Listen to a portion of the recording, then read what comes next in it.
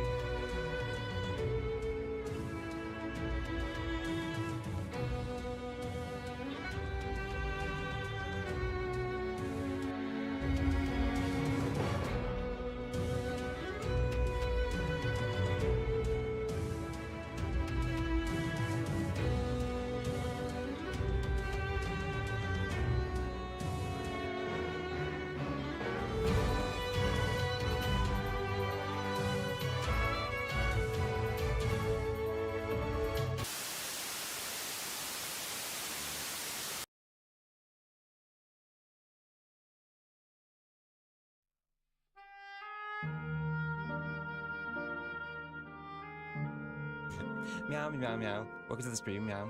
Meow, meow, meow, meow. Meow, meow, meow. Welcome to the stream, meow. Meow, meow, meow.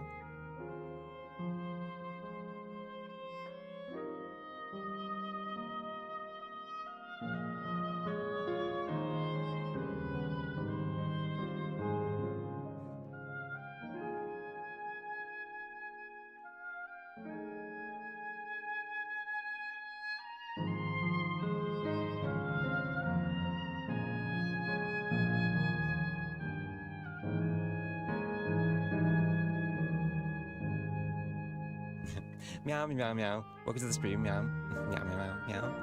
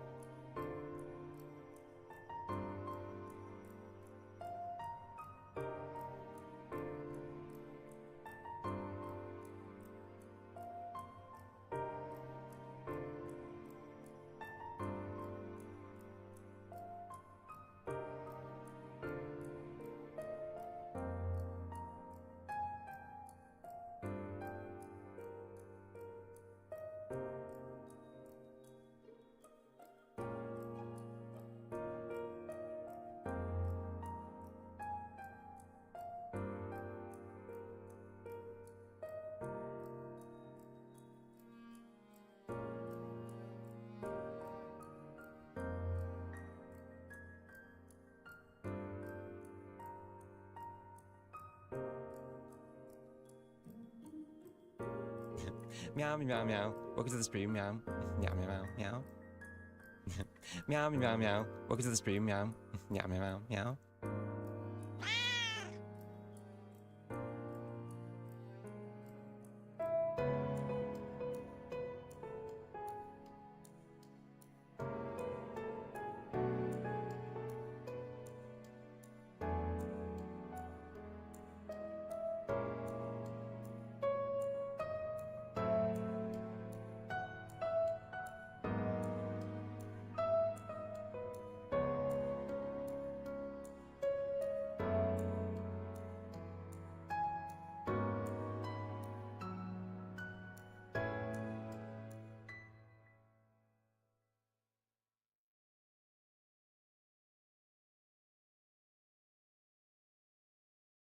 Meow. Oh, my Chrome's showing. Ah! Oh no! It's okay. It's okay. There's nothing on there. Ah! Why is my Chrome still on? Why is that showing? I don't have Chrome on. Ah! Quick! Minimize the way. You need to visit a certain online retailer. Right, why is this on? What is this? Right. We're gonna figure it out together, everyone. This is Disco Elysium, apparently. Whatever this is Disco Elysium. Right here, that's Disco Elysium. That's interesting.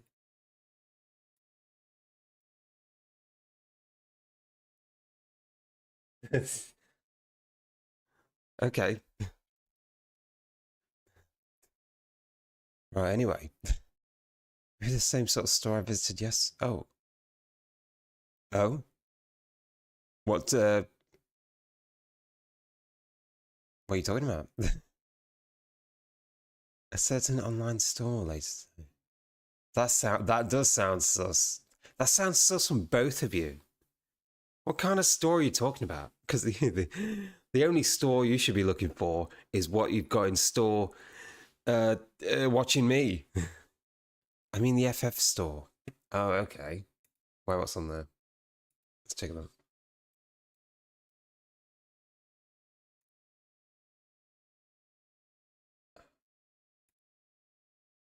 I love watching you. What's on the store? What have you found? Don't tell me. I'm there right now. What is it? What have you found?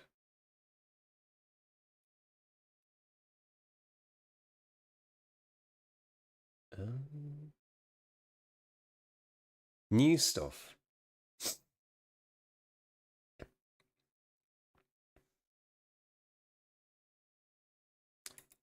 Well, the Battlefield Rose is brand new. That is brand new. It's based on Don the Garber Beatrix from FF9. The Seneschal Prince outfit is from the last event. So I assume the new event is on right now. I've not looked actually. Oh, and the bouquet. Damn, I feel like I've got that. I think I've got that. Where did that come from? Little Ladies' Day, I believe, which is coming up soon-ish. I need to be on the website to look. Fuck. Let me go on the website.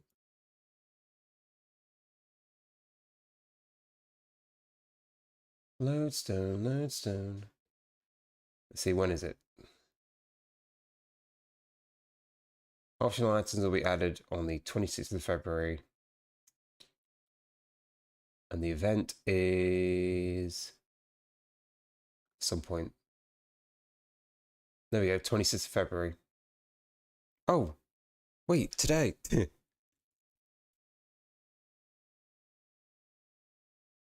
Oh, that's on today. The event's on today, everyone.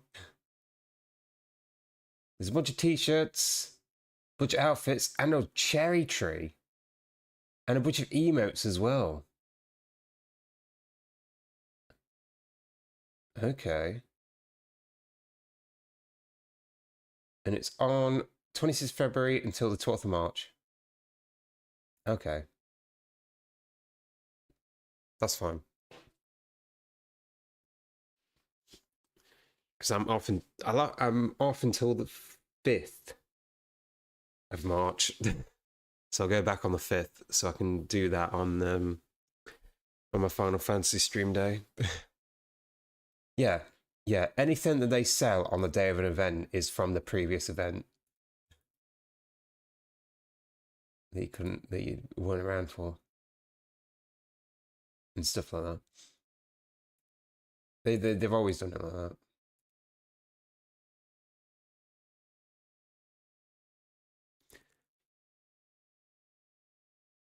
What? The Seneschal, the Prince one. That is from. So the Prince. Yeah, the Prince one is from the Little Lady's Day from last year.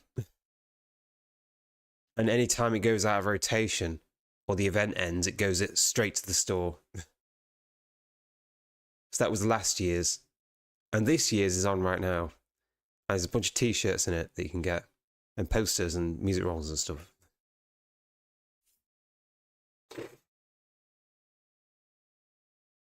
The Prince one is last year's version. Because I got it on all my characters. You sell stuff for this year's already. Yeah, it's not bad. A lot of glow sticks, which is pretty cool. Except we're not doing that today. We're doing something else. And what is that? Okay. So now the window capture is capturing just my window.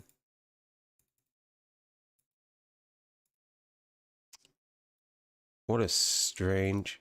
Same executable. There we go. Right, let me try that again. I want to try that again. That's so weird. There better not be anything to like... Oh yeah, there was definitely something on there that would completely spoil my name and personal details. There we go. There we go, just launches straight in now.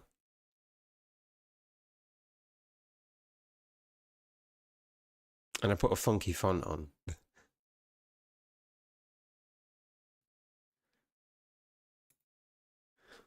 Hello, welcome. It's Disco Elysium, because someone wanted me to play this. And they're not here, which is a real shame. But it was on my list, and everyone seems to enjoy it.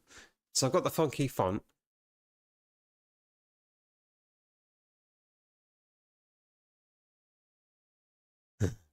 Je fais moi stay.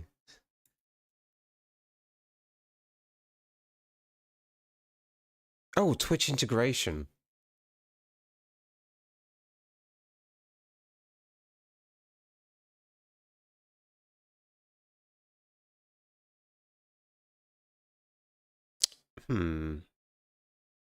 Thank Streamer you for mode. betting.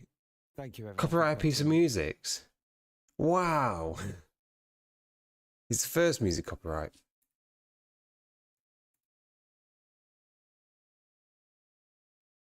Huh.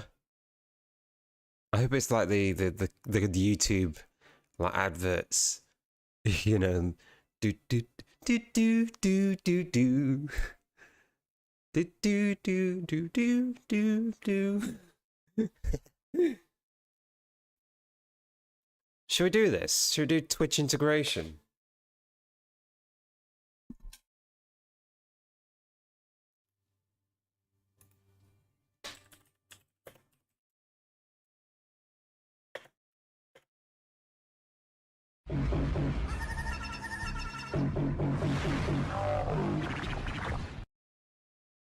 What are you doing? Don't pet me. Don't pet me.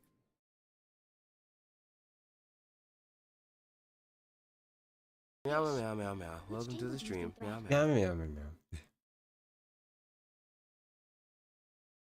Extensions.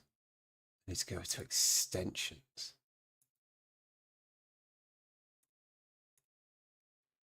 Apparently it's Twitch integration.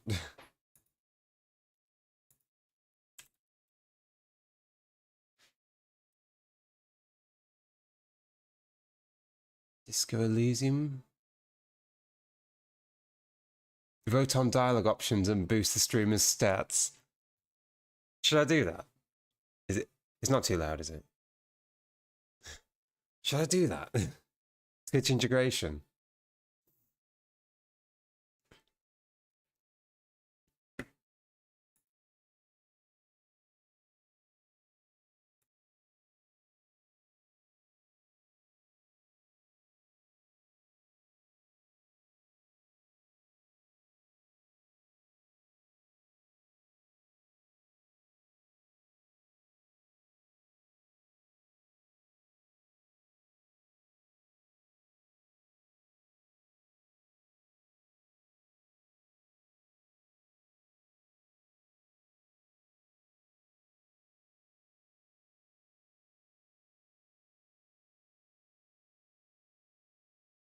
Right, apparently it's now active as an extension on my channel.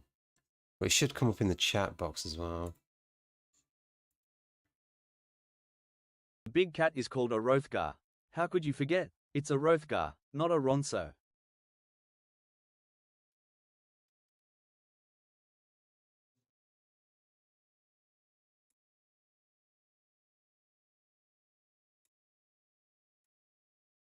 Ah, there it is. Disco Elysium Companion. Add to my channel. It's there right now.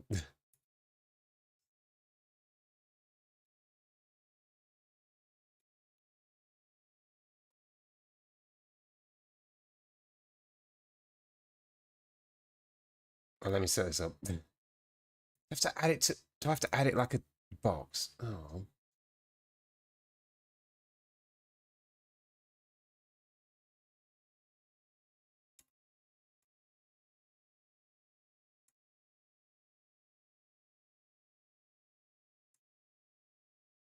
It's overlay 1. Oh. You don't have to. Oh, huh. I might only do just one or the other. Okay. So is it working? I assume it's on.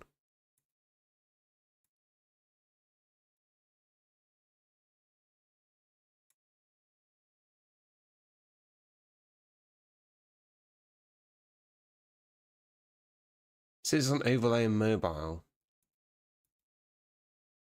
But it's on. Apparently it's on. Oh, you see it? Okay, that's good. Right. I guess it's working then. I guess it's working. That's good.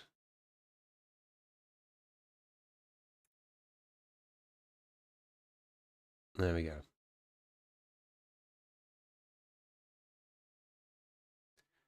No. No. I can read that. I was just getting distracted. Oh, it's Maya as well. How are you today? I personally read a great book. I'm doing pretty okay. I just woke up like 2 hours ago. Right, so apparently Twitch integration is on. I should probably make a mention of that in the title. Let's see. Twitch integration.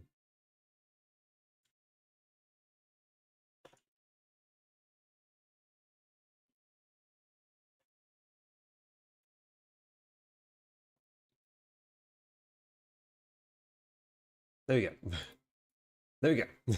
Right, we're ready to go, everyone. New game. What do I do? What do I do? What do I do? Do I make my own character? Is that a good idea? I know nothing about the game. What are these things? Hand-eye coordination. Sensitive. Yeah, you want me to make my own character?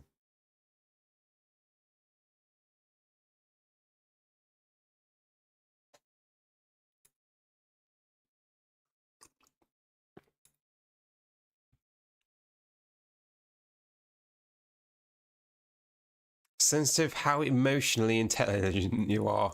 No. No. I'm very smart, though. Can I go above? Oh, can I go? You can go above.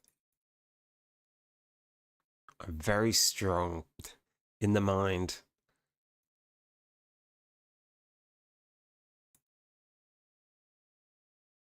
I'll be weak, that's okay.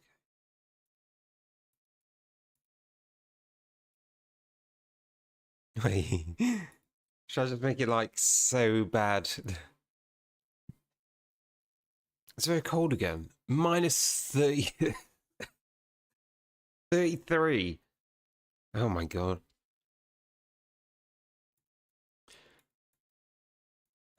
I'll be average. I'm terrible. I'm terrible at being sensitive. I'm really smart, and that's all that matters.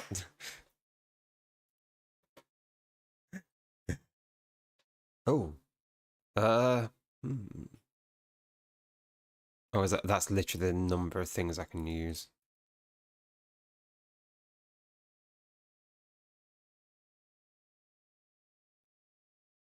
Charm men and women. Play the puppet master. Shit.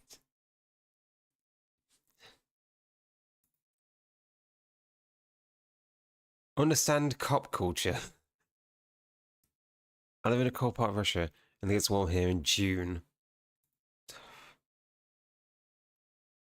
Intimidate the public. Assert yourself.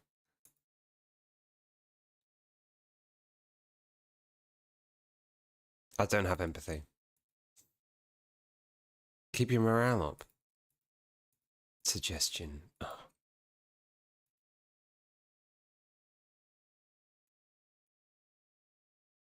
Do I add things to these, or is it?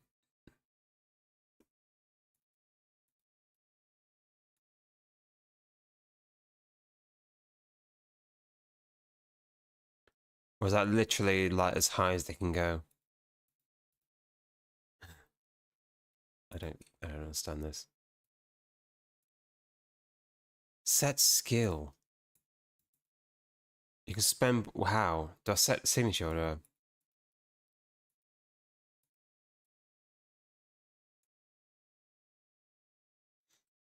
Oh, wait. No. No.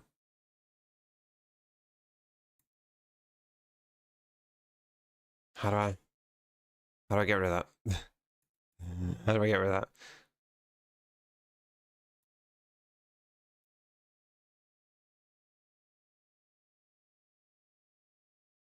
Well, I added one into that.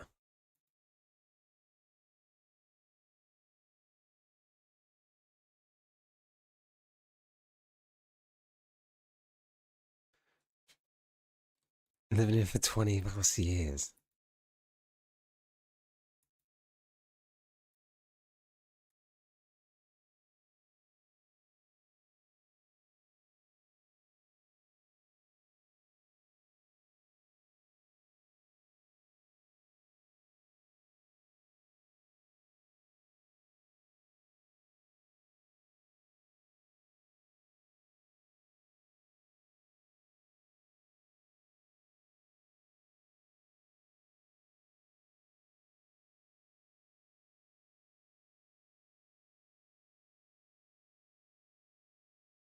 Okay.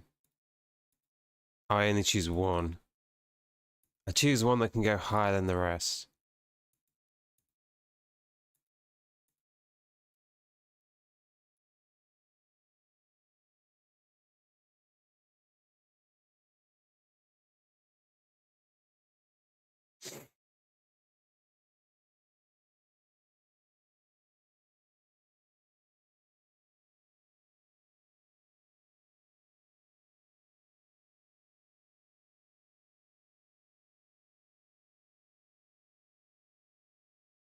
Hmm. Understand creativity. I feel like I should do suggestion. Charm. Should charm people with my terrible skill.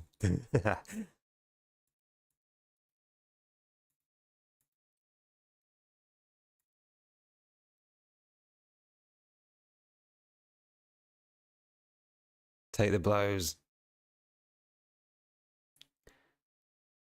This is super cool, but I don't want to spoil it worse. I'm just going to show up and let you fuck around with it. I am authority. Maybe. Although, actually, so if I set one skill, they all become 2 slots.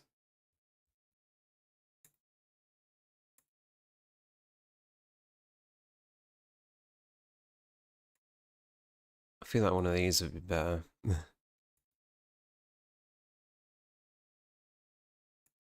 But then these being raised would be probably useful.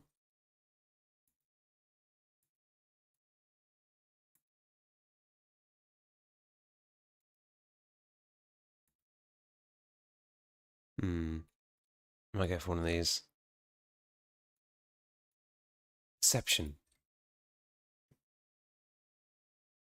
There's no way to change the stats. So I'm fine with being completely one on dealing with people. That's fine.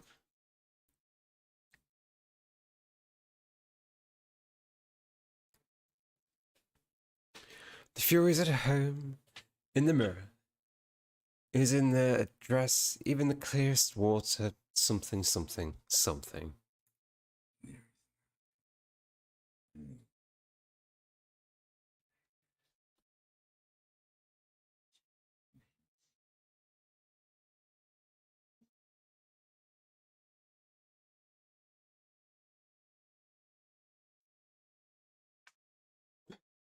One of these things.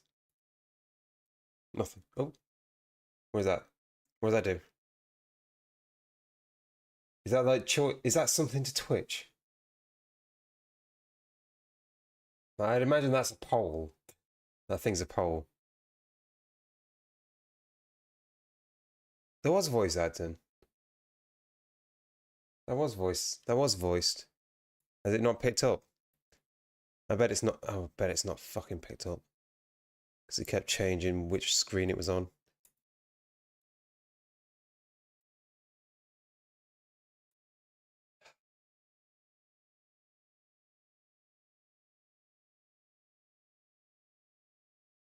Disco Elysium. Same executable. There we go. It sounded like, "There's nothing only warm primordial blackness. Your conscience ferments in it, no longer than a single grain of malt." That's what he sounded like. You don't have anything to do anymore. Or something. Anyway, you can read that. I can't. Yeah, I press this button and it's got a countdown. I don't know what that means. And also this button. Is that Twitch integration? I feel like that's Twitch integration. And go rest Ever. Never, ever. Oh. Now I can do a thing.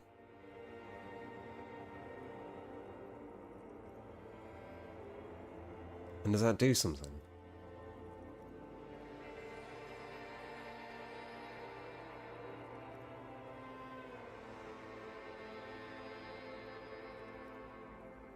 I don't know if that did anything.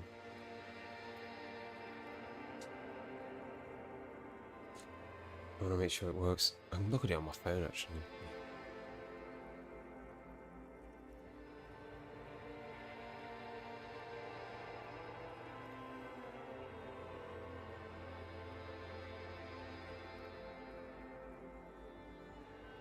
Oh, I see it. There is an extension on there.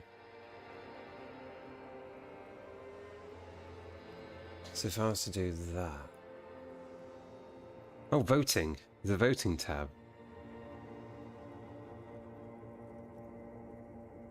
Oh. Okay, I can see it on the phone.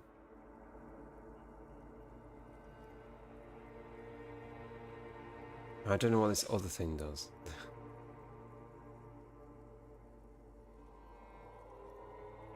Yeah, I just can't see it on my own Twitch overlay.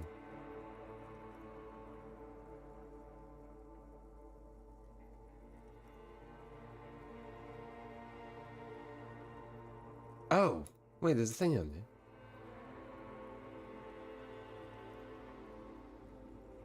There's like weird buttons on the screen.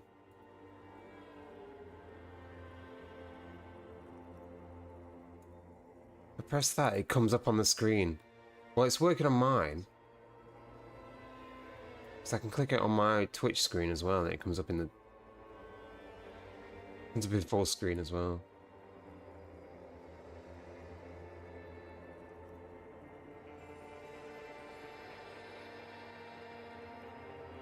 I mean, it's working on my end.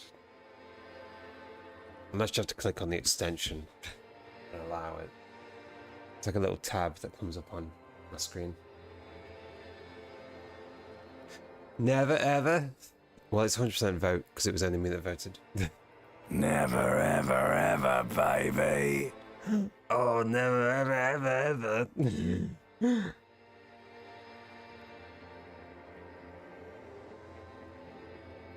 An inordinate amount of time passes.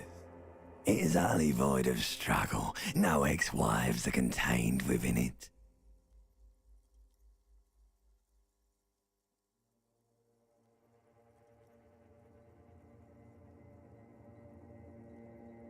I just want to know if it works.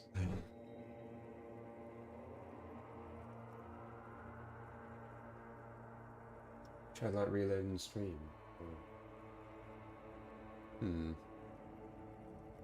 No, ex-wives are contained in it. Was that about X something? Give me some more. You got it, sweet brother. Nothing upon nothing upon nothing. I know you do, baby. I know. Coming right up, sir. Smooth passage.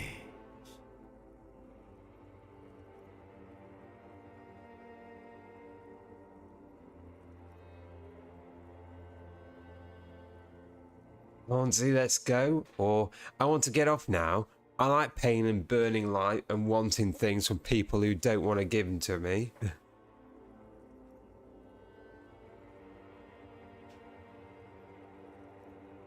Do you really?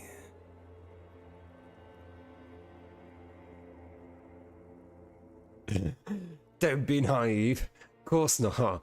I want to sail the inky blackness until forever ends. All right. Nothing down to fuck all, borough.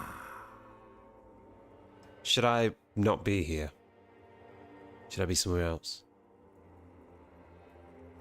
Oh, this is gonna fuck up everything.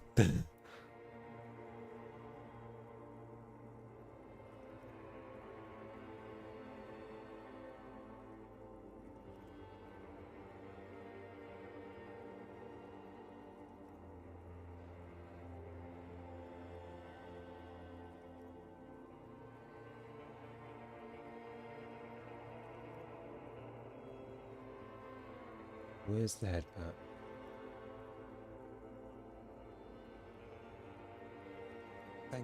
Thank you for the petting. Oh. Thank you everyone for the petting. Well, that's very small. That's actually very small. That shouldn't be that small.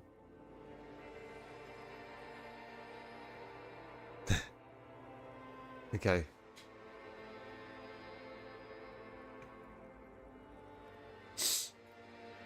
What does the audience think of this choice?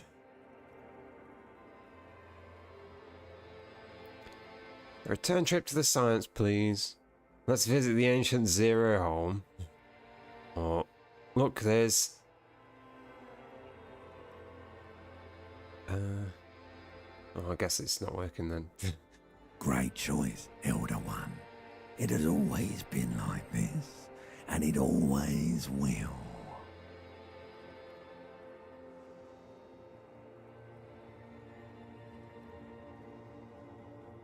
Wait, no, I need to belittle myself instead. Really? Thank you for the petting. Don't be so naive. Thank you Song everyone of for the petting. death is sweet and endless. But what is this? Thank you. Small Thank cat you. detected. Where in the We have soul found a very Okay. small cat. did They are man too meet small to see. around you? Too small to see me. A How dare you? sensation.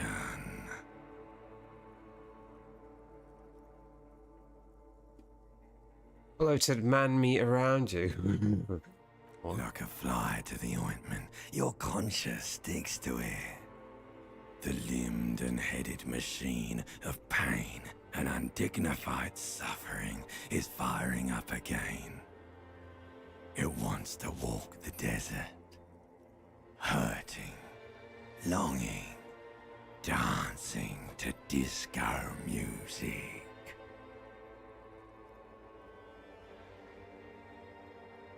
That's the disco. Mother, help me. There's a head attached to my neck and I'm in it. Oh shit. That's real. The stench of liquor rises from your mouth, and with it, an ungodly headache.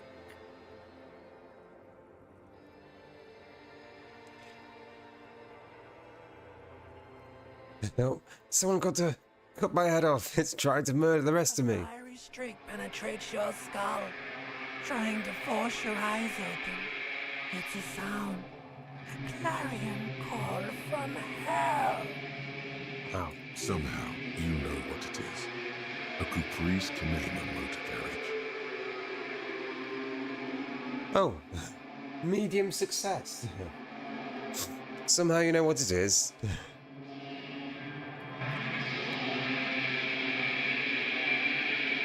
What's that noise?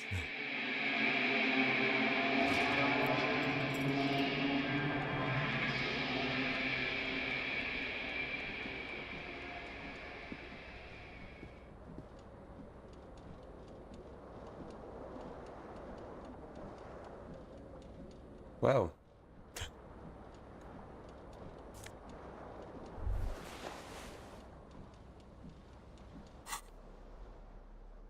I got some pants, everyone. Minus save of... save of... Can I like... I can walk around.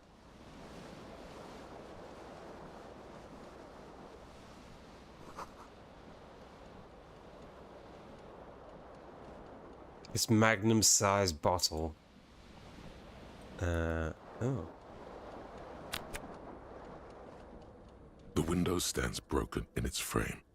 Cold wind blows in. The shards face outward. Whatever broke this window came from the inside.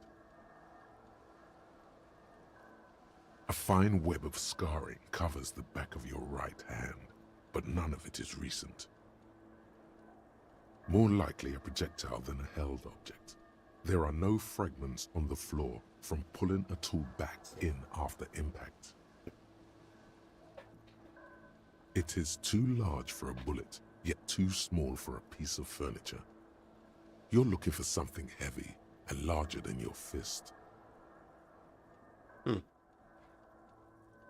and large than a fist. A Like bottle? the green shoe that's on the hat rack in the corner, which, coincidentally, is missing its friend.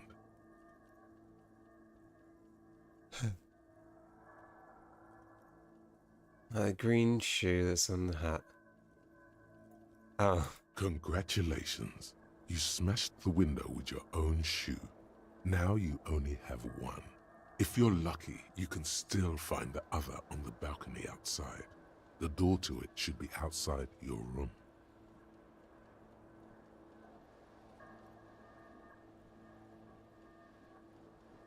A cool wind gushes in. Your toes curl up from the cold.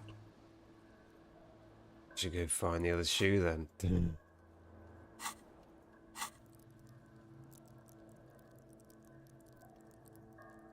Okay. Tasty boo, defucker. Are you serious?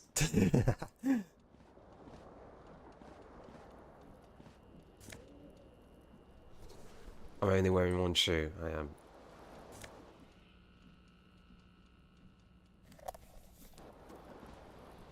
You hear a jingle. Keys are clinking in the pocket of your flare-cut pants. It says, whirling in rags, on the aluminium keyring. There is a single key on the ring. The number 1 is etched on it. It should open the door.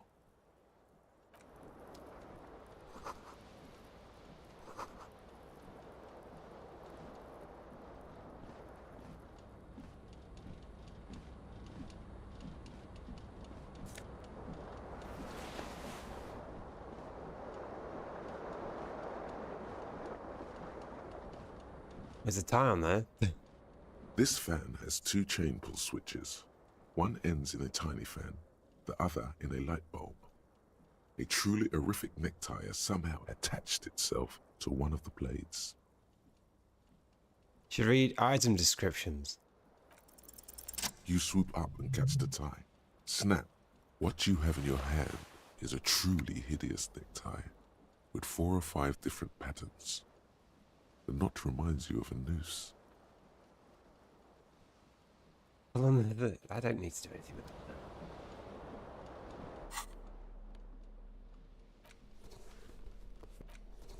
Wait. Green crocodile leather has a high heel and chrome embellishments. It fits your left foot perfectly. Oh, that thing.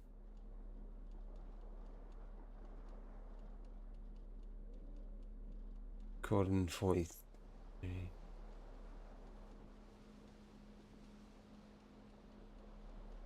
Single smallest church.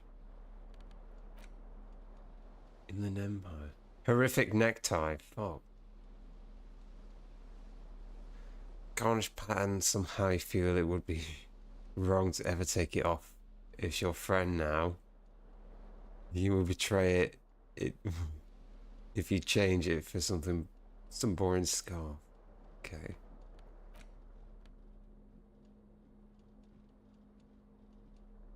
Someone skin this blaze off. Extinct disco animal. Has a rectangle on its sleeve.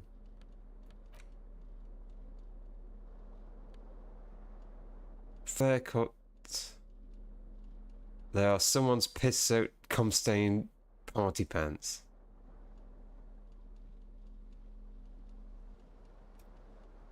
Is that all you wanted me to read, Krenna?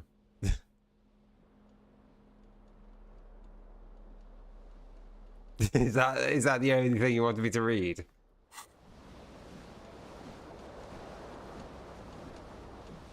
Oh no.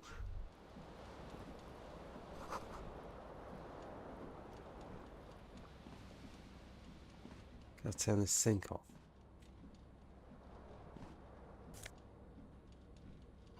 Yeah, piss-soaked, cum-stained party pants.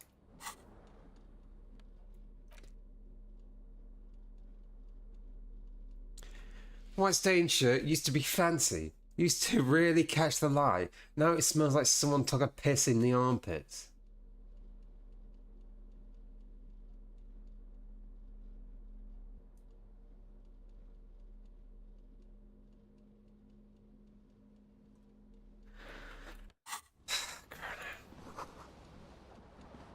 That's like 2 of your favourite things.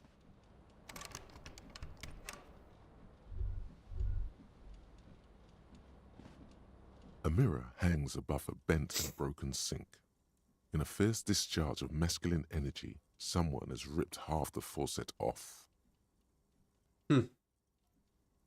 Not me. Was this not the same Elo that founds empires and lays waste to cities? Virile, uncaring towards the little things? Probably not, no. I'm an artist. But I'm also smart. Hot water sprays from the faucet's base, and steam covers the mirror. You cannot see yourself, just the vague impression of a man. Suddenly, you realize you have no memory of the face that awaits you there, underneath the soft vapor.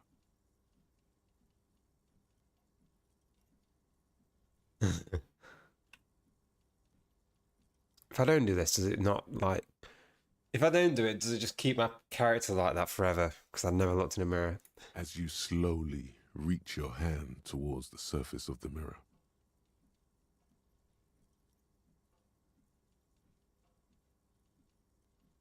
Abort. You clearly have not thought this through. You won't like what you see there, and you will never unbecome it.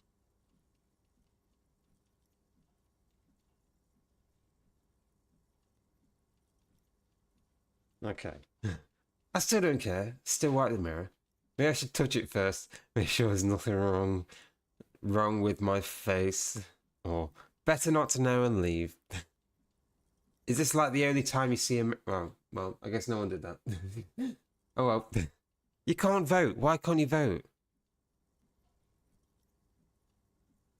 Does it not work?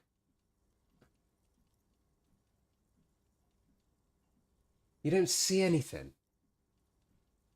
Does anyone see anything?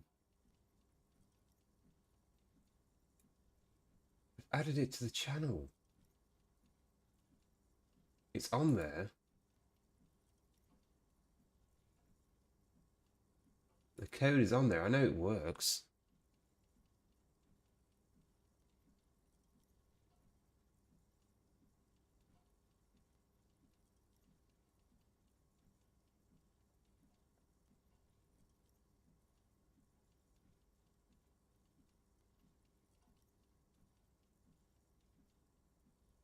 Hmm.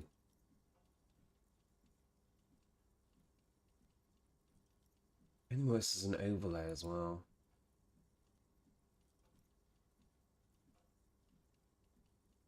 I can see it. I can vote on my own things. On the screen. So weird. That's so weird. Oh well.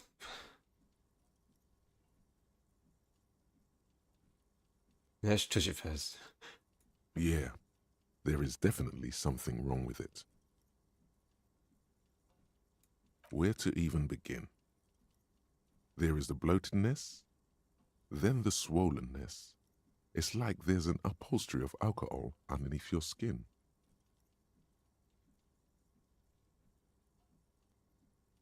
Bet you are. Your nose feels like a small balloon in the middle of your face. It hurts when you honk it.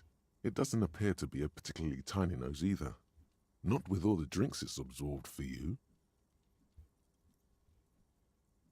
It's not. It's swollen and snail-like, wriggling between your fingers. Behold. Huh. Ah. Behold. Ah. You have no idea who this thing is, do you?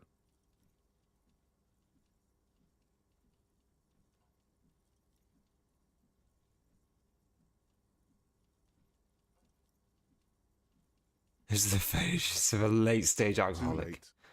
You clearly have rigor mortis on your face. Oh wait, is that an expression? Are you trying to make an expression with that face? Why?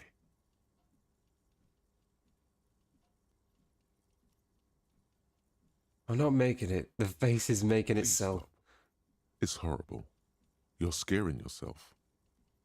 No. You can't, can you? It's like it's not even voluntary anymore. You have worn that grin into your face, and now it won't come off. What does it even mean? What is the emotion you're trying to convey?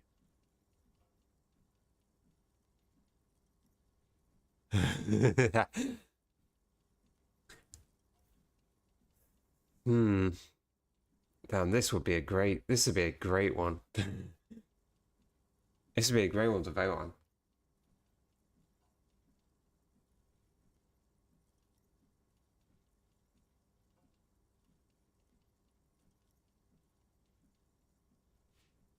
There's some charm to it. Might have been 10 years ago. It's little more than a cadaverous spasm now. Formidable 13. It belongs in the new, the third decade of the current century. Oh, Enough time had passed from the failure of the revolution that, there we go. for a fleeting moment, free market economy seemed like the ultimate, uncontested way of life for our species. Things were good. It was smooth sailing. People made gold and champagne-tinted interiors and facades to suit the times, calling this the new style. But more importantly, disco happened. For Revachol, your city, that meant only one thing. Guillaume la Million. If it doesn't rhyme, you're not pronouncing it right. Guillaume Dominion. Out of the dazzling swirl of disco music, in an open air boîte de nuit, somewhere in Revachol West, Guillaume's blonde mane appeared on the screen. He sang some bullshit. Then he made the expression.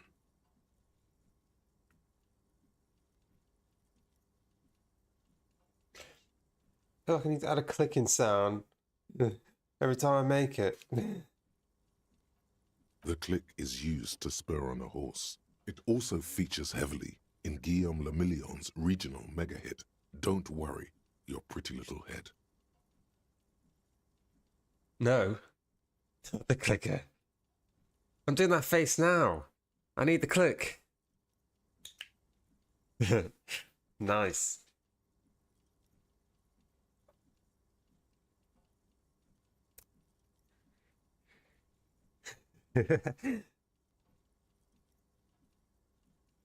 How long ago was the new? Some 20-odd years. There is a vast ocean of time between right now and the expression. Looking good on you, or anyone. Humanity has run aground in that time. It's a different world now. The expression is a relic.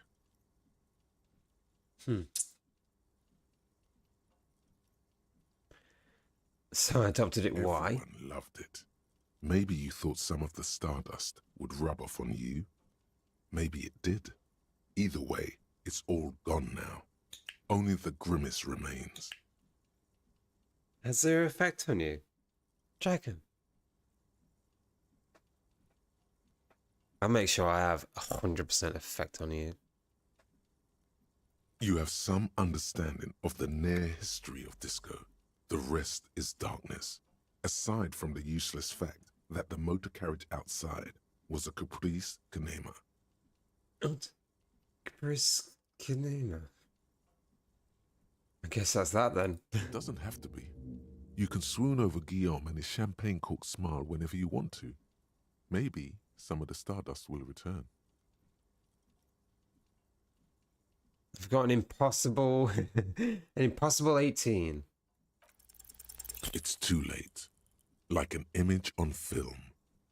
The expression belongs to your primary motor cortex. It would take a minor neurological miracle for you to cease producing it.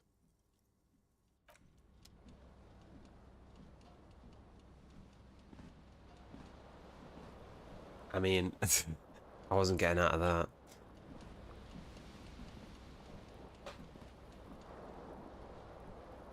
Nothing else in here, is there?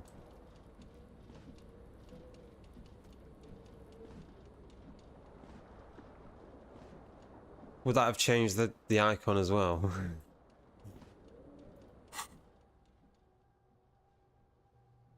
Internalize. What?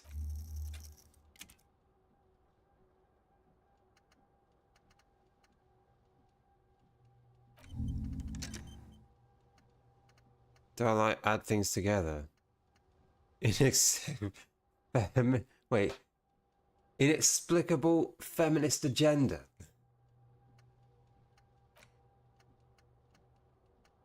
Is there anything else here? Or is it just that?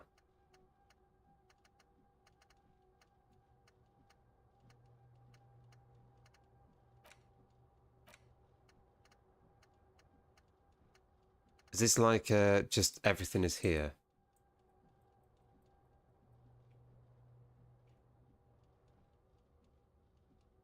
But I only know something about the first one. Does it just stay there, or is that it?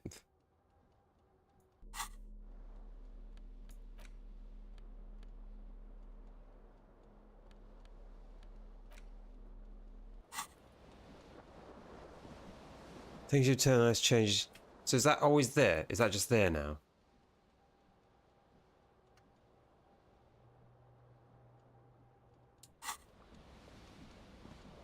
It's just going to stay there.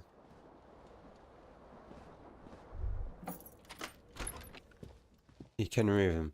But is that an effect that's happening? Is that an effect that's happening now? Or is that just something? Oh, it is. That is, so it's giving me -1 logic.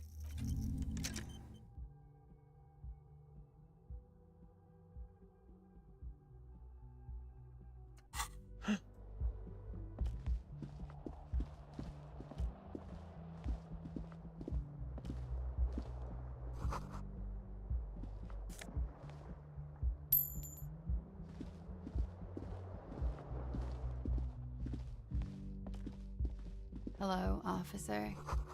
Officer? Oh, yikes. The young woman raises a cigarette to her lips.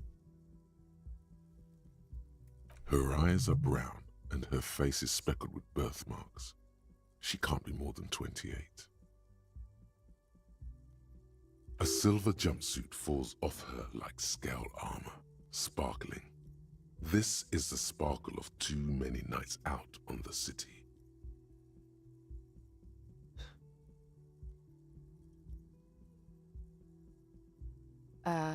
No.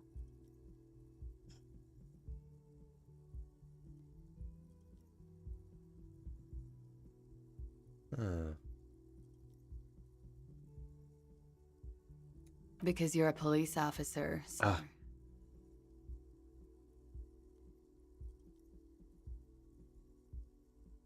I am, yes. Unless you've been feeding us a set of very well-rehearsed lies all this time. You've been here for 3 days. On official police business, no less. Couldn't say. In truth, so far, mostly drinking.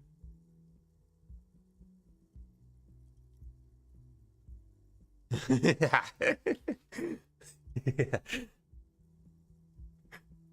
Okay.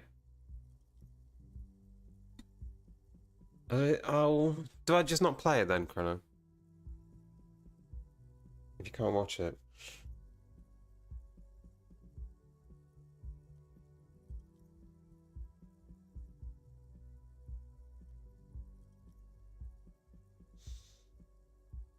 I mean, the integration just doesn't work, apparently. Works for me and me alone, which is interesting.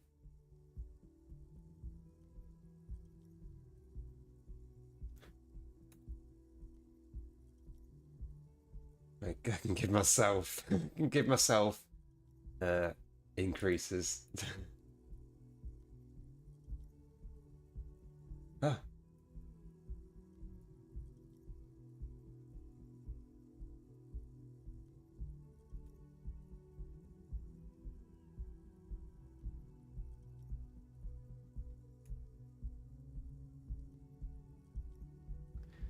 Just watch the VOD for the parts I've missed.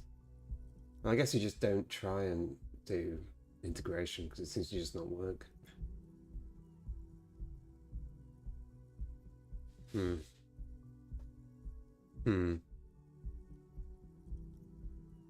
sorry, Chrono. I feel like I need to try this though. Try the expression on her. Let her know you want to physically. It's a 12 challenging. Yeah. Well, I need to get like double sixes or something. Just for how low I am.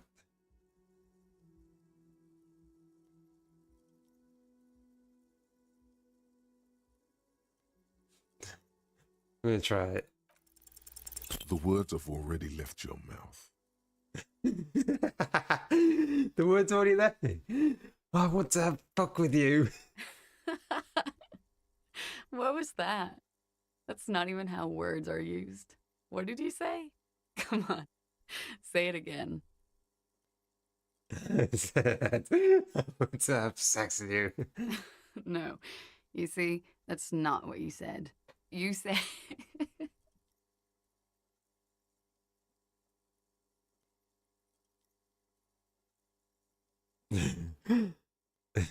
Come on, man. Freddy, please. One more time. I've said I want to have fuck with you. Goddamn right you did. You crazy asshole, you. What kind of cup are you?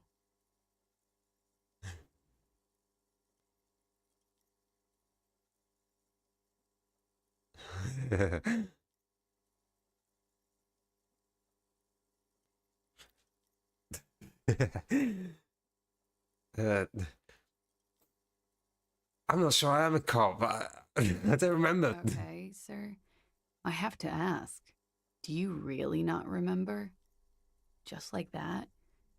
You drank so much you lost your memory? I'm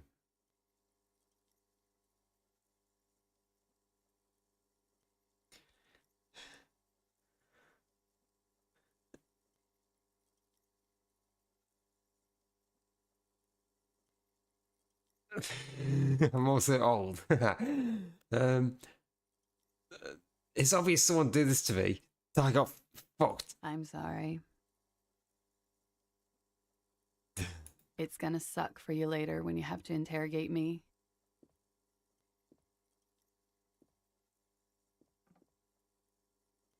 And for the record, no, I didn't do it. Oh.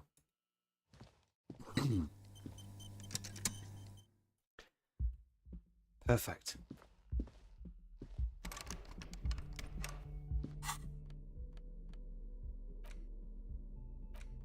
Did I get a thing? I want to have fuck with you. Also, I'm missing a shoe. I'm sure that was noticed.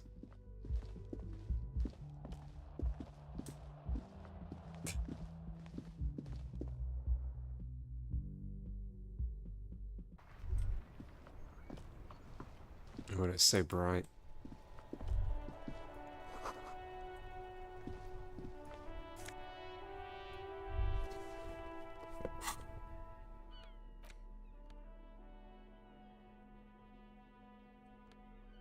Fit me perfectly. Oh, no, I need to put them back on. Shoes on hands. There they both are. Two identical shoes, both copiously green and indiscriminately snakeskin, reunited on your feet.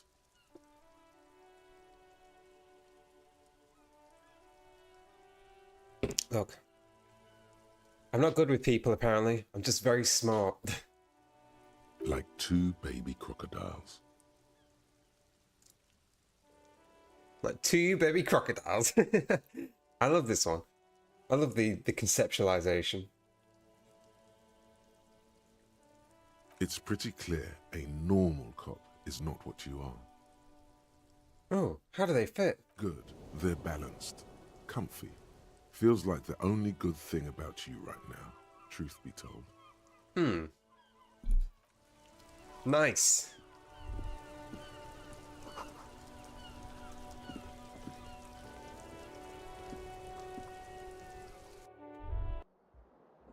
I'm like, please. Knock on the door. Please. Oh, this thing. Empty cassette. Oh. You should pick that fat, juicy cigarette butt from the tray, light it up, and smoke the living shit out of it. What? Who knows what you are? A monster, a murderer, the gnome of Jeroma? You feel like a smoker, especially when you look at that juicy, succulent, seductive cigarette stub, still smoldering deliciously.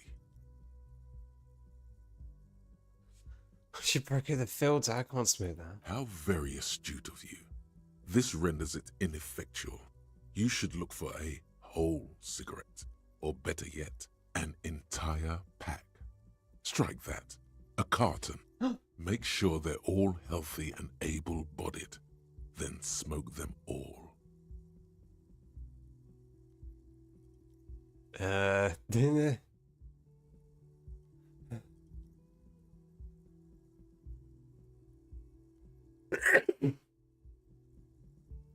Now this is a question for everyone.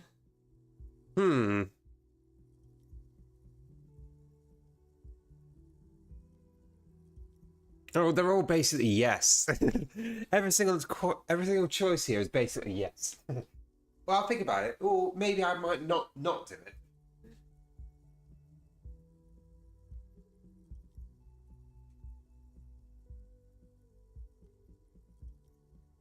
Every choice is yes. I should enthusiastically do that. They'll make you stronger and better. You're too old to be cool now, but find cigarettes, smoke them, blam. Instantly a cool renegade man, a mystical red dragon with smoke rising from his nostrils. Shit. Plus, smoking them gives massive bonuses. Oh, shit. Oh, find some smokes. For sure. Right, we're not going in there.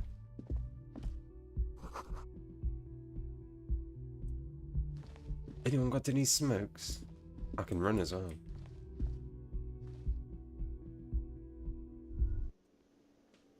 I've already embarrassed myself with the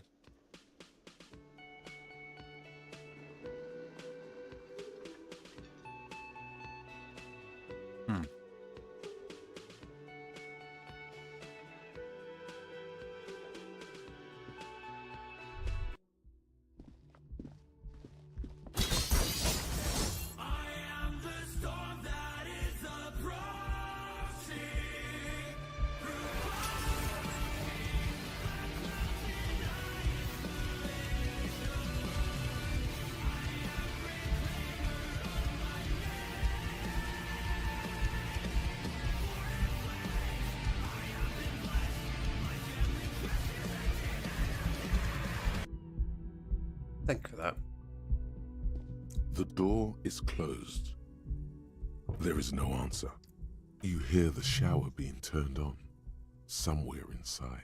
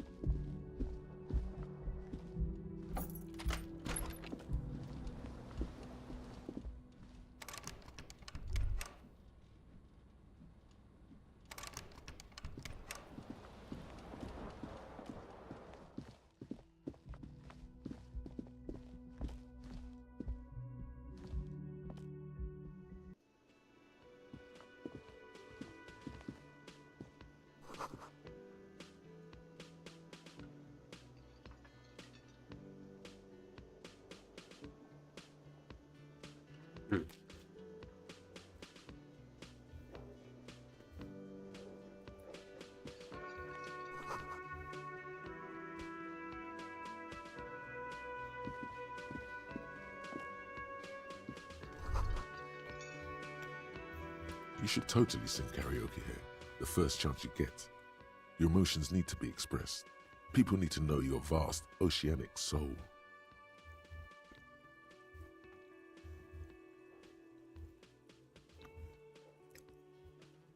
Utterly. And it needs to be heard. Through a PA system. Yeah. By other people. You should sing the sad small church song from that tape you found. Thought it was obvious.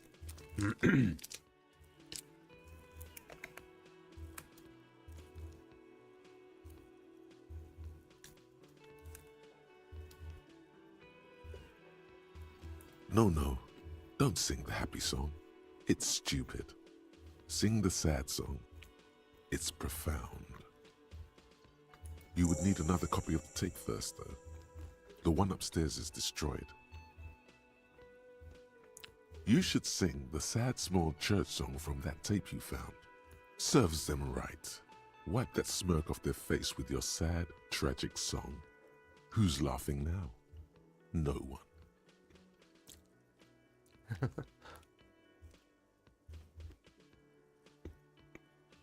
You would need another copy of the tape first, though.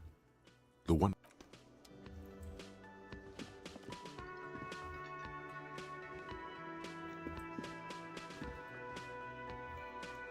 Is that just a bird? A man in his late 20s stands behind the counter, inspecting a stuffed seabird. As you approach, he gives you a sideways glance, then looks down again. Everything is cool between you and this guy. He's a big fan. Make some small talk. Empathy. I've got no empathy. Everything is cool. A competent work of taxidermy. The white and brown seabird lies among piles of coasters and drying mugs. One of its wings broken. The man is trying to mend it.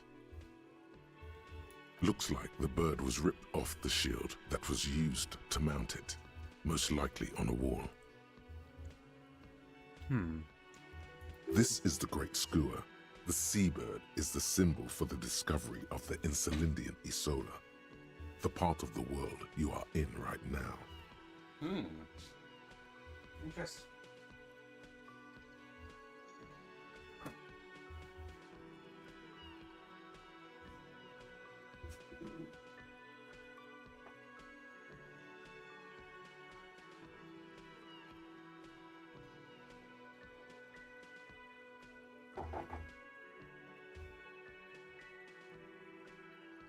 It's a real shame the integration stuff doesn't work. The small steel tag says as much. The Great Skua. Stegosaurus Skua. That's the Great Skua, right? Look, your buddy is over there. Why don't you go and talk to him, okay? He pretends not to hear you, concentrating on the bird instead. No, I'm not the bartender. I'm the cafeteria manager. Okay. He's very animated all of a sudden. This seems like a touchy subject. Mm-hmm.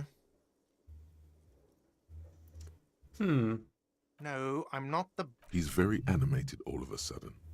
This seems like a touchy subject. I have 3 cafeterias to manage. 3. Sylvie tends the bar here, not me. I'm only standing in. She just, you know... His eyes dart from left to right. This man isn't lying, but he is hiding something.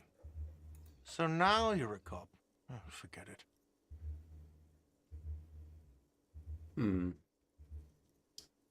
No, I'm not. He's very animated all. I have 3 cafeterias. She just... His eyes dart from left. Okay. Well, interesting.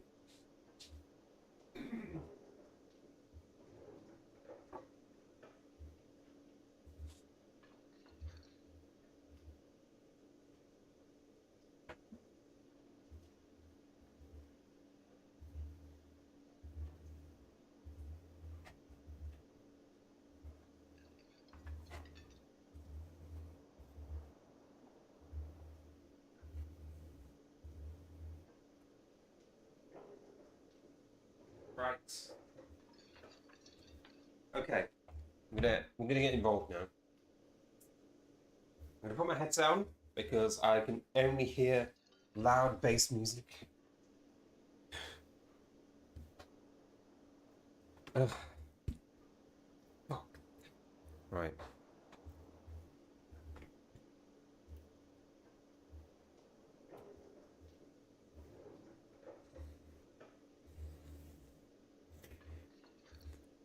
There we go. The man plucks Right, at I the can hear seabird. everything now. Fra- Okay. Well, anyway, welcome everyone to the stream. Disco Elysium. First time. I think I'm doing pretty well. I'm getting a lot of successes and stuff.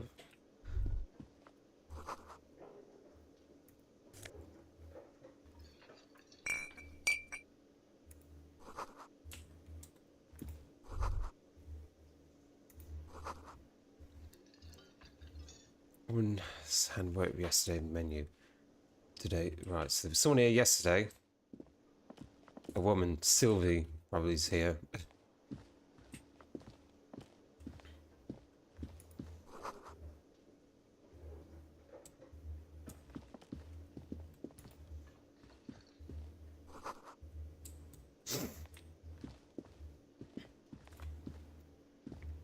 Is time actively passing?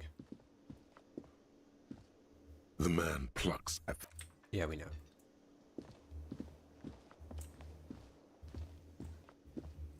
$8:41. Summer door close for winter. So it's winter.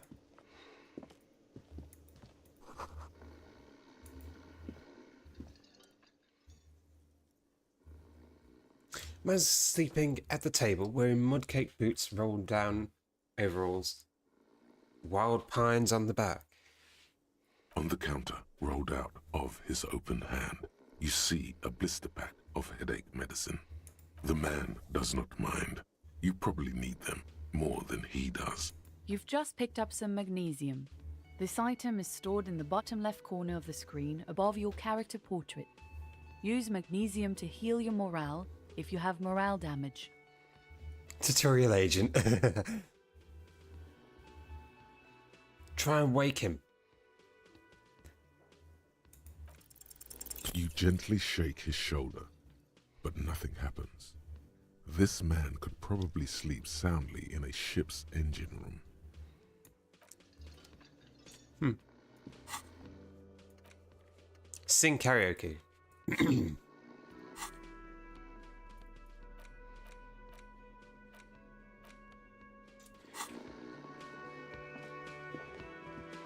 Oh, it's music.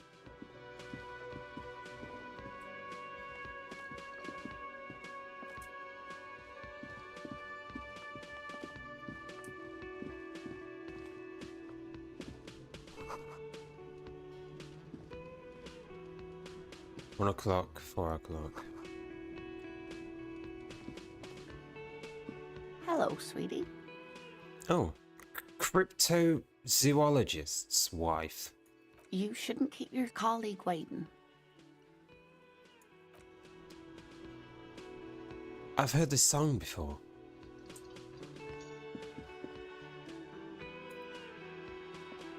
A bespectacled man in an orange bomber jacket is tapping his foot on the floor. Looks like he's waiting for someone.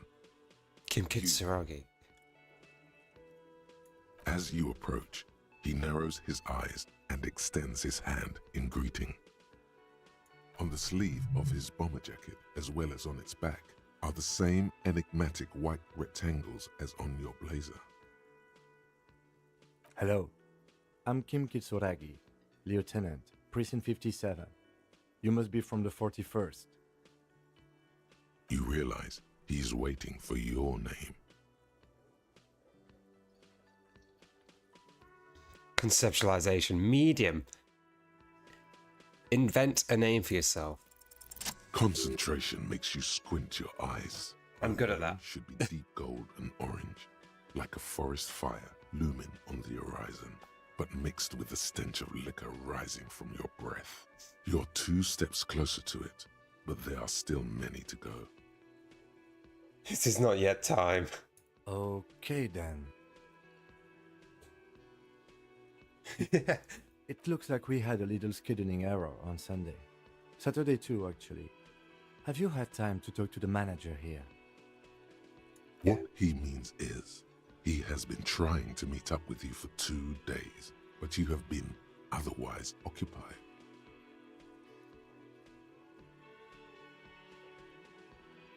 You and him. If you don't mind, we should talk to him again. Ask him for a rundown of the area. Now that I'm here as well. I understand the scene is out back, right? It also wouldn't hurt to assure him the police are finally here. In full force, I mean. Have you mapped out the initial interviews?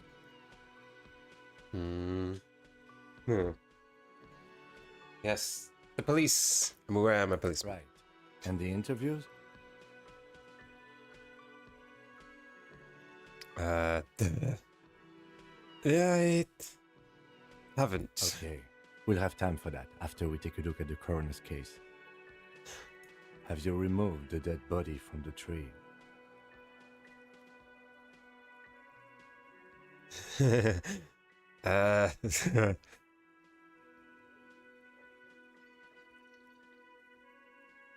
I don't like dead bodies. Sure. But did you take it down from the tree? Mm-hmm. Does that mean the body is no longer in the tree? So, the body is still in the tree, where it has been hanging for 7 days straight. We should go there as soon as we are done talking to the owner.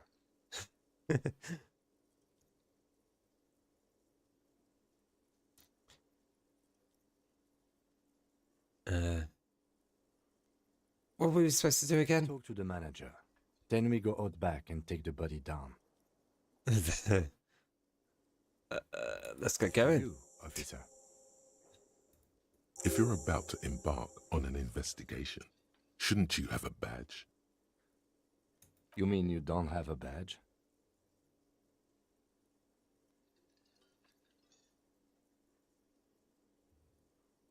Losing your identification card is a serious matter. My vehicle has a shortwave. You can use it to report your badge missing. I advise you to try to locate it as quickly as possible, but getting the body down should still take precedence. Lieutenant Kitsuragi is now in your party. You can talk to him whenever by interacting with him. Where's my badge? Oh. Yes? What do you want to know? Maybe you can tell me what you do know to help me narrow it down a bit. Do you want me to brief you? 3 days ago, the RCM Emergencies Desk received a report about a security guard who was found hanged in Martinez. An anonymous caller said there was a dead body behind the Whirling in Rags hostel cafeteria. The cadaver had been there for 4 days. No one had come to investigate. He sounds kind of French. During that time, the victim had been stripped of his belongings. The caller did not identify him, but used the word lynching. There is an ongoing labor dispute between the local dock workers and the logistics company Wild Pines. I was told we should approach the death as part of this dispute. A security guard or worker of some sort hired by Wild Pines. This was just hearsay from Martinez, of course. We need to find out the truth. To find him or her is one of our tasks here. For now, all we know is that the tone was muffled using a device of some sort. The desk could identify neither the caller's age nor sex. There's a strong prejudice against involving the RCM in what's seen as union matters. The dock workers' union is the de facto police in Martinez. Okay. Now it appears they've started executing too. We cannot allow that. That's us, the Revachol Citizens Militia. We're the police in this city.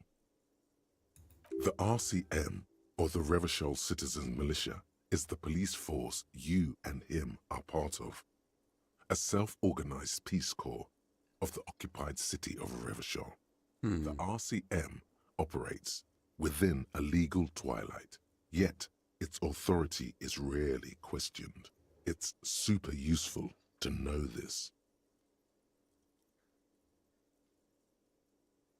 Just to be clear, we are police officers. It's our job to find the killer. That's the case. Uncover and arrest the killer. No, it's not a particularly mysterious case. The deceased is a security guard for a corporation involved in a labor dispute. It doesn't take a DeLorean polymath to put the pieces together. I just don't see the case getting more mysterious than that. Firstly, I think labor disputes are very mysterious. Then you are in luck, because we are in the midst of a major strike by the dock workers union. Maybe more than that. Is this a strike then? Or the first shots in a workers' coup? I expect the case itself to be less challenging than navigating these community matters. This district isn't used to the RCM's presence, and the union rarely overplays its hand, as it appears to have done in this case. Strike, coup, revolution, it's brigandage, however you parse it. You feel something rising through you, a familiar feeling, an opinion taking form.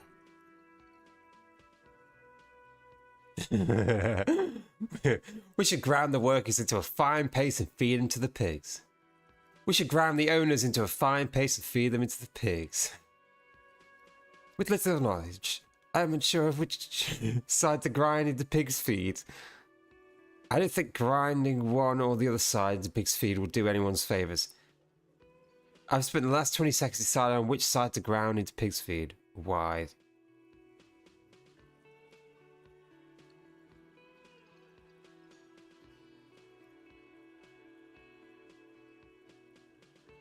I don't think grinding.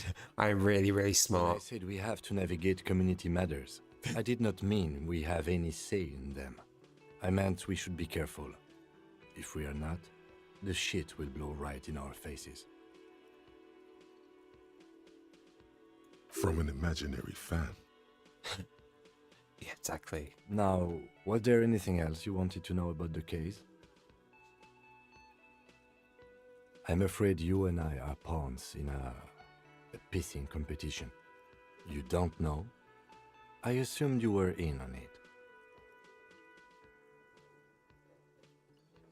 Better still than an imbecile cop-off. It's just stupidity. We shouldn't waste any more time on it. If you want my take, ask me after we've inspected the victim. Was there anything else you wanted to know about the case? Good.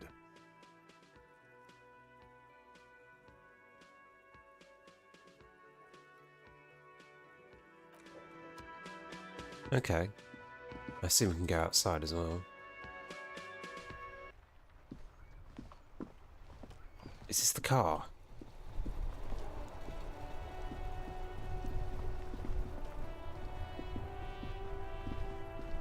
Before you stands a motor carriage. The bodywork is covered in blue and white livery, bearing the number 57. Is that mine? Vapor emanates from the large engine on the back of the vehicle. It hasn't had time to cool off yet. That's his then. This must be the infernal machine that tore you from oblivion. The Caprice Kinema motor carriage. In the cabin, you are welcomed by a set of steering levers, a radio microphone on a hook, a pull-out toolbox under the seat, and the soft glow of the fuel preheater gauge. A scent of leatherwork and heavy fuel oils washes over you.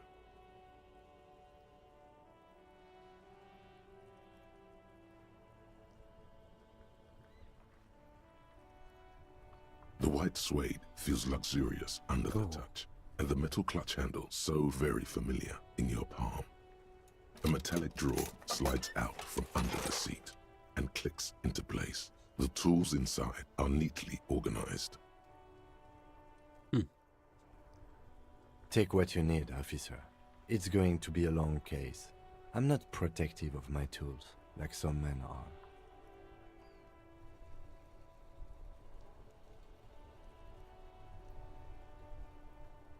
It's robust, weatherproof, and well-made. Police issue, blue. Lets you see things in the dark you would otherwise miss. The pry bar feels nice and cold in your hand, heavier than you'd think. Useful for opening all sorts of doors and lids. Nice. The handles are long and sleek. Snap, snap, go the cutters in your hand. The pull-out toolbox slides back into its nest. Preheater gauge casts a warm glow on the steering levers and the radio on its hook. The frequency tableau lights up and the green button labeled Prime Line glows like a feline eye. And then you hear something. The soft purr of electrical kittens. Electrical kittens? Far and wide over the metropolis. I'm an electrical kitten. A woman's voice greets you through the static. This is Precinct 57. Hello, Lieutenant. How may It's I me! assist you? It's me! How may I assist you? Hello, Alice. Please assist our colleague from the 41st precinct here. I'm putting him on. Operating the radio is easy. Just be confident. You've probably done it 1,000 times.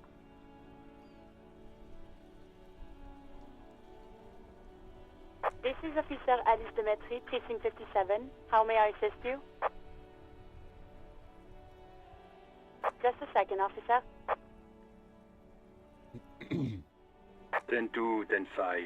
This is 41st. Come in. Over. The man uses relay code. You've got this. You're a cop, and cops know relay code. 10-4, message received. 10-5, relay message. What's your status? Over. 10-18, state your message, sir. 10-9, over. 10-4, message received. This is a very serious situation. I need to 10-22 the captain. Over. Is it him? What does he want? Says he lost his badge and needs to report it. He what? He lost his badge? Who lost his badge? Dick fucking Mullen. Who do you think? It's Officer Dick Mullen from the bestseller Dick Mullen and the Lost Identity. Dick Mullen is not your name. It's the name of a fictional detective who would not lose his badge. Defend yourself. Immediately. They're laughing at you. Defend yourself.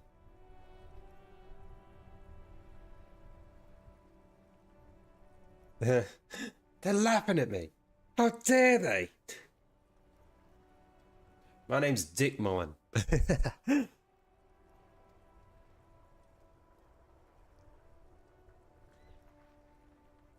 I like I'm the first officer to lose their badge. I bet I am as well. I bet I am. I bet no one else has ever lost their badge. And it's just me. I bet it's just me.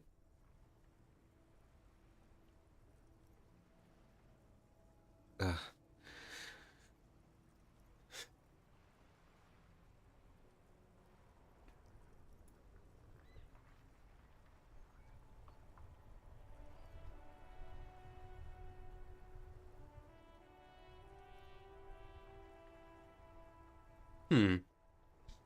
He says this has probably happened to other policemen before him and laughs sarcastically.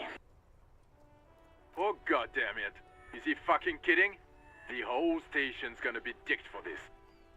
Satellite Officer Vikmar is wondering if you might be joking and adds that this tarnishes the reputation of the entire station. Over. Mullen dicked us. 10-4, I hear you, officer. I'm just going to make a note here that you are in pursuit of your misplaced badge. Over.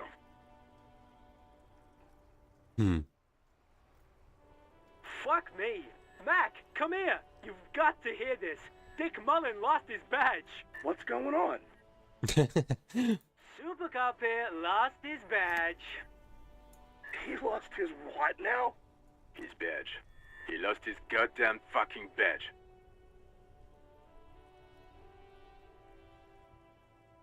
He asks you to please stop saying he lost his badge.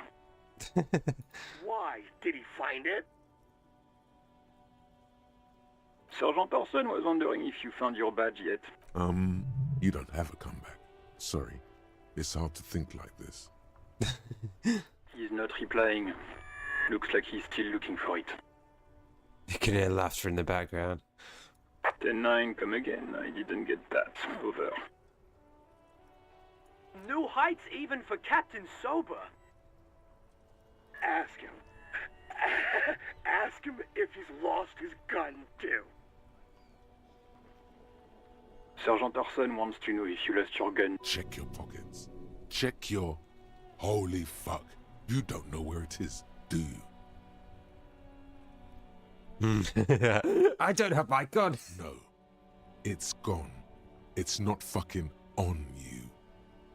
10-9, come in, officer. Did you get my question? We were wondering about your gun. Over. Drama. Convince them. Lying over the phone, it's easy. Just say it like it's the truth. And then it becomes it. He says he didn't. Thank God for that. That would have been a nightmare. I don't even want to imagine the poor prick who has to relay that kind of news to the captain. Losing his badge is bad enough. Tell him to find it, and fast.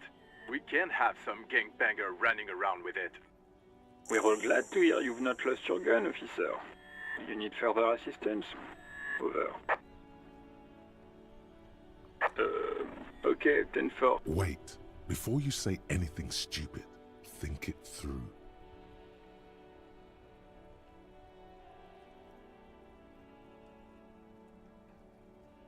Be smart about this. Ask if he's there alone. 10-4, sir. I'm not hearing your question.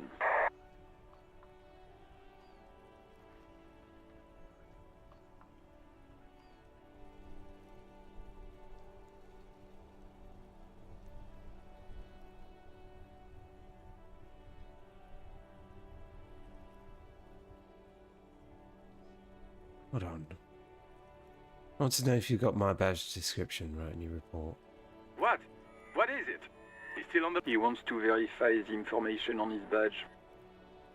But of course, it says Dick Mullen, High General of the Revacholian Cavalry Force. Tell him to stop wasting time. What do you need, sir? Over. 10-9, repeat message. I didn't get that, sir. Over. What? What is it? He seems intoxicated and keeps asking me. Mullen's drunk and emotionally aggressive. Wrap it up. Don't indulge in his drunken antics. Understood, sir. Over. Roger that. 10-10. Over and out. As you tap on the gauge, the indicator pin jerks as if startled. It's in the large orange sector. There's no use pressing the heat button. It won't start without the ignition key. Translation. We're not going anywhere right now. Okay. Huh?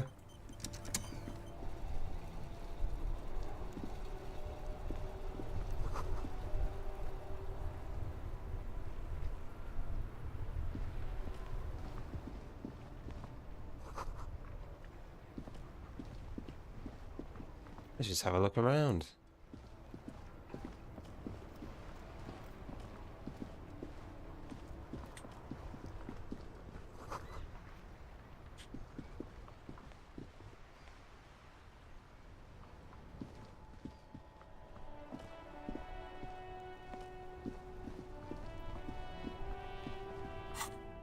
Well, anyway, we've got to find a gun.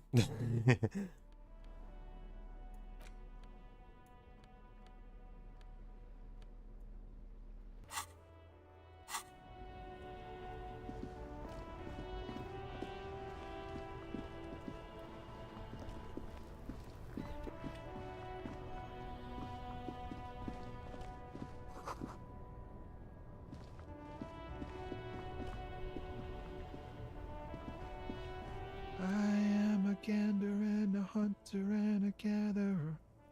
Feel like a trap. A simple little cadence. He seems to be making up as he goes.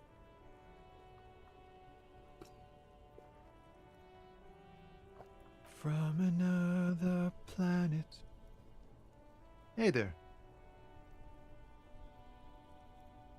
You sure are, my man. It's the jam, my man.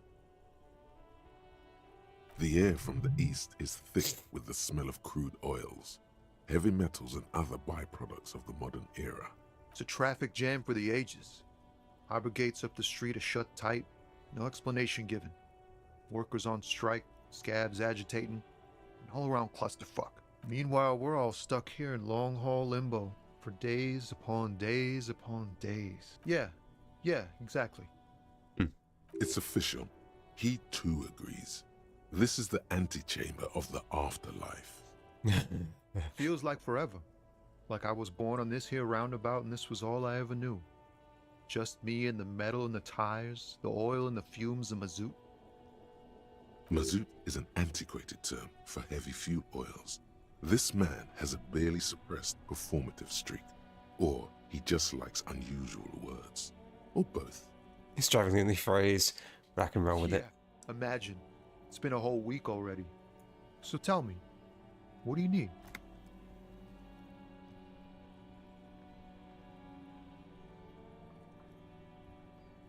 What are you hauling? High-grade narcotics, illegal firearms, stuff. Relax. He's merely joking. Wicked. I've always wanted a friend in the underworld. Ha! No, I'm joking, my man. Found runs a nice, clean business. This haul of cargo is mostly sporting goods. You know, tracksuits and that kind of thing. They usually get shipped to Grodd in the Occident, though we've been making headway in the Ilmaran market lately.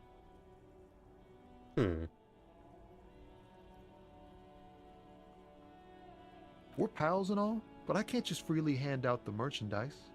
The bosses won't be happy. Not unless they've illegalized sports equipment while I was on the road.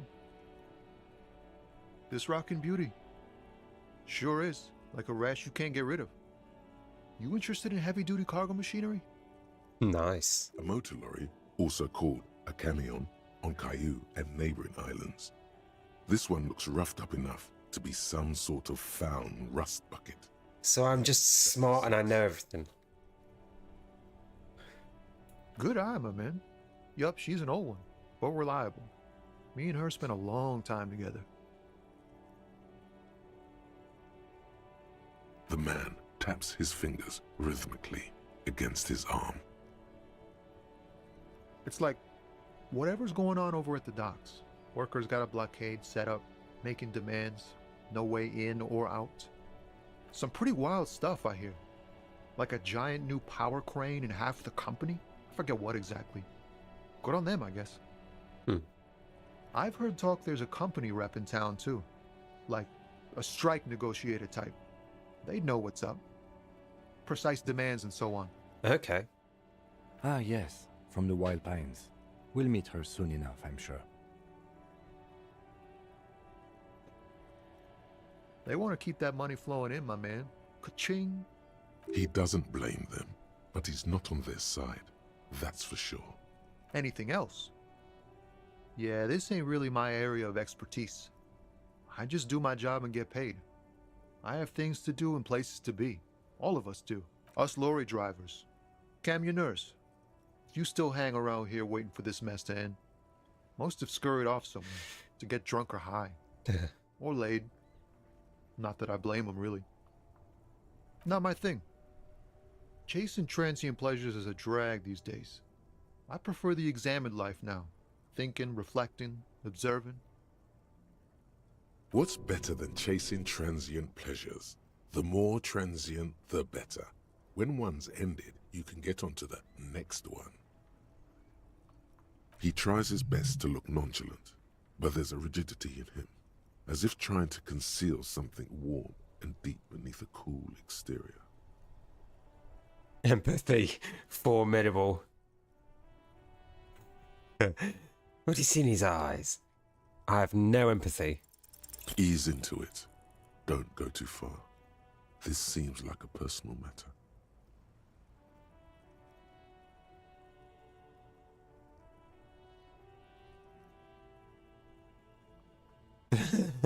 I don't think any of these are good. My man, I want to know about your soul.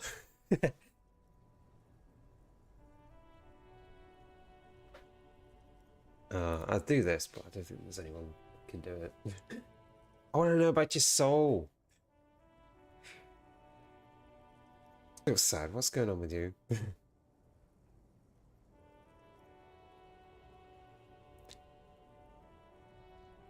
You really are the law, aren't you?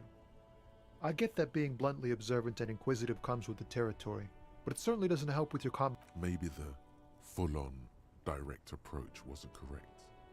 Damn, it's tricky business looking into someone's eyes and not doing it wrong. Yeah. No empathy. Whatever's going on over at the... Anything else? Us lorry drivers. Not my thing. What's better than... He tries his best to look nonchalant. Can't do that. But there's a rigidity in him. He ain't one of us drivers. I know that. All accounted for.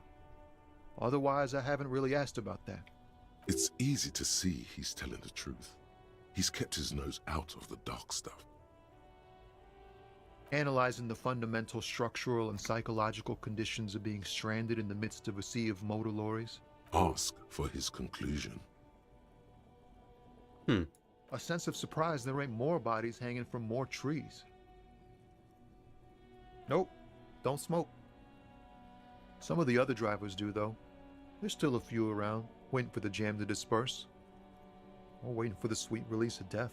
Shit. Yup. Nothing wrong with that statement. Your senses have nothing to add. You could also check the kiosk down the street. Frit. With 3 T's. Revachol's weird. Don't be a stranger.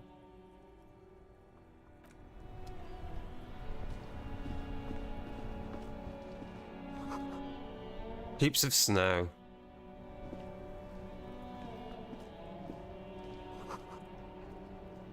Pigs go home.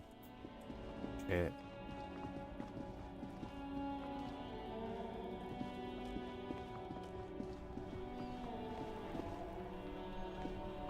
The RCM in Martinez. What can I help you with? Of course. What can I help you with?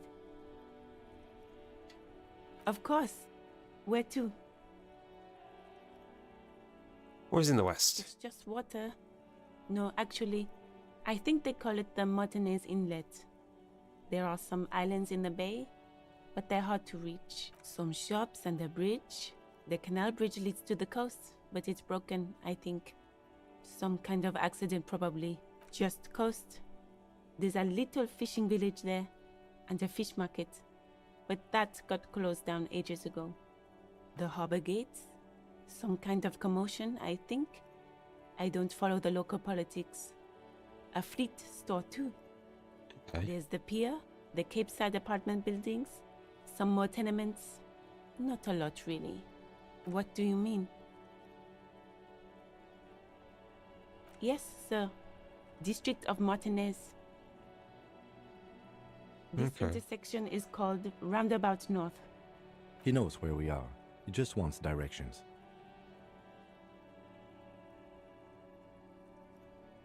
No problem. Me? I am just a gardener. I am working. I have a greenhouse in the yard there. I've been trying to get some work done. Well, as you probably know, there's a corpse hanging from a tree there. It smells pretty bad, so I have to take breaks. Okay, we'll get that down. Don't worry, miss. We are here to clean it up. You can get to... Of course. Okay, so that's through there then. Is this the kiosk? Smokes. Welcome to Revachol.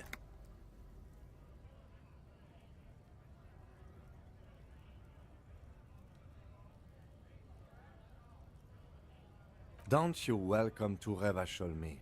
My grandfather came here from a 3,000-year-old racist isolationist culture, while your ancestors came to this island a mere 300 years ago.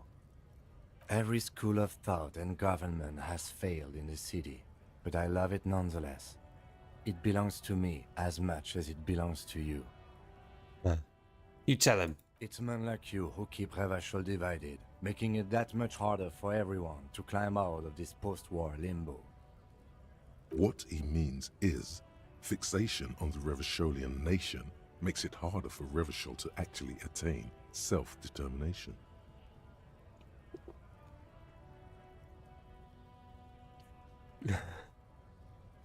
So we are in limbo. Oh, come on, man. I just said, welcome to Revachol. It's a lorry driver thing. I know exactly what you meant. You think my kind doesn't belong here, that I should watch myself and behave. But you see, I'm an officer of the RCM. It's actually my job to make sure you behave. I would advise you to remember that. Damn. Damn. Silence. The air between them becomes tense. Oh, racist lorry driver. They're actually called racist lorry driver.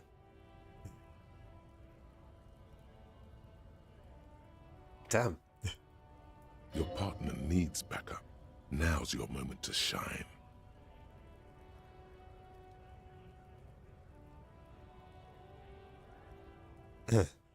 Fucking A, Kim, I got you back. The lieutenant, a punch on the shoulder. You two make a cute couple. You know that? The lieutenant exhales and resumes his regular calmness.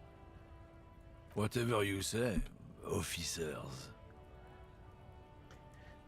He smells of heavy motor oils, and his breath of high tar content cigarettes, probably Astra Whites. Oh, not much anymore.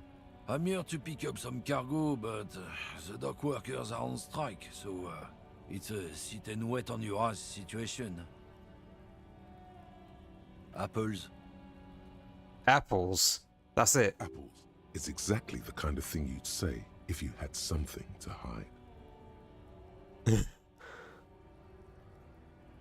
Look, as detective, I come from a long line of lorrymen. We got ancient rights and privileges. Oh, I'm here to pick up a load of fucking apples, man. Just regular Koiko picked apples. Koiko may be another derogative for a person from Grad, you think. So they grow apples in ground. Yep, it's one of their main exports. They grow them down South Yekokata. A beautiful place. Got great scenic vistas. In fact, Yekokata is a desolate wasteland whose name literally translates to Zone of Ecological Catastrophe. It features no scenic vistas and supports virtually no plant or animal life.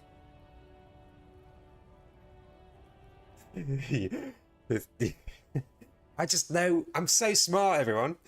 I know everything. Yeah? Says who? Then, I guess they grow apples somewhere else. You can never really tell with those koikos.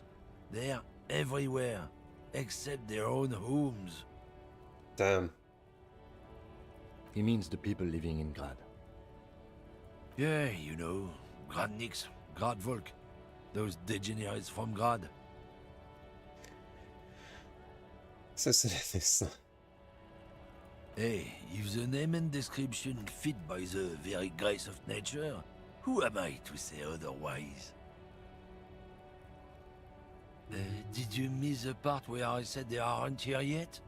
Besides, even if I did have some, I wouldn't go putting my nose in them, huh? Relax. You've got all you can get here.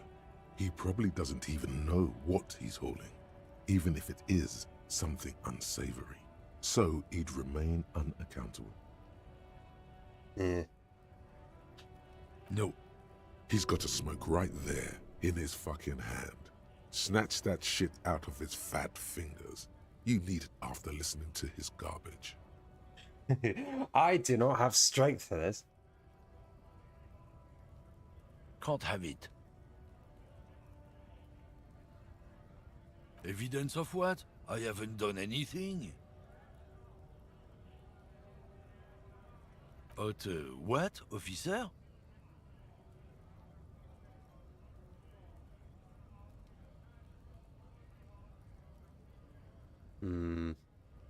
Sorry I couldn't be of any help.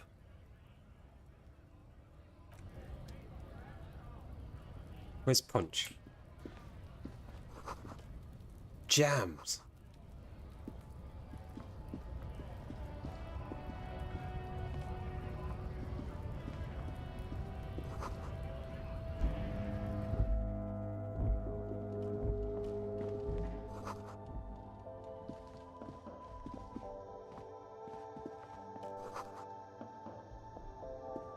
You see several packaged raincoats fill a low shelf beneath a display of croissants and juice bottles. The raincoats are transparent, except for the big Fritta slogan on the back. What is what?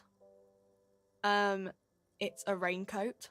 If you want to buy one, then it's only 4 real. I'm gonna go to my bag and find out how much. Oh, I've got 0.4.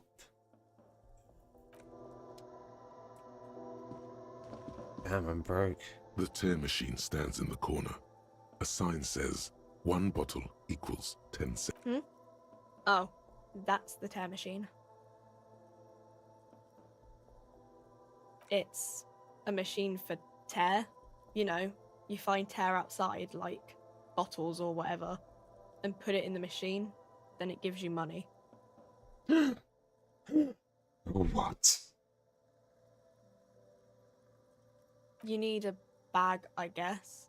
We used to have some, but we gave them all out, so... Feel free to use it if you find a bag, though. I'm sure there are some out there. Somewhere. I can make money. Anyway. I just talk to the... Welcome to Fripp. Feel free to look around or something. Everything is out on the shelves.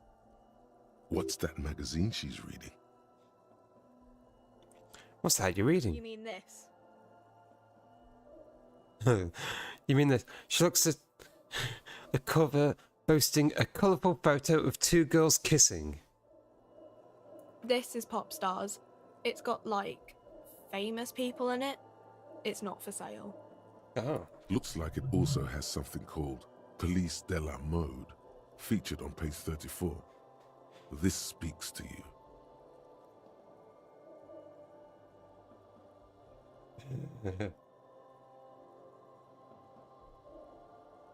Oh my god, you really... Stupid famous people. Forget about that. What is this about Fashion Police feature? It's where they rate different outfits famous people wear. It's kind of funny. They're kind of mean. It's about who's the most stylish.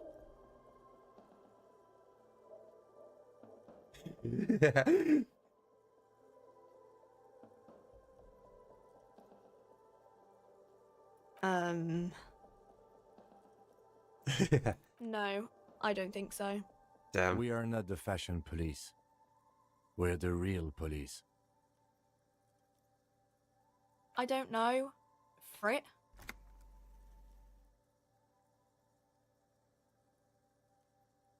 A 7 to 11 grocery store. I think they think that the extra T makes it funkier. It doesn't. The story goes that normal Fritta, with 2 T's, a men's workwear shop in Vredefort, was already taken.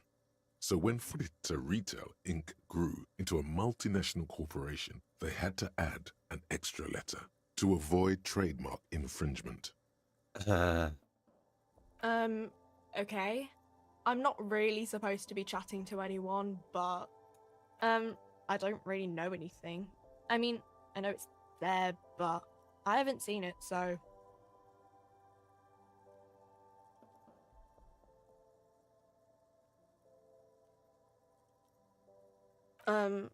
I don't know. No need to worry. It's just standard procedure for us to ask around. If you hear anything, let us know, okay? Okay. Uh-huh. She knows anything. Wait, what about the smokes? A colourful display of cigarettes and alcohol bottles lined the shop wall. It's an ad that starts. Closer. Hold on. I gotta do that. The bottles wink at you in the light. The smokes too glitter in their wrapping. It's like looking into a kind of heaven. Your knees are weak. There, in that dark green glass, all in vain. The great flowing river of warmth, wine, alcohol, beer, alcohol, love, alcohol.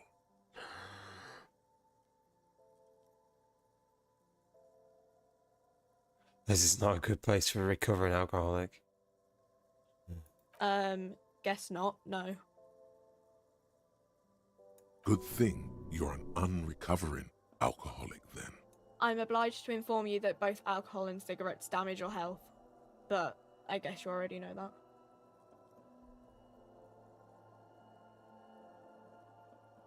So those are... Plus int, that's good.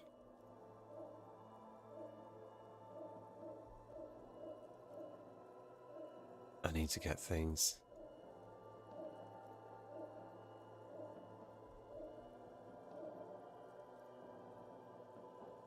Right. cigarettes are very good, apparently. The pale aged vodka is special, I guess. It's stored in pale for a couple of years, which makes it super expensive and super strong. You know. Don't worry your pretty little head about it. Let's concentrate on what's important here. I mean, I already said it'd hurt you. I don't know what else they do. Substances give powerful bonuses to your main stats at the cost of damage to your health or morale. Cigarettes raise your intellect while damaging your health. Alcohol raises physique while damaging your morale. Use medication, like Nosafed and magnesium, to counteract the negative effects of substances. Note: consuming substances can have unforeseen consequences for you. Okay. We need to come back. I need a bag so I can get money.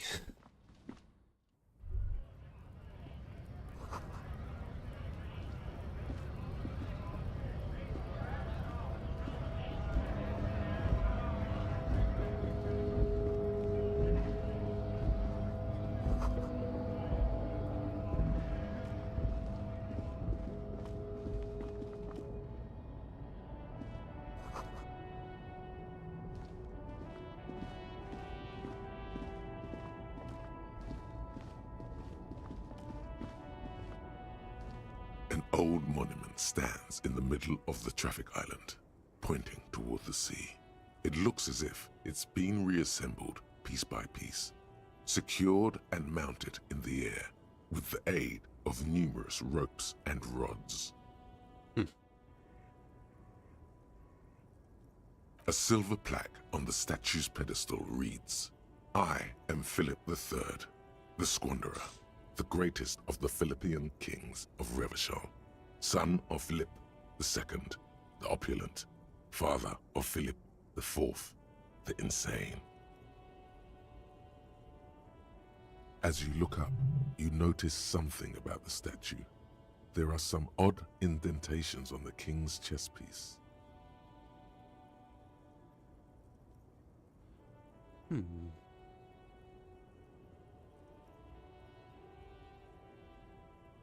gonna wait for the ad break to be over.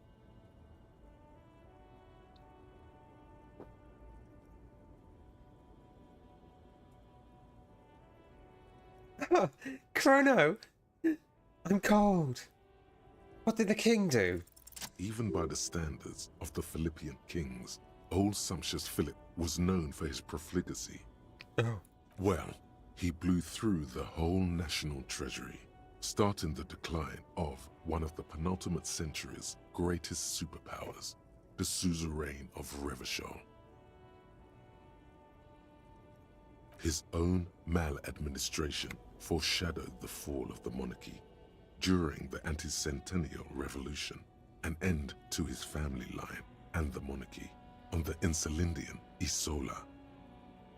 How did he manage to blow through the treasury? Is it alcohol? Stories have it that he had his bedroom converted into a treasure chamber, where he stored unfathomable wealth. Krugerrands, bars of gold, ornate weaponry, armor, and various chalices. He called it the Sol Aurum. It was obscene. There were whispers he slept on a huge pile of gold-dipped feathers, like some obese dragon, instead of a bed like a normal person.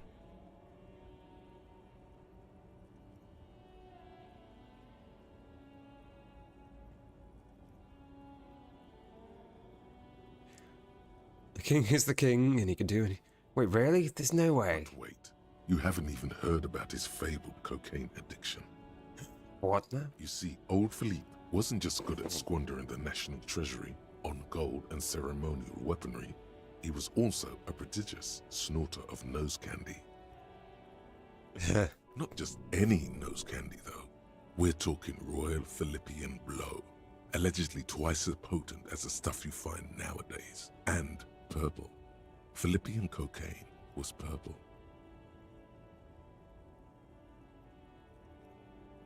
So he was addicted to nose candy, a bloated druggie, and then you'd be like, oh, just like you. That's what the revolutionaries said 150 years later. right before they emptied out the royal mausoleum and dumped His Majesty's mortal remains in the Interlindian Bay. Cocaine. His Majesty's courtiers said it helped him connect with the higher realms. Okay. Beneath the cold waters of the Interlindian Bay, thrown there by the revolutionaries after they cleaned out the royal mausoleum. The original was blown apart by communards, then further damaged during the landing of the coalition's airships during the turn-of-the-century revolution when Martinez was leveled. Okay. Most historians think the coalition's hasty landing may have ultimately saved the statue. If the communards had more time, they would have reduced it up to even finer pieces. Some years ago, a group of liberal artists, There's some timed events as well, I think. designers mostly, thought it Like would the be kitchen ironic to one. restore the statue of the most wasteful ruler of And- Russia in the poorest part of the city. Another place at 4 p.m. in the place that started.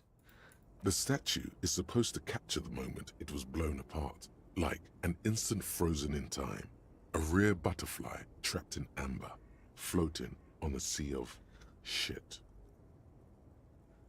That's brilliant. So funny and nihilistic. People in Martinez tend to disagree, as do many prominent art critics and thought leaders with more nuanced social awareness than the young ironists.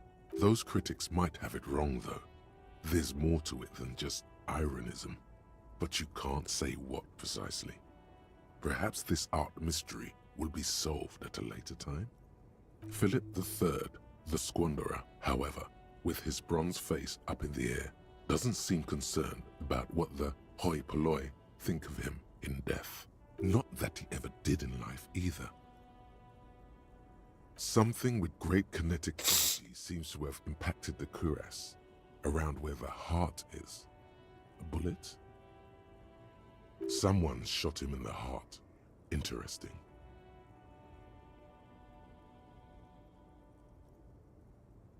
Lieutenant, someone shot the king. Okay, I can't see it, but I take your word for it.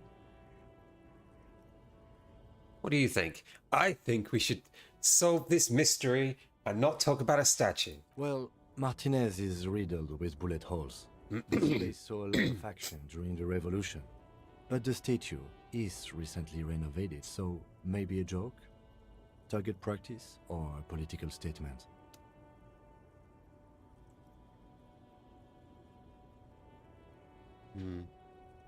Let's go. It's a king and he's shot.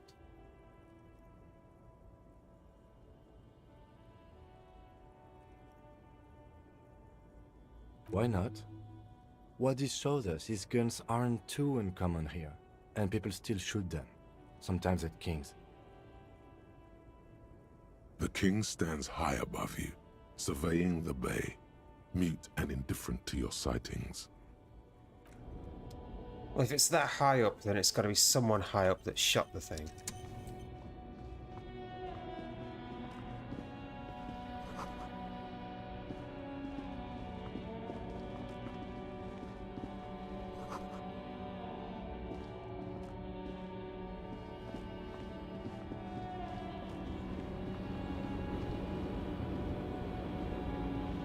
The small, wrinkled woman does not greet you. She nods along to something on her radio. A photograph is clutched in her hands, and there is a warm smile on her face. The photo, an ambrotype from the turn of the century, as golden as her smile. Excuse me, I'd like to ask some questions. No response. Wherever this woman is, your words fail to reach her. Wait. Oh. She's just a distracted old woman. Better to leave her alone. Why? I just told you why.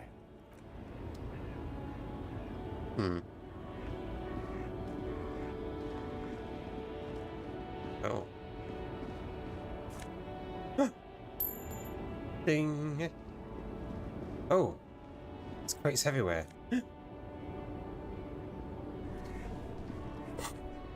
Alright, Tantalk.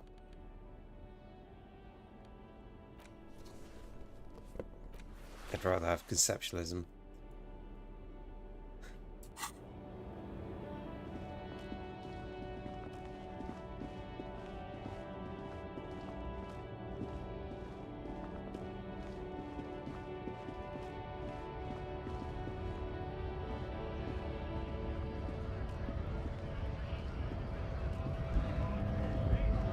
We can come back here after we've looked.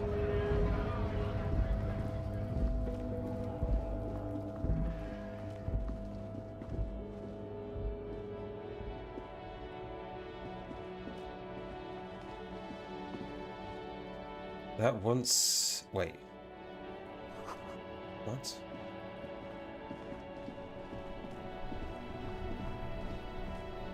That once can help with the guy.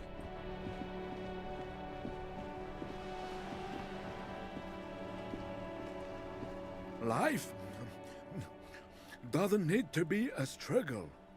A tank top. I'll be with you in a moment, officer. Let me just finish my sandwich. Have you no shame? Whining about your back every time you bring out the measuring tape. René, you're a man with a fork in a world of soup. Please. I'm trying to, but you keep breaking my concentration. You're old. I can see that. These manly men are playing balls. This is a ball game. Oh. Grab a ball and play it. Don't ask questions. Shoot first. Ask questions never. Alright. That's the spirit. Don't even waste your breath asking about the game. They wouldn't know anyway. They're way past it. Damn.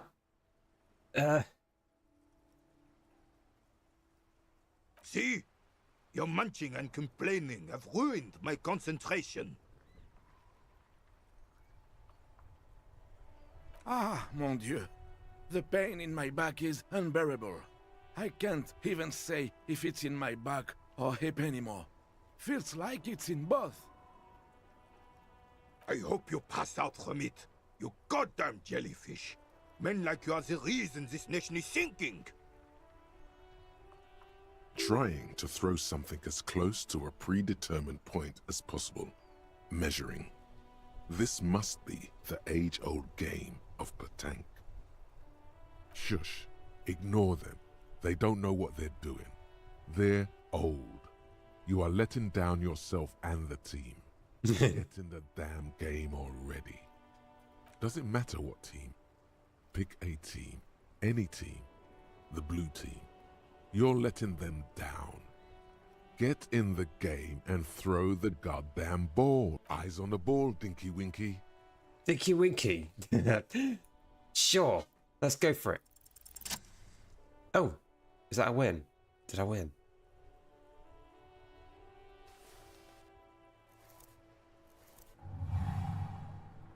You are immediately surprised by the ball's lack of weight. No matter. You'll make it work. God, this is right. You feel the familiar tremble of excitement and adrenaline that precedes every victory. Time has frozen. The cold metal ball is surprisingly smooth against your neck. It has a pattern on it. Probably a sponsored ball. Yours would only be covered with bumps of learning and scars of victory. Already your muscles are adjusting to the weight, the nervous system calibrating, until you and the ball have merged. It was my ball. A chilly breeze ruffles your hair as you stand there, feet firmly planted. All sounds, smells, even the wind, everything fades until the only thing left is the union of man and ball.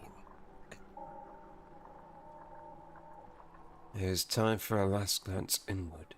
Who am I? Embodiment of pure motion, a fine-tuned locomotor running at maximum efficiency. I hope I throw it into the ocean.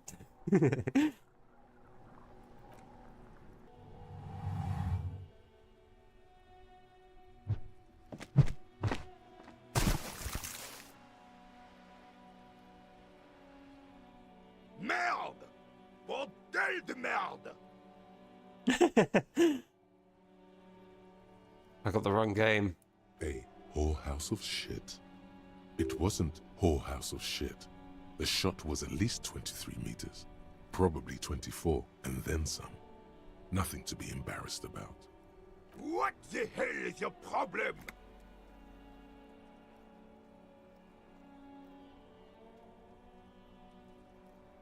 I don't care if you are a cop. You do not just ruin someone's game. It's so goddamn disrespectful. You vandalized our game, son. We can't play petanque with 5 bull. No, no you don't. Our petanque game is ruined. We want our bull back. Take it easy, René. This is just a misunderstanding, isn't it, officer? No harm done. Of course there's harm done, you orange slug. You owe us a goddamn bull. Okay. Good. Mistakes are forgiven when men at least try to right their wrongs. Yes. Why did you come here? It's unlikely they know anything about the murder.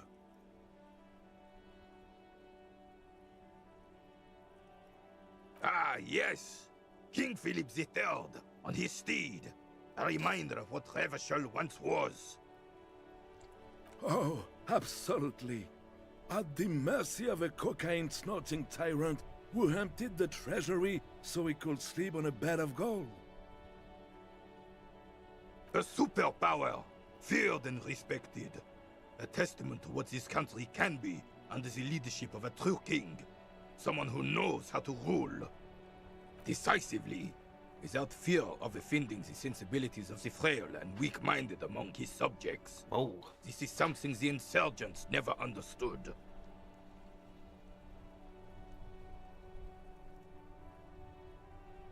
Athlete is not afraid to do what must be done.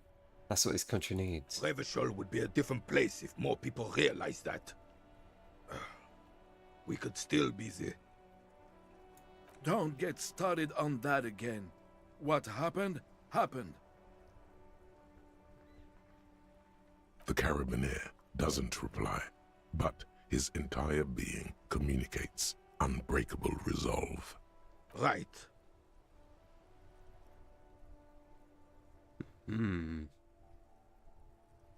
Unfortunately, I don't. Unlike most of the locals, I have no qualms about assisting law enforcement. But this affair has passed me by completely. In Martinez, the Union is the law, so can you really blame them? Cop is a pejorative term. I don't have a problem with policemen.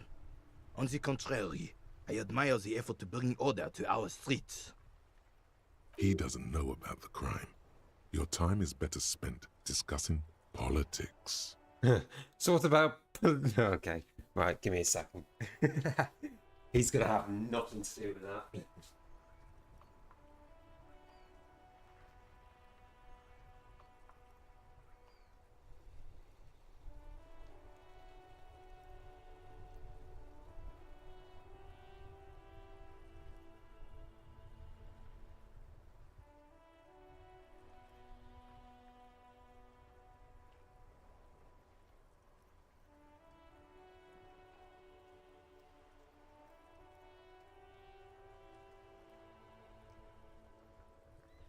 An elderly, traditionalist, anti-revolutionary is not going to like policewoman. What? They should not be in the police force? I'm confident they are indispensable in regard to all the paperwork and other administrative duties.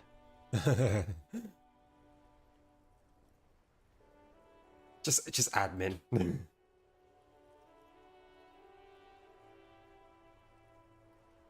Not to mention keeping the station tidy and the men fed and happy. No man can afford to turn his eyes to the horizon if his rear isn't secured. If the women folk take care of that, then men can tackle the bigger issues. Okay.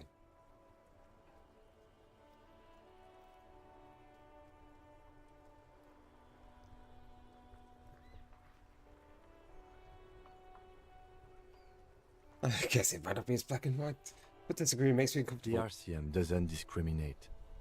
Women are held to the same standards as men, and as reflected in the quarterly statistics, are equally effective in their jobs. Yeah, now you go back to the kitchen. What? I'll go to the kitchen. I'll go to your kitchen. I'll make you some nice food. Oh, or a shepherd's pie. Ooh, with cheese melted on top. So it makes a nice, like, crunchy layer. Unlike men, they also have to deal with the very same mentality you two are displaying right now. If it weren't for this, they would outperform us. It's a cream pie. Sure, I'll make one. I'm glad at least some people keep a level head in these turbulent times. Yes, the terrain here provides an interesting variety to a familiar game. I do. Fire from heavy artillery. Why what? Because that's what happens when communists hijack your country, execute your supreme leadership, and turn your capital into a slaughterhouse. You use heavy ordnance to clean up your home. Sadly, no. It was the foreigners who brought them to their knees. We fought valiantly. Too valiantly. So valiantly we got licked. Should have fought dirty, like they did with their suicide sex cult propaganda. What? Mad anarchist women strapped to shrapnel bombs. We didn't though, and we left Galador. Suicide sex cult. But the suzerain's cannon simply... Mad anarchist women strapped to shrapnel bombs. It was probably a bit more complicated than that. This place is a damn beachhead, son.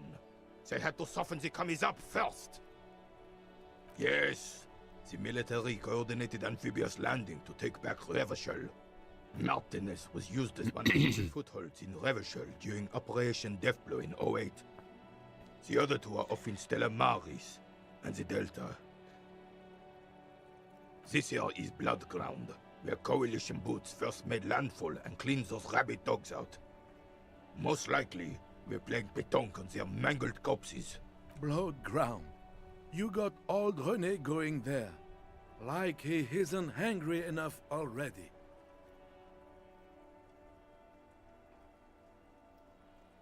Damn right, son. They laid the fire of hell on the city before they stormed it. And it worked, too. The rest of the city got cleaned up, but Martinez they keep as a monument. And now the Union Socialists are practically running the place. Well, it's your own damn fault. You, we, the Coalition, Revachol, whoever you want to blame, never finished the job. Officially, the party never surrendered. Of course they still hold influence. You don't even begin to truly understand the players on the table, let alone the specific circumstances surrounding the... What do you think? Thinking men have opinions on these things. Present one. So it should be soft socialists paving the way for the whole working class to take over. Roman past cleared up our mess, and now they rule us. Commies just don't understand how money works.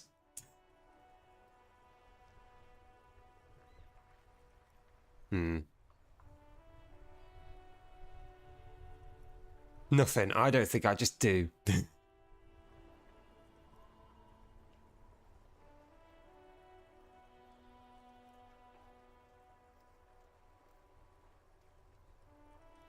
Preposterous! Surely you don't mean it. I'm just sorry it had to be them. After 8 years of fighting those commie hyenas, boiling cats for food and drinking my piss in the mountains, I would have preferred if the Right Honorable King Guillaume returned through Revachol, or even if that damn clan Frisel had risen from the grave and led us. Sadly that instead, all that is just, holy, and beautiful in the world was wiped away, and now it's neon signs with toothpaste ads everywhere. Foreign influence paid, but this is just what the commies wanted. This was their plan all along. This is what they wanted to replace the role of the suzerain with. It doesn't. That was 100 years ago. Ain't got nothing to do with anything. A true king in both blood and mind led Revachol before Frissel. He would have been better if the damn commies drove him into exile. Some manner of self-deceit is present in his thinking. Sounds like this Guillaume abandoned him, and he doesn't want to admit it. Damn Frissel. He was the king we couldn't protect. The Carabineers failed him, and the crown. He died in the hands of the Hyperlay, in a very public execution. He slouches as he says that. It makes him smaller, admitting they left the king to the mob. The suzerain is the king! Has everyone forgotten already? It's no use talking to you. You were still in Daddy's balls when it happened. When we took our last stand against the Composure 14, legendary. What is this about an old soldier that makes him stand so proud? All you observe is a veteran refusing to let go of the past. This is the uniform of the Royal Carabineers in service of Frissel I, Guillaume le Lion, and the valiant King Philip V before... Don't you mean Frissel the Fun? Frissel the Fun. You do not speak his name, Craven, although he was a clown. But he was our clown, ours to ridicule and to mourn. There's something you missed. You will get to it. Don't worry.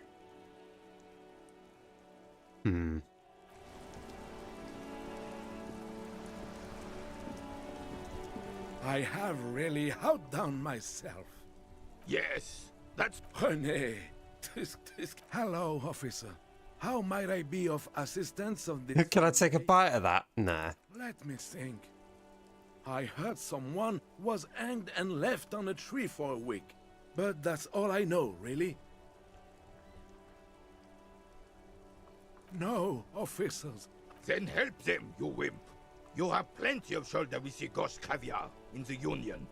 Someone must know something. He means caviar socialist. I wish I could, but I just don't know anything. I always keep my nose clean and don't gossip. Everyone knows and respects that. Odd. He doesn't seem to be lying, but there's something off here. I'm not even anyone. Of course he's holding back. His mouth is so full of Union prick he can't even speak properly. Damn. Can I at least finish my fucking sentence before you piss on it? Is that okay, René? I'm not anyone important in the Union. I just know Evrard.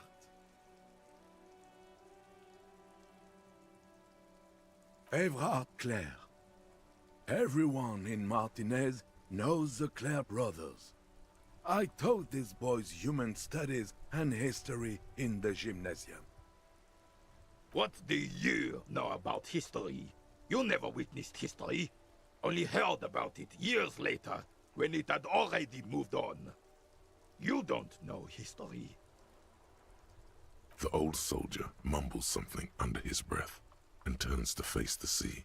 There he stands, proud, rigid and alone, like a cracking marble statue. Let's try not to get caught in a crossfire. Oh, in many ways, yes. Like an honorary member. I attend meetings and parties, help with little things. Evrard, Edgar, and the older debarders all know me. Oh, yes. Not in the technical sense. I don't have a vote or a membership card, but Evrard keeps me on the payroll, just for the little things. Okay. So that's what it was before. Him hiding something. He tries to make it look like he's a big deal in the Union, and now the illusion is disintegrating before your and René's eyes. He doesn't know anything, because no one tells him anything. He's an outsider. Of course he's not a member. He's not a member of anything. I knew that. He's a Vezavane. Turns the way the wind blows and tries to look important. I hate this socialist rabble, but even siding with them is better than living your entire life on the fence. Never committing to anything. Pick a damn side already. Writing work mostly. Occasionally, he needs something written, and I happen to have a way with words, people say. Oh, nothing official, I assure you. Just essays for the newspapers. About Martinez and how things are and how they could be. Well, he tells his little pen man exactly what to say. It's commie propaganda, plain and simple. I don't even consider myself a regular socialist. Politics is not really something I involve myself in, officer.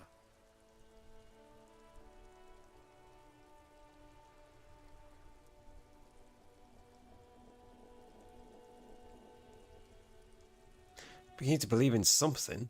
I believe everyone has the right to think and do whatever they want, even if it's nothing at all. I'm very adaptable. Mon Dieu. No, thank you. For being consummate professionals, you'll have this case wrapped up in no time. That's all I need to know.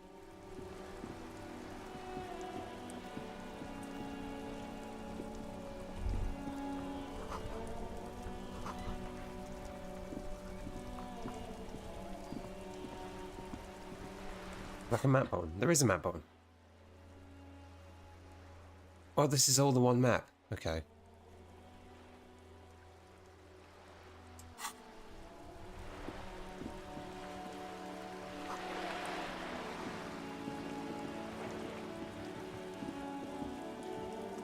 It's nice music.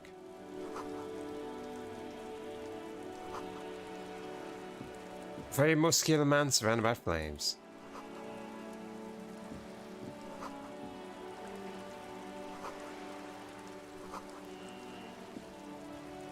Government reads your mind using radio technology.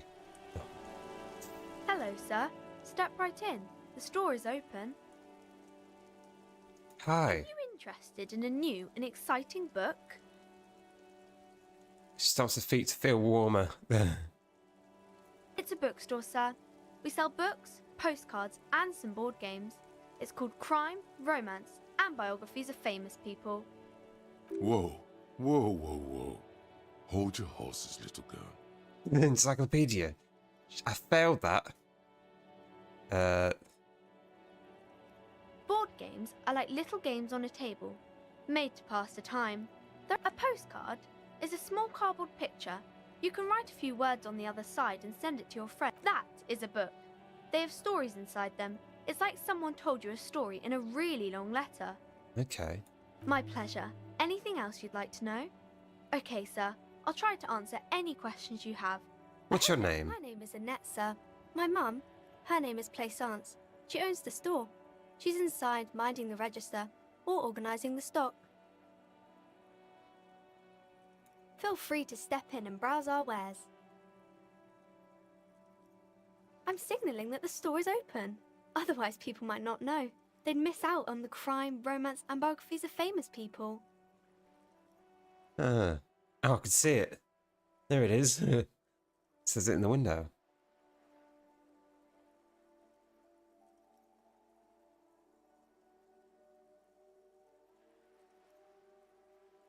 Such a good trooper you are. Already learning the value of hard work. Thank you, sir. I'm happy to help Mum out with the store. Okay. I do my studies at home at the moment. I have to help Mum keep this place running.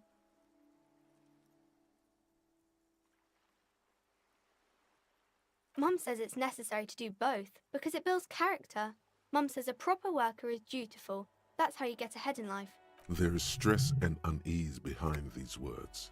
She's reciting etiquette. Huh. Mum says it's peachy. She was a little afraid at first. There's talk about this house being cursed. Ah. cursed in the way that makes them say that no business has ever really thrived here, sir. That they all go...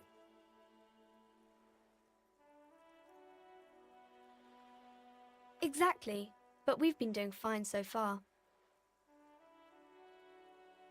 We can go into the bookstore and ask about the case, but I don't see much more to look into here. Yes, please do look at our wares inside. The postcards and board games you asked about are also there, sir.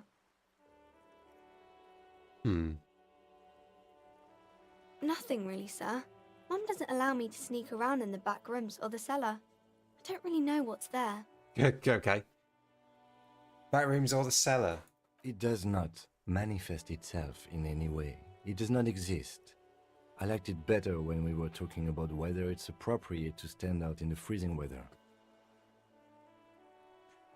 Cosmic manifestations. No such thing. Anything else you wanted to... Maybe I can tell you about some of our books instead. No. What was this crime business? Crime fiction is about murders or burglaries or things like that, and the work of a policeman or a private detective who's trying to solve a crime and catch the criminals. It's exciting to people, I guess. They get to imagine dangerous things, and it's kind of like a puzzle, where you can guess who the criminal is, or how the good guys are going to catch him. You don't look much like a policeman.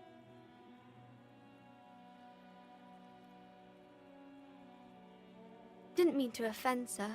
Sorry, sir. It's just that you don't look like Dick Mullen.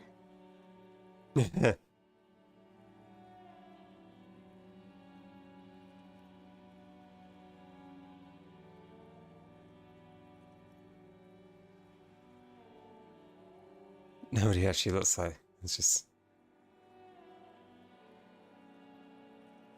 Head, yes. Not head, child. Heads. Isn't that very dangerous? She shows the picture. Isn't it very dangerous? Well, obviously lacks the meaning on its skill. Unlike you, sir. He's just a fictional character. He's no match for you. Haha. Maybe you can show me some real police work, sir. Composure. Like in the books. Okay, challenging. The girl keeps her hands folded, hidden. Why is that? What do you mean, sir?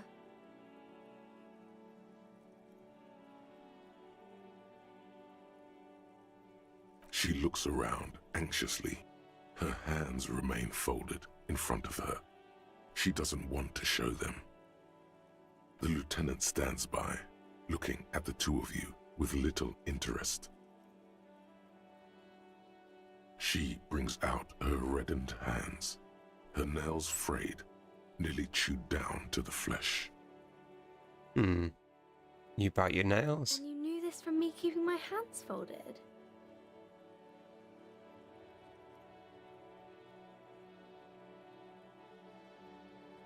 There are a few other hints. Well, that proves nothing. Anyone could do an easy deduction like that.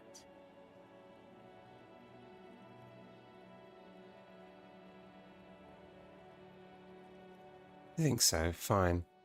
You want more? But I can find out why. She nods, half provocative, half enthusiastic.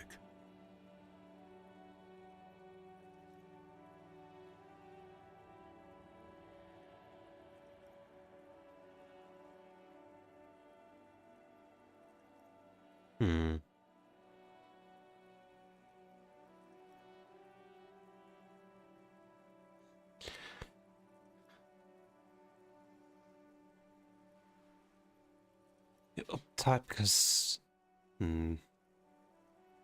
Maybe so, sir. Okay, I know it's a bad habit, and I shouldn't.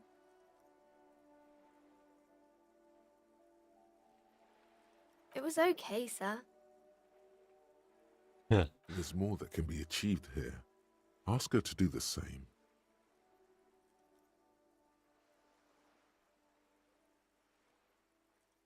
You're quite sober. You're quite sober. The lieutenant does not flinch at the comment. He does not flinch even a single bit. He is intensely not flinching. It takes effort. How do you know I'm usually not? Because you usually aren't.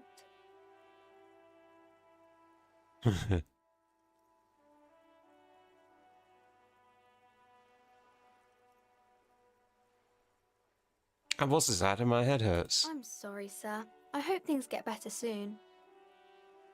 There she stands, swaying on her feet, assaulted by the early spring breeze.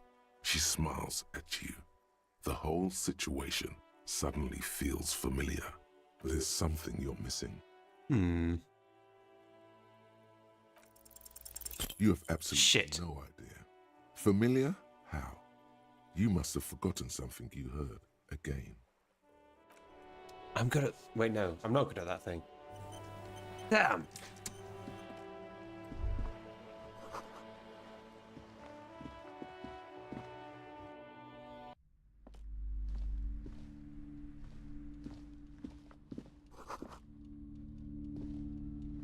The display rack is brimming with worn paperbacks featuring an extremely muscular, sword-wielding barbarian on the cover. Rows and rows of Heimdall men blur your vision. You make out some titles. Man from Heimdall and the Mammoth Riders. Maybe 100. Man from Heimdall and the Sages at the End of the World. Man from Heimdall and the False God. Man from Heimdall and the Scorched Earth. Man from Heimdall, the Heimdall colonies. Man from Heimdall and the Swamp Beast. Man from Heimdall and the Snow Crabs. Is that all? Not even close. Man from Heimdall in Hell. Man from Heimdall and the Forest of Slaves. Man from Heimdall Let's keep running. under the lake. Man from Heimdall, Heimdall burning. There's even The Trial of Death, a pastoral combat game book set in the world of Heimdall Man, and so much more. Do any of these books call out to me? A twinge at the back of your head makes you flinch. Your eye starts twitching. Ow. Your hand reaches toward a book with glossy cover art of the very muscular man from Heimdall in chains, kneeling in front of a staircase leading to a throne. A woman sits on the throne, leering at the man. Oh. Oh. Between the throne and the Heimdall man lies a bonfire, casting shadows on the wall. The shadow of the woman's headdress looks like a pair of devil horns. The title reads, Man from Heimdall and the Devil Woman. Aren't all women devil women? Especially those leering types who seem to wear nothing but an armored bikini. There's also some sort of a snake lizard beast slithering around her abdomen, chest, shoulder region. It's symbolic of vice and sin. The display rack before you is burdened under piles of Man from Heimdall novels.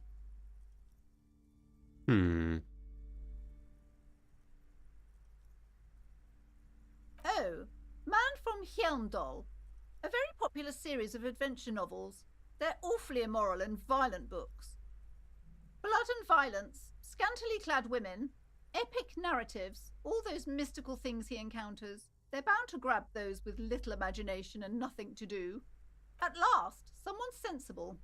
However, I still urge you to buy one. Can't judge a book by the cover, they say. If you're a novice of the series, I'd recommend Heimdall Man, the Man from Heimdall. It's supposed to be a good introduction to the series. I need to get the Devil Woman one. That's the one that spoke to me. A small mountain of colorful board game boxes. There are numerous types of games for all ages. A lot of shelf space seems to be taken up by Wirral-related merchant. An endless variety of source books, lore books, and codices litter the table. The topmost book is titled Welkin Compendium, 2nd edition. There's also a large hardbound tome with intricate cover art, The Hunters of Katawak, Boreal Creature Compendium, and a Pick Your Path adventure game book titled Tales of Wirral, Cavern of Velkrag. Books in a board game section? Who wants to read books? There's a box that says Wirral, 3rd edition Mega Setting Supplements module. Oh. The side panel notes, a fantastique adventure board game, new maps and miniatures. A sticker on it displays 25 real. That price is steep, but then it's the 3rd edition Mega Setting Supplement, so it makes sense. Wonderful board games, sir. The Viticulturist is a classic for sure, or perhaps you'd like Archipelagos of Insulinda, a very educational game for those interested in geography. Browbritter is a fun game of economic competition, but can get quite intense after a while. We have games for the whole family. You can play with your children. Look at me, you don't want to have children with me. Don't be so hard on yourself, sir. You just need to clean up a bit. And technically, friends are a bit like family. She fiddles with a pendant. For playing with friends, I'd recommend Suzerainty. It's a civilization building game where you build a civilization, then set off to brutally colonize and repress other civilizations. It'll cost 12 real. Lousy auras there. No, role-playing games are popular among those types. You know, who are into those kind of things. Personally, I don't like it. Not at all. Role-playing games are into, you know, those types. Who are into those things. I've heard they turn people into occult enthusiasts. Oh. That they have rituals where they try to summon entities. Highly immoral stuff. You can still buy them, though.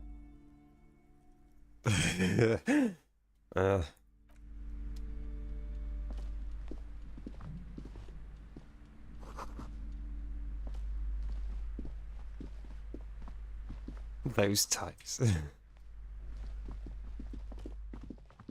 Oh. You see a set of tattered curtains blocking the way to another room. A strange cage-like trinket dangles from the curtains. Excuse me, officer. The back room is strictly for employees only. You see some kind of charm, an irregular polyhedron assembled from bones, sticks, and straw. Inside, a disturbing fish head with empty eye sockets stares at you.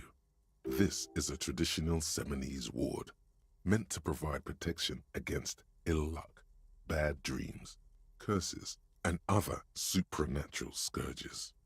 Inhabitants of Ile de Fantôme, the Seminine Islands down south. Aside from poking at it suspiciously, there is nothing else to do with the fish head charm at this time. The curtains remain shut before you. Nothing. Now please go back to browsing the books. Don't you feel compelled to look at the books? The books are all you care about.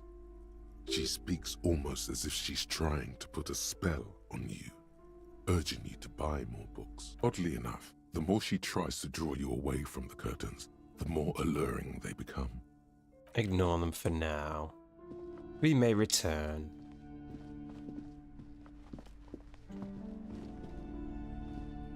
These shelves are overburdened with books from the same series. You see the name Dick Mullen over and over.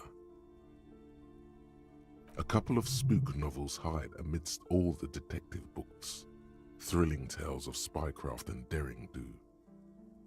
Crime fiction is a disgrace, an asinine misrepresentation of the physical attributes of the arduous everyday work of actual police officers. These books greatly overstate the excitement of police work, glossing over how long it takes to actually follow up on leads and eliminate dead ends. What's more, they completely ignore the psychological hardships of year after year coming into contact with people during the worst days of their lives.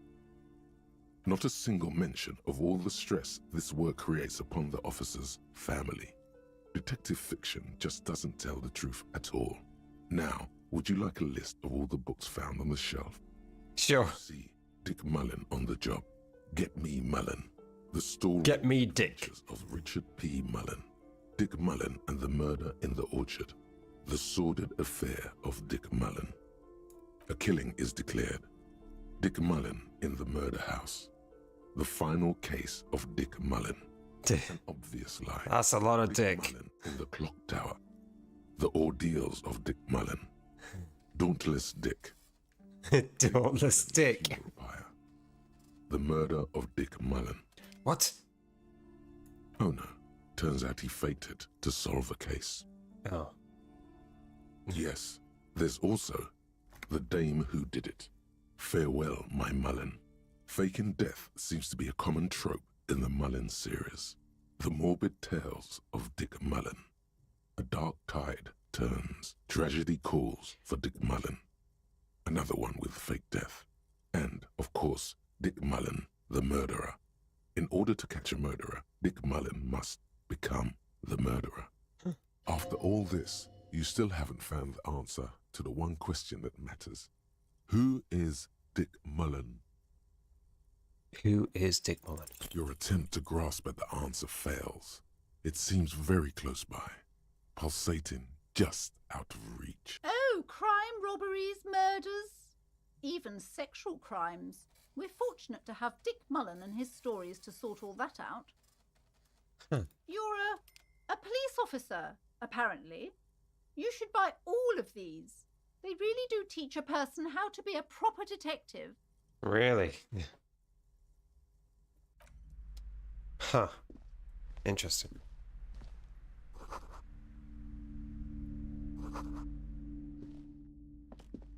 The plaque on the shelf reads, Biographies of Famous People.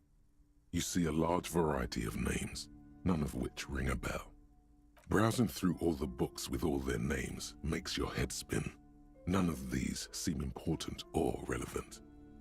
It's all just vapid egoism. Suddenly, a particularly odd title catches your eye. It reads, High Speed Love, the tragic true love story of Jacob Irv and Alfie Delatraz, by one Cecilia Averbrook. Averbrook? High Speed Love chronicles the romance between two of the finest tip-top tourney racers in history. One of them is the madcap driver, Jacob Irv. His blonde mane graces the cover. Next to Irv's life story, you see a slim biography of an Occidental rock star called the Anti-Star. He's famous for shooting morphine into one of his eyeballs, cocaine into the other. Next to that, Revacholian radio personality Guillaume Bevy stands in front of a rundown drug den. He's a permanent fixture on Channel 8, reporting on real-life crime and ruining cops' days. I really must insist you buy one of the books. Reading them is not for free. Do still browse, though, but not too long. I'm sorry, I did not mean to rush you. You are browsing. Go ahead. Take your time. Time is commerce. I would say... The Greatest Innocence. Yes, most certainly. It's an important educational tool, delving into the depths of history, religion, and their relation to innocentic power.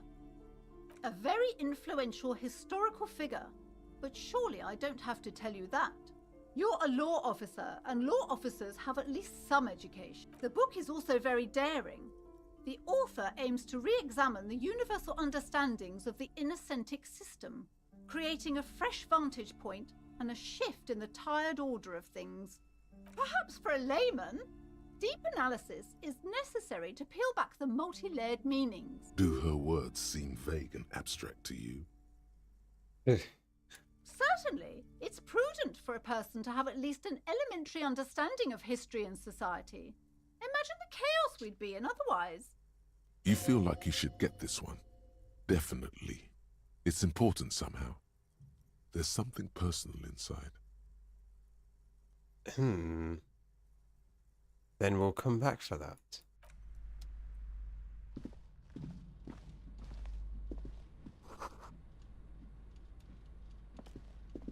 This bookstore is not strictly about crime, romance, and biographies of famous people.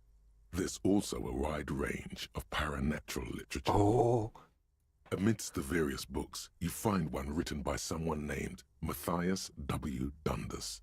It's about wholeness, unity, balance. Yikes. These three things are very important to the working class mind. The point of the book, and many others on this shelf, is to give people medicinal advice in situations where they don't have access to paid health services. It serves platitudes, while also telling everyone that traditional medicine, the kind people don't have access to and which costs more than this book, is garbage and would only give you cancer anyway, without even curing your cold or anything. Wholeness, unity, balance, on the other hand, can basically take care of anything. Though it is important to note, when it's up to your mind to heal yourself, then it's because of your mind that you're ill in the first place. The book features chapters on topics such as how to find magnesium. It even lists plants you can harvest magnesium from. How to continue drinking if you're an alcoholic who has destroyed his liver. Oh. And there's even a chapter on the ancient Seraïs tradition of using duck gallbladder preservatives to treat and prevent sexually transmitted diseases. Pre and post factum apply. Nothing worth buying. Ha! Sir, please, no browsing in that shelf. That wisdom is not for free. I can't have you end up, like, opening a police store next door and stealing my customers. Oh no! Huh.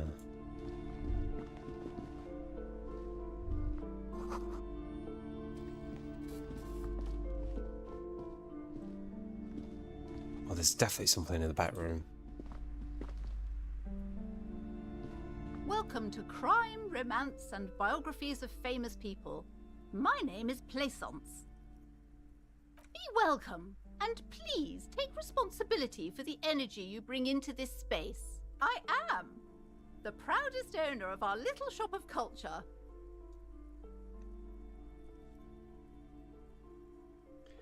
Is your daughter outside? Annette, yes, my daughter. I hope she wasn't slacking off again with her nose in science fiction. Tell me, was she at her post doing her job like a proper girl? Yes, of course. Wonderful. Did you talk to her? Yes. Great. On a scale of 1 to 10, how compelled were you to buy books after talking with her? My precious, her dedication brings joy to my heart. If you have children, I hope they turn out as great as my Annette.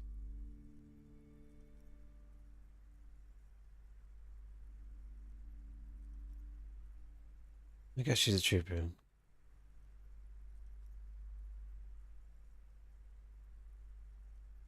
I guess she's a trooper, alright. She looks like she can take it.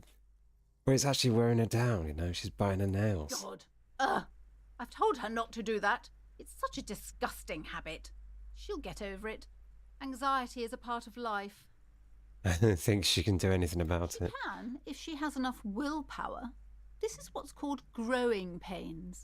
Life isn't easy. Welcome to the stream, Life meow. doesn't give Meow, breaks. meow, meow. Come on, man. Thank you for the It's petting obvious of the she can't do cats. anything Thank about you. it. Thank you, You everyone. are placing an unnecessary burden on a young child.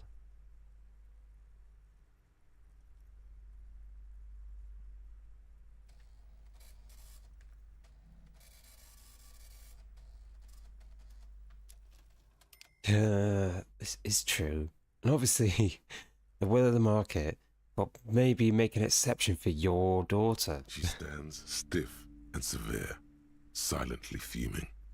10 or so seconds pass without change. She's looking for one, but there simply aren't any good arguments for being an asshole. Oh no. Hold on. I need to invite her inside and apologize. She must be freezing out there. There. I don't know what to say to you. My husband, he tries to teach me business lessons. I have what my mother called a dull mind. All this stress.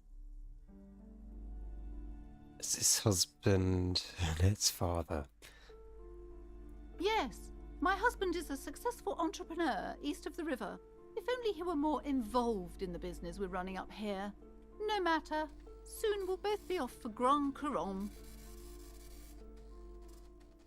He made the initial investment. Since then, he's been what you might call a silent partner. Super silent, almost inaudibly so.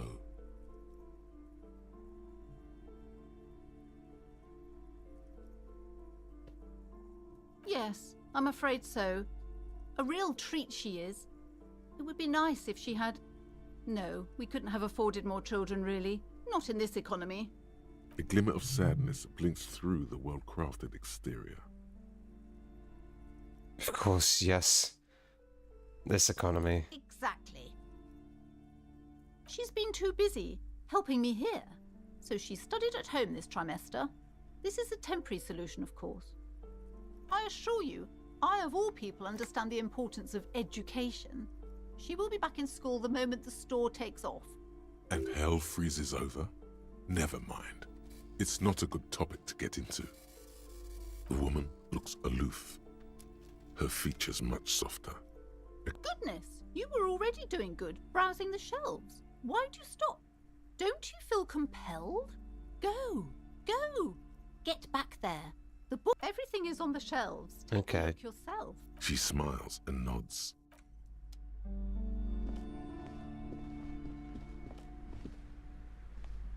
I'm sorry, sir. I can't talk right now. I'm very busy with... Out of the rain and into the gutter. Ugh. What are you missing here? Why does this feel familiar? You have absolutely no idea. Damn! Familiar? How? You must have forgotten something you heard again. I can't ever get that one. Math. It's really difficult. Like, really. They say you need it to get rich. Better than standing outside in the cold, I guess. Oh, I found something while you were away. Oh. I thought this would fit you. Like, thanks for helping out. Dick Mullen's hat. The city, I mean. Like a detective does. Wait. Where'd you get it? That's what Dick Mullen would ask. I got it from behind the curtains. I'm not really supposed to go there.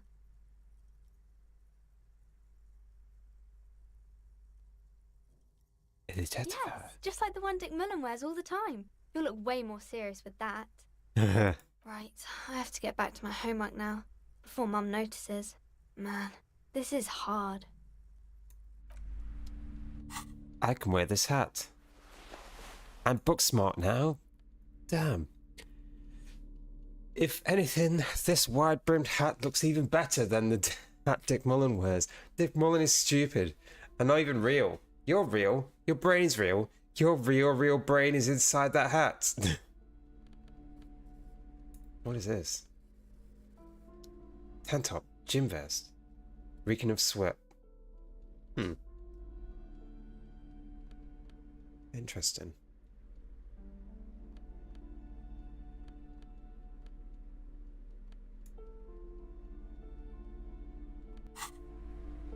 I'm a -1 suggestion, which puts me at 0. Oh, I could level up. Do I level up anything? Or is that... What does level up mean? Do I just level up the exact thing? Or do I put like a point into something else?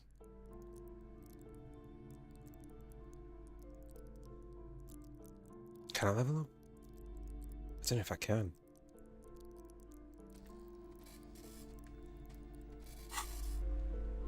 Well, anyway, we're done in here.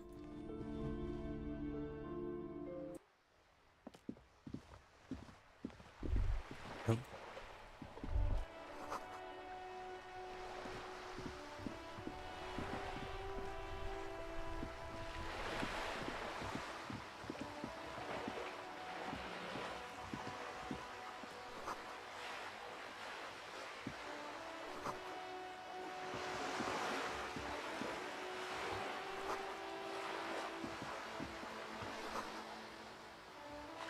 Go to a bag, you can collect these bottles and sell them. I need to get a bag.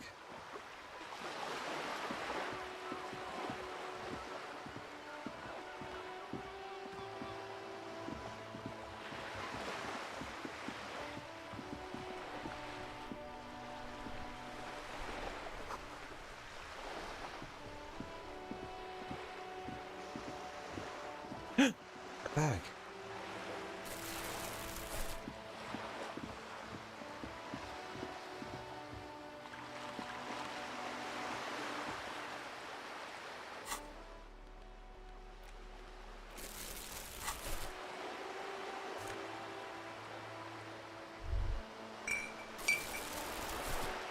Nice. Let's clean up the street.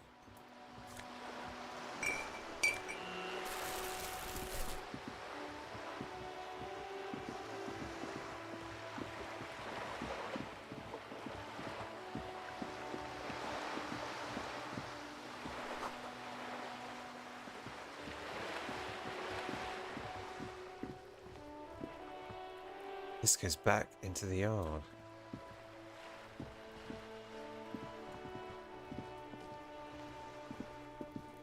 This is a wall on the side of an apartment building. Conceptual impossible. You have no clue. So many walls all over Martinez, weather-worn, cracked, their paint peeling. Huh.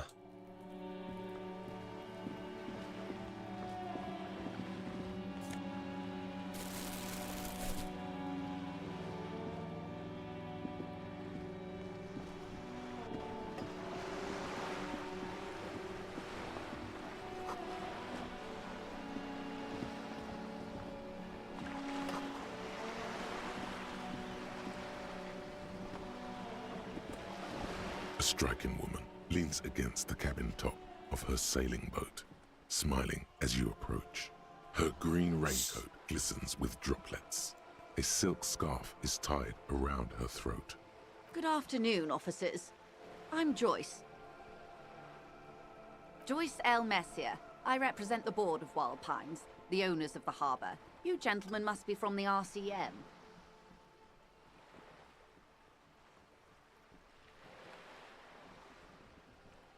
I'm glad to see you here. I was dispatched to handle a strike, not a lynching. Anything I can do to assist the RCM in this matter, I will, gladly. She's the representative. That is good to hear, madame. My colleague will take the lead on this interview. I should let you know that he is recovering from an unusual medical episode. Very unusual. But I can assure you of his ultimate competency. How interesting. I wish you a swift recovery. In the meanwhile, you have my full cooperation, and the full cooperation of the Wild Pines Group. Okay. So, tell me about Wild Pines. What we do. I'm afraid I don't speak for Wild Pines as a whole. It's a giant undertaking. There was a touch of discomfort there. She wants to merely represent. So what do they do? Pines' core competency is logistics. Container shipping, freight, that sort of thing. See those airships there, blinking? Those are the shipping side of things. I don't know what's going on either. I'm supposed to find a body, and that was my first task, and I've gone everywhere else. So, don't worry about it. And that is the terminal. Another subdivision deals with energy, oil and gas exploration, offshore platforms. The Wild Pines Group is one of the original Revacholian Indo-tribes. Companies awarded royal monopolies by the king, the suzerain himself, centuries ago. The king is long gone, but several of the Indo-tribes remain. You're in good company, it seems.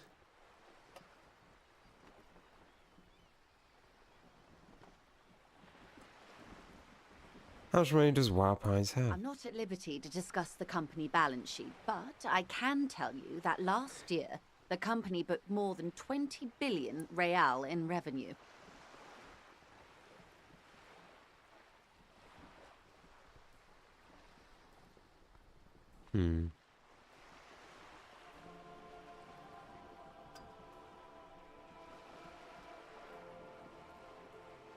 Yes, past a certain point, numbers begin to seem imaginary, but they are quite real for the 72,000 employees who depend on Wild Pines for their paychecks. A conglomerate the size of Wild Pines is like a shark. If it stops moving and growing, it will die. Then what becomes of those 72,000 families? It is a tremendous responsibility. They started as an exploration and cargo fleet conducting trade between the Samaran and Insulindian Isolas 250 years ago, when pine ships explored the South Seminese and charted Lorman Tang, on behalf of the suzerain. Centuries of care, deliberation, and madness have gone into this endeavor. Vessels pass through the great unrest to re-emerge with apricots in tow. The logic of the system is totalizing. It's taken everything from its employees to build it.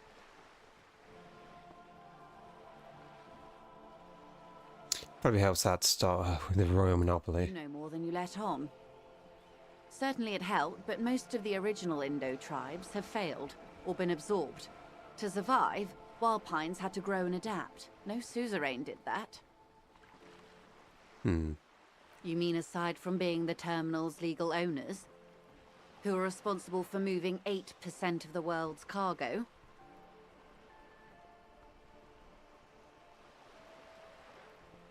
There are no minor cogs in the system.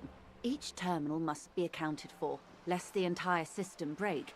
Every hiccup in such a system means thousands lose their jobs, the world over. I'm here to assure that doesn't happen. Oh, I just have it on and then I'm just learn it. So I just have to keep going and eventually they'll fill out. Okay. What can you tell me about the strike? Everything. Right up to, but not including, trade secrets. What's your role precisely? I believe the official title is Senior Labor Negotiator. In practice, I'm a grocery clerk. I relay the union's demands to Wild Pines and return with Wild Pines' counteroffer. And how are the talks going? They're not. That's the problem. The union stopped all negotiations a week ago, after that awful lynching took place. Now they won't even let me into the harbor. There's a 2-meter-20 racist behemoth blocking the gates. What can I say? The union employs a giant covered in tattoos. A racist giant. I guess that's part of their big tent organization now. Let's say I was not making the kind of progress I'd hoped for when I first arrived. And when did you first arrive? I arrived 3 weeks ago. Yes, in the middle of February. The bay was still partially frozen then. I prefer to do these things on site, like the RCM. But the strike began in December. I wasn't the original negotiator here. I took over after Mr. Gaumont hit a wall with Mr. Clare, the union boss. Mr. Clare refused to speak with Gaumont despite concessions he'd granted the union in prior negotiations. This isn't the first time the union has gone on strike? Heavens no. There have been 2 prior strikes. Both times the union won significant concessions, including overtime pay and a medical plan. Oh. This time their demands are more, I guess you could say, ludicrous even. It's meant. Okay.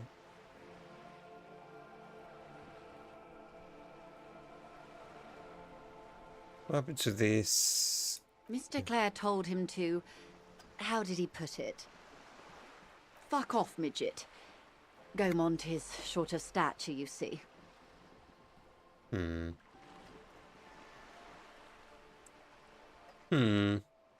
Yes. Keep in mind, this is a negotiator Mr. Clare has worked with before, and who was more than fair with him and the union. There are leaflets everywhere, and banners. What did they say again? Oh yes. It was in a big crane. Every worker, a member of the board. Most of the workers probably don't know what that means.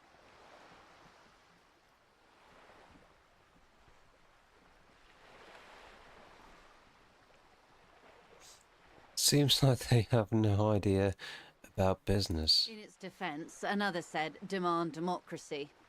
Pretty tame stuff compared to every worker a member of the board. Fortunately, they explained it.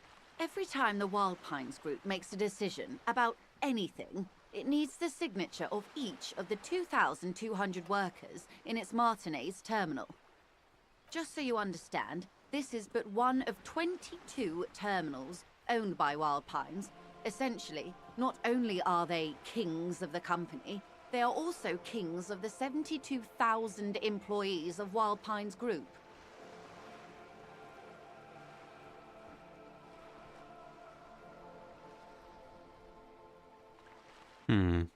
That may well be. It's not up to me to decide who is king, but as negotiations go, it's not a swell start. I'm not sure. Naturally, I assume that was just their opening position, a hard-nosed tactic with a side of mockery. But there's been no follow-up, just the same nonsensical slogan repeated over and over again. And now, people are getting lynched, I hear. Behind the whirling in rags. A disastrous situation if there ever was one. Excuse me, from whom did you hear about this lynching? I first heard it from the bowyer at the gates.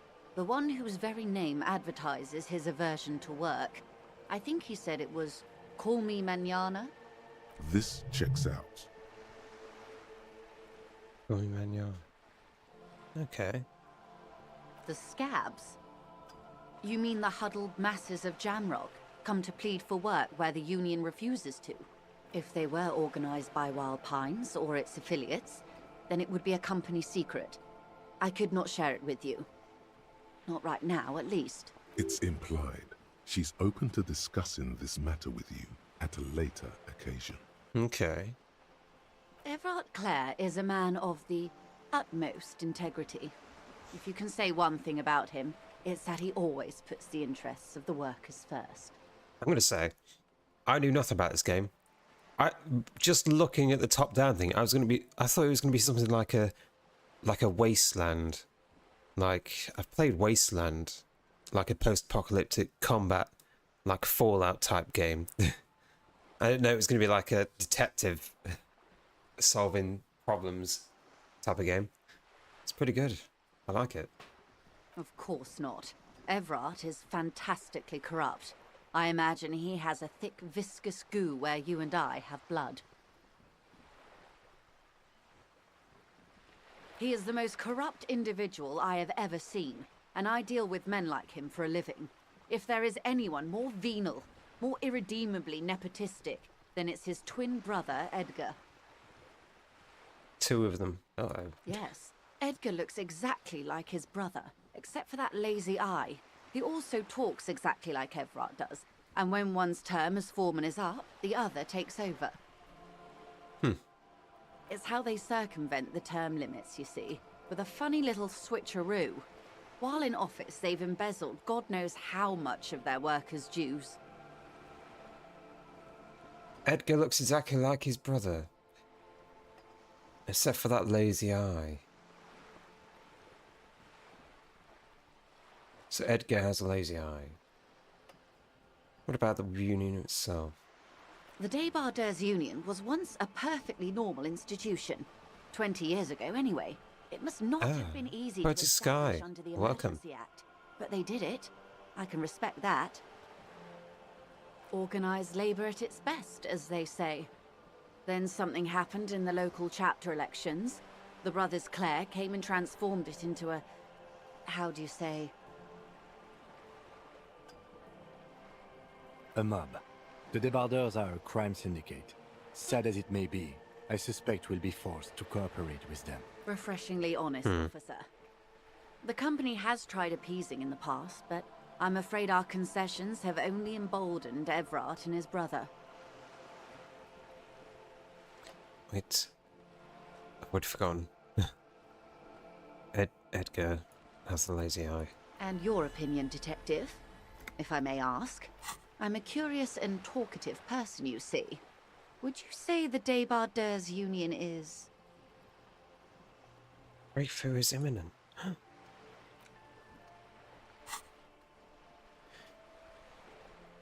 Débardeurs Union is...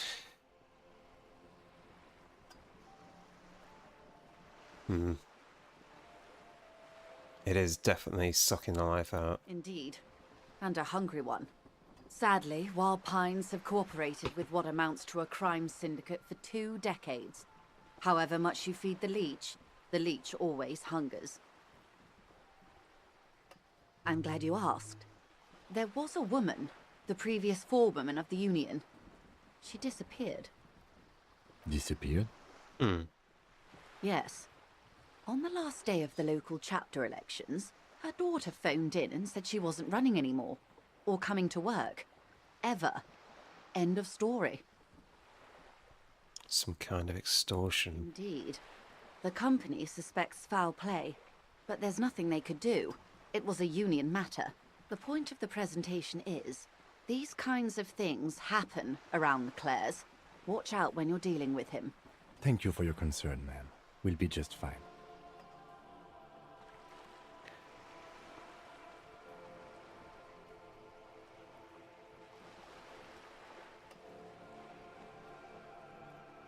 Apparently, I even look like I could have some kind of bad news. What? Literally, the first thing I'm just asked. Wait, what? I even look like I could have some bad news. What's going on, Dragon? Wait, what's that smiley face? Literally, the first thing. Of course. How else can I help? Quite a few things, I'm afraid. The information I'm to share with you includes sensitive trade secrets. For the sake of my employer, I have to ask for your names and badge numbers. Of course, ma'am. We should have introduced ourselves. I am Lieutenant Kitsuragi from Precinct 57. And this is my colleague from Precinct 41. I'm afraid he doesn't have his badge at the moment. I hope mine will suffice. I need to find my How badge. curious. Why is that, Detective? I see. So, are you saying you lost your badge during the course of this episode?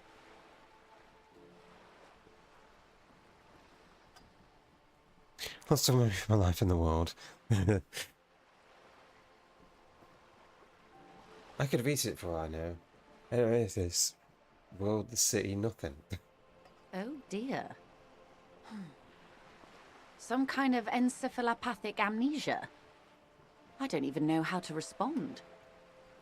I do believe you, naive as that may sound. I simply can't imagine what you gain by faking such a condition. As I said, ma'am, his technique may be very unconventional, but he is an officer of the RCM. I ain't got any final badge to talk about it. Of course, I sympathize, but I'm afraid I simply can't share anything more. She's a professional negotiator. She should be open to some sort of mutually beneficial arrangement. I don't negotiate my way out of this. Feelings will guide the way. Shit. Shit. Okay. Need to find my badge.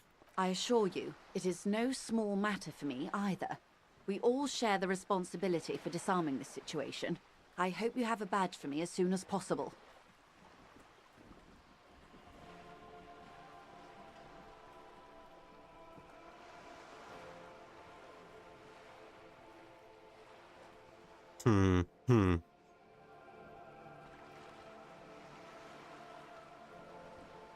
She's silent.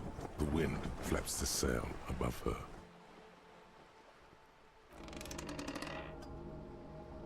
Oh? Officer.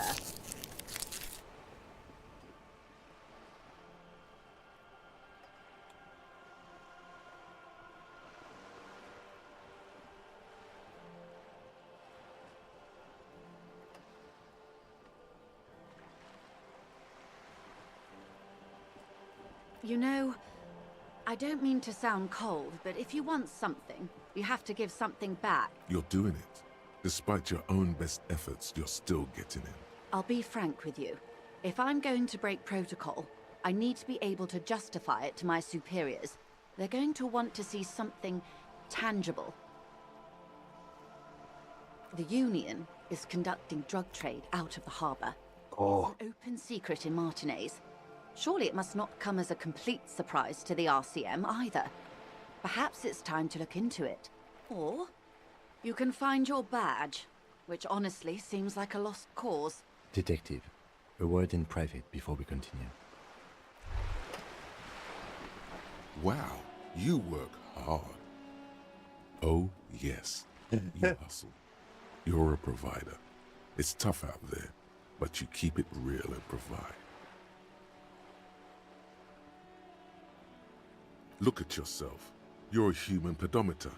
You must have walked 200,000 steps down cracked asphalt, mosaic, sand, and linoleum after you re-emerged. That is the sign of a hustler who never gives up.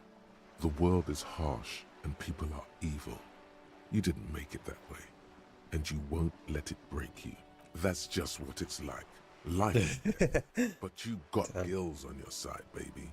Got those black papers with the faces of the innocents on them. You bring in the Franco Negros and the Solas. It ain't easy, but you do it. Day in and day out. You didn't make the rules, but you won't lose. You're a cop, and a sprinter, and a money printer. Sure. And has it been easy? Is life easy? Have you not gone... I've got no healing bits. Are you not about to have an anxiety attack or shoot yourself in the mouth? But you still hustle 24/7, ride or die. Are you rich? Get out of here. You're a pauper. You work harder than anyone. Almost rode yourself to the grave, and you're still practically a hobo. Why is that?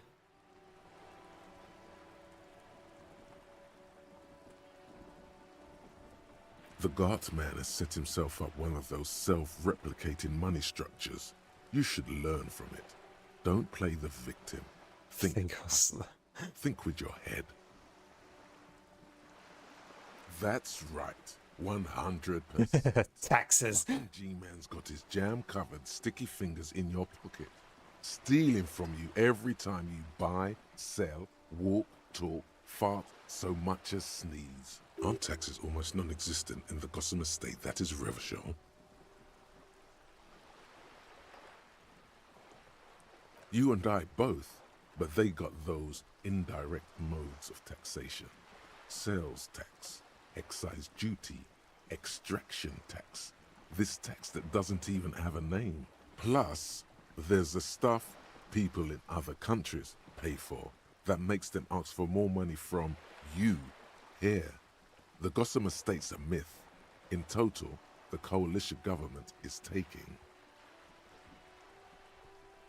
98% of all your money. Shit. Here you go, hustler. Fight the righteous fight. Free the people. Keep it real. Keep it street. Keep foaming at the mouth furiously on the tax issue. The tax issue. Guillaume Le Million. Bad news. Guillaume Le Million did not become a cop. In 38, he went on a tour to the Meow province in Safre, where he died of autoerotic asphyxiation. His body was found hanging from a decorative dragon tree in his junior suite, amid drug paraphernalia, unwholesome objects, and the Sylvia Trainer single, Wonderland, skipping in the background. And yes, you can take this as a metaphor for Revachol in the 30s, and also as a warning. Pain threshold. Learning caps are raised by 1. That's okay. That's good.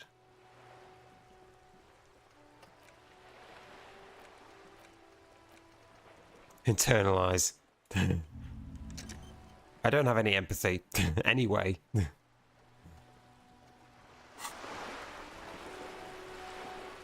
This is not going quite as I hoped it would, Detective. Honestly, I was expecting you to use your unorthodox technique to keep her off balance, and not volunteer us to be her henchman. This woman is running circles around us. She might have known about your misplaced badge all along, or she's simply an adept improviser. Either way, we've played straight into her hands. Maybe this is all her plan. She might have heard about you.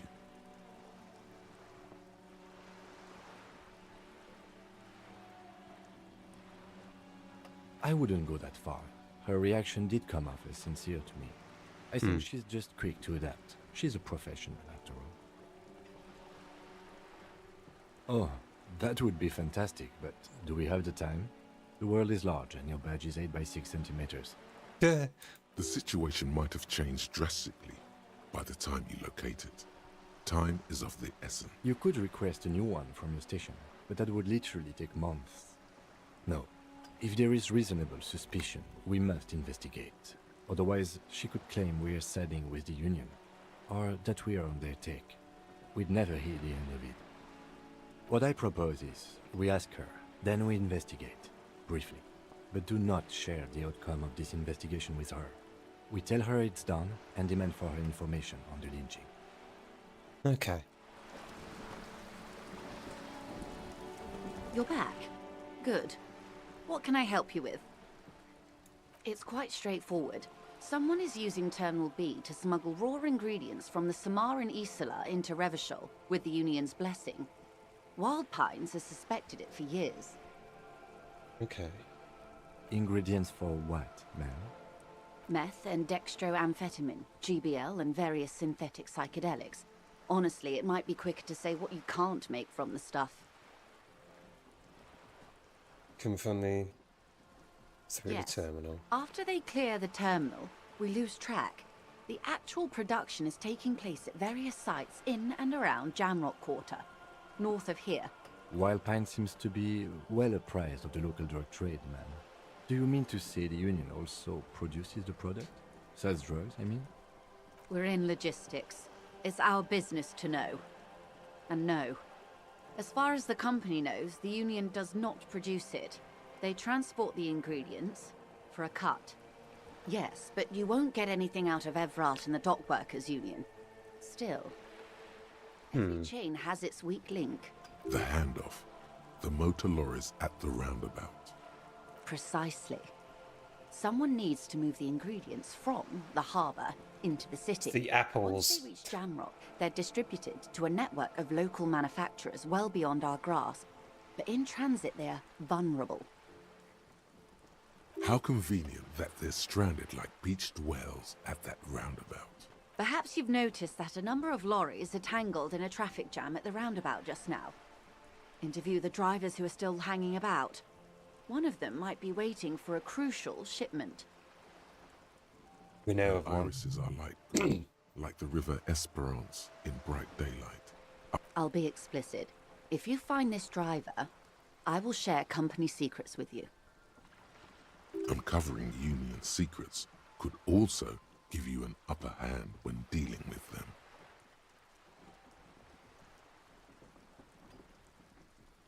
No. We asked East Motor Track to raise the drawbridge. The road company is a partner of one of our subsidiaries. However, this is a limited time opportunity. Once the complaint has been processed by the Trade Committee, they'll have no choice but to lower the drawbridge, and the operation will continue. Thousands of litres of raw ingredients will pour onto the streets of Revachol. Not the east across the river, but the west. The vulnerable, the weary. Well, at least this solves one mystery. What is that, Lieutenant? Why I had to call East Motor Track and beg them to open a drawbridge for me. I'd wondered since I first drove in, on my motor carriage. I am sorry for the inconvenience, Lieutenant Kisaragi, but we need them trapped here. This is a unique opportunity. I'm sure you understand. Okay. We did. On more than one occasion. Apparently, there's some sort of inter-precinct... We know the company has launched its own probe into the Union's alleged involvement. We also know it's come up empty. It's not just the RCM. No one's been able to find any hard evidence. Well, here's your chance, officers. How do you think they're financing this strike? There are thousands of unpaid dock workers going strong for the 4th month straight. There was a shakedown of local businesses preceding the strike. Many were squeezed to bankruptcy to fund it. With all due respect to these desert cacti, the contents of a few cash registers cannot provide for 2,000 men. The local businesses can scarcely provide for themselves. Precisely. Smuggled out of that very gate at night, most likely, then loaded onto lorries and driven to Jamrock. You simply need to find one driver who will open up to you. Yes? Excellent. Excellent. It may come to nothing, Okay. or it may just blow the case wide open. I can keep the drawbridge up for a few more days at least. You should have the time you need. In the meantime, let me know if there's any other way I may be of assistance. You're on a boat. Why, yes I am.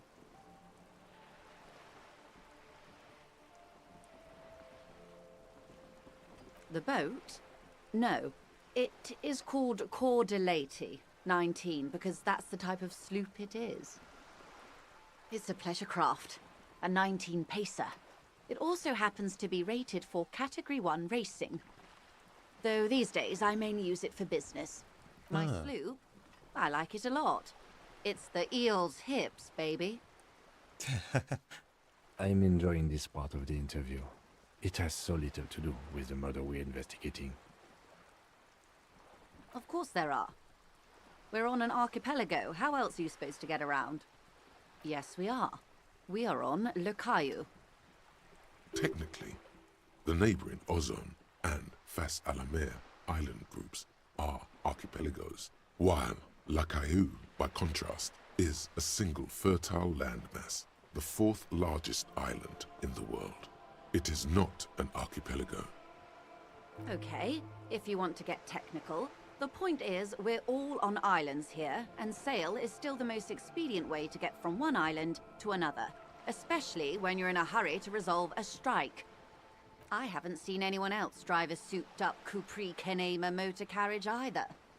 Actually, that motor carriage has been specially issued to serve as a patrol and pursuit vehicle. It's for crossing long distances in the greater Ravachol industrial harbor. It's not a toy. Neither is this. A toy, I mean. It's a machine for crossing long distances in the Bay of Revachol, between the city and the islands. You need to make this lady admit she's only riding around on this boat because she's rich. You have the guns and the ammo. Take this Clausen fiend down. Oh my, the E word. You mean to say that it's a symbol of conspicuous consumption? That I'm a member of the ruling class?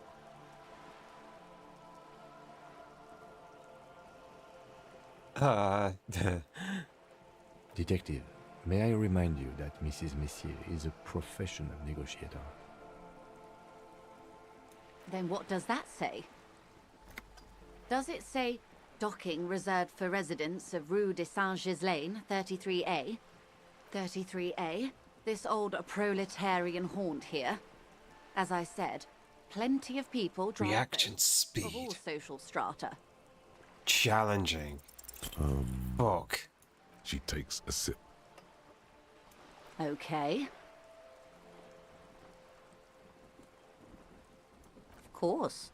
Nothing happens for quite a while.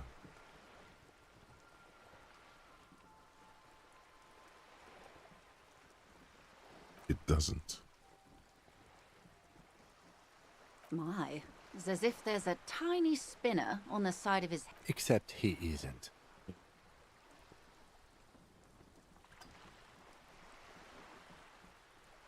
Of course.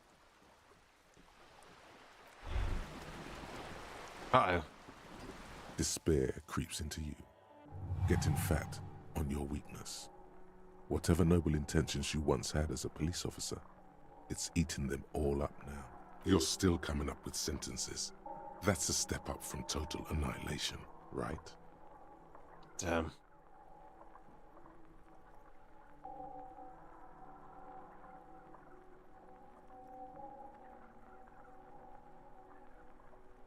Fuck me? Please leave the rage you have for after we finish the investigation.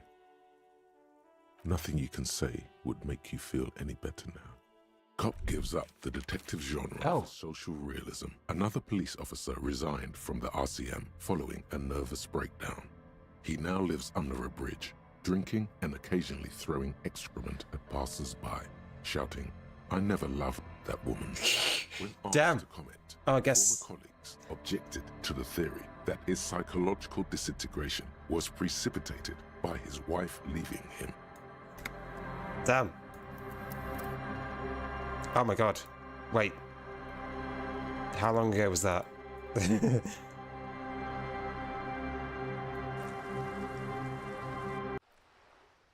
Uh-oh.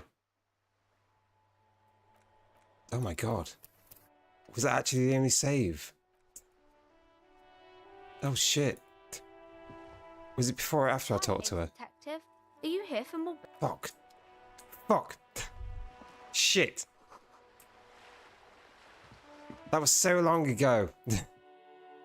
Oh my god. That was a long time ago. God, I've got to go through all of this again. The display rack is brimming with worn paper, rows and rows of maybe 100. Not even close. Man, from here, a twinge at the back of your head, your hand between the throne, especially the display rack before you. Oh, blood and violence. Right. What does it matter? Okay. If you're a novice of the series. Let's just run through it. And hope I can get the same choices. A small mountain of colorful board and endless. There's also books in a board games. There's a book. That price is steep. Wonderful. Browbritter is a fun game of economic competition, but for playing with friends, I'd recommend Lousy. I've heard they turn. Shit. How annoying. That's very annoying. I think I'd immediately die. You see. Excuse me, officer. The back room is. You see some kind of charm. An irregular polyhedron. This is a tradition inhabitant. Aside from poking at it suspiciously, there is nothing. Nothing. Now please go back. She speaks oddly enough. The more she tries to draw you away from the curtains. We'll think about it. Ah. Right. These shelves. We do everything again. Oh, you're a crime fiction. These books. What's more, not a single mention of. You see, a killing is declared. Oh no. Turns yes, tragedy. After all this, you still haven't found out. Your quick eye notices a small caterpillar crawling across the spine of a book. The title, a worn paperback from Dick Mullen's classic Hard-Boiled Fate. That's different. The premise seems to be that Dick Mullen is framed for the murder of his best friend and has just a few days to prove his innocence. Could it be the motifs of unstable identities and shocking betrayals? Then this is the book for you.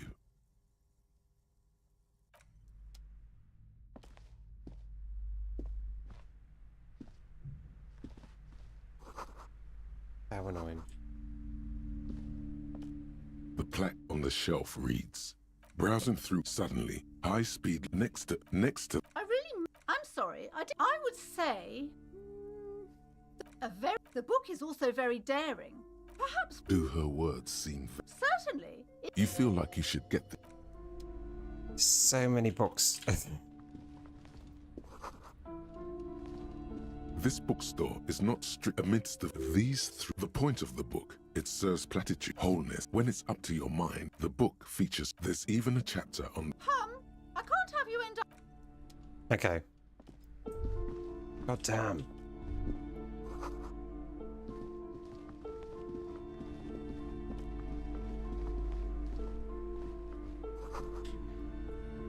There's nothing else here.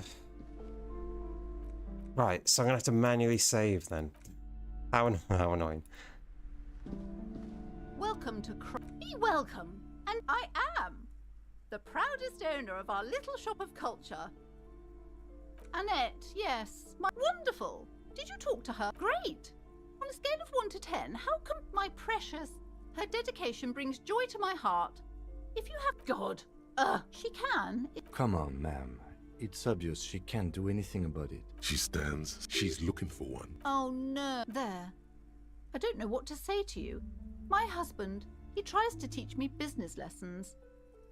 Yes. My husband is a successful entrepreneur east of the river. It's a proper place to live. Most of the buildings are. He made the initial. Super silent. Yes. Okay. A glimmer of sadness blinks through the well-crafted exterior. We're quite busy people, you know, my husband and I. Quite busy. Children are a lot of work. I'm sorry. I'm sure you do understand.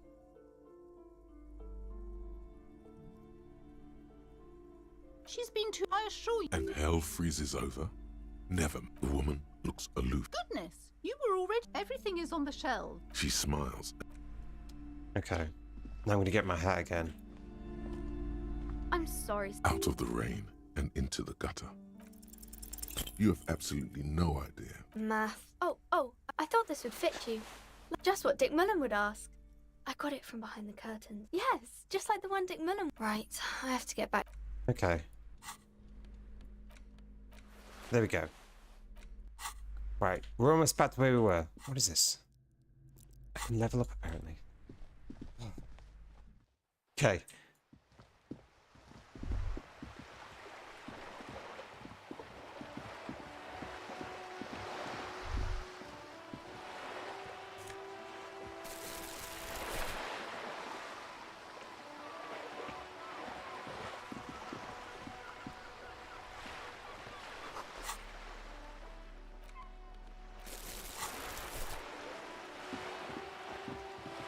Now I can pick up bottles.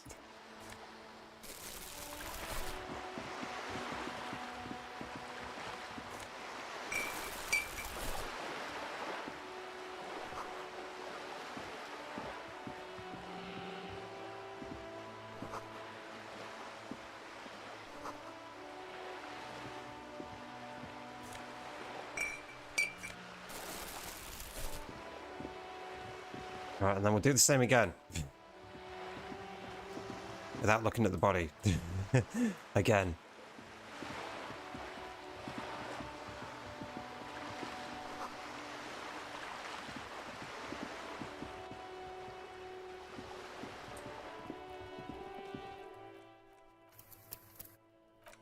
And I'm saving now.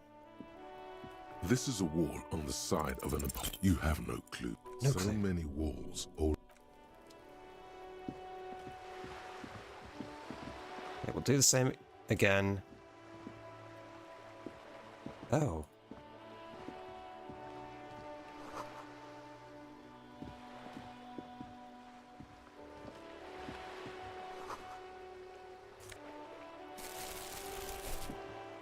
Yeah, you better keep walking.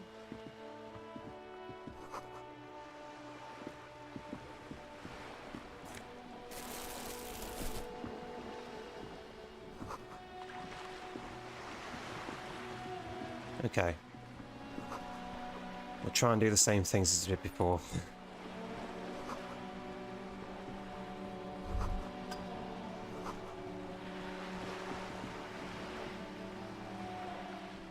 Save. Okay. Let's try again. A striking woman. Good afternoon, Joyce L. Messier. I represent the board of Wild Park. I'm glad to Shake hand. That is good to hear. How Okay. interesting. What we There was a touch of discomfort. What do they do? and that is The Wild Pines Group is one of the original Revacholian. why thank you. I'm not at liberty to discuss the company balance sheet, but I can tell you that a conglomerate the size of Wild Pines is like they started centuries of Okay. care, deliberation, and mad. You know more than you let on. You mean aside from being the terminal's legal owners, there are no minor cogs in the system. Each terminal must be accounted for, lest the entire system break. Every hiccup in such a system means thousands lose their jobs, the world, everything. Right up to, but not including, trades. I believe the... And how are the... They're not. Now they won't even let me into the harbor. There's a What can I say? The union employs a job. Let's say... And when did you... I arrived 3... But just... I wasn't the original... This isn't the first... Heavens, no. Ludicrous even. It's Mr. Clare, fuck off, midget. Yes. Keep in mind, this is... There are leaflets everywhere. most of the workers probably don't know what that means. In its defense, another said, fortunately, they... Just so you understand, this is but one of 22... That may well be. I'm not sure. And now... Excuse me, from... I first heard... This checks out. The scat, if they were... It's implied. She's open to discussing this matter with... Everard Clare? Of course not. Everard is fantastically... He is the most corrupt individual I have ever seen, and I deal with men like him for a living. If there is anyone more venal, more irredeemably nepotistic, yes, it's how they circumvent the term limits, you see. With a funny little switcheroo. The day bar organized... A mob. Refreshing. And your opinion, detective? Indeed. And a hungry one. I'm glad you asked. There was a woman, the previous forewoman of the union. Disappeared? Yes. On the indeed. The point. Okay. Thank you for your concern, ma'am. We'll be just. Of course. However, quite a few things. The information I'm to share with you includes sense. Of course, ma'am. And this. How curious. Why is that, Detective? I see.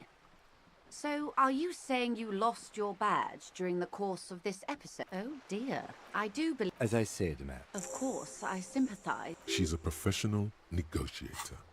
She should be open to some sort of mutually beneficial. Maybe I can win this one. Feelings Nope. will guide the way. I assure you, it is no small matter for me. She's silent. The wind flaps the sail above her. Officer. You know, You're doing it. I'll be frank with you. The Union, or... Detective. Wow, you work. Oh, I do. yes. Oh, Yeah. Look at yourself. That is the sign of a hustler who never gives up. It ain't easy. Sure. Are you rich? Get out of here. The guardsman has set himself up one of those That's on taxes almost non-existent in the Gotham estate. That is Revachol. You and I both. 98% of all your money. Shit. Here you go, hustler. Fight the righteous fight. Free the people. Okay. Guillaume Le Million. We know about this. Bad.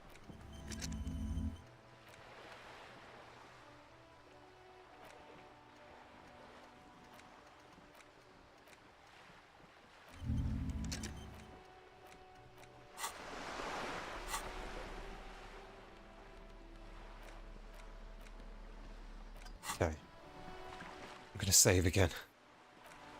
Right, we've done that part of the argument. Now I gotta talk. This is not going quite as I hoped. Honestly, I was expecting you to use your... This woman is... Maybe this is all her plan. She might have heard about you. I wouldn't go that far. Her reaction did... No. What I propose is... Oh. The situation... You could request a new... Okay. You're back. Good.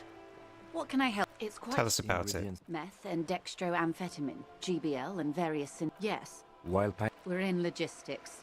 Yes, but... The handoff. Precisely. How convenient. Perhaps you've noted... Her irises. Albeit... Okay. Uncovering Union secrets. We did. We know the Well...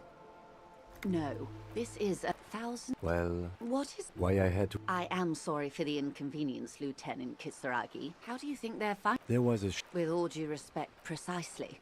Smuggled out of that very... Yes? Excellent. It may come... In the meantime, let me know if there's any other way I may be of assistance. Okay.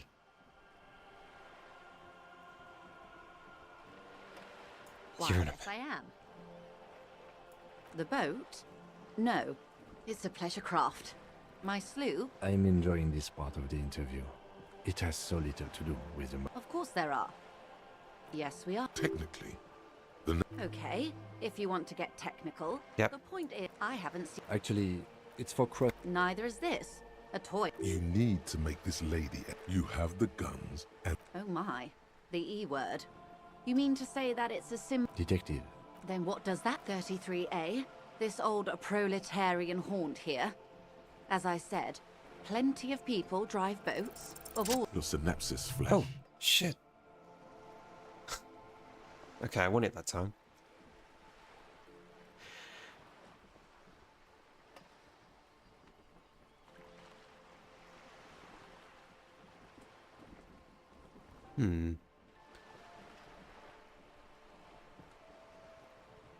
This house was built before the revolution. Okay, it is anti-centennial. I assure you, they drove quite a hard bargain for this space. But you're right. I am a bourgeois woman, and this is my fast, lightweight, interminably bourgeois boat.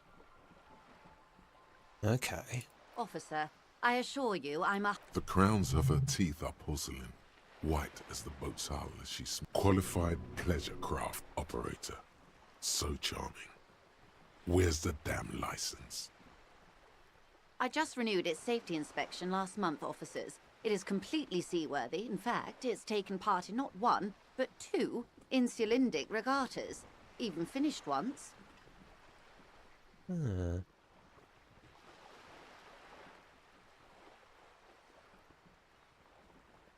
Actually, you don't. The Wayfarer Act specifically denies the RCM the authority to demand anyone's operator license. The Wayfarer Act is one of the few pieces of legislation governing human interaction in the Revachol zone of control. It's one of the foundational laws in Revachol, designed to limit the authority of local institutions. It's a law that keeps Revachol what it is, in limbo. Huh.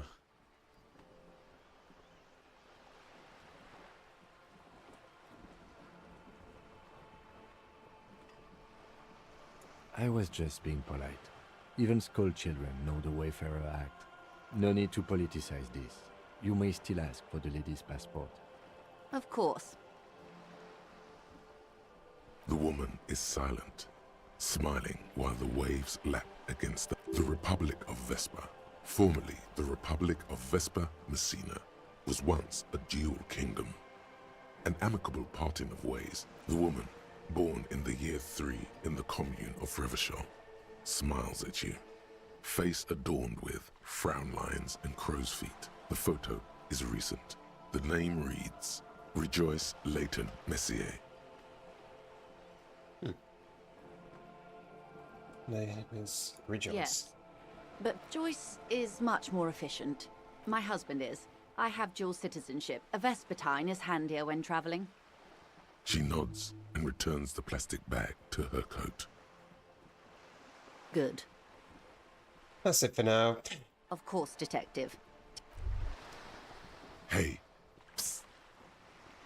Psst. Hey, you. Who? Me? Yes, you. Word on the street is you're ready to start building communism again. Communism again? What? Again? Yes, you're ready to start building communism again. You've built it before. They've built it before. Hasn't really worked out yet. But neither has love. Should we just stop building love, too?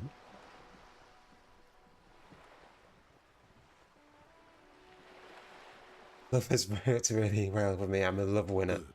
We need tender men like you building gargantuan communism. Word on the street is it's going to be 10,000 times larger than any communism previously attempted by human beings. You keep saying things like, down with the bourgeoisie, eat the rich, sodomize the landowners, impale all people who have more than 25 real in their pocket, literally murder all human beings regardless of their political beliefs. That kind of stuff. I haven't said anything like that. Not in so many words, but don't deny it.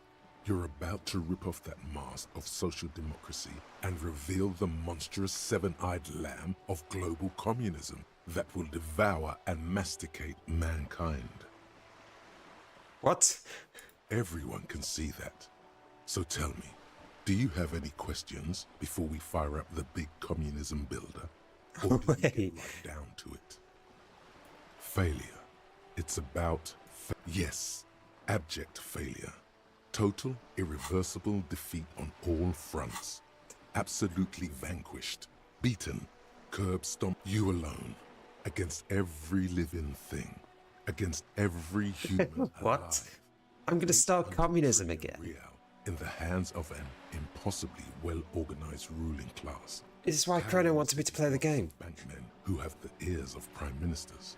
Million-headed armies of nations and the love of your own mother. Yikes. You against the atom, the charm and the spin, where the whole world failed. Matter failed to bend to Maybe. Human will fail to get out of bed. Now get to work. Damn. What do I do, everyone? What do I do? Do I opt into communism or don't? I'm beat down and broken.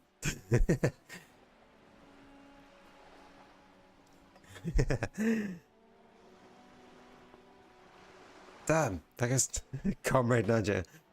Sure. Oh yeah. Get the firing squads and the animal wagons ready. Too late to back out now. You can't make an omelette without breaking a few million eggs. Shit. Massive review of socioeconomics. Wait, can I not internalize anymore? Oh. Wait. How many skill points do I have? Where do I see them? Well, I might not need that. Or do I forget about it?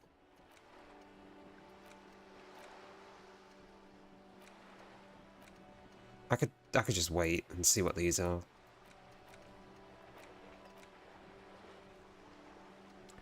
Where do I see skill points?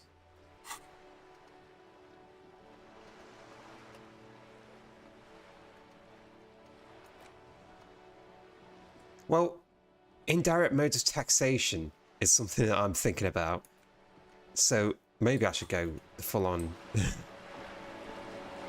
But anyway, I'm going to continue collecting bottles off the ground.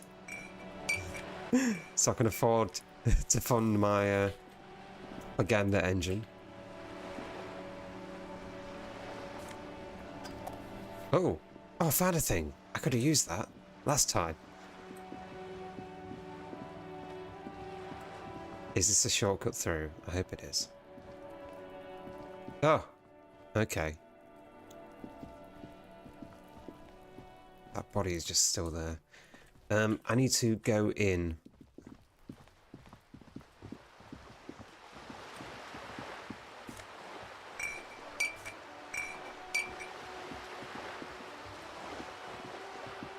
Look, I'm keeping Revachol safe and clean.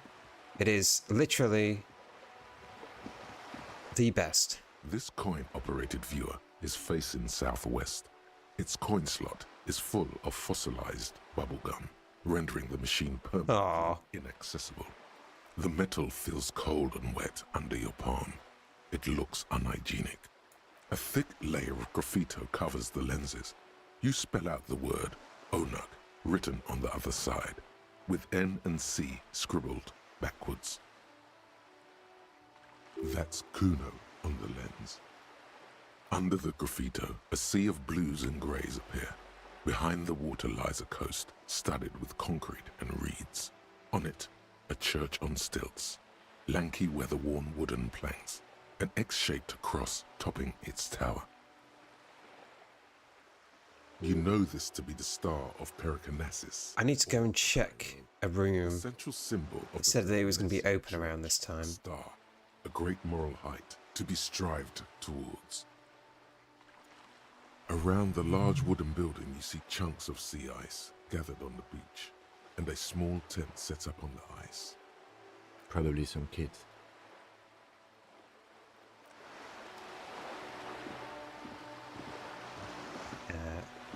Yeah, I need to go inside.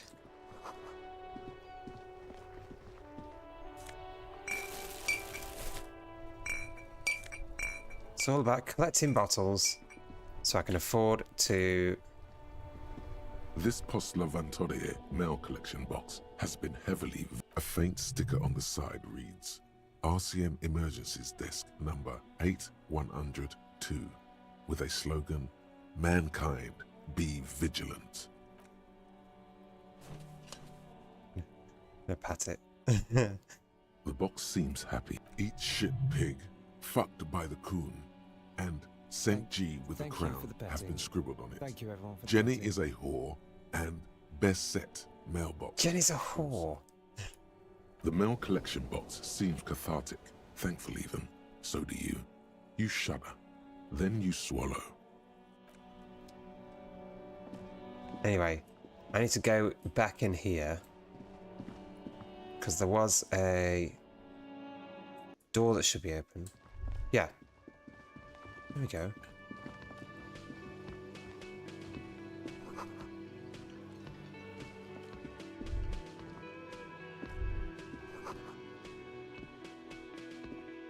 A thin man is smoking below an exhaust hood, occasionally sipping from his mug. This must be the Whirling's cook. The cook. As you step in, he nods toward the table and says something in a completely foreign language. The only words you can make out are Garanzi and Kubek. Okay, it's definitely not his name. Whatever you do, Please don't call him Garancy Quebec. Please. It's not funny. The man puts his cup down and replies something, his left hand drawing arcs in the air.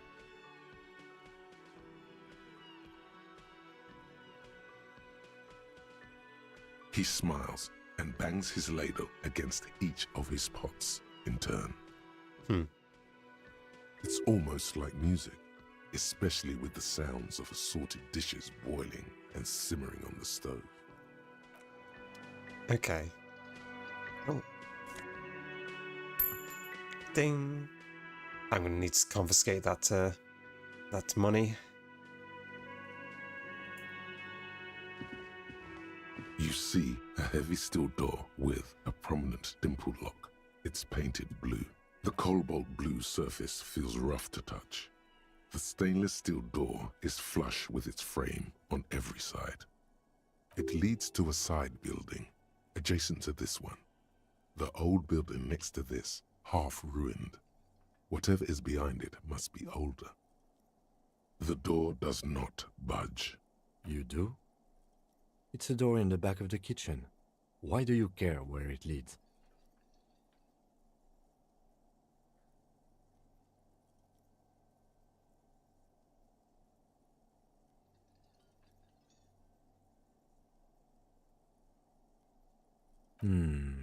Yes. I suppose it's worth seeing if we can get in. Just to be thorough. As a side investigation. It's hardly a side investigation. You already have a name for it.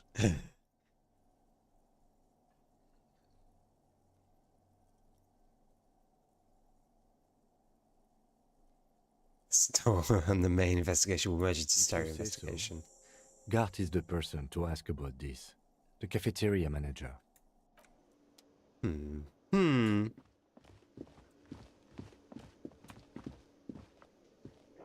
man with the unimpressive beard notices you approach. Mr. Gart, right? You run this place. Yes. Oh. I am Kim Kitsuragi from Precinct 57. This is an inter-district investigation, so joining me from Precinct 41...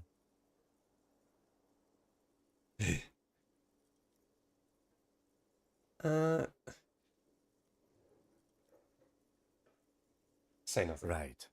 Now, I know it took us a while to arrive at the scene. It also took you a while to call us and report the dead body. It was you who placed the call, yes? No, I only just got here. It was probably Sylvie who called you. She usually works the bar here. I'm only temporarily taking over her duties. Do you have her number? As a matter of fact, I do. You said you just got here. From where?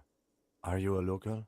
What, of Martinez? No, I live in Jamrock. I only sometimes come here to keep an eye on the place. This is just one of the many, many cafeterias I manage. Many. But you still know your way around, yes? In case we need directions. Yes, I know where some things are, but as I said, I don't live here. I just used to work here. And I'm not going to start working here again, if that's what you think. I didn't imply that. Detective. He probably means this is where you step in and ask your questions. Okay. His face expresses profound doubt in your having this. Ask him about the body's location before asking if he killed him. People give up information in the more innocuous questions, which you can later use in the more sinister ones. Behind this building, there's a courtyard. They hoisted him up on a tree there. That's easy. See that door there? First you exit through that. Then, to your right, you should see a big hole in the fence. A really big one. You can get to the courtyard through there. No need for the keys. The hole is big enough for the Franco-Nigerian cavalry to fit through. This man means the heavy cavalry of the innocents Franco-Negro, sweeping over the plains and nations of the enemies of mankind, 5th century style. Unified currency and the concept of cool came in their wake. They wore lamella and carried guns. But first and foremost, Franco-Nigerian heavy cavalry was really, really wide. That hole in the fence must be enormous. Haven't you asked me that already? What is it with you and this woman? She has nothing to do with this. Okay, you got me. She went away because of the dead body out back. And because I asked for her number. That's why Sylvie went away. I hope you appreciate that. I mean, she gave you the number. Thank you.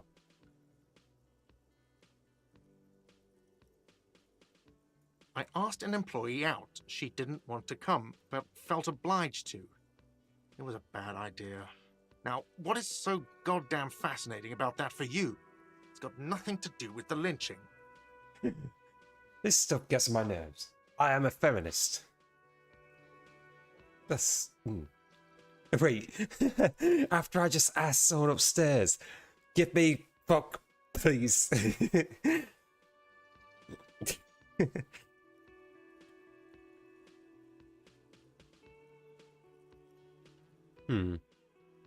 What?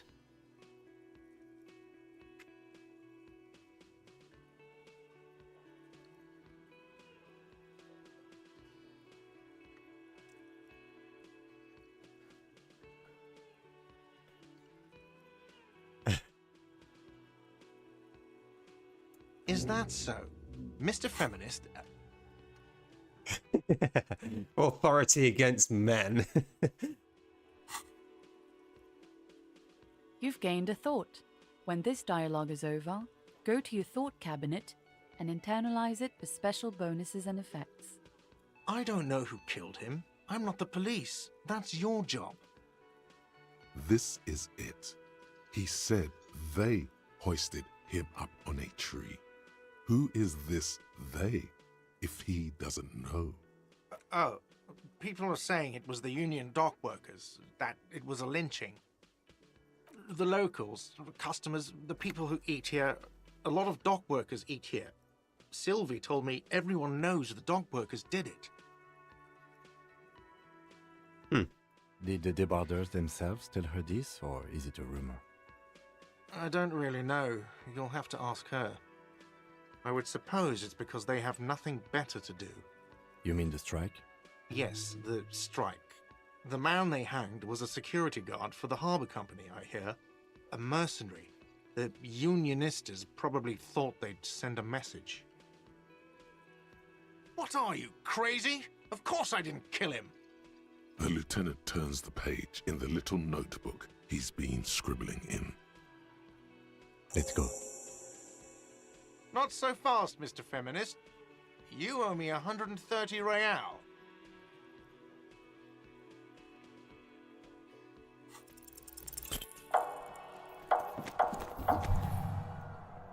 One moment you're running like the wind, then you've suddenly turned around and are giving him the finger, furiously, with both hands.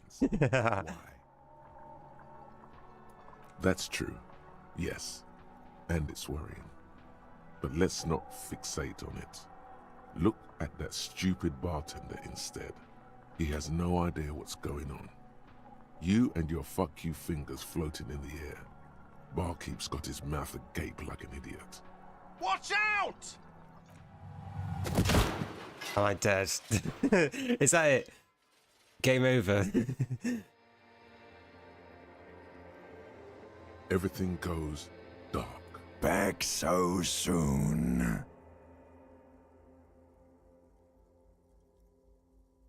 Those are mysteries of the spinal cord. Shit. The spinal cord has yet to reveal itself to you. Its mysteries are unholy mysteries. You are way cool. Cooler than the bottom of the sea.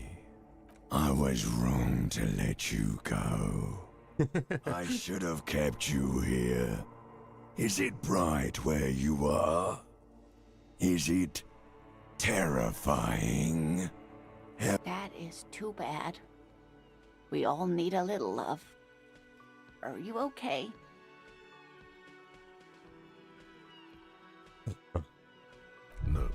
You have sustained a trauma to your lower neck. In addition, you have strained your left trapezius muscle. Pain surges down your back when you move. Ma'am, are you all right? Oh, I'm fine. He just tripped over my chair. Check on him. Sir, I didn't mean for this to happen. I'm sorry. This has always been a cop-friendly place. The drinks are on the house, okay? There were a lot of drinks on the tab. I still have to charge you for 3 nights and the broken window, though. That's 100 square. He's shaken. Barter now and he'll cave in.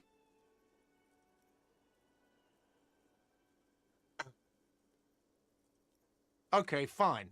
I'll take it off your bill. Sleep in a post-apocalyptic hellhole if you want to. Just know I won't give you another room. Don't thank me yet. You still owe me 60 real for 3 nights stay. If you don't have it by tonight, I just can't let you up there. And for God's sake, watch out for yourself.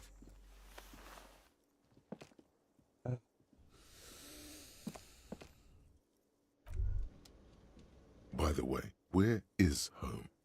The address is coming up blank, and this place sure isn't it.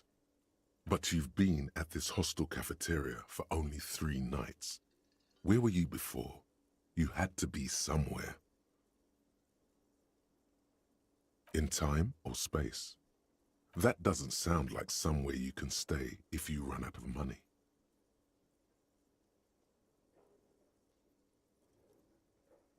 Written Hobo-Cop. You can try. Run some addresses in your head when you get the time. Maybe a street or an apartment will appear. Damn. Hello, sweetie. Wait, who's Sweetie? Why, you are, officer. You're a handsome man, officer, with your mustache and your chiseled jaw and that silly dimple on your chin.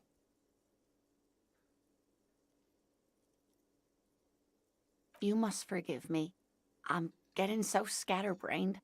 I completely forgot to introduce myself. I'm Lena. My husband Morel and I are staying with our friend Gary just down the street, but I come here for tea when they're away. This Lena is wacky enough for the motley crew. Hire her on the spot. What?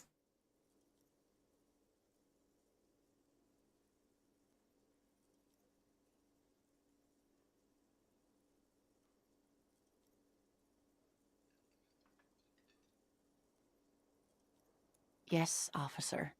You look rather dazed. Like a stunned fox. But surely things can't be that bad.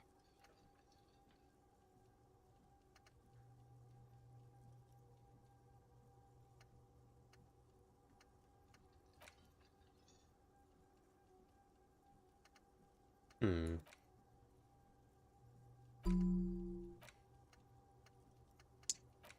guess I do have some sort of...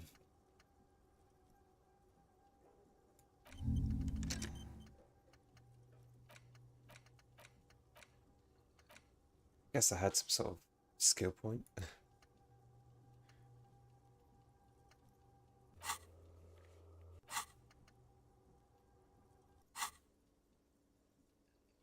Oh my. You know where we are, right? That's right.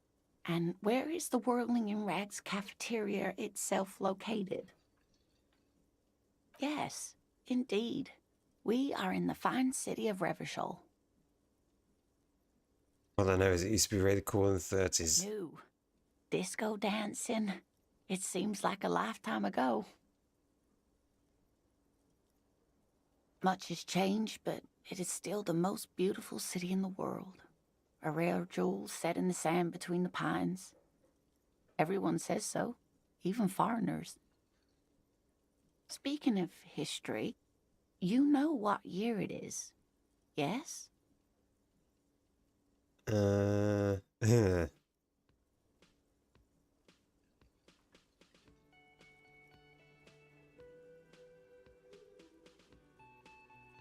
That's right, dear. Oh. How splendid. Here, take this pen. Knowledge should always be rewarded. Her relief is palpable. She was getting pretty worried about you there, but now she relaxes her shoulders. I can tell that this is taxing for you, so I'll just ask one more question. What regime are we living under? What mode of government?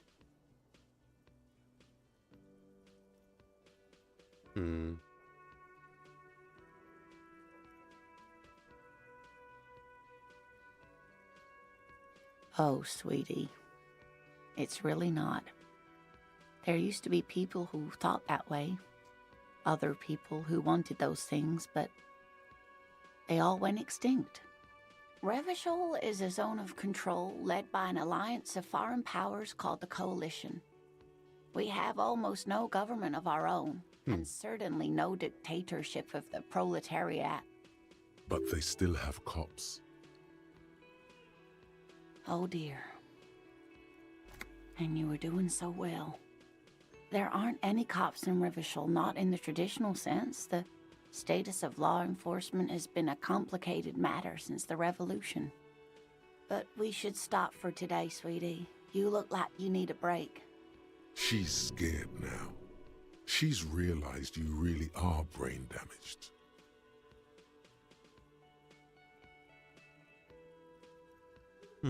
A defeat, I'm afraid. The people of this archipelago tried to build something new, something different. The rest of the world didn't like it, so they came and ended it. This was 42 years ago.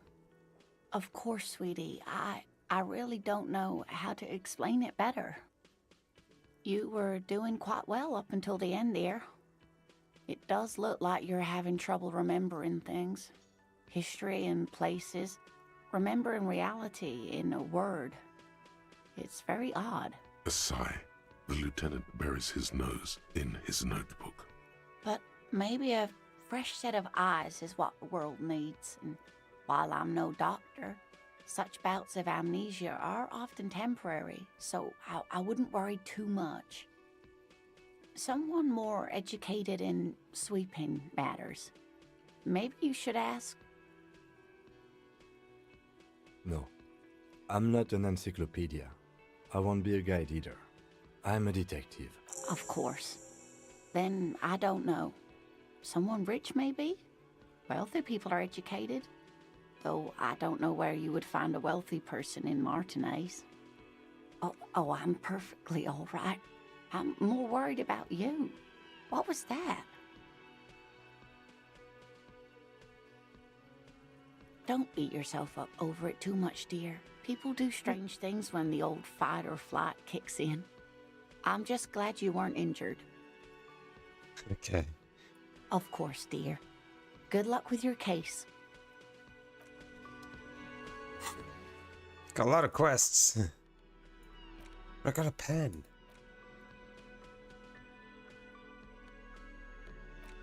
A green 8 pen.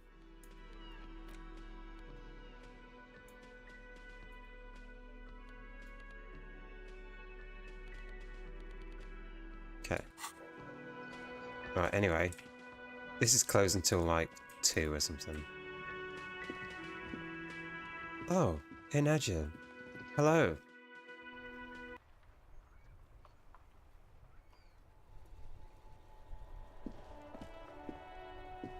Here's how people see the world. Optimist. Glass half pessimist. What are you talking about? It's half empty. Curious. It's a glass of water. Patrick. No, this is Patrick. I see a glass of water as a substitute for the completely superior drink of coffee. Stuck in the rain in a traffic jam, man. What's on your mind? I'm not gonna beg. I'm not gonna beg.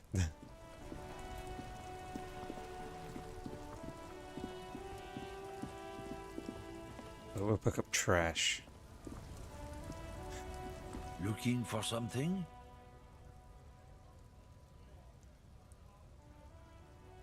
Oh yeah, they're a big deal. My great-grandfather was a carter, had a royal license and everything. We've tried to hold on to our... Coffee stinky. You're stinky.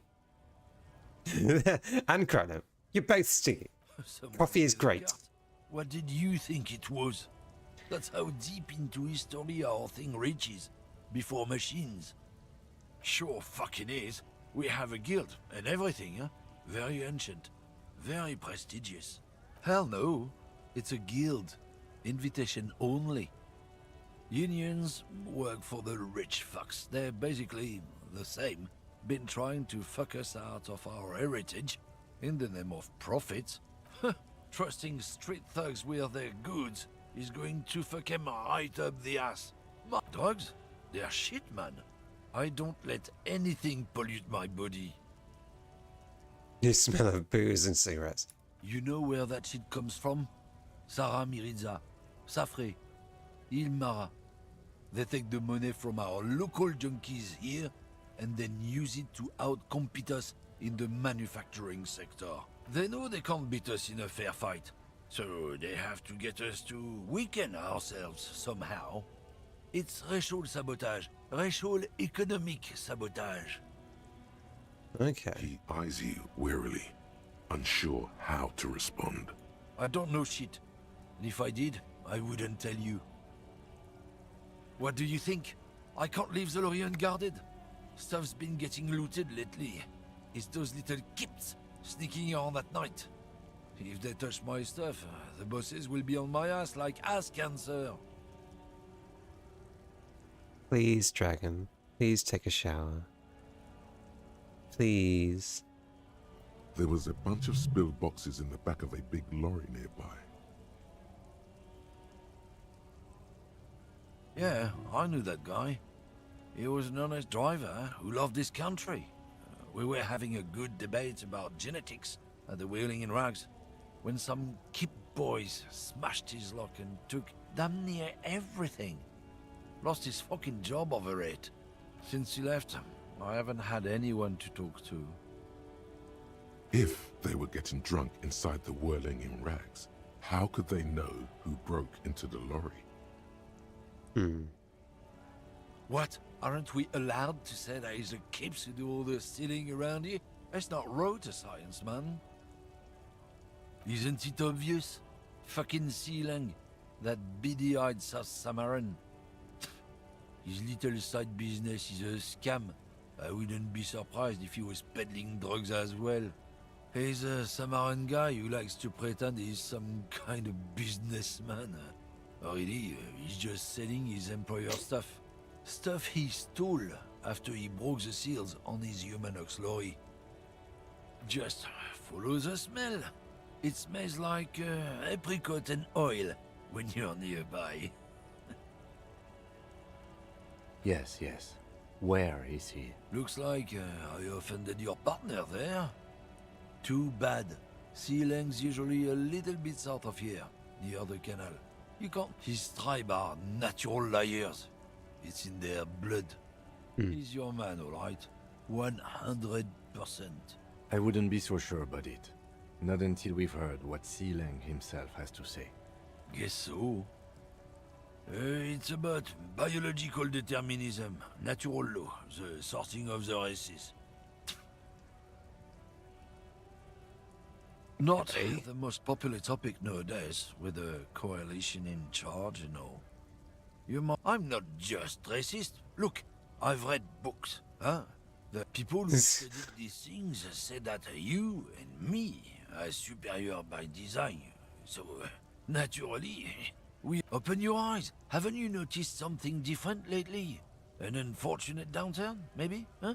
When members of the superior race cease to believe in their innate superiority, they stop competing for resources. The problem? The damn kips are showing a real good game lately. Same with the mosquitoes. And the other introduced species too. They're on the precipice of cultural victory. Cultural victory? What is this then? It's what the kips of Boogie Street are going for, right under our noses. And the others too, on the radio. Heard any chansons lately? Heard any motetos or leader? It's true. Also, you need to realize the dangers of mixing races. Who knows what might happen if people don't stay in their birthplace? You might end up with a new sub-race. With new characteristics, leading to extra competition. That's why you've got to control the offspring. Oh wow. Yeah, let's just pick on everything, you know. I've got down with taxation. I'm starting communism. I'm a raging feminist. Should we add some more to the list? Oh. Don't push your luck, Runt.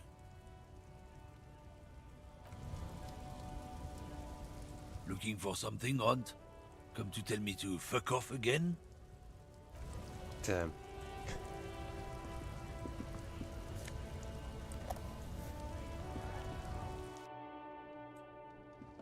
He's just becoming a fascist. Yeah, it's like all the boxes in one. The tear machine stands in the corner. A sign says, your bottles clunk into the machine, and the money appears with a... You see several packaged raincoats fill a low shelf. I don't care about a raincoat. I do care about cigarettes. A colourful display. Again, I'm obliged to inform you that both alcohol and cigarettes damage your health.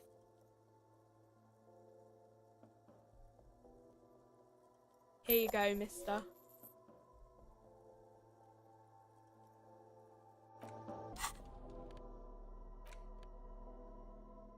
Oh, it's got 4 uses. I can just use it.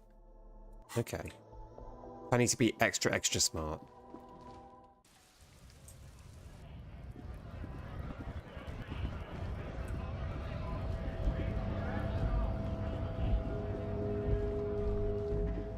A Stars Ryko, one of the finest Zhimsk-made motor carriages ever.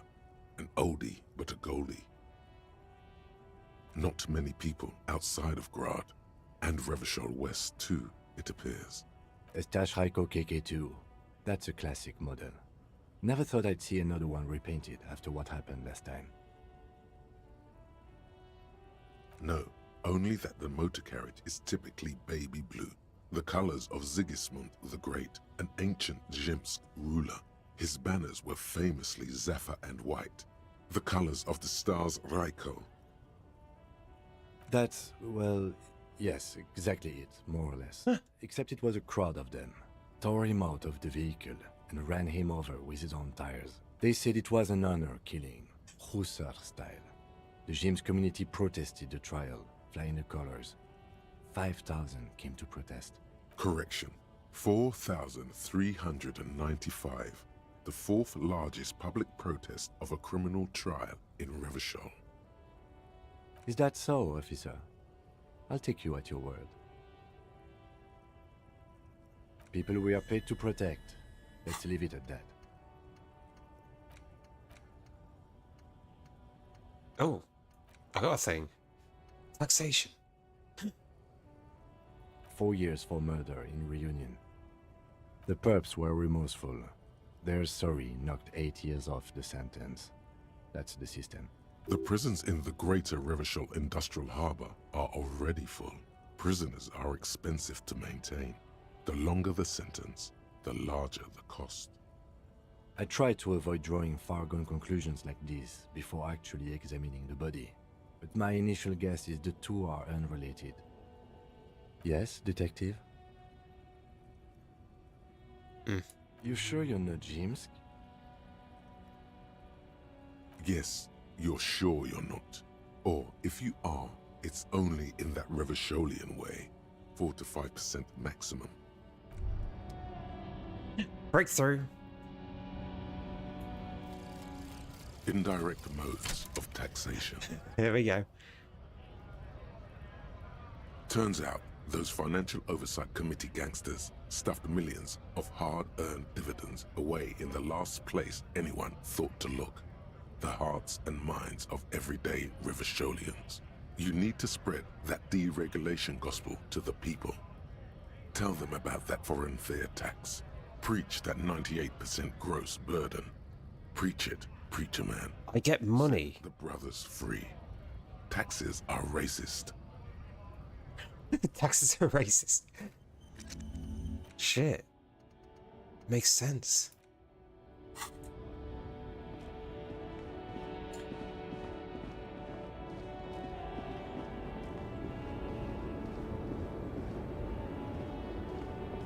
The woman still has her eyes fixed. If you want her attention, you may need to be more forceful. Where am I? Who are you? Oh, I heard the snap. I came into Taxes Array. It's this game. This game has drawn the conclusion that where is it? There it is. Taxes are racist right there. There's so much shit I could have done with this. Hobocop. Oh, that's one I could have chosen. If I live in a dumpster. Oh. There's also something about being just a racist.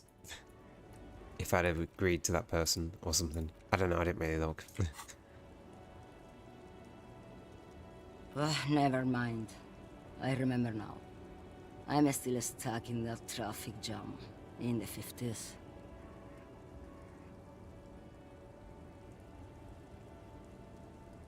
Back in Methka, during the time of the revolution, the sidewalks and cafes are filled with the young people. Shit.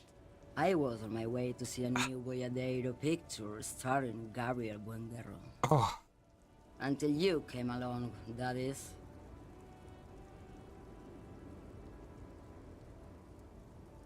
This is Gabriel Buendero. A strikingly handsome man looks straight at you. His head crowned with a wide brim hat. His hair is dark as an oil slick, and his jaw the most perfectly chiseled thing you've ever seen. He was the biggest star of his day. Girls used to faint in the aisles of cinema whenever he came on the screen. And schoolboys used to memorize all of his lines. In all likelihood, it's a world that's only ever existed in her mind. Someone was.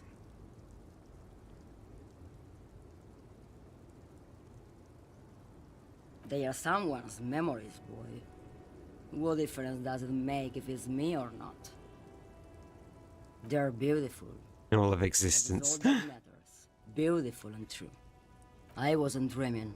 I was there, Loman. While you, people, were tearing each other apart over your petty little revolution.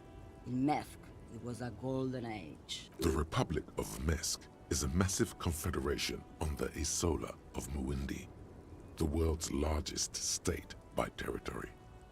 It's a petrostate, a constitutional monarchy, and, as of recently, an outcast due to its tilt to the far right. Why not, Harife? It's not like I have anything better to do in this hellhole. Diamonds. Of course not. But wouldn't it be marvelous if I... Whatever stupid things they put in the lorry, I imagine. I quit concerning myself with that a long time ago. Besides, I don't drive the lorry for the cargo, if you know what I mean. She says that as if something narcotic is the real reason.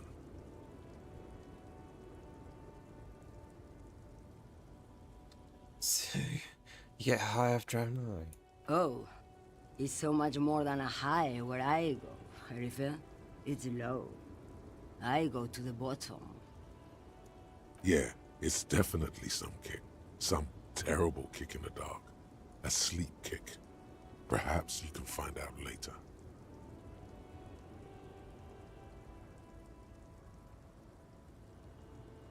Then it's contraband, Loman. What? Do you want to take an old woman in? Be my guest. Lock me away like Bad Hand Hermenegildo. Bad Hand, Hermenegildos' bad hand, strangled 300 people. What can I say? Some people just really like strangling people. Yeah. I need to get a sandwich or something. I'll leave it at that. Give me a moment.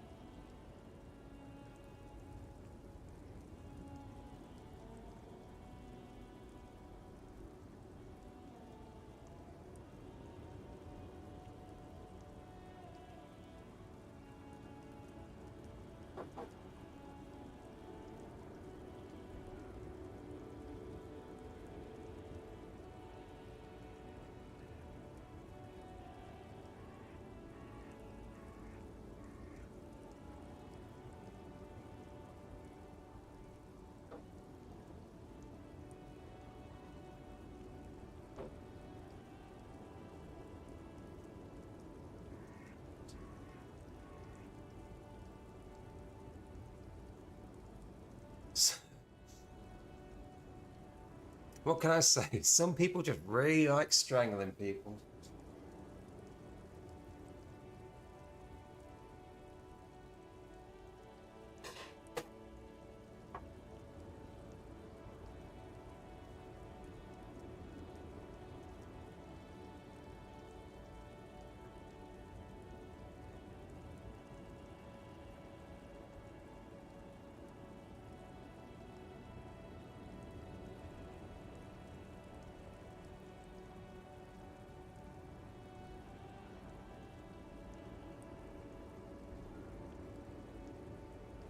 I'm just waiting for someone to say, me! Do they? Apparently. Apparently, yeah. Give me just a moment. I've just got some food.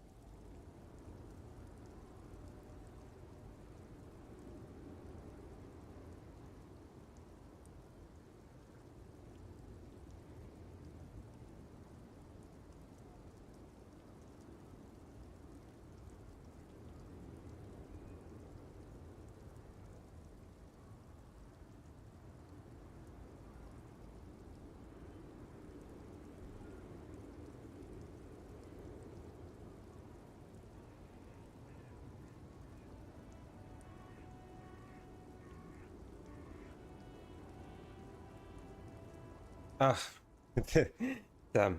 Anyway, wow, I've streaming for almost 5 hours and I've not even done the first thing.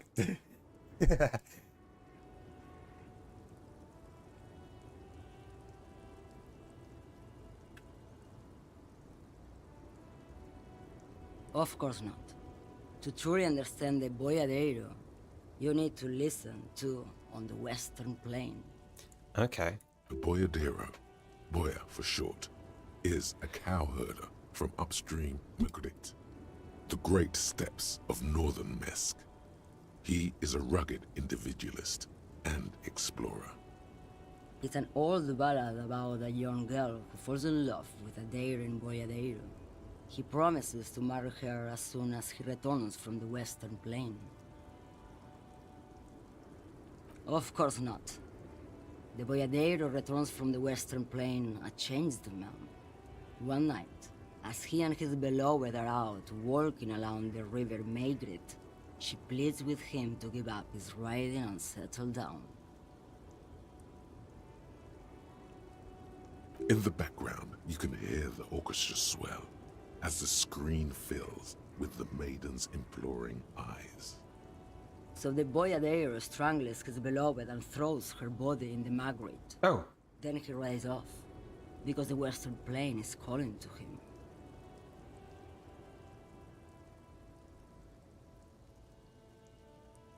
The most beautiful. A true boyadero needs a whole horizon to himself. He can't be tied down by man or woman. His beloved was selfish.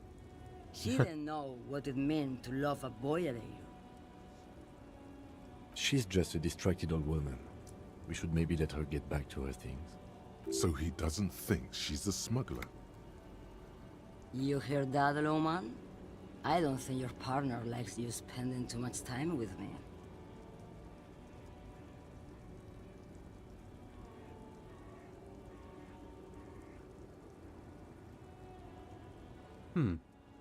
Nothing. I just don't think she's connected to anything. Oh.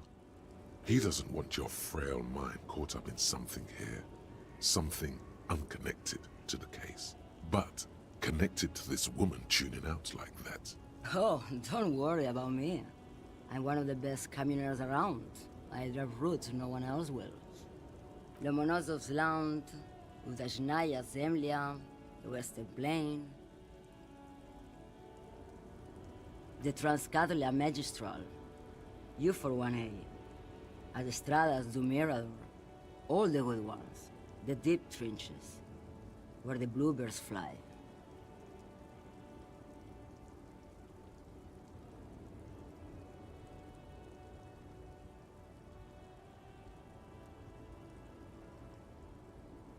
You're right, Lowman. I'm the one who should take my health more seriously. Thank you for looking up. A correct appraisal. You're quite shabby. Is that all you woke me up to say?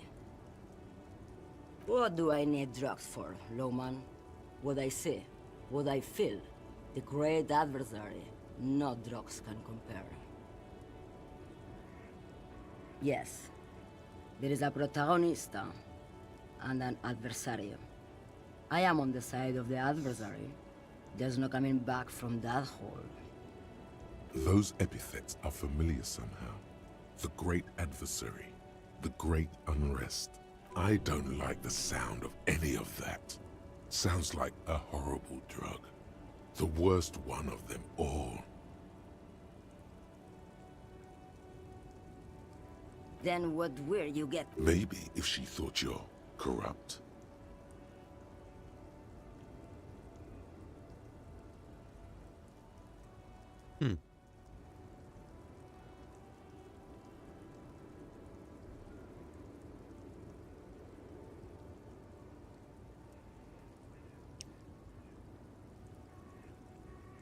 Why would I want to do that?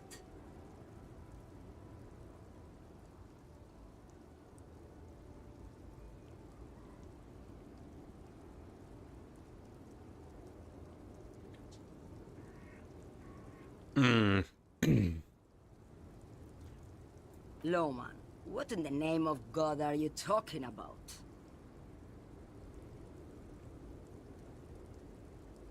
Maybe. Probably not. Makes no difference to me either way.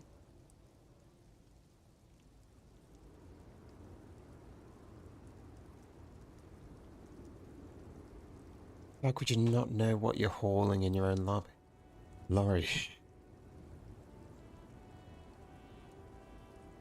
Just this month, I made half a dozen trips from Saramiriza to Grad, on the U41A. What do you think they take from Saramiriza to Grad, Lowman? I don't know. That's what I'm asking. It's diamonds, Lowman, obviously.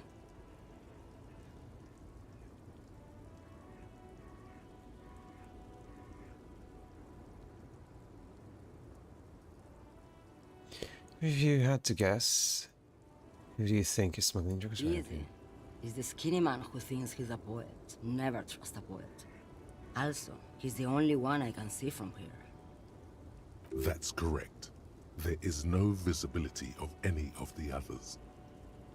Diamonds are good for you, Lowman. You should try them sometime. Make yourself pretty like Eva de Zoras.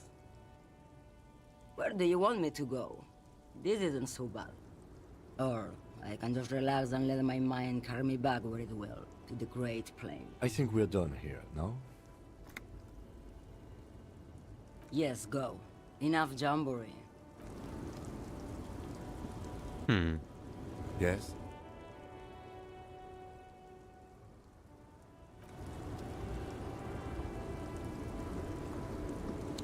They've also got a Wild Pines trailer behind them.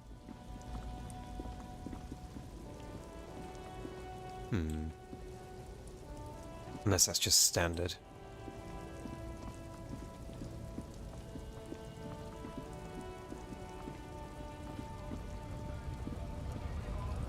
I suppose we should get this body. I suppose we should pick up the body.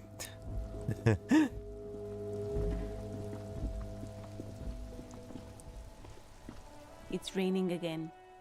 It was clear just an hour ago.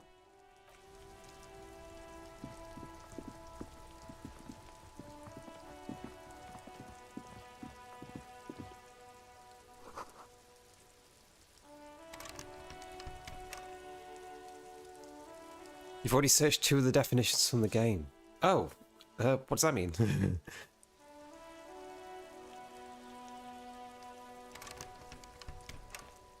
By definitions. Right, I think this place opens in about an hour. Oh, is this person's new? That sugary black rum stain on the counter makes you teary-eyed with joy. It's almost touching how syrupy and sticky it is. How long have you been up already?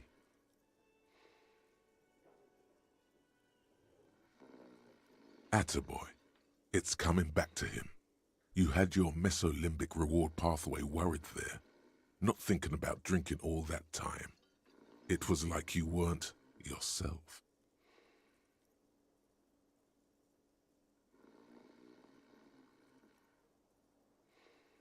Forget about the bar. Or don't forget about it. You should totally try to get a drink there too. But first, you should lick that stain off the counter. Yeah, man. Oh. Lick it. Shit. What happened, man? You used to be cool. It would go well with those cigarettes. That's a great combination.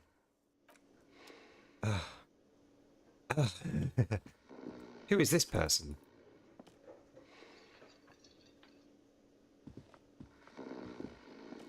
The worker is in a deep slumber. There is only one way to wake this bone idol from his slumber. Roar like a hurricane. Rip the buildings from the earth. Why the yelling, man? Yeah, the narrator's doing all the parts, I believe. I believe they are doing every single part. And there's different parts of it, if I can find out where it is. Yeah, there's different parts. So these are all different feelings and emotions. There's the smart one. There's like the one that's like internal and social. There's the other one that's like impulsive things. Like these things. And the other one that's like quick wits. And it's like going between all these different... Yeah. So they're all talking to each other. And it's like, no, you don't need to do that. Yeah, but you could just lick the stain. Looks like a sow descendant. There we go. A lot of sow. It's the smart person. The encyclopedia in the smarts. Because I'm so smart. I've got like +5 on int. So I'm getting all of these smart things right. So I know what's going on. Except I've got 1 in psyche. So I don't know how to deal with people.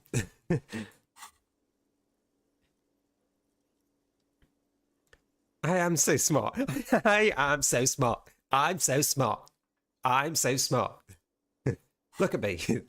I'm talking about the indirect modes of taxation, and I could add a inexplicable feminist agenda if I really wanted to. Ultra liberal dialogue options gives me a okay. You're awake.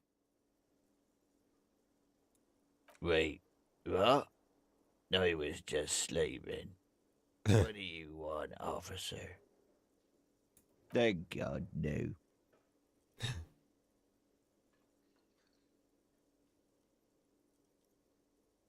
The worker stares at you, his eyes dry from sleep. A web of wrinkles covers his tanned forehead. I don't know what you're talking about, kind I'm very sir. smart. But when I'm out, then I'm really out. No malt grains or whatever. No poetry stuff. Just quality time. Indeed. Help yourself to some. Wait. No. Oh, it's empty. Sorry about that, pal. That's the name of my employer. I work in logistics. How's it going?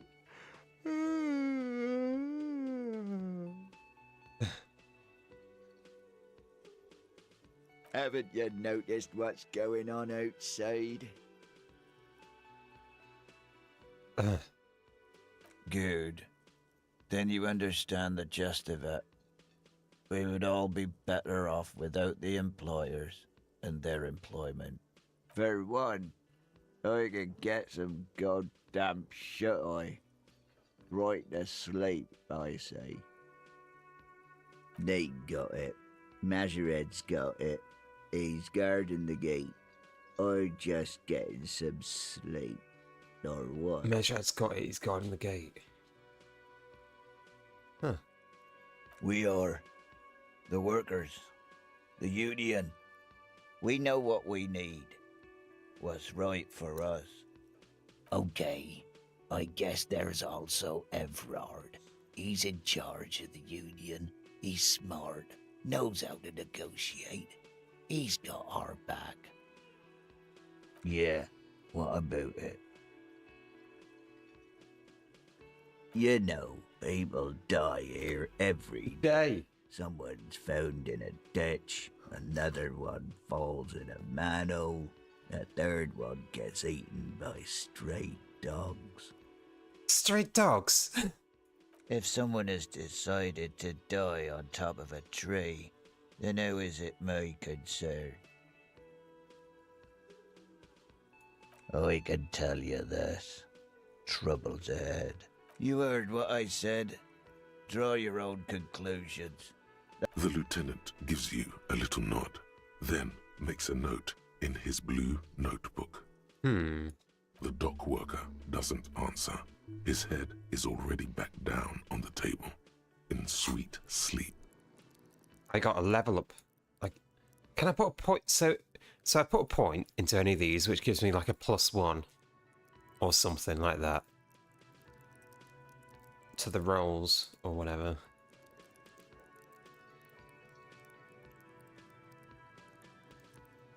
But then I could also use it to, I think, unlock these. Yeah.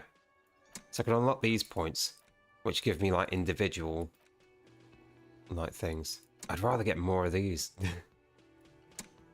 Just so I can keep learning things. So, do we put the communist socio-economics in there, or do we put the... I'm doing that. I'm going to internalize the communism. Visual? What? -2 to visual.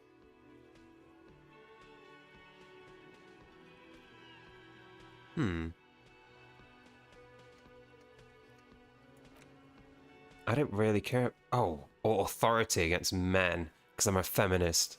Oh, I could do... Oh.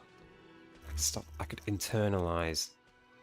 Oh, which one do I want? Do we want the feminist agenda, which gives me authority against men? Or do we want the...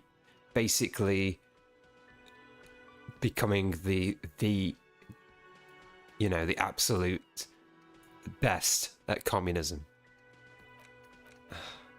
Authority might help, actually.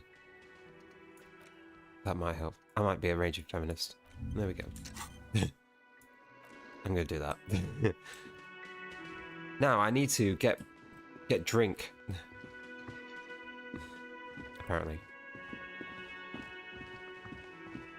I need to talk about the thing behind the... Can I help you?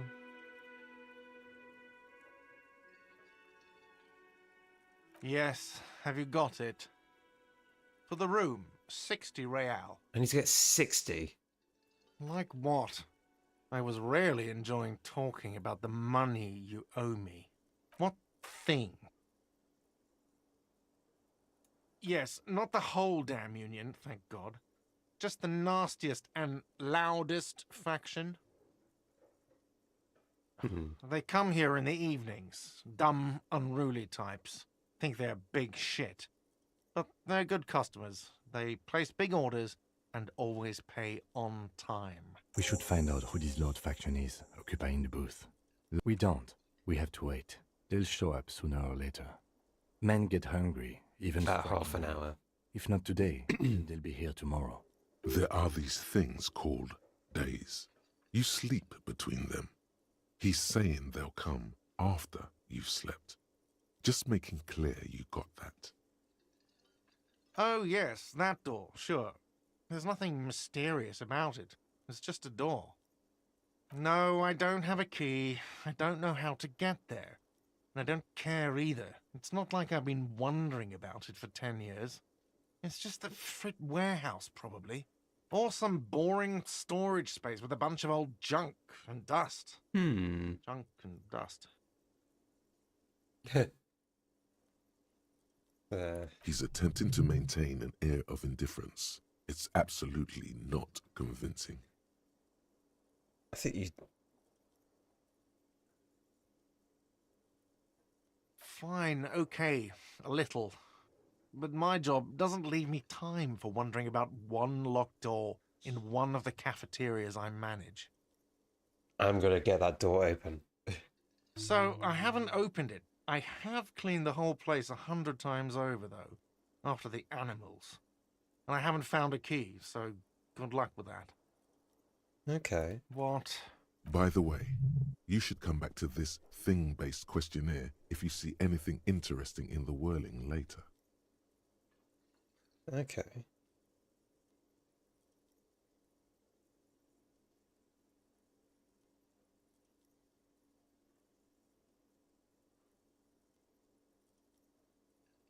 Thing be. Absolutely out of the question. Absolutely in the question. First we find a sad banger. Then we sing this place to shit. There we go. I'll sing a sad song. Your body is ready, sire.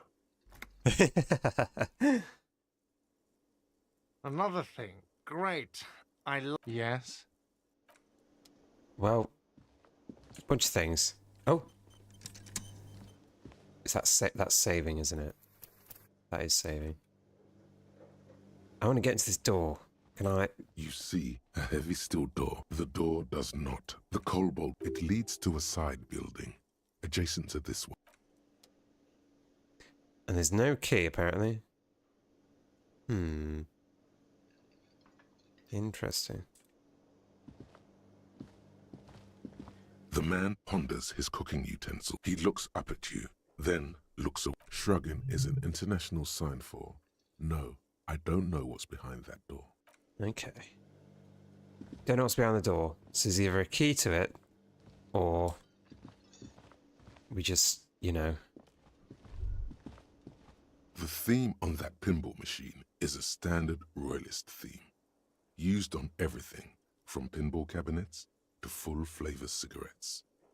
Clinging to a picture book version of the past century, waiting for the king to come back and cast out all the profiteers. I think you can get different choices. Basically, I mean, a yellow plastic crown with a liquor. I ran out of this bar and couldn't heal myself. And then it basically ended up me going on like a psycho episode of saying, fuck you, I quit. And then it ended the game saying that I just lived in a dumpster.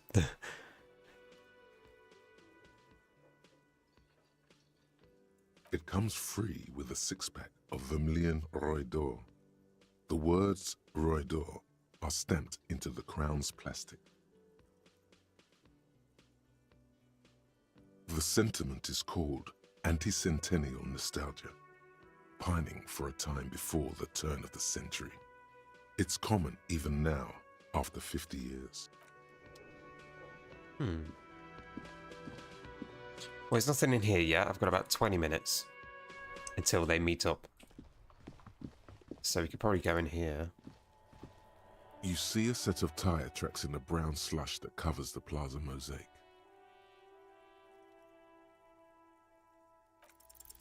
The tire tracks were left here by an unknown event that took place some days ago. It's a message, written in the language of burnt rubber. Some of that rubber stuck to the tiles right in front of the whirling in rags. This is point A. The driver started there, and then accelerated straight into the fence, left a hole big enough for the Franco-Nigerian cavalry, according to the cafeteria manager. The driver proceeded to back out of the yard, barely stopping before hitting the adjacent building. The language of burnt rubber. Before heading south. Must have been in a hurry.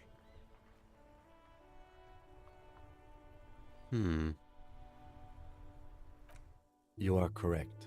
This is a rather motor carriage friendly city. I'm not sure.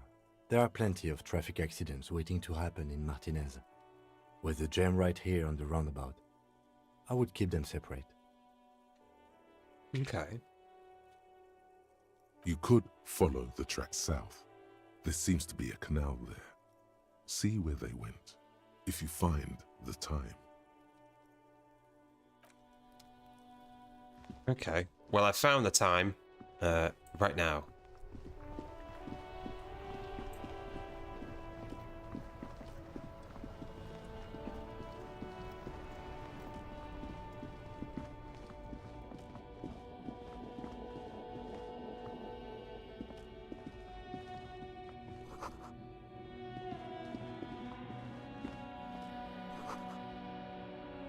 Trash! Nice. I don't see anything else in the area.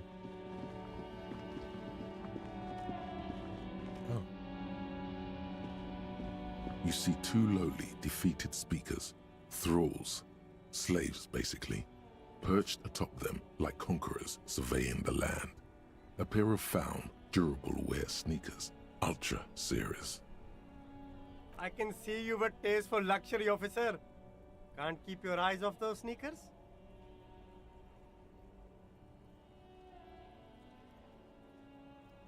A pair of found ultras. The design is impossibly sleek and simple. A futuristic silhouette with a sleek monochrome colorway, a jet black upper, and a silver-lined midsole.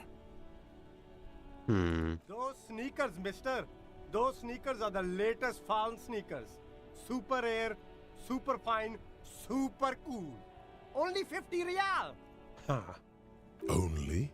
That's madness. Only? Found ultra. We're the future. You remember the slogan from some magazine? It makes me faster, but it makes me lose. These once respectable speakers have been conquered, reduced to a mere prop by the indomitable found ultras atop them. A small heat emboss on the veneer reads, "Solidarity aid from the People's Republic of Samara." The speakers themselves don't seem to display any magical qualities. No, don't look at the speakers, officer. Look at the sneakers. The sneakers are the stars here.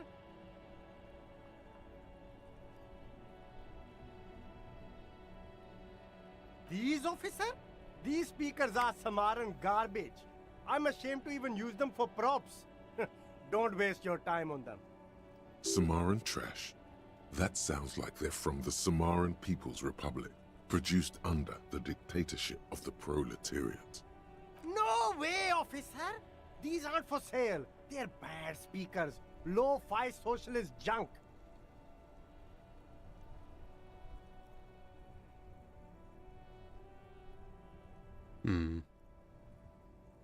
That's why I want them. I think I might be lo-fi socialist junk myself. No, officer. You're a high-class policeman who accepts nothing less than the best. Lucky for you, I've got the best on sale. Well, if you want them... But see, they are the pedestal for my sneakers. If I let go of the speakers, where will the sneakers go? I can't leave premium lifestyle sneakers on the ground. If, on the other hand, you wanted to buy the sneakers too, I could maybe throw in the speakers for little extra. 50 cents? Damn, so you have to buy the sneakers first. I get speakers if I buy sneakers. These once respect a small... No, don't look at the... Then look at them again. These are the premium lifestyle sneakers of it. Yeah. I think they're fake. You see a Samaran street vendor surrounded by a motley assemblage of goods. When he realizes you're looking at him, his face breaks into a wide, welcoming grin. The name Sileng is embroidered over his breast pocket. Okay. Happy shopping, officer. Everything's cool here. Everything's cool. The goods are cool, the customers are cool, the place is cool. And one more thing, officer. Am I cool? You're very cool. Bang, bang, bang, bang!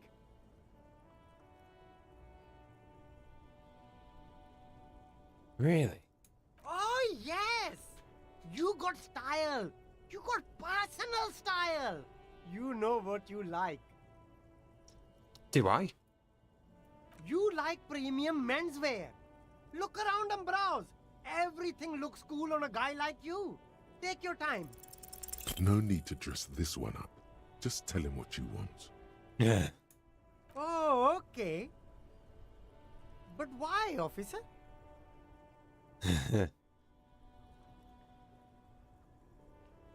I don't actually know why, actually.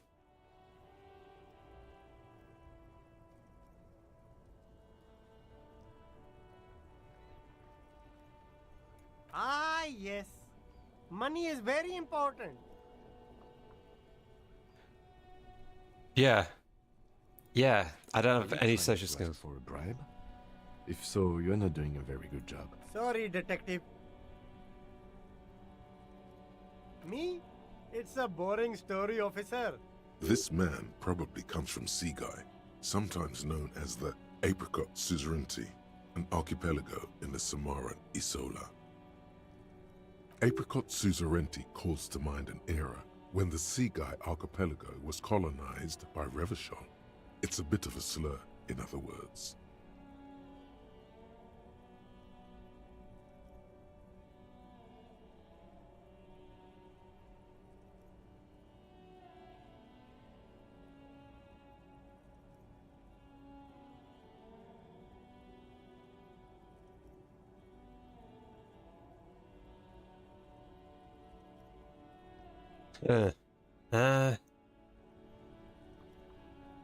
That's right, officer. But it's a bad scene for business there. Too many regulations. Extremely bad for an independent local entrepreneur.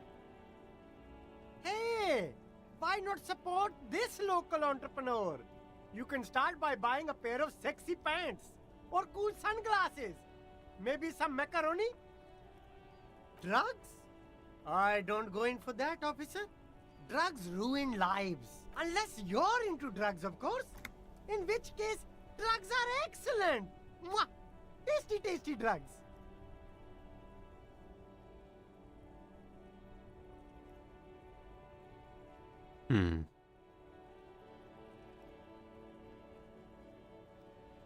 That's very cool. A lot of the coolest detectives do drugs. Sadly, I don't have any drugs on sale. Or at my home, or on my person.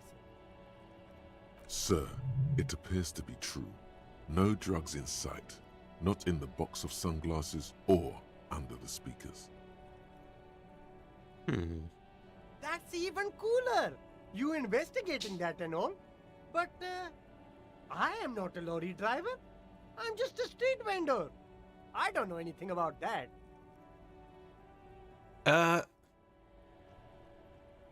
What? A blatant lie, sire. Yet he tells it with such conviction. We'd believe him if we didn't know better. Who said that? It's the fat racist, right? I bet it's him. He has an agenda against me because I'm an immigrant who works harder than he does. He's a hater. So you admit you're a lorry driver? No, I just said I work harder and he's an asshole. I'm... Realizing he can't get out of it. Smart man. Okay, maybe I'm a lorry driver too. A little. But that's not the most important thing about me. That's my day job. This is my dream. Exactly. It's such a small part of my life. It's in the rear view mirror now. I'm climbing out of that hole with ingenuity.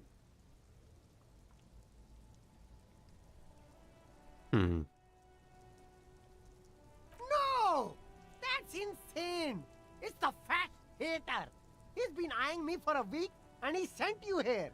Maybe he's the one, huh? Have you thought about that? He wasn't the one that sent us here. Nothing. I told you. I'm not a dumb guy. I don't get involved with that crowd. And what crowd is that? Crowd! You know, the drug crowd? No, he wasn't talking about an abstract crowd. It was that crowd.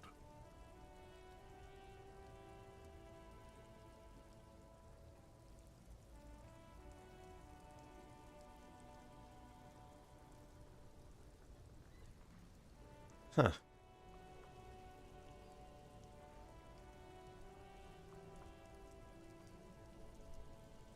No use. He's not telling us. He's too afraid. We need to take him to my station and ask him there. After we've called his boss. Okay, look. There's bad people doing bad things here. That's all I know. Please don't get me into this mess. I spent 15 years working my way up. Here we go. There's a tiny bit of truth on the table. Zoom in on it.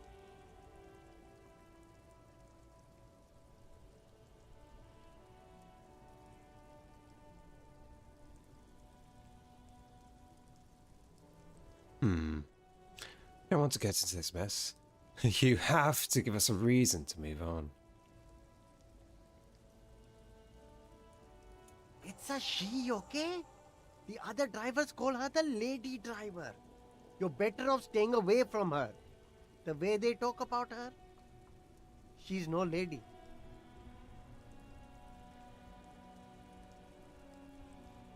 All of them.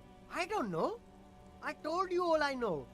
Are we cool now? Who exactly is talking about this lady driver of yours? The racist or the other one with the tattoos? All of them. Even the ones who've left. I don't hang out with them.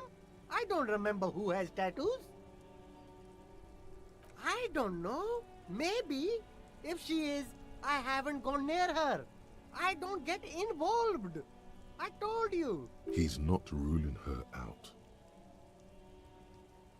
All right. I scored. Let's cap this off with a purchase. You can walk away from here with funky sunglasses, detectives. Both of you. You deserve it. No need to dress this one up. Oh, okay.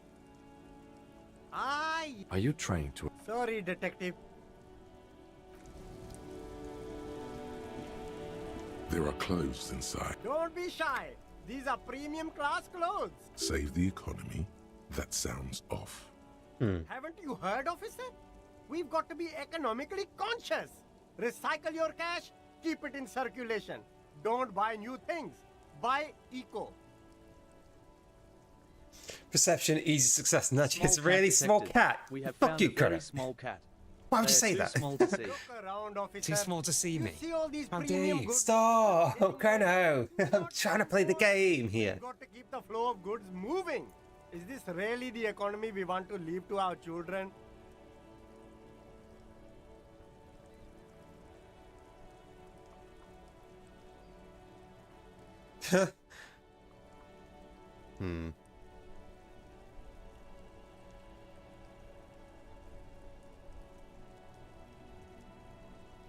Wait, I'm a communist.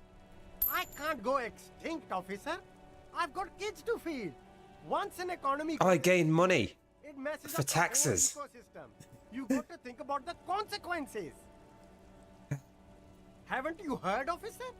We've got to be economically... Look around. Is this really the economy we want to leave to our children?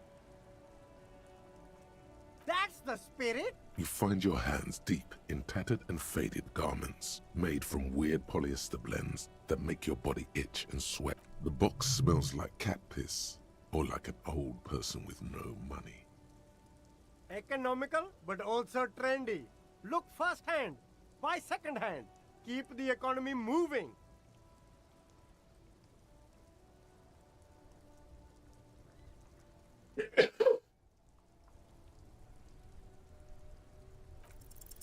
Something cold grazes your hand. Double sixes! Synthetic and sleek. A windbreaker. Surf, it says, but also wind, summer, 100% waterproof. Damn. Sport. All in different typefaces. Good choice, officer. Mega sporty. And it's only $4.50 for you, sir. Shivers. I'll leave it for now. What else did you say? You said you had like sunglasses or something. Or ravioli. Well, I'll take that.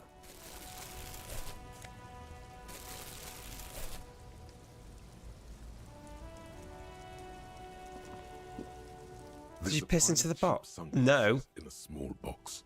You like sunglasses, officer? I've got the latest styles right here. These are all boring. Boring third-rate ho-hum sunglasses made of cheap Syrahese plastic. The kind of plastic... Insane no delay for you. What? Those UV stickers are almost certainly just there for the show. If anything, these lenses probably direct more UV light into your pupils.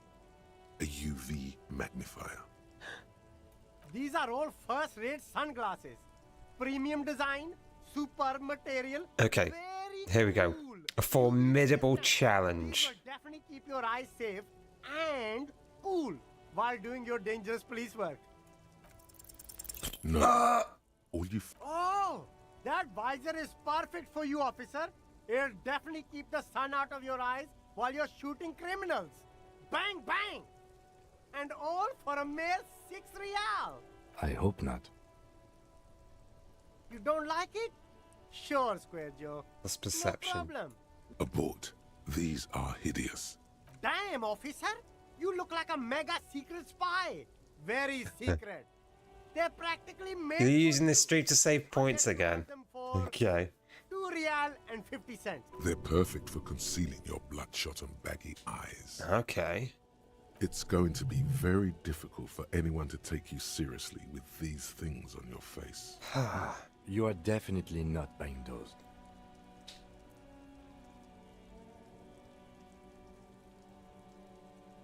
No, I can't. We can't walk around with you looking like this. Okay, fine. Go ahead. If you want to look like a walking midlife crisis, then who am I to interfere? These are all those you've... These are all first-rate sunglasses. Okay. Sure. I mean, I don't actually have anything. Yeah, I have no glasses right now. So... that's fine.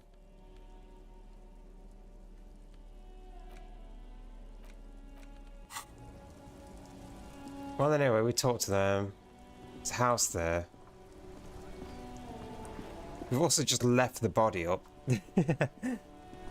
But I know that this door opens over here. Integration works for you. That's good. I thought this door was open. Maybe tomorrow. I think that's open tomorrow. That's fine. Nice! Integration works. I assume this other thing works where you can give me random perks and stuff. That's pretty cool. Anyway, let's continue going down. Talk to him.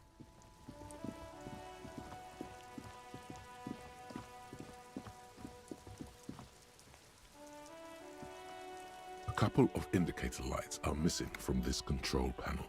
Loose wires dangle from the now vacant holes. In the middle is a lever. Okay. Beneath it, a small metal plaque. That's pretty good. This panel usually closes the water lock, turning it into a bridge that lets you cross the canal. But there's a crashed salmon and butter sign in the way. Pulling the lever probably won't do anything. So we would need to move that sign. A crumpled billboard reading, Samaran butter soaks in the canal. 2 ugly lines mar the bright countenance of the blonde boy depicted. Judging by the size of the impact and the parallel lines of burnt rubber, the cause was probably a motor vehicle. Okay. These look like the same tire tracks I saw earlier. Stats in the journal. In front of the whirling rags.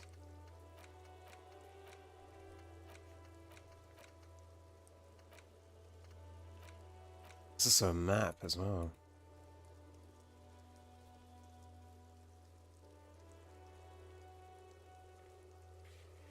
Or is that stuff that I failed?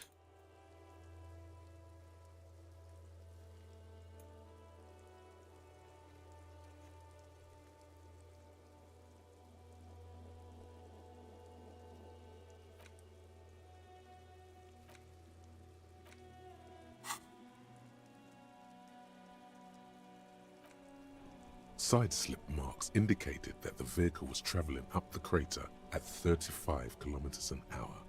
Okay. The black marks on the roof indicate that the vehicle vaulted from the crater to the roof of the shack.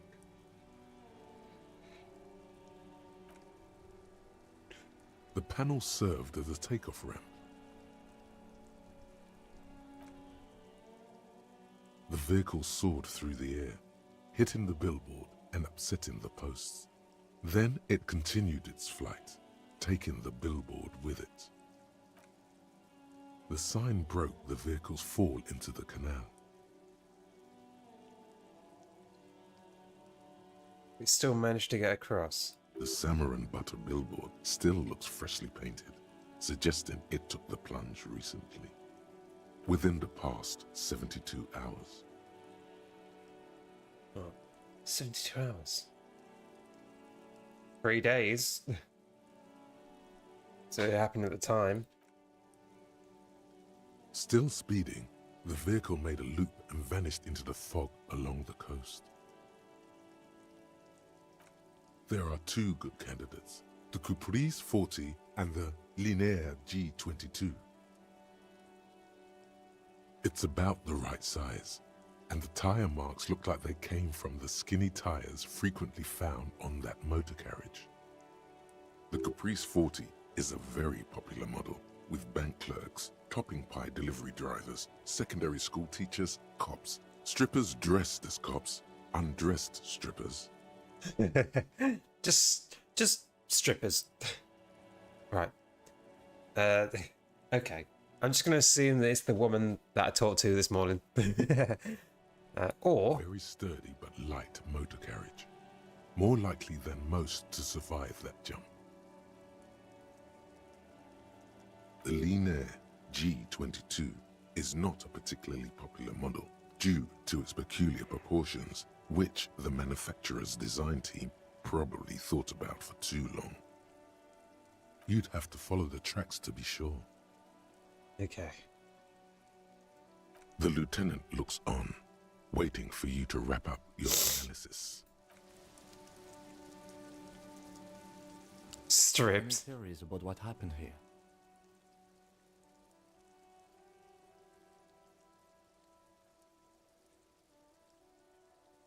What kind of car do you think it was? That's more common. That's quite likely, from what I can tell.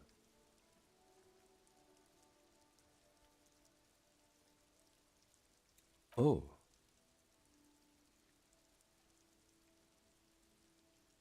Someone dangerous. The traffic hooliganism? I hope not. Fortunately, we are not traffic cops. Should we get back to the murder? Conceptualization.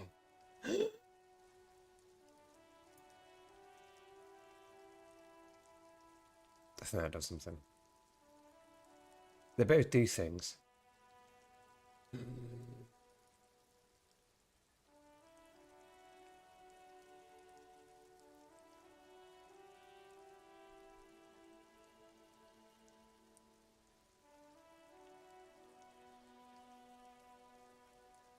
I could do the choices as well. What is conceptualization? That is the thing I'm good at as well.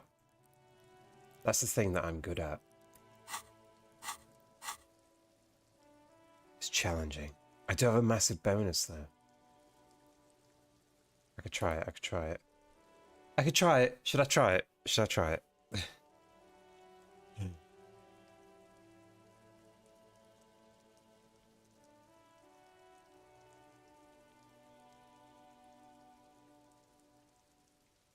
It doesn't work. I'm gonna do it. Somewhere in the depths of your alcohol-addled soul, you find a few threads that you can weave into a story. Now, there is the issue that I've been here for a number of hours, and I also don't have a car of my own. And it's the model of police officers. I assume that they took my car.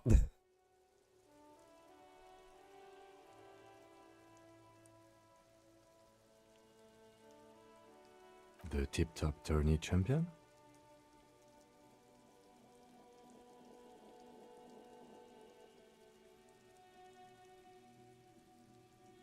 The lieutenant patiently listens to the words coming from your mouth.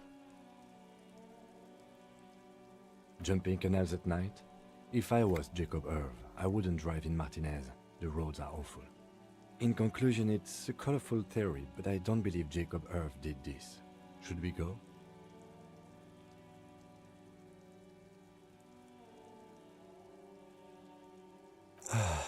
If we must. Yeah,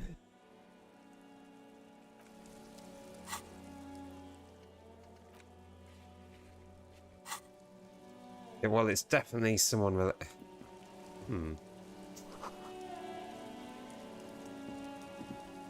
You there. G'day to you, officers. G'day. A burly man hangs out by the waterlock, carving up a generous serving of salami with an old salami knife. His eyes are fixed on a man stranded on the other side of the waterlock and on an enormous billboard that has fallen down into the canal between them. I wasn't here to witness it, but those look like tire tracks on that sign. Weird, huh? Then again, plenty of daredevil drivers in Revachol. Too bad it also takes a year and a day to repair anything around here, especially a waterlock. The rest of the coast is closed off till then. Gonna have some of that salami. Sure thing. Oh, damn. It is salty. It is savory. It is chewy. The hangover only makes the salami more tasty. Want some too, officer? Why not?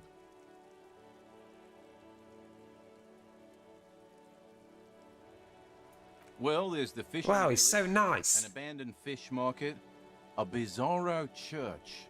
Not much use to the congregation, though. There always seems to be something wrong with it. I would love a massive, thick bit of salami right now. Oh, or more chorizo. Free salami equals win. Give me my free salami. Yeah, not really much else. Just bombed out ruins. That was worth it just for the salami. Oh, what happened? I want free salami. Pair of gloves. Oh. You can actually just wear them.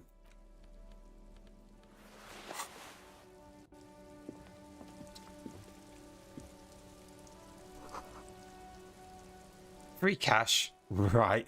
I guess we gotta do things here. We need money, everyone.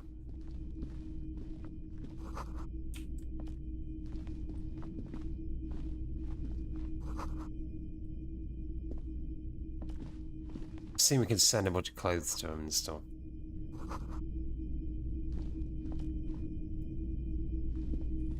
Or buy You see things. rows of toy soldiers guarding the rest of the trinkets displayed on the table. Some on horseback, others in rags, others yet in bright blue uniforms. All are stern and unyielding in their duty. Why? What's this? A headless man riding a horse? A headless man wearing futuristic tracksuit trousers that say found. What is this? Oh, that's the Headless Phone Rider. The Headless Phone Rider. It's an urban legend about a man who rides the streets of Revachol sporting a fawn tracksuit. As you see, he's missing his head. 50 cents. Bargain price. I'll throw in the tiny cap too. I think he's looking for it, or something.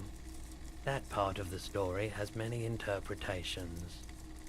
He lost his cap when he lost his head. Perhaps he's looking for the head.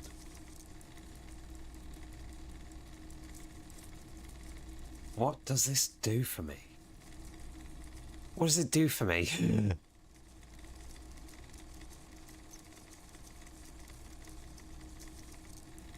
Did I mention that this figurine is supposed to be lucky?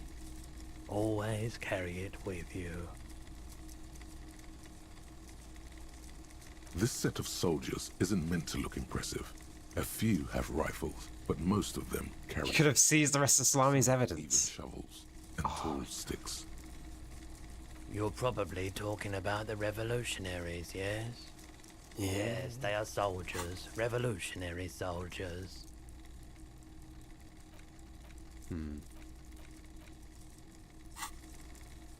I think their poverty has been exaggerated for effect. When you place them next to the royalists, it doesn't seem like they could possibly win.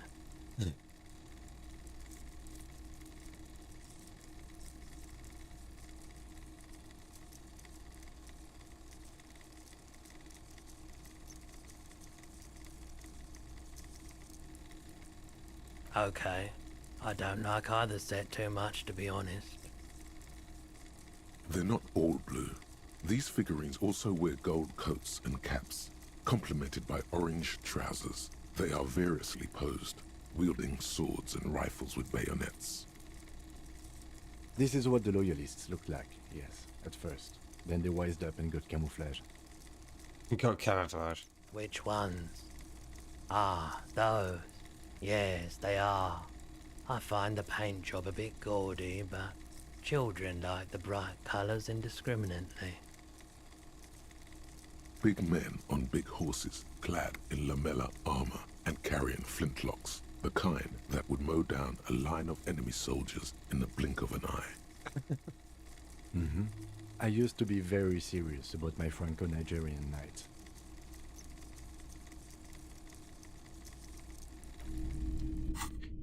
Interesting. Well, I got this thing, and the price has dipped. The head is not included. Interesting. Let's talk to this. Oh. Wow, a very large red t-shirt with an impressive print stands out from the other garb.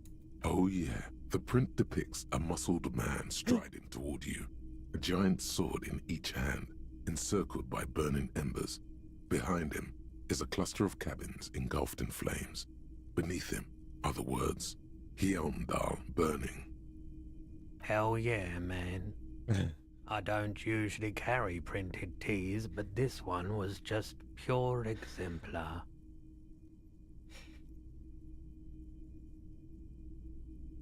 I wouldn't go so far as to say that I'm a fan, but I do think the Hjelmdalaman saga is an integral part of our shared reality. Most people don't think that the man from Hjelmdal really existed, but they're wrong.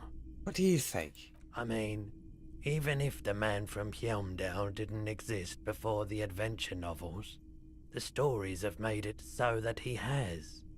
It's simple, really. Okay. You sound skeptical. It's not that complicated. All that's required is a more robust understanding of cause and effect. Besides, I've been to Kotla, though not quite as far north as the Hjelmdal, and watched northern lights travel across the sky. Very unique, energetic tides there. It's for the best, because Hjelmdal is not a real place, and thus he could not have gone there. His theory isn't exactly incoherent, but its logic does suggest some unusual neural activity. Smells like worn cotton, and a little old sweat there. Worn cotton with a side of flea market or trash bin. Sniffing is okay, but please don't try anything on. Can't have you leaving your photon emissions in the fabric of things you're not going to buy. 2 real. That's dirt cheap.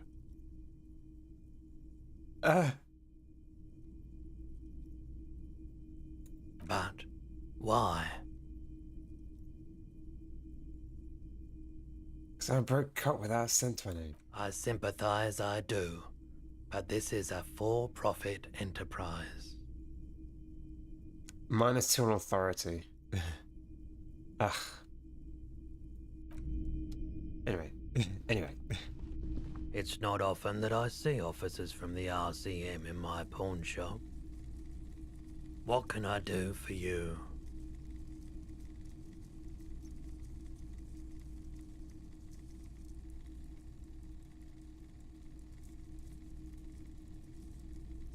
Is shave allowing sufficient? I haven't had any problems myself, though some of my customers have complained about inconsistent law enforcement. Huh. Who are your customers usually? All kinds of people come through here. Locals, travelers, people looking for a deal, people looking for a keepsake, people who are terminally bored. As you can see, I have a wide selection of goods for everyone to choose from.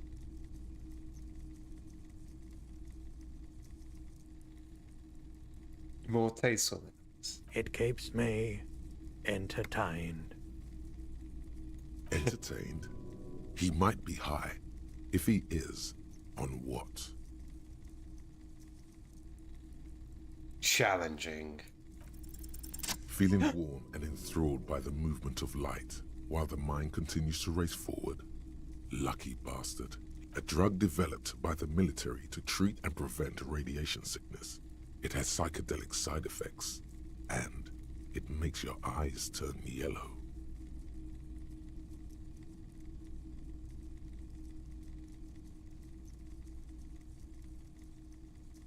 Why on earth? These are prescription. I can't really see without them.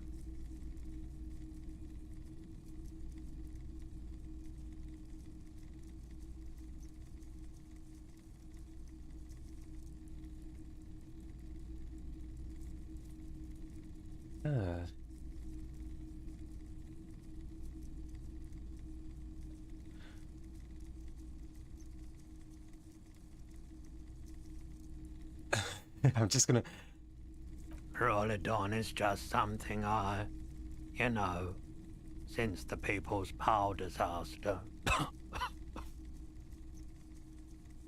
I was with the Emergency Relief Brigade. Had to take it for radiation sickness.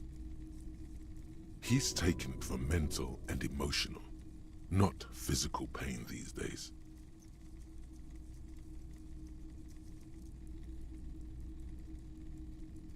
There's a reason why everyone's tried to forget any of it ever happened, and why no one has tried to repair or replace the pile. So much disappointment, and early deaths. Cancer mostly.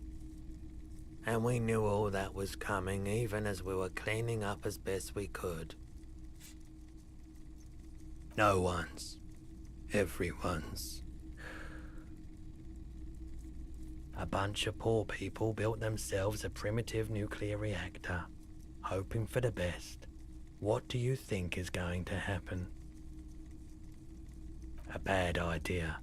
Some poor leftist built a particle decay generator in hopes of bringing affordable electricity to underserved communities. It malfunctioned. Radioactive waste everywhere. Probably some of it in you too. The People's Pile was a Type U particle decay generator that failed immediately after entering service, releasing radioactive waste into River Esperance. A primitive nuclear reactor, also called a pile. Construction began during the Commune of Revachol. The people continued work on it after the Commune fell. They wanted a cheap source of energy for Revachol West. Needless to say, things didn't work out. An emergency valve defect resulted in steam pressure blowing the turbine, taking the fuel containment vessel up in the explosion. Both the faulty design and lack of finances contributed to the We were an all-volunteer force, self-organized, tried to help the fire brigades contain the spill. On the patch, gamma radiation lines crossed with a red drop of blood. I lived by the river since I was a small boy. The Esperance didn't have the art to let it all go to shit without trying to do something to help out. There wasn't much the volunteer force could do, however. We wasted years in the river mud, years getting sick. The clean-up happened 15 years ago. I was young then. Later, my second aunt died. Left me this shack and all the assorted junk in it. So I came to Martinez. People told me don't go there. It's a shithole. I said, people, we just had a nuclear pile meltdown. I'm gonna get as far away from Forburg as I can. Still in the same city, but I like the theory more than the story. Outward movement, not vortices. Yeah, you gotta get in on those vortices, my man.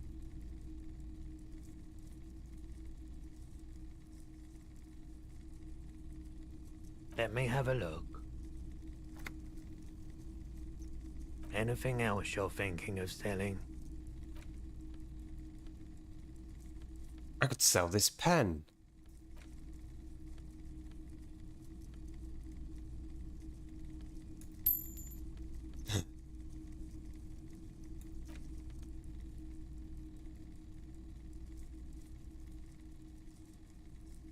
And this empty cassette.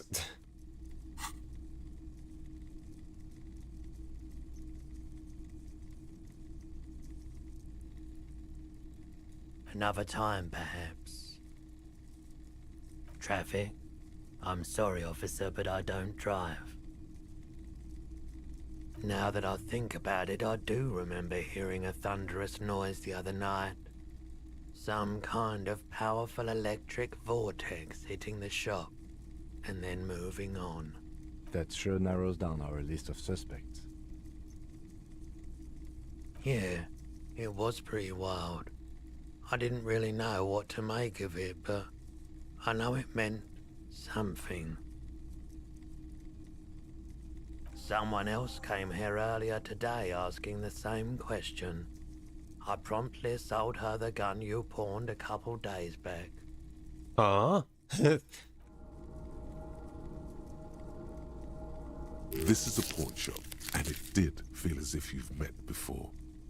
Oh God. The lieutenant shifts from one foot to another. Alert.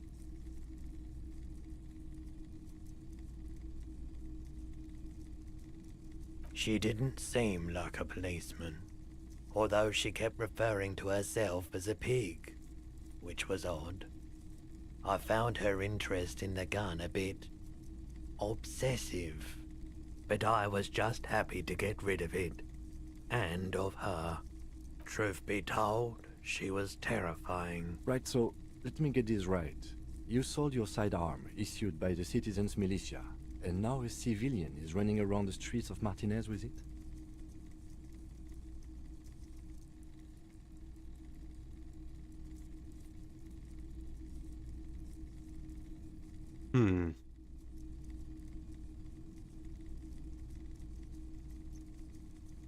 You're right that she could cast aspersions on the Force. We have to find her. You were adamant about getting rid of it, officer. Said you were undeserving of a service weapon of the Revachol Citizens Militia. And I don't like keeping guns around the shop for long. Off-the-charts photon emissions. The unhealthy kind. Yeah, if I could find this buyer. My apologies, officer, but I have no idea where she was coming from or where she went. A needle in a haystack. There is nothing you can do about it now. You'll just have to hope you luck upon her somehow. Of course. Huh. Great. I doubt it, but I can try and answer any questions you may have. I do my best to keep my distance from all manner of butchery. Bad for business. Bad for everyone. He doesn't know anything. The pawnbroker's gaze is already fixed on the dancing colors. Sure thing. Sure, man. Have you tried it before? The lieutenant steps away, pretending to admire some of the knickknacks. He won't be your nog, but he won't be thrilled about this either.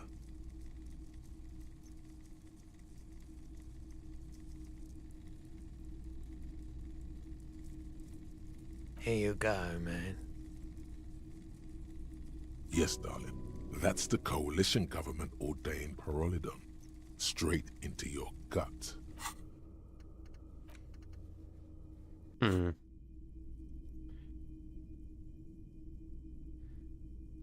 Do I need it? I don't think I really need it or really care. Whoa, I wonder actually. Does anyone want to influence my... Doesn't give you a lot of time.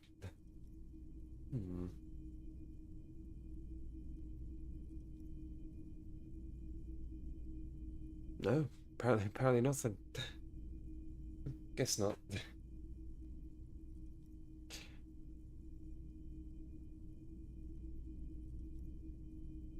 What does it do?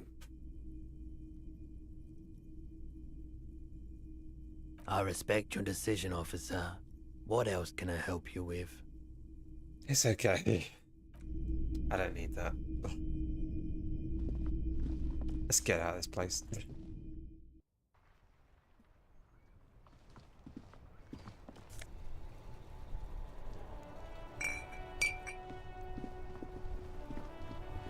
Anyway, we're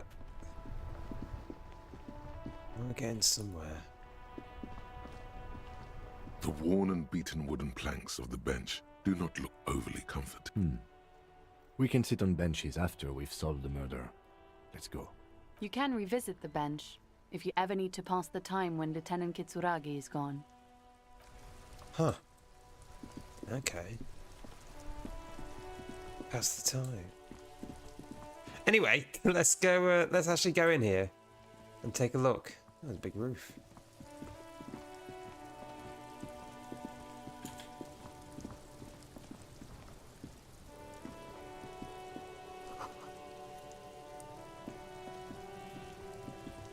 This trash container is locked. The sliding lid has a padlock that says, "Whirling in rags." The body is downwind from here. Maybe you prefer the smell of garbage to the smell of death. We could try using a pry bar. The one you took from my motor carriage, or we could ask for a key from the manager of the Whirling in Rags. He probably has one. He might also have information. This is better than the pry bar idea. Physical instrument. Force time. Okay. I suppose you can talk. Did I meet yourself? Oh. Kuno's got this. If there ever was such a thing as an ugly kid, then this is it. He's almost exquisite in his ugliness, like a gremlin. I'm gonna get another Nutella sandwich. I need something sweet.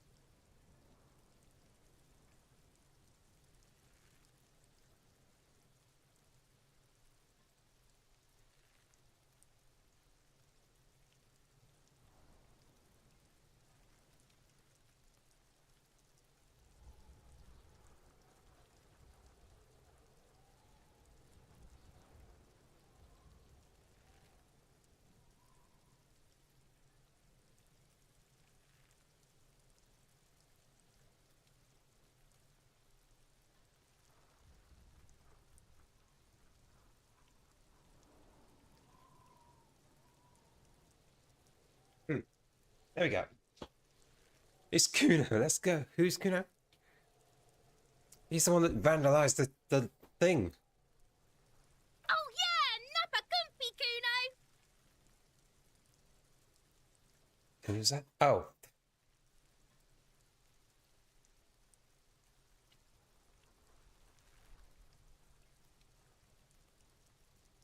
Right in the dick, Kuno! Get him right in the dick! Children ignore you. Love it in the dick.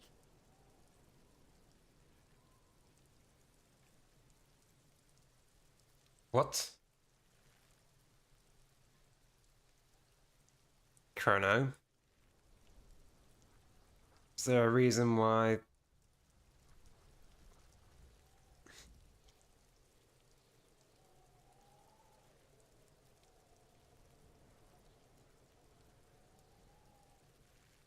The boy is sweating profusely. His eyes are like two black holes and his jaw is twitching as if trying to break free from the empire of his body.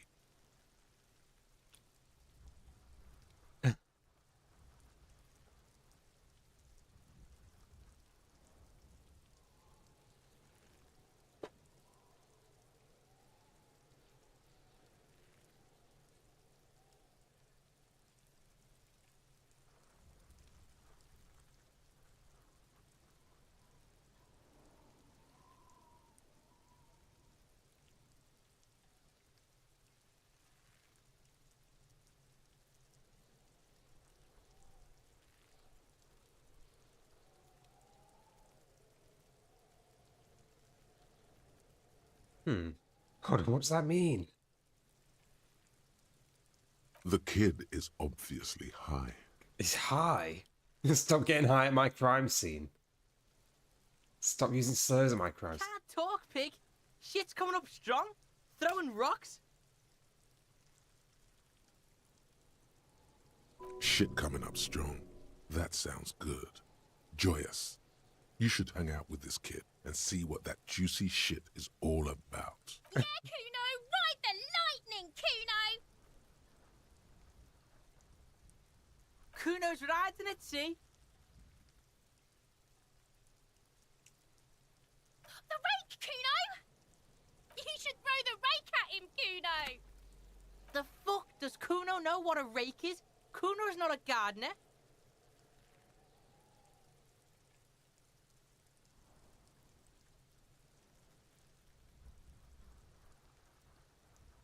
We shouldn't do anything. I don't tempt such forces, you will see. The language these kids are using, pure unfettered id. There will be no reasoning with those creatures.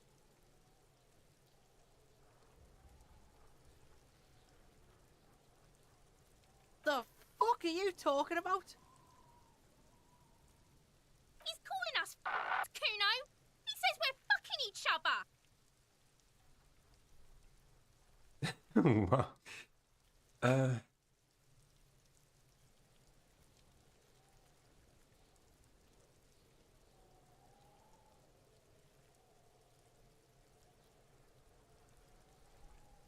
Alright, entertain the Kuno. Show me what you got. What you got there? What you got, huh? Show me what you got.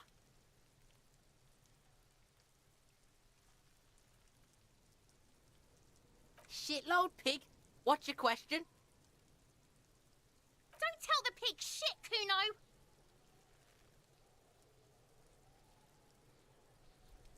If I were to want to waste my time, which I do not, I would ask them who he is, how he got there, and the usual. The usual being, have you seen anything out of the ordinary? Or have you seen anything suspicious? Kuno's fuck imp. Kuno uses the fuck imp for target practice.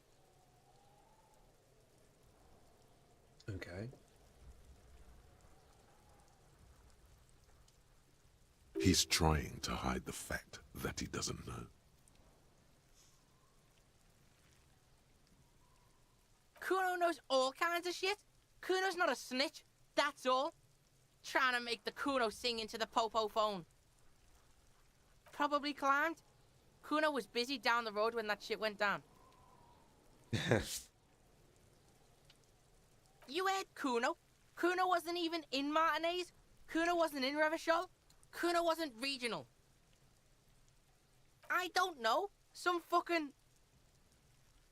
Mesk or I don't know. Some other place. Night City. Kuno was in fucking Night City. There is no Night City anywhere. That sounds like the name of a city in some pulp science fiction novel.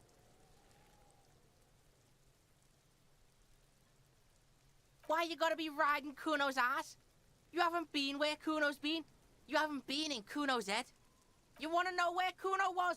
You wanna know what Kuno's been fucking up to? Don't tell him that, Kuno. It's lame.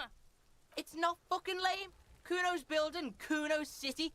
Night City. Rage City. The City of Rage. That's it. And it's not lame. Lame. That's the name of Kuno's City, bitch. Get the fuck off Kuno's back. This shit ain't about that.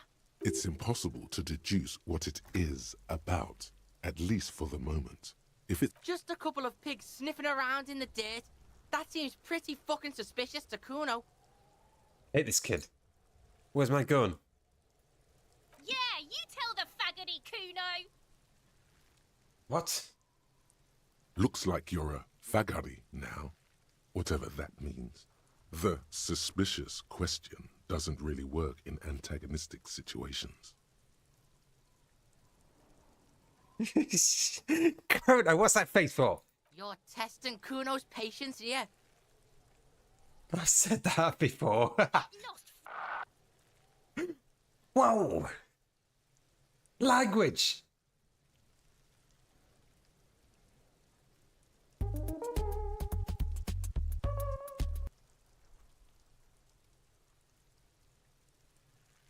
The fuck about it?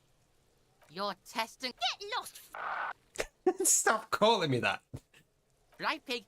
This is where Kuno plays with his little wooden choo-choo. Fuck do you want with it? Don't be wondering about Kuno's shit, pig.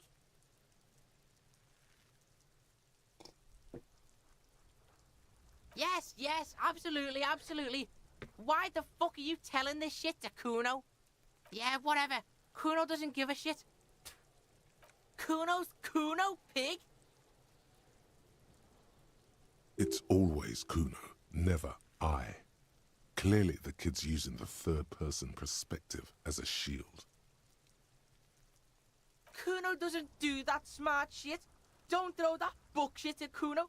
Kuno knows you're lying. Trying to get Kuno hooked on the book. Watch out, Kuno! He's trying to fiddle you! He's gonna put his hands on you! Help! Pig's got Kuno! Help! Rape! Help! He's got the Kuno, help! Help! He's digging his dick out! Escalate, Kuno! His dick is out! You're afraid! Pigs in here, Kuno! Somebody, please! How did we get here? How did this happen? This makes no sense. There may still be a way out. Just appeal to his reason. Punch him, it's a bad idea. Physical instrument. Don't punch him.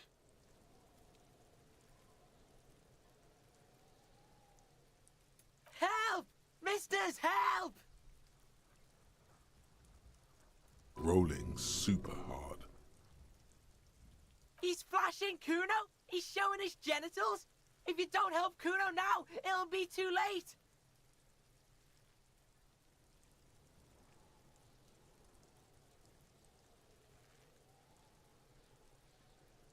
No one? Kuno's doing this because he likes it, pig. Help! The pig's gagging him! Kuno can't speak! You put him up to this yourself when you decided to talk to him. Listen to your friend.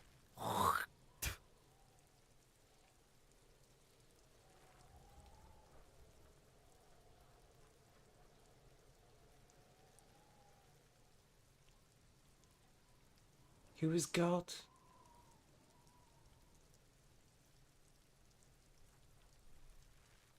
Who was God?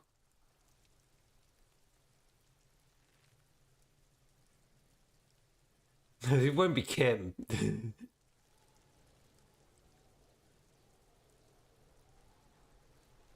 Kuno owns the fat ass. Help! The RCM is trying to fuck Kuno!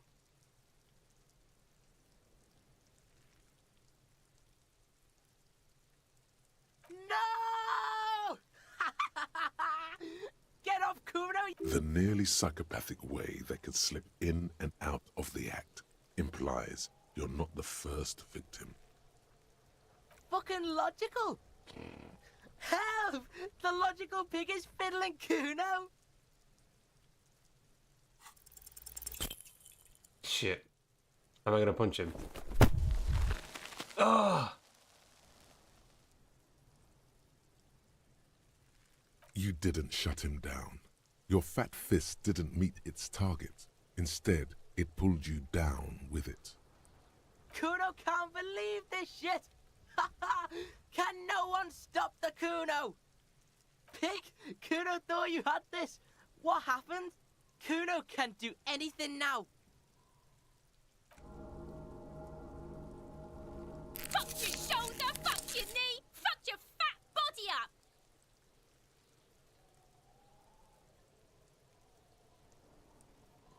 Officer, you need to get up. This is turning into a farce. That's what you get if you fuck with the Kuno. You get fucked up.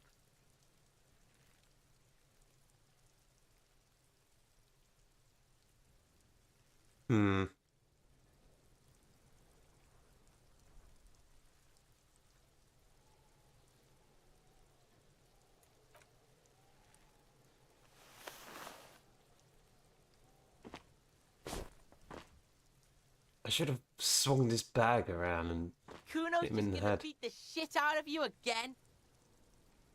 I told you not to tempt such forces. Now, how about we go and do something worse? I wanted to get rid of the kid.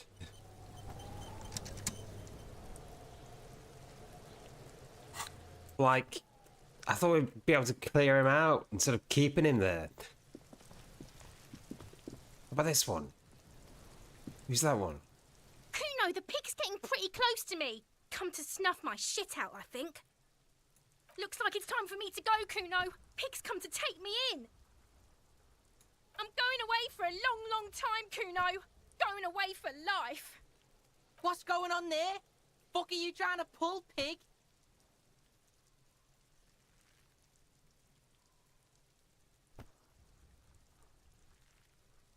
I come from the woods, good Davidu. You don't want to go there with me. You don't want to see what I've seen. Don't be traumatizing here. Get the fuck out of here. Uh-huh.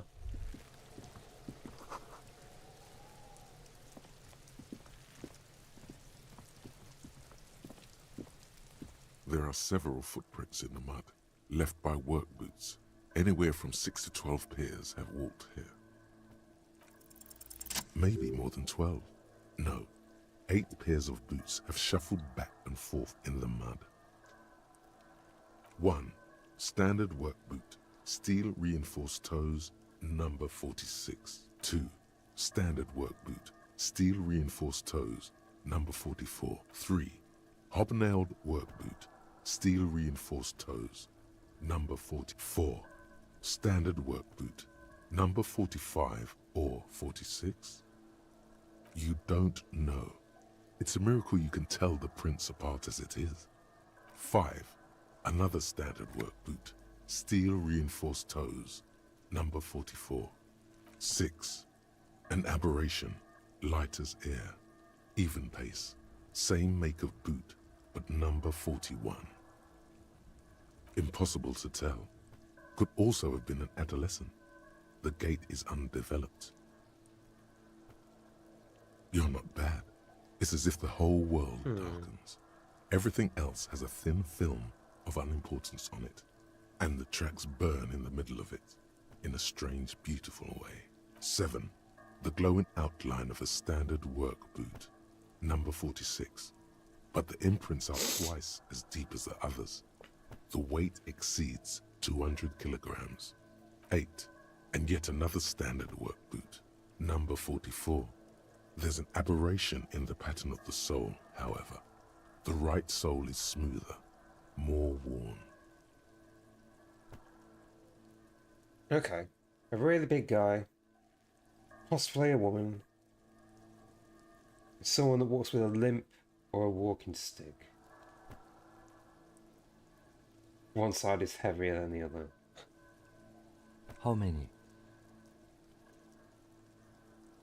400 million. I was pretty off then. I counted 20. I never got the hang of it. Hyperopia. Do you see anything out of the ordinary?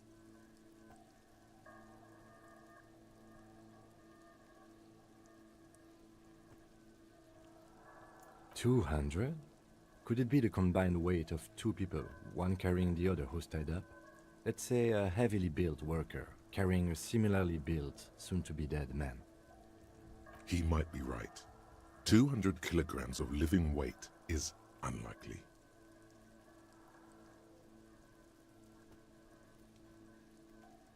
Possibly, yes. But why? Yes, they could have used a makeshift stretcher or just march him up to the gallows.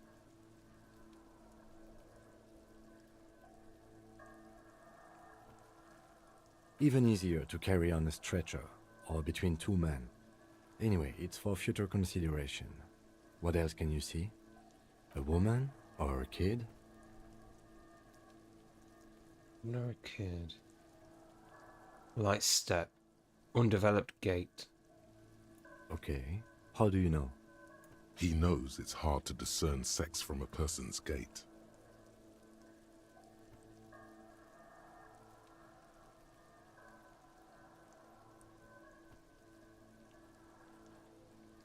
Understood. Anything else? One soul is smooth than the other. Let's name it the odd soul. Someone operating a workbench with a pedal? Like a joiner at the harbor.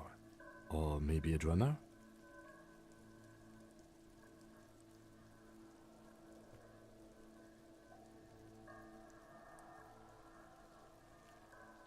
No, it's not. Forget I said it. We are not looking for a drummer. Perhaps it could be a driver. A driver would wear out the right shoe before the left. The accelerator is on the right. We should keep our eyes open around the traffic jam. See whether anyone strikes out as a potential suspect. Seems prudent, no? A week, maybe? 7 days would fit the time frame provided to us by the caller, who reported the hanging. It is not impossible.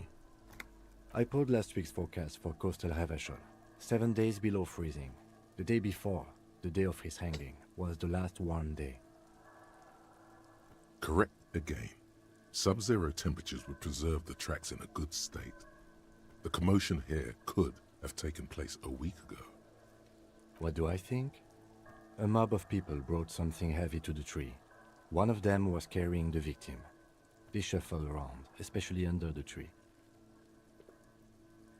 Then, after hoisting him up, they stood in a semicircle facing his direction. At first glance, this appears to be a lynching. Indeed, they all stood in a row here and looked at the tree. Yes, everything fits so well. Carried him over, hoisted him up, watched him hang. This is easy. The lieutenant's eyes narrow. He's thinking to himself. Either way. What else? Who knows? Damn. That's the garden. 20 cents. And a healing item. Perfect. That's exactly what I was looking for.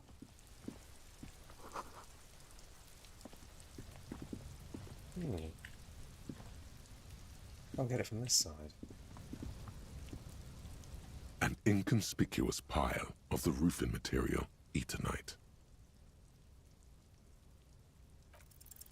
Because there's a secret door hidden behind the panels of Eternite. That's why they're too orderly. There it is. You see a shabby little door.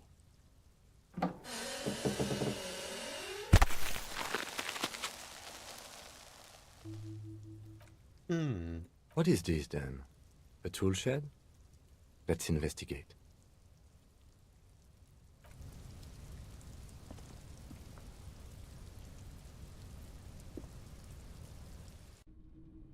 Let's go. Oh, okay.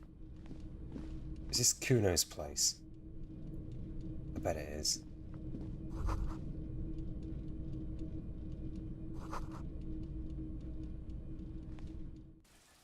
That's just onto the roof.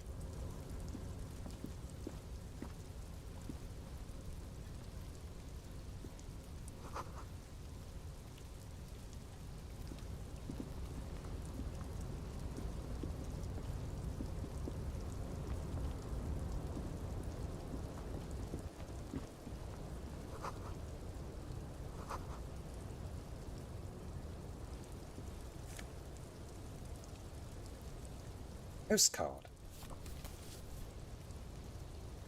Someone bought that postcard then.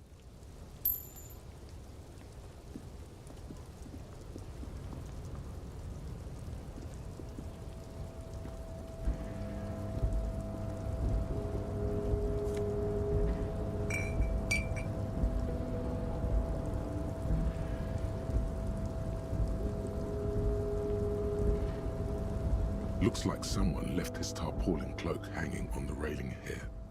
When the wind ruffles the cloak, you can most definitely see a white rectangle on its back. Yes, it's probably yours. It bears the RCM insignia, and you have a habit of being careless with your equipment. You could probably make the jump. You look like you've done some track and field in your day.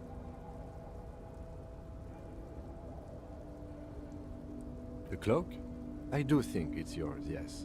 Well, it doesn't seem too dangerous. 2 meter stops. Whenever you're ready to do it, I'll be... The cloak looks like a bag of goodies floating in the wind. Who knows what its pockets may hide? The wind is aggressive up here. The lieutenant looks at the enormous crane towering in the distance over the container yard. Okay. Then he turns back to the sad piece of fabric flapping in the wind. I failed it. I failed.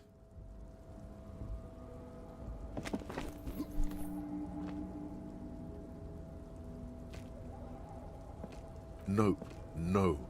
That's still too high.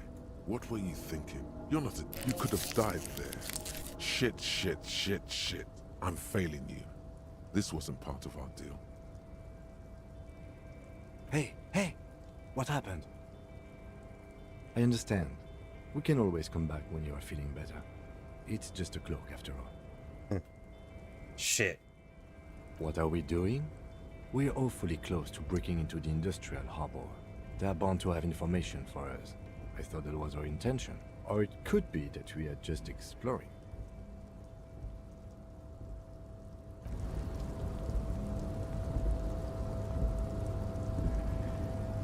Okay.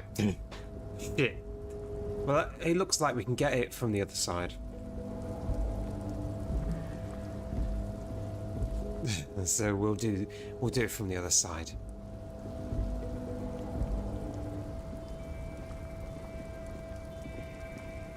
Such a shame.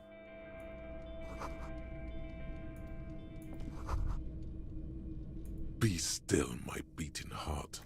It's amphetamine. The lieutenant isn't studying the powder in the mirror. He's studying you. There's a good vague way to ask where he stands on drug use. Professionally, I mean.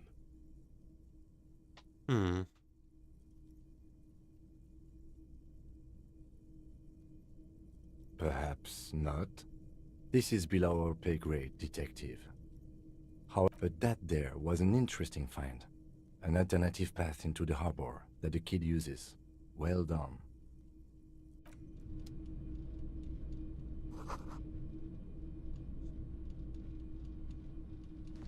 Okay. That's fine. I need to get some meds.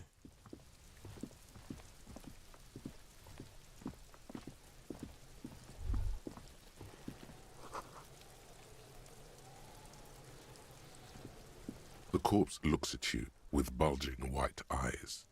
The face around them does not look human. It's swollen and ready to burst. His lips are fish-like and his tongue like a ball gag in his mouth. You seem to be holding your breath. A cargo belt twists his neck at an unnatural angle. The body below appears stiff. It's letting out an ungodly rot. The smell seeps in, even through your clenched nostrils. Active decay. It's okay to throw up, officer. No one is judging. He's about to blow! Cop's gonna blow, Kuno! As you breathe in, the odor. That was the only way I could succeed. Telling you to run, and your stomach to wring itself empty. With your hands at your sides and your eyes squinting, you stand in it. It's a puzzle. What's hanging in front of you is a puzzle of decaying flesh, tattoos, and tendons. They do after 7 days, yes. We are deep in decomposition here. The man before you is naked, but for a pair of underpants and enameled boots. His skin is greenish, marbled with decaying veins and blotched by lividity. A fading web of tattoos covers his chest and shoulders. The material appears to be ceramic. Its clean white stands in stark contrast to the decaying flesh above the knee. The man wore thick polymer socks, probably for padding. A fine array of interlocking plates covers them. Delicate and fragile, they feel alien to the world around you, out of place somehow. These are clearly not boots. They're armor, possibly part of a larger set. Indeed. Technically speaking, these are sabatons, not boots. Oh, the lieutenant uses a memo technique, A6. That's not just any notebook. It's a classic. That's super useful to know. It's all you, baby. Ceramic plate. Zirconium dioxide, most likely. This is where the make would be. Under the heel. Fair weather. Fair weather model T500 VE. I'm guessing that's vitreous enamel. This is advanced stuff.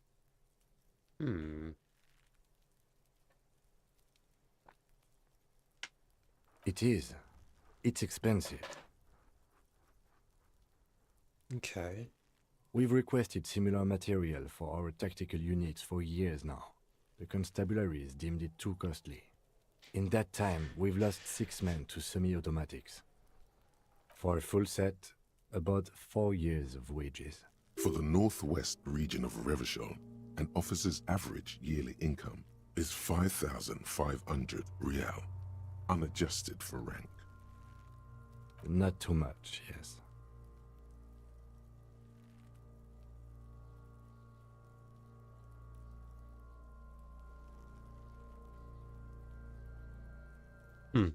It's a sorry situation, I agree.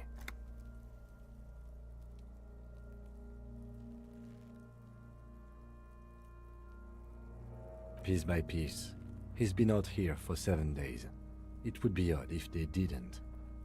We should keep a lookout for these pieces. The armor could yield information. Maybe he'll know something.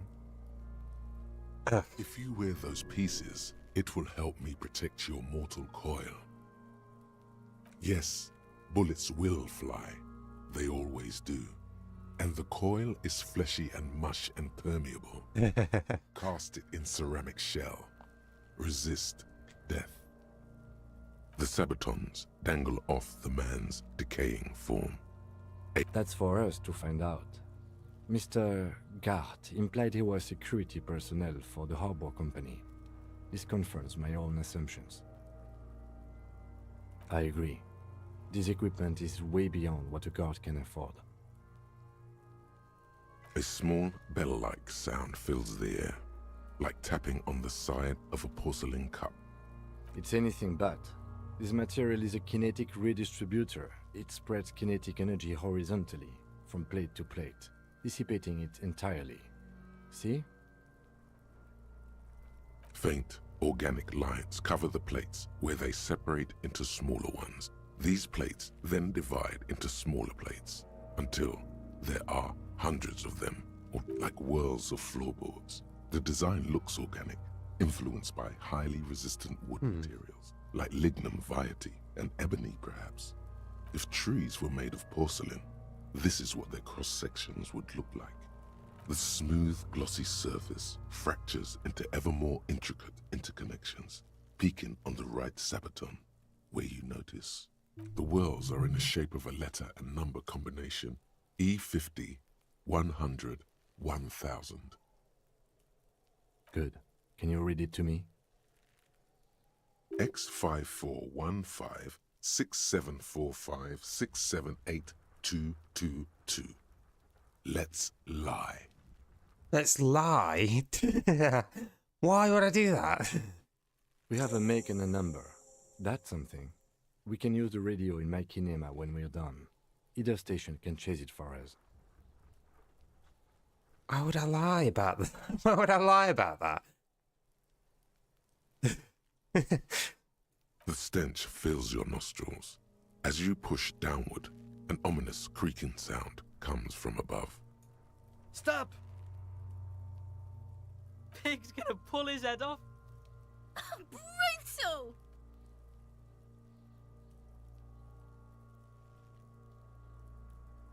You're about to pull his head off. Do it, homo! What? Stop obsessing about your sexuality, officer. You are about to seriously compromise the coroner's case. Indeed, from this angle, it does look like the neck isn't going to take much more. Being dead for a week has all but liquefied his muscles. What are you trying to achieve anyway? Why are you hanging on to that boot?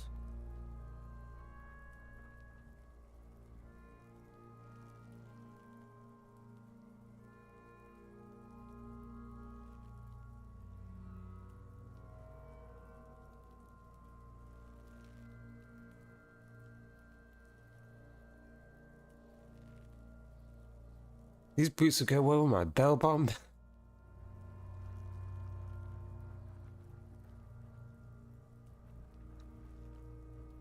Try what exactly? If you can't experiment, how will you learn?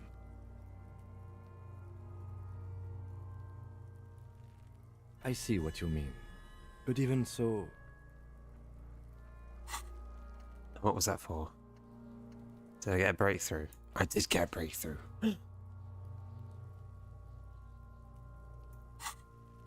There's no way you're getting them off. All the organic matter in his body has been flowing down into the boots. They are fused to his feet now. Why do you think the locals haven't scavenged them yet? There might still be a way to peel them off, but first the body needs to be down. And second, it would probably be better if the lieutenant wasn't around. The anticipation makes you crack your fingers. I want the boots. Feels nice. Nice and cracky. Processing will take care of them. With the situation in the morgue, it will yield nothing. But we must pick our fights. Should we continue? The cadaver slowly twists on the cargo belt. The hangman's knot is pulled tight by the weight of the corpse below. Yellow, hard-edged polyester cuts into his neck. Above, a sliding buckle ties the belt to the branch.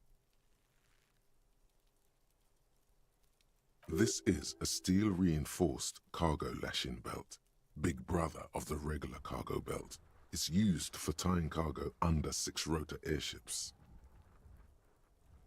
Oh my, there's something on the belt. A familiar word that speaks to the thirst within you. What is the Vermilion, in yellow letters, along the length of the twisting cargo belt. Only a deep longing for vermilion golden spirits lets you decipher the fading logo of the local brewery. Extremely. Airlifting.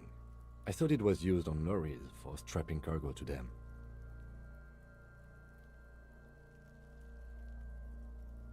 The local harbor uses 6 rotors to shuffle containers around.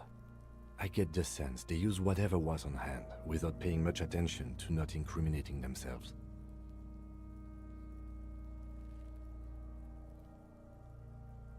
I'm still approaching this as a lynching, yes, motivated by the ongoing strike. You?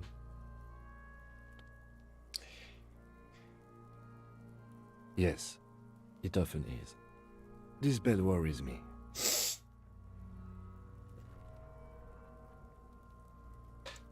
I was afraid it would be.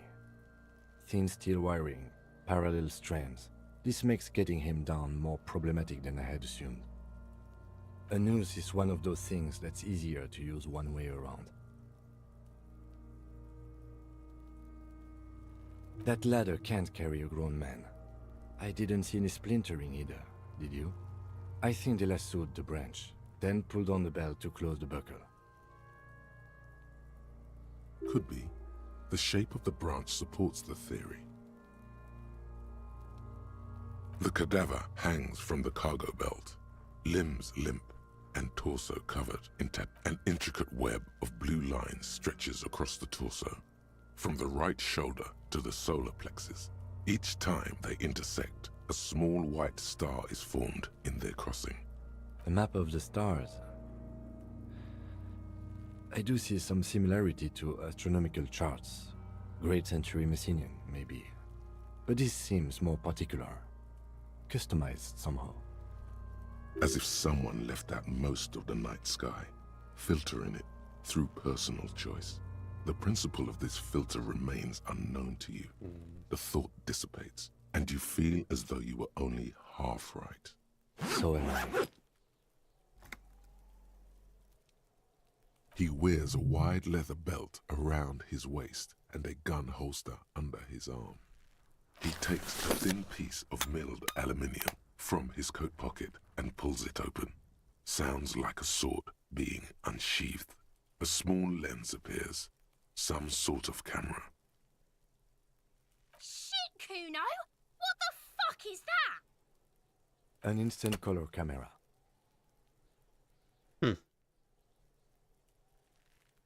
I have only 2 ampoules, so nobody move. I don't want to waste one. A sound, a shrill flash, followed by the breaking of a small ampoule of glass. You see streams of color pour onto the thick, glossy piece of paper, rolling out. Damn. In case we need it. Yes, it is pretty cool, isn't it? It contains insight to the victim's person. By his build, I'd say this was a man of physical violence. The story he wanted his body to tell was important to him. It is his letter, to us. Someone should decipher it. We'll need to show it around.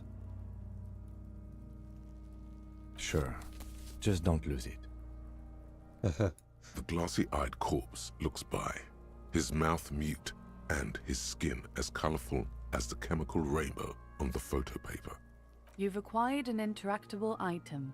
Investigate this item further by going to the Interact tab in your inventory. Okay. His eyes are milky white and blind to the world, protruding comically from their sockets. There is no one home, just subaquatic terrors there.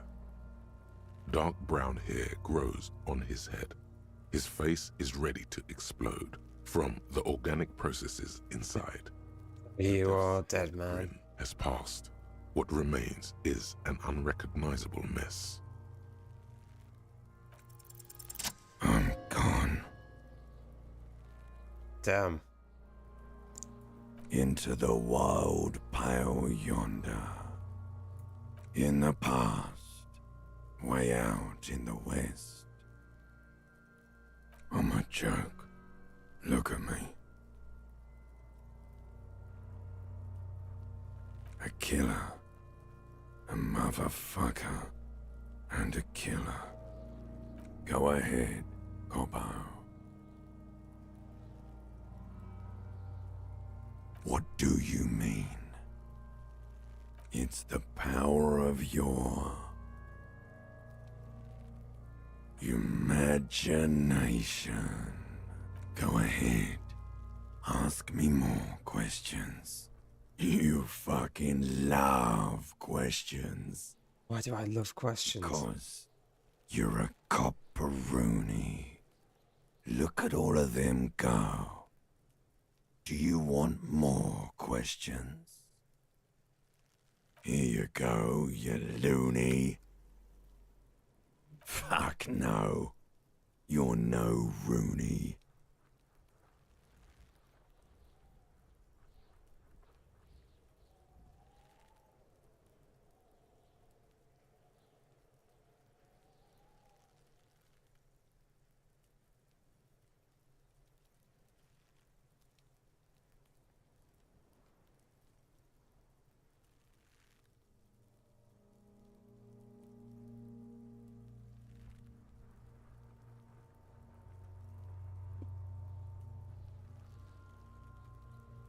Between you and me, your name is probably Harry.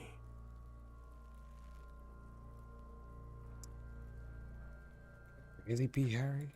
You can be anything you want, brother Corpo. Because you have. Do I remind you of someone? A child born with Muller's disease, harlequinism, grown up miraculously.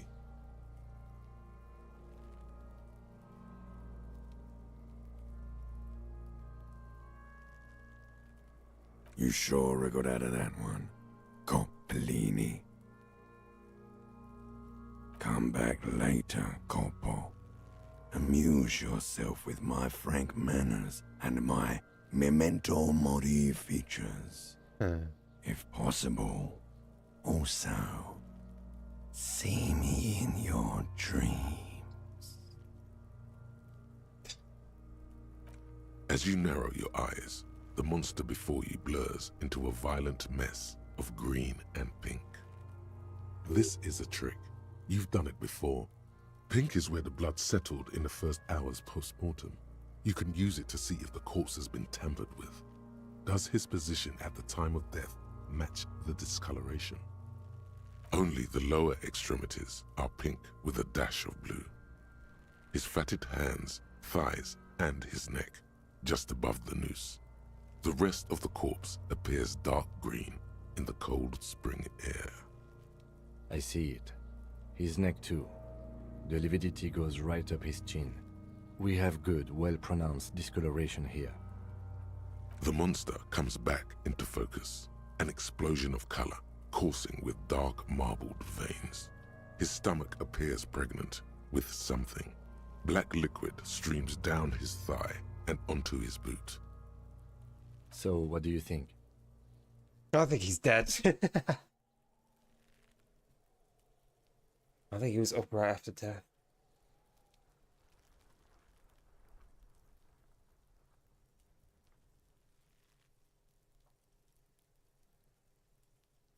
I do.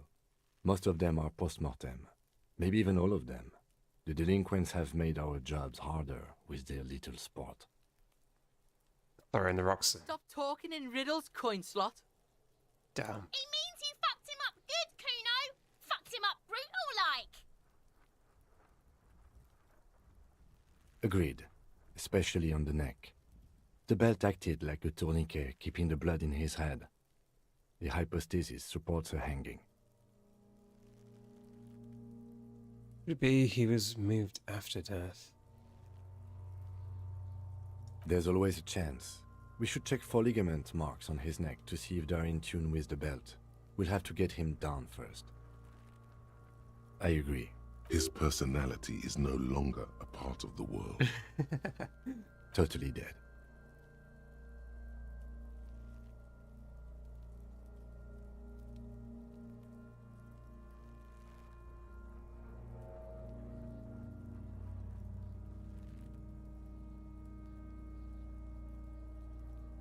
That sounds about right, yes.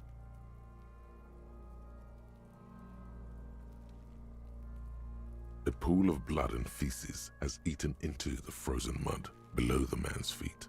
Purge liquid is dripping into it, drop by drop. The victim appears to have contained no more than half a kilogram of digestion at the time of death. The fuck he's saying?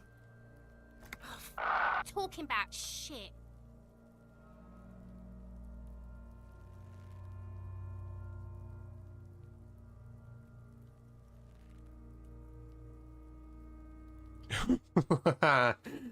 Okay.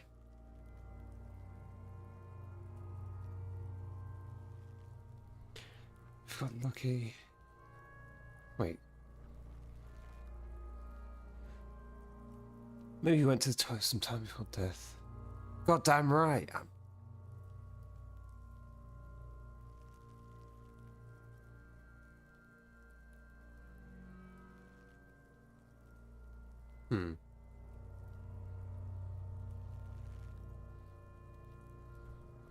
I need a 60 monies. I need 60 money. For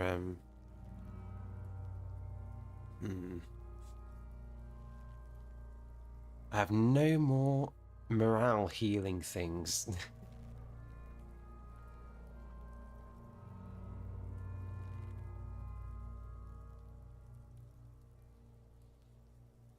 Damn. Did we? I don't feel lucky. The pool of the victim. The fuck he's Talking about shit. Oh. I don't even know what to say. I'm going to turn around and yell at him. Malicious laughter erupts in the yard. Sounds like seagulls. Big's head is a... The lieutenant's face is made of stone. But there is no breath to catch. Only the cadaver filling the air and your nostrils. He slowly rotates before you, decomposing. Are you sure we finished the preliminary examination of the cadaver? We might miss some of these things once he's done. The cadaver slowly twists on the cargo belt, his torso covered in tattoos, and extremities blotched pink. Of course. Come back later, Corpo. The steel-reinforced belt presents a unique challenge. So we got Approach everything we need. cutters, but I don't see a good angle of approach to the belt. He doesn't actually think the challenge is unique.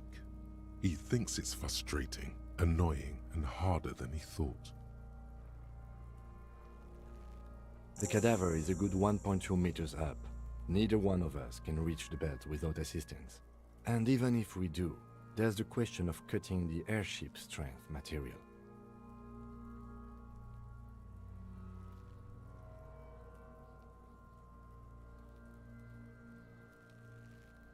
Maybe we could shoot him down.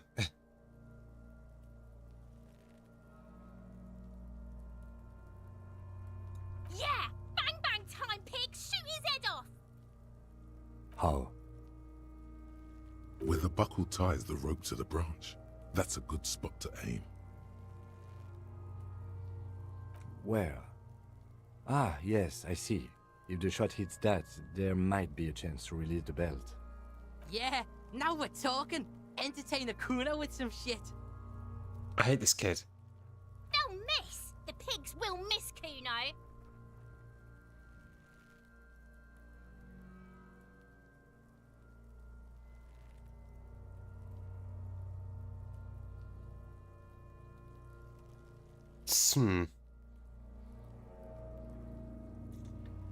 I don't think I've got the reactions. The 3, they're on 3. Not the worst.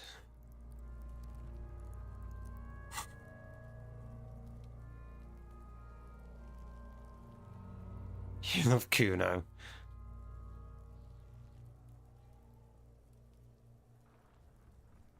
Let me try.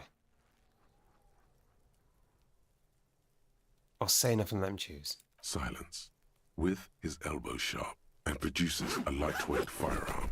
He drops a paper cartridge in the barrel, separates the scouring stick, and gives the cartridge 5 tucks.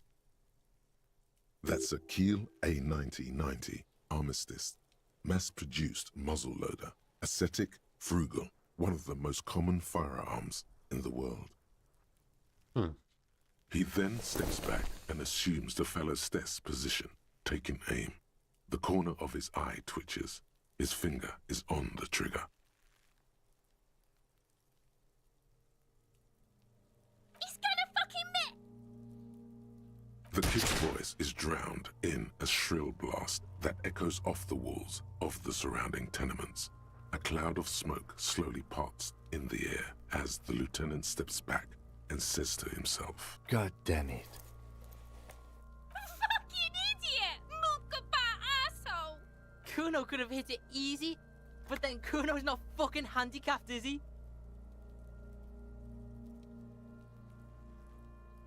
Kuno's sorry too. Kuno feels sorry for the Beano Cloud. The lieutenant doesn't say a word, just looks at the gun in his hand. No, we are lucky as it is. We didn't break anything, and the victim remains uncompromised. Any more mistakes could put us in an unfortunate position with the locals. We have eyes on us. I didn't do us any favors with that. I have to say, it's beginning to look unlikely we can get him down without assistance. It's bad as it is, us shooting firearms like punks. Go ahead, I'm not stopping you. Just don't lose it. They only have one. This is the sorriest pair of pigs Kuno's ever seen. Yeah, take it, you fucking banani boika. Take it and shoot yourself in the mouth. The cold piece of bakelite and gunmetal is surprisingly light. Your fingers fit right through the guard, instinctively resting on the trigger. The fuck are you waiting for, Kuno? Tell him to shoot himself in the mouth. The buckle comes into focus in your sights. You stand with your feet planted firmly in the ground, Seems to be your left hand supporting your gun. popping. Why don't you just shoot yourself in your mouth? At least you won't miss. Challenging. Your field of view narrows. The branch slowly moves, becoming entirely two-dimensional. The metal buckle glimmers, catching the evening light as the corpse slowly rotates. The slow movement of the branch in the wind and your shoulders directing the gun sync up, dancing hypnotically. Look, he's crying. You gonna cry now, fucking faggoty? What did I get? Did I get anything else? I've got a bunch of breakthroughs though. I don't think I can do this. Nah. I don't think I can do it. No. I agree. Enough gunslinging for today. We need to access the harbor and ask the leader of the Union to have it taken down. They have the tools, and they have men. Okay. I did not want us to be indebted to Everard Clare. I wanted us to be able to deal with it ourselves. That is... You need to suck my dick! Why the fuck am I still alive? He's a dangerous and corrupt man, and we cannot predict what he will want from us in return.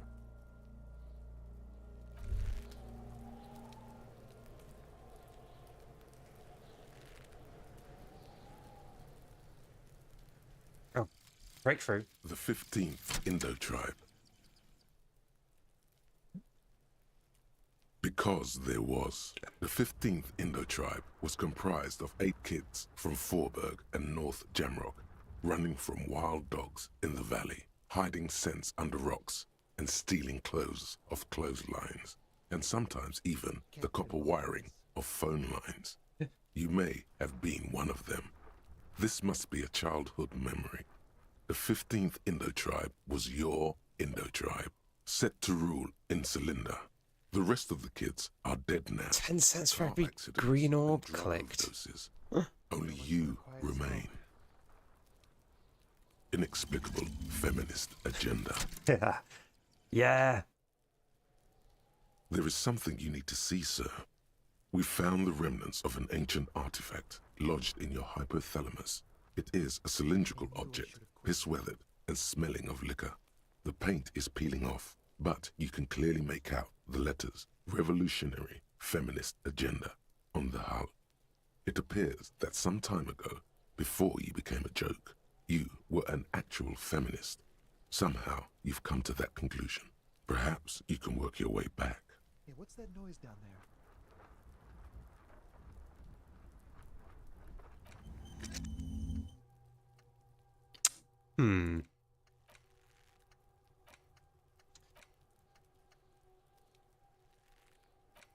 I don't think so.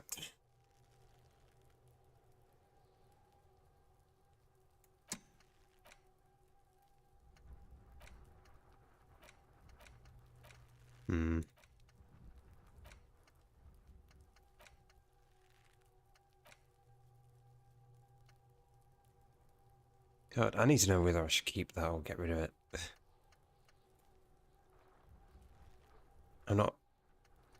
I don't have empathy there.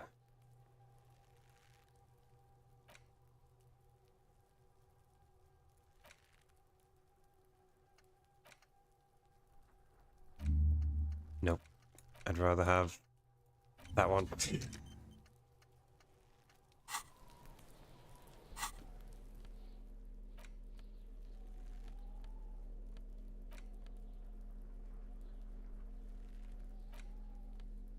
An intricate web of blue line. It still kind of looks like a map of the stars in the night sky.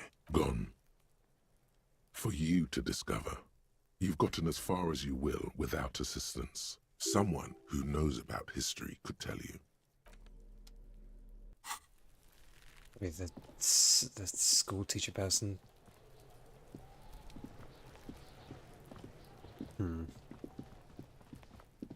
Okay. There's a green button. I get 10 cents.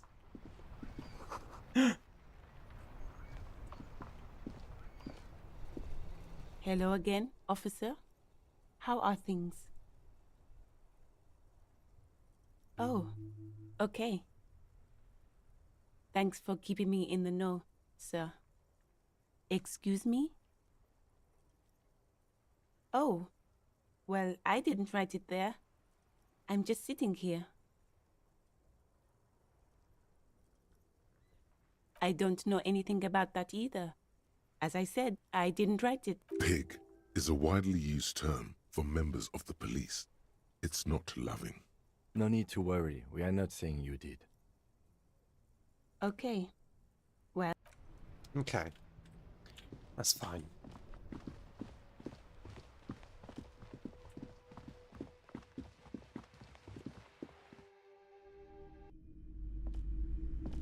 Hello again, esteemed officer, and welcome to Crime, Romance, and Biographies of Famous People.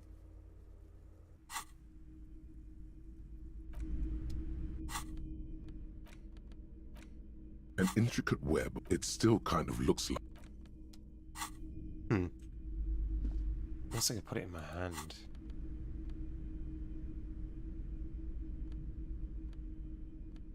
I can't.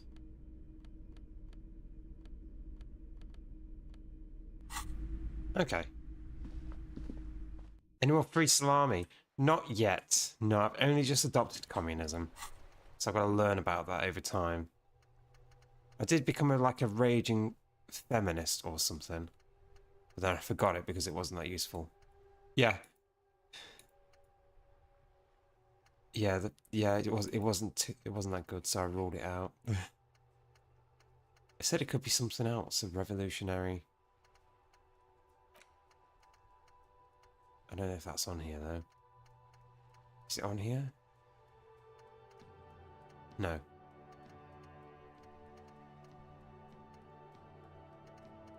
No. Yeah, it wasn't that useful. Honestly. Dented yellow mailbox. Just gonna pat the mailbox. The box seems happy. That's nice. Anyway. Hello again, my man. What's on your mind? Could you spare some change? Huh? Oh. No, I ain't got any money. They don't want to pay for unfinished work. The bosses, man.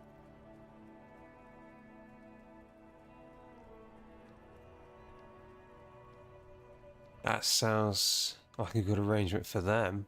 Yeah, it sure ain't good for me. Or you. I'd spare a coin or two for a city cop down in his luck. If I had saved 4 myself. I don't want to talk about that.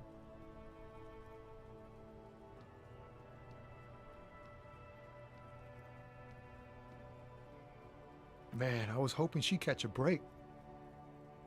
All I can say is, she isn't around here anymore. She isn't some mastermind evildoer. And I don't know where she is. A friend? An acquaintance? I don't know.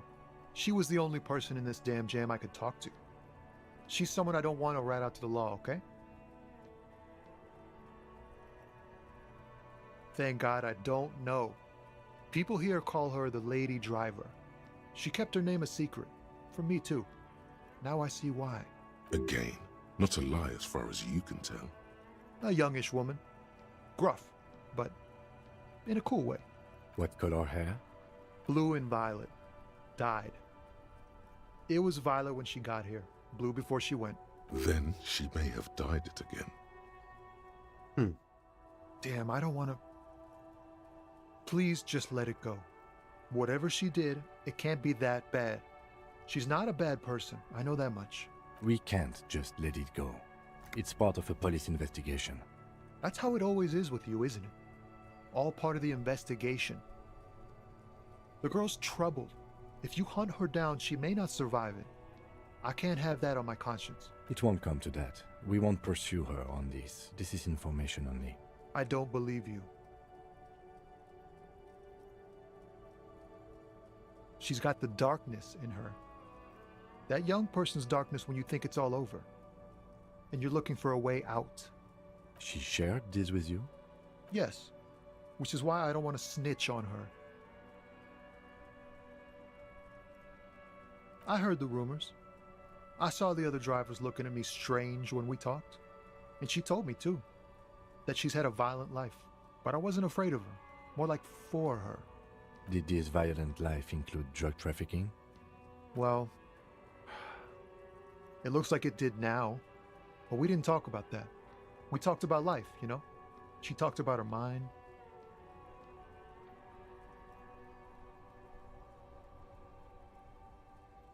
The way it worked.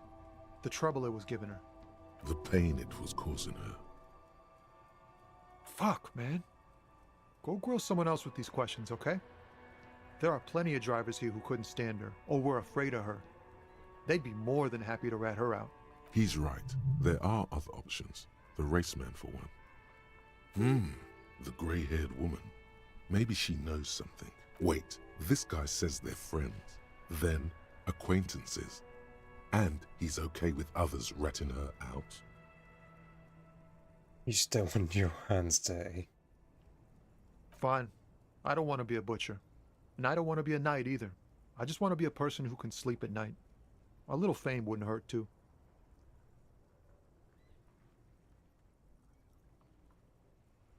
Here's 7 my shoes.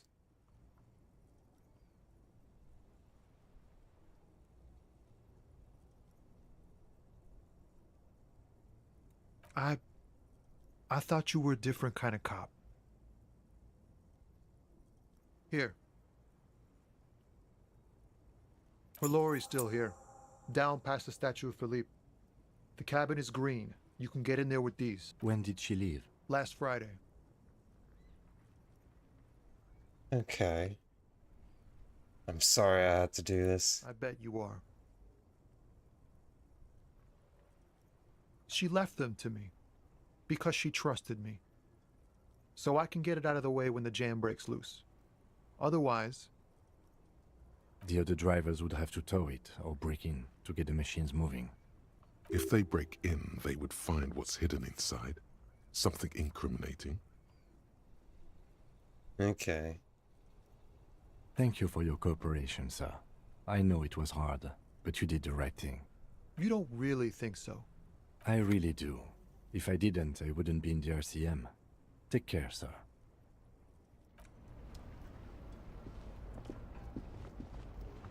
Okay. Well, we're getting somewhere now.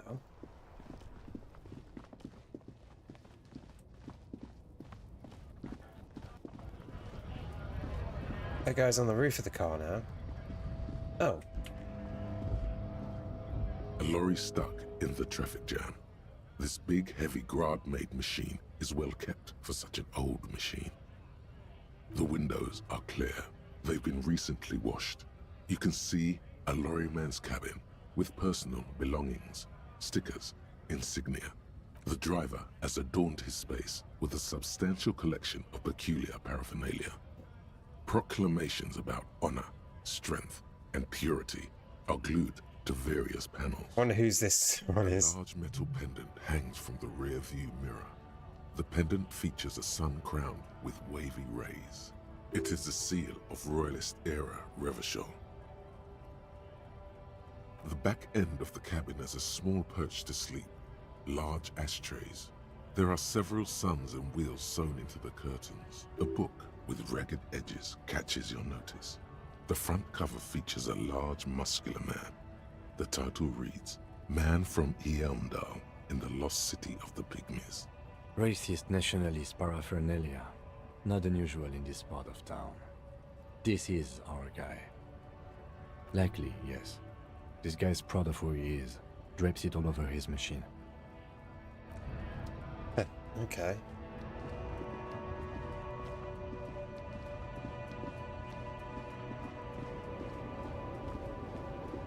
This is the one. This screen found, A to Z, Contemporain, is parked in the shadow of the ruins looming overhead. It's seen better days. This is the one our man pointed to. You push the key into the lock and turn. It makes a cracking sound. Then the door pops back a few centimeters. You can just... The smell of cigarettes and perfume welcomes you. The cabin inside is plastered with old movie posters. Actresses smile from the walls. There's a radio transmitter in the front and a toolbox tucked under the driver's seat. Some tools lie scattered near the pedals. I can only assume that it's the woman that was next door to me. And she was showering. She's probably dyed her hair again. That's why I don't remember who it is.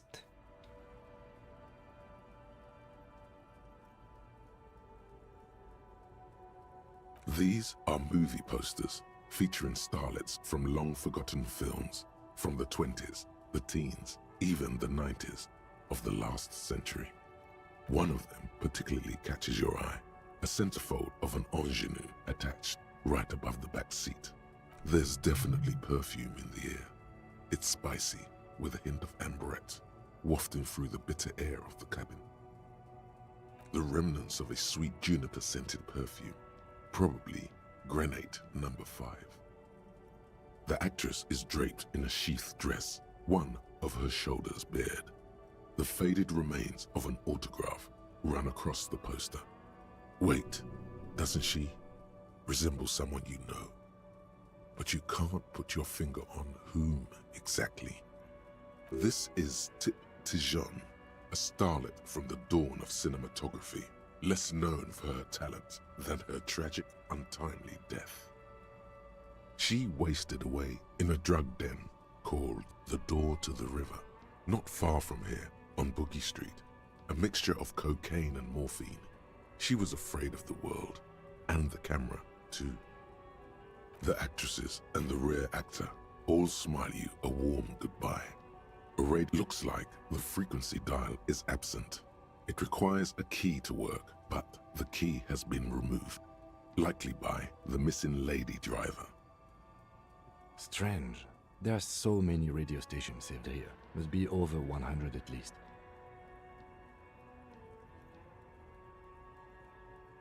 for contacting an entire fleet of lorrymen, for example. This is all shortwave, UW and UKV. Looks like we are dealing with an impressive organizational tool. The nerve center of a huge operation, with quite a range too. Doesn't look like it. It's completely inoperable without a dial key.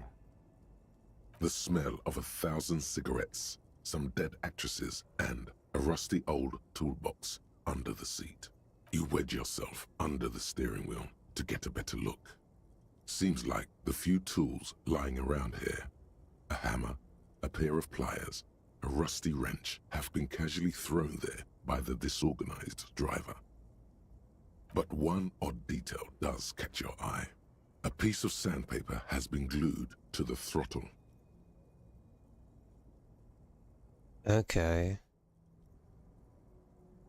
Sandpaper to the throttle because the foot has worn down so much that it slips. So she was at the lynching, and that was the one with the weird smooth foot. Sandpaper adds extra grip. Sandpaper? A novel technique? Yes? Which means that the missing lady driver was present at the lynching.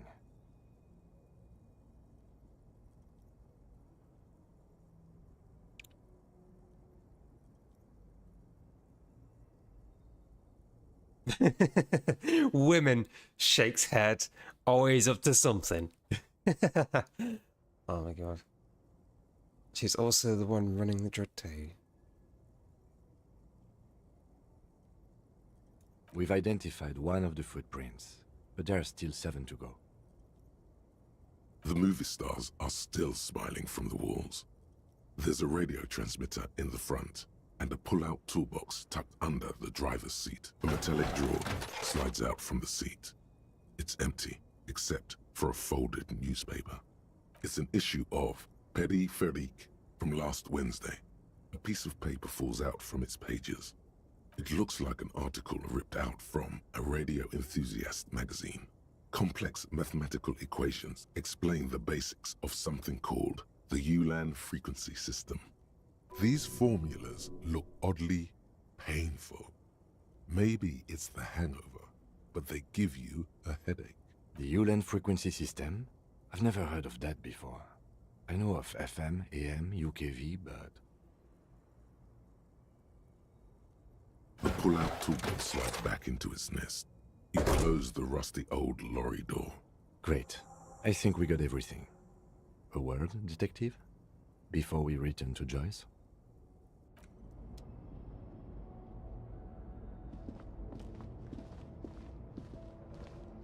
Can we not get into the trailer? Alright, we've finished here. Let's quickly debrief and go over what we found, so we don't do it in front of the company rep.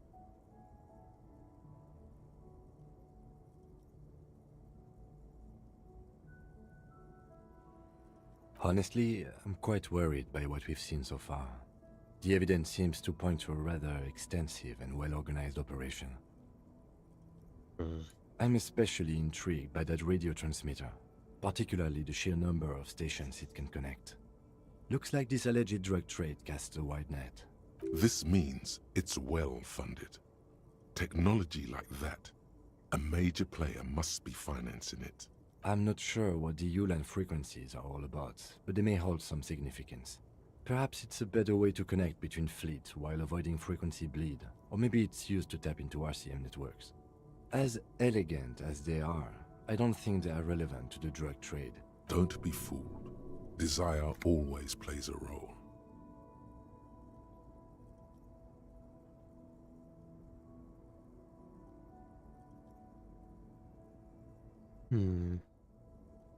Yes, well...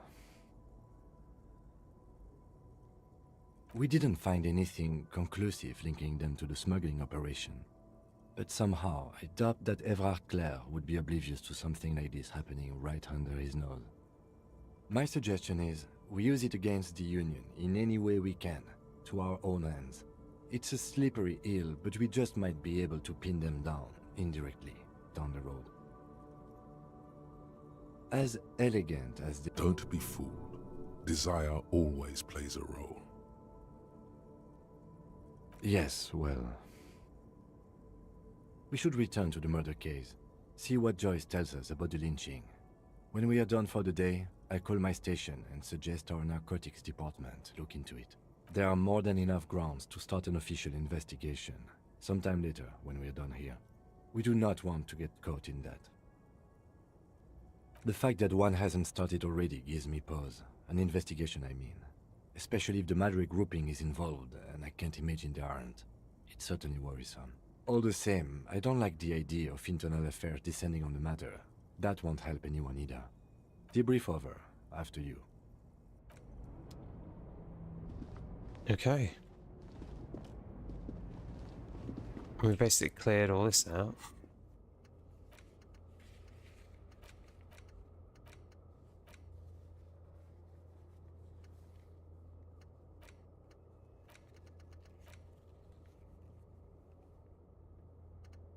Lesbian trucker. Yeah, no, for real.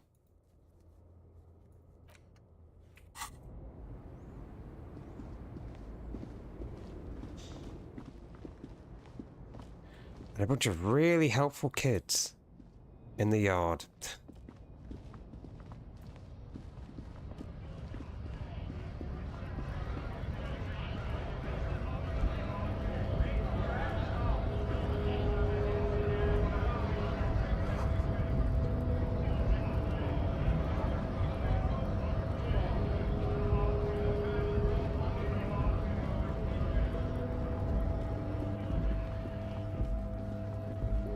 Do is something that would heal me.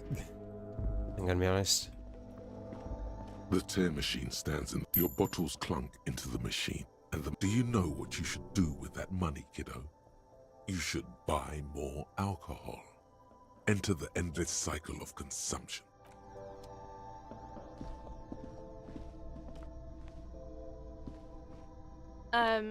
Is this about the questions again? Because I don't really know anything. A warehouse? I don't know. Maybe. I don't really care what Frit does.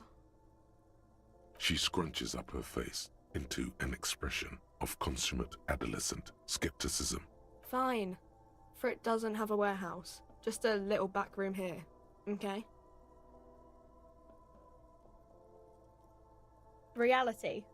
You mean, what reality? Economic reality, or...? She is like a student unexpectedly called upon by a teacher. Can she answer the classroom question? I don't really know anything. I mean, I'm 15.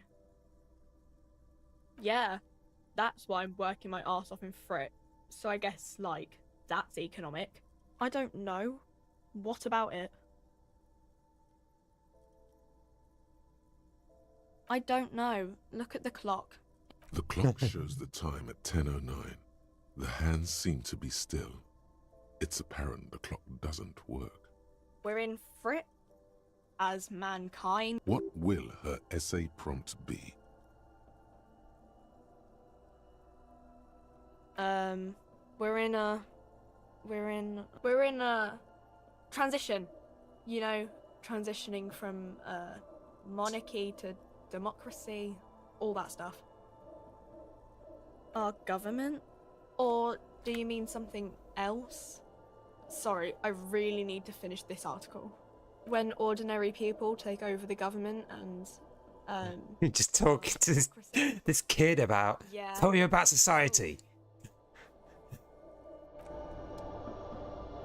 Answer me.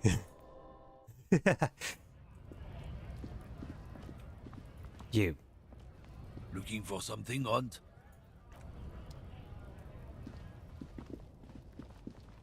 So...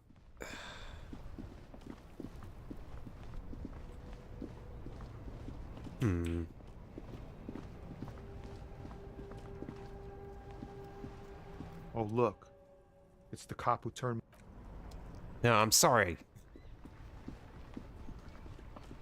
Inside, You see a set of steering levers, a radio microphone, a pull-out toolbox, and the soft glow of the fuel preheater gauge. This is Precinct 57. How may I assist you?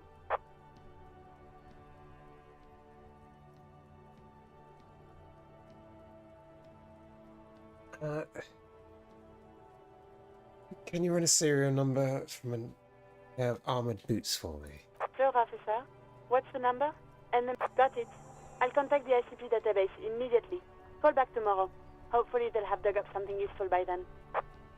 The International Collaboration Police, ICP, is an inter-Isolari law enforcement service, the crown jewel in the moral intern diadem, alongside EPIS and the coalition government. Kids have a better idea about society than politicians.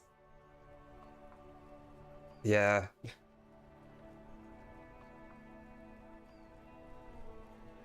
Of course. What is the number, officer? Yes, hold on. Her number is 005 1944 298. Received. Hold on, officer. Static.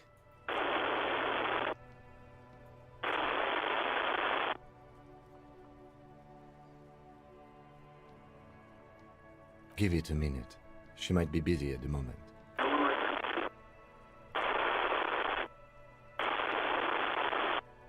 Officer, I have Sylvie Malaika on the line for you. Yes, hello?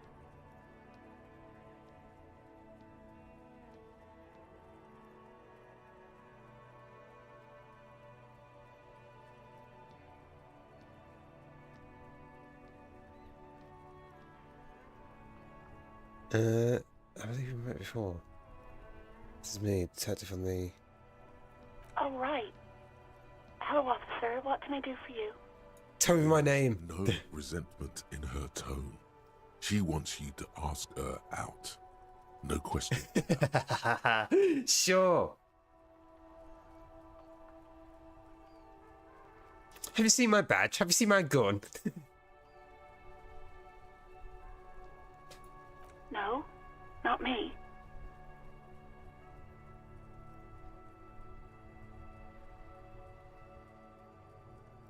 No, sorry.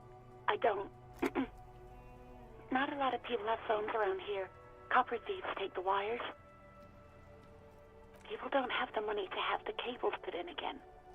They use the Union's phone, or the one on the coast. So the Union has a phone, and there's one further down the coast. Got it. It was someone else. We'll find them sooner or later, officer. It just might take a while.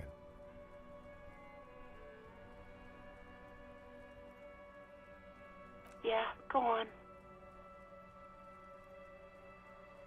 You mean, why did I leave the bar? Honestly, I'm not really comfortable discussing it with you, sir. Why not?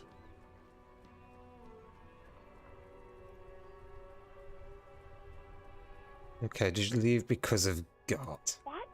No, why would you even think that?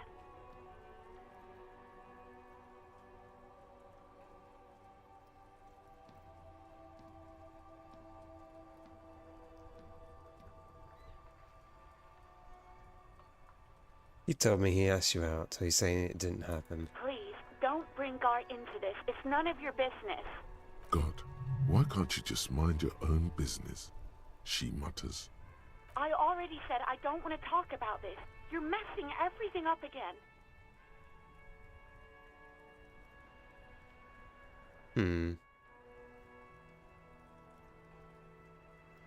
Have you seen my badge? Yes, I know who you are. You're a police officer. The law. This exact conversation has happened before. Establishing authority before this young girl seems to have been important to you in the past. Don't go there again.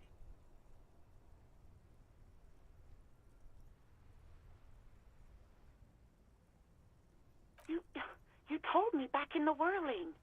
You told everybody, and so does your badge. I don't need to hear about it anymore. Oh, no, I haven't, sorry. Real policemen have uniforms too, by the way. Where's yours?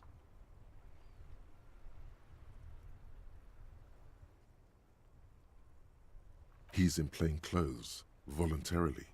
It's different from not knowing where your uniform is. Uniform? I never saw you in any uniform. You had your things on. The disco things. Okay. You mean, why did I... Why not?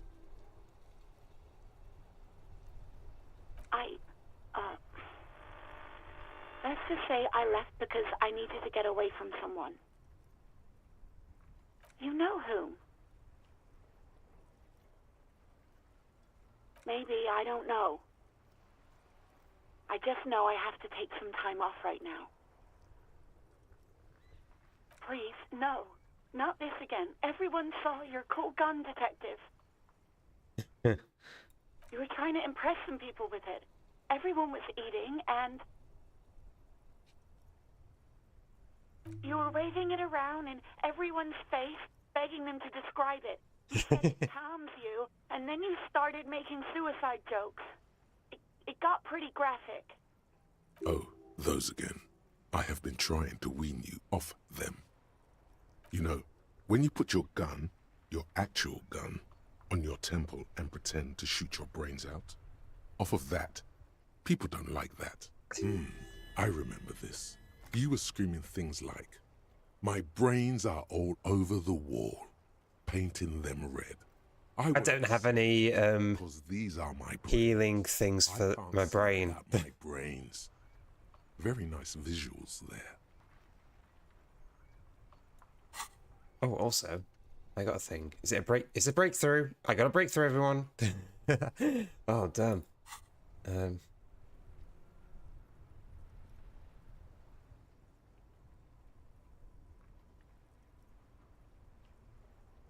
There is silence on the other end of the line.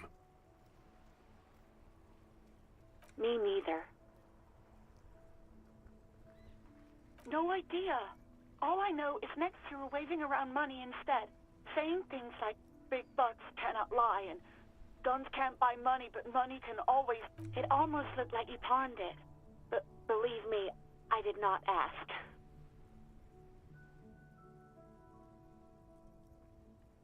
I hope so. Please, don't call me again. Bye. Oh. Empathy? Fuck. No, she doesn't have a problem with you. It must be someone else she's angry about. Some other guy. Like Gart. You know women and their constant problems. Yak, yak, nag, nag. How's one supposed to get the love going like that? That's where you step in. You're Lieutenant Love, matchmaker extraordinaire. Help the poor girl out, lest she turns into a spinster.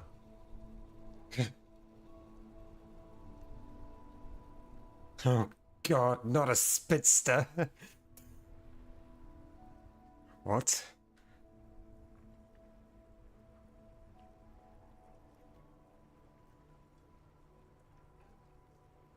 Damn. Well, I failed it because I have no empathy. Oh yeah, my point exactly. You know how they are. Transactional and hysteric. Loony broads. You know what you've got to do. First, you've got to calm her down. Tell her you've got everything under control. Then go and have a little boys' talk with Gart himself. Think you can do that, Lieutenant Love?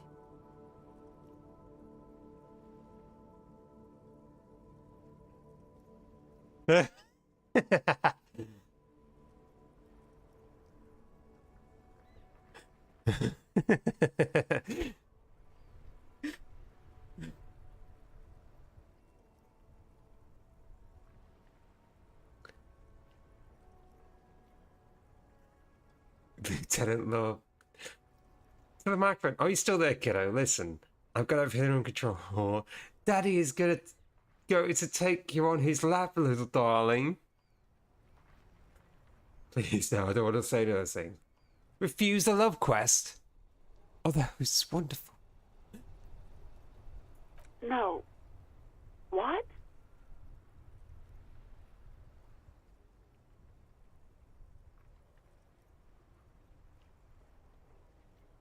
Can we have a vote? Fuck, I just pressed one. I just pressed it. No, it's so... I mean, I could do votes, but most of the time they come up with nothing. Damn it. I don't remember the last time I saved. Sure, you can have a vote.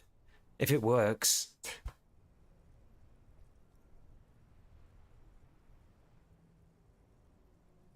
But it's so delayed.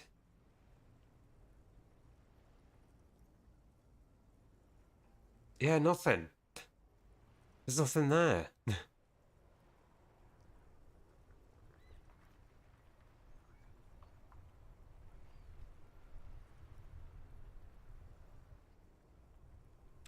No, it's like on the screen. It like comes up on the bottom of the screen when you're looking at it. Like, I could do this and I could do this, and it like, yeah, it should show up on stream because I could see it when I'm looking at the actual channel. Like it comes up on the screen. And it's like, oh, a pop-up. And then what do I need? I need to get things and stuff. I can only use that once at a time. And then this one, I press that, and now it's come up in here. And I can press something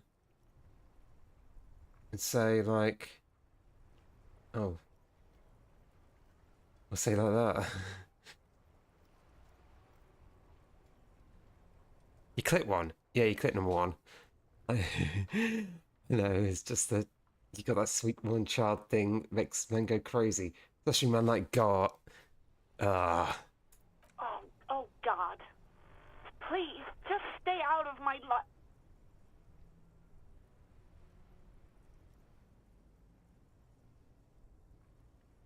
What? What is it? Call was terminated by the other party. Anything else, officer? It's on. The love quest is on. Too late, everyone. It's on. Take it to God now. Take it to God now. Okay. Right. Just a moment. 10-4, come in, officer. Over. I mean, I need a financial assistance. 10-4, I hear you. I don't have the authority to grant your request. What does he want now? He's asking for money. Is he fucking kidding? I don't think he is. Don't give that asshole anything. He's just gonna drink it. All right, that's a negative on the additional funds, sir. Over.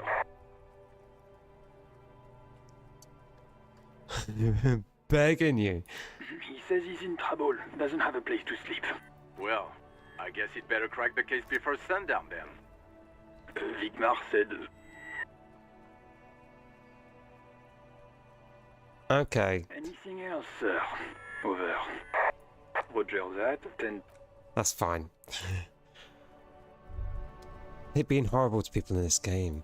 What do you mean horrible to people? Oh, a breakthrough! Lonesome. Long way home. This is me trying to figure out where I come from. Here we go. Home awaits. Walk past Station 41 and through the market. Oh. Past the Boogie Street spearhead to the other side of the lake. The frozen eye at the center of the district. Then past the video rental store on the corner. There, at the end of a street, Speed gives +1 to pine trees. A small house, no larger than a matchbox.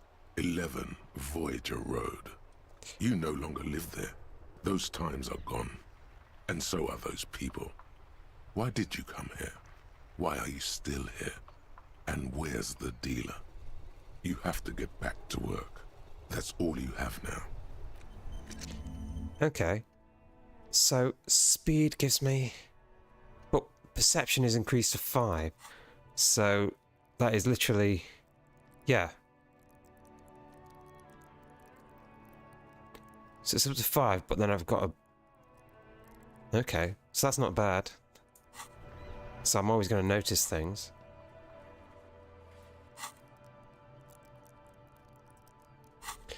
I do not currently have a place to sleep, except for the fact that... There it is. A brave little army in your pocket. You picked the best one. This soldier is fat and succulent. What Get a load of this rock and roll cop here, people. Johnny Thundercop fishes a cheap lighter out of his pants. Mm-hmm. With a flick of the thumb. I mean, I've got a lighter. A primal satisfaction. The lighter's dark green disposable plastic. Safety's off. In your case, the safety is always off.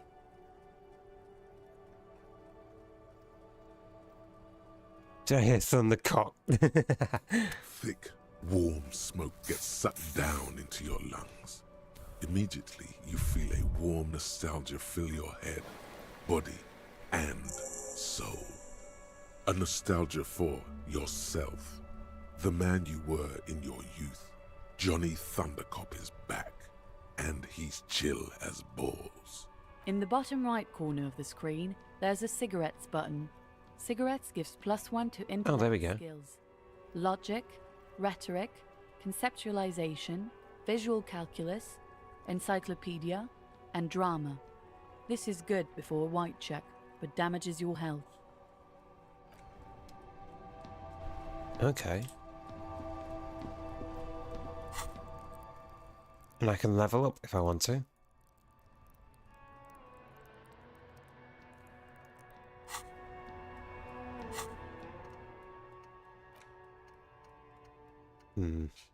We still got to do this communism thing. I do kind of need something to increase my morale. 'Cause it's going to fuck me over immediately. I mean, I can level up.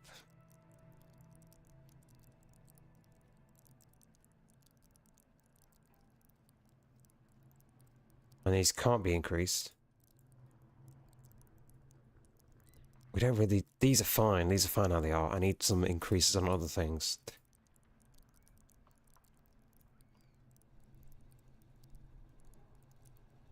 That's got a lot.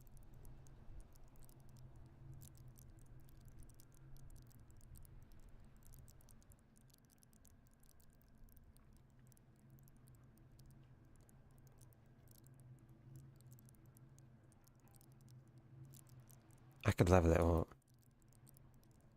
That does level up. Okay. So some 6.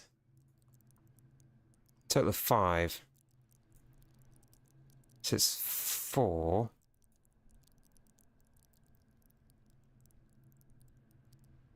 5 int.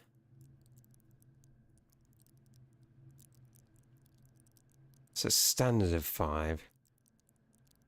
Okay. So I can increase these things by an amount.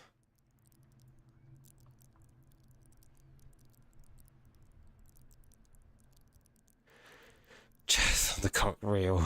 I could do with something that's like, I need this. I need volition.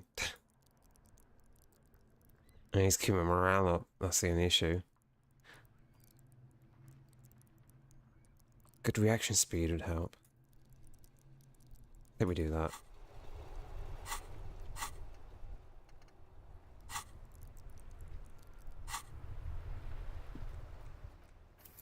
I will save it.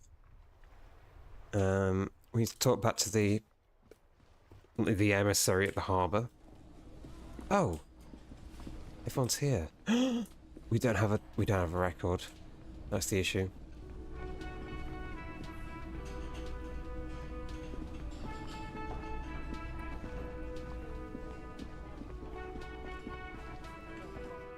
We'll be back. We checked the yard.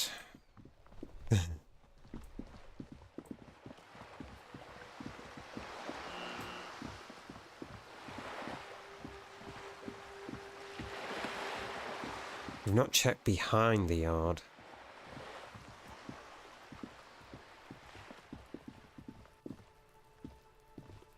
Just an ordinary wall. Nothing to see here. Yeah. Why? Why must we stop to look at this wall every time we pass by? Are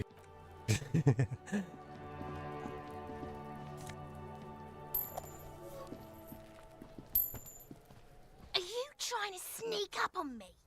Come come to slit my throat in my sleep. Logic error. She is not sleeping right. Pig's come to take me out. Trying to snuff me out. Don't get fucking clever with me, pig. Yikes. Anyway, I get 10 cents for clicking this green thing.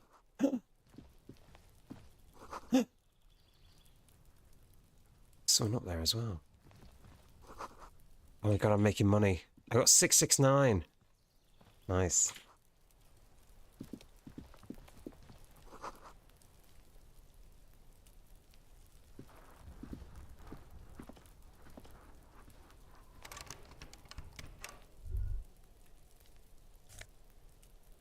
Oh.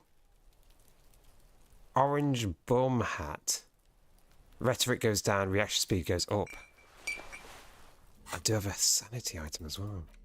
So I got a detective hat. But I could wear this. Because I'm an orange bum.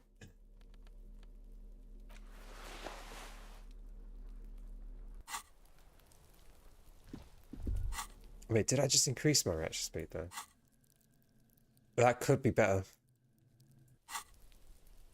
But I am thinking about a lot of things. I do like that one. I do like that hat. But I do like having the encyclopedic knowledge. Just be constantly, like, working.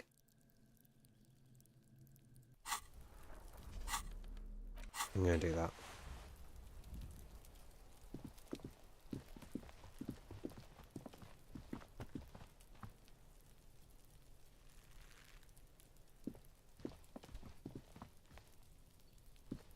There must be another way into the building. Oh my god.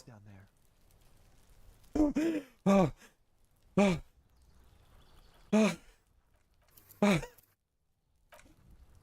oh, oh, Let me take my ears off. Oh, oh. Where's the button? Oh shit. It's been a while Oh, now. oh my god. I'm gonna put the oven on. I'm stuck. Oh, fucking hell.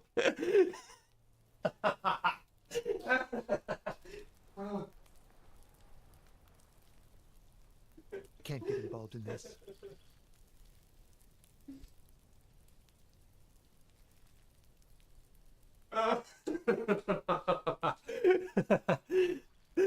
Oh my god. Oh, what if I click it again? So much for a quiet smoke. Oh my god. Oh, give me a second.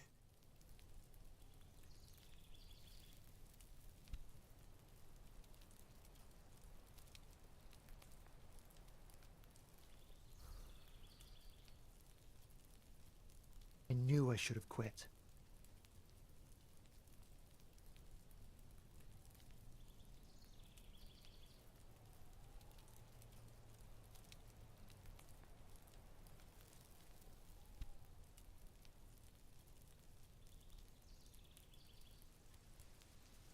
Hey, what's that noise down there?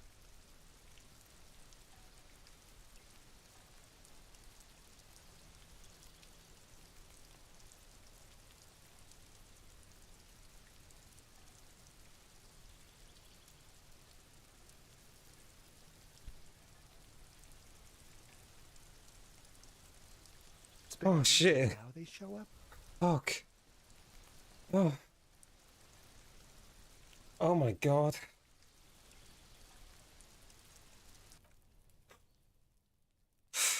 He did that in Terraria, I think, once. I need to. Oh my god. Let me look at that clip. Fuck. Let me take a look.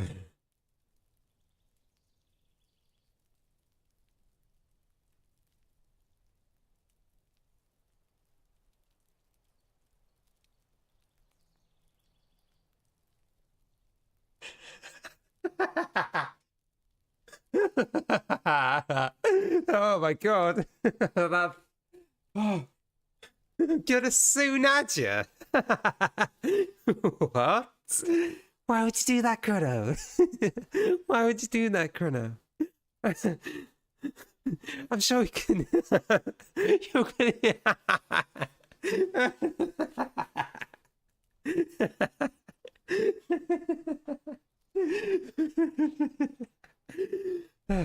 I was gonna say, oh, I'm sure we could think of another way we could settle this. This clip.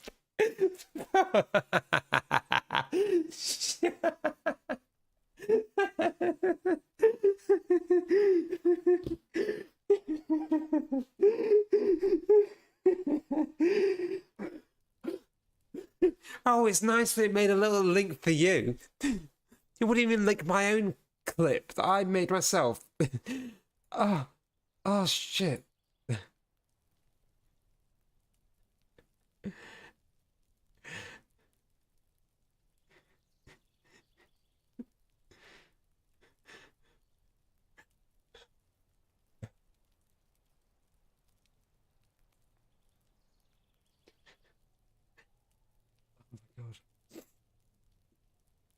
Oh my god. Right. Put the oven on. I'm gonna have like a mini pizza and chips or something. I don't know. God. That must be another way. Yes? Oh my god, my head hurts. Oh. Can't get involved in this.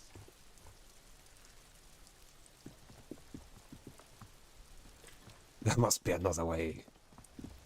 Let's get out of here. Oh, we could ask for the key, actually.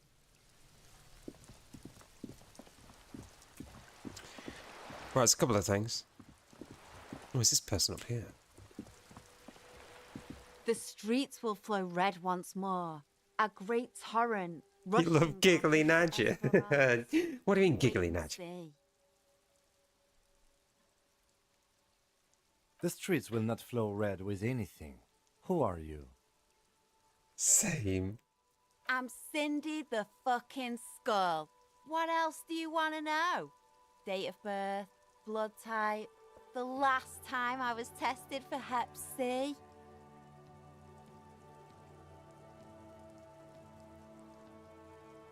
Go where? Accosting a minor? Listen to your partner, pigman.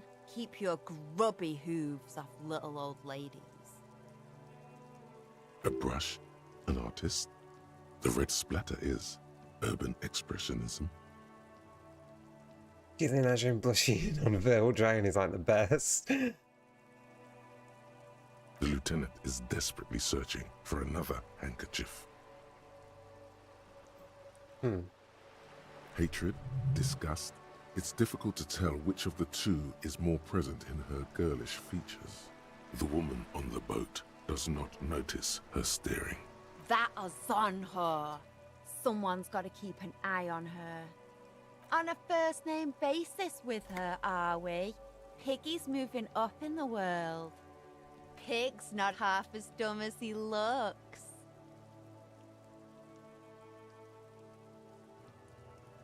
Can't you tell? I'm painting a beautiful mural, an aereo graffitio visible from low orbit. I haven't really started it yet. I'm waiting for the right words.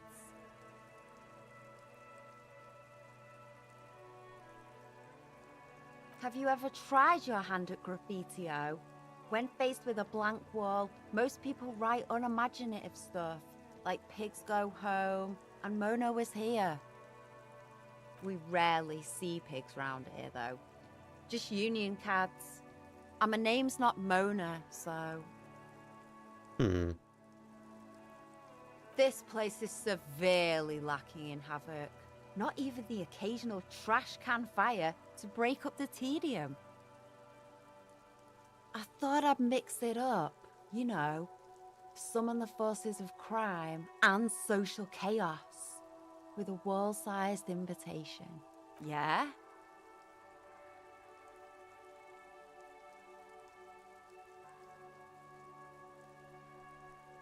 Thanks. I'm sure the inspiration will come to me now that I have an official RCM stamp of approval. She means the opposite. I ain't no snitch, Pigstein. Go forth and forage in someone else's shit. No shortage of squealers in these parts. Actually, there is a shortage of people who talk to us in a normal, calm, informative manner. We weren't put on this earth to make your life pleasant, fucko. Fucko? Watch your back, Ungulate. You've got eyes on you. Ungulate? Oh, there's a bin.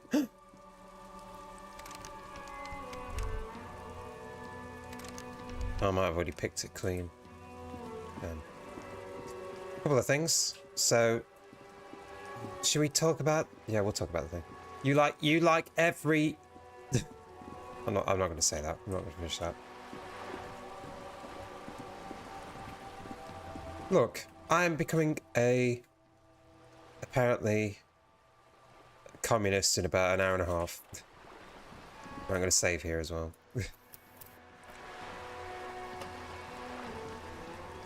You're back. Good. What can I help you with?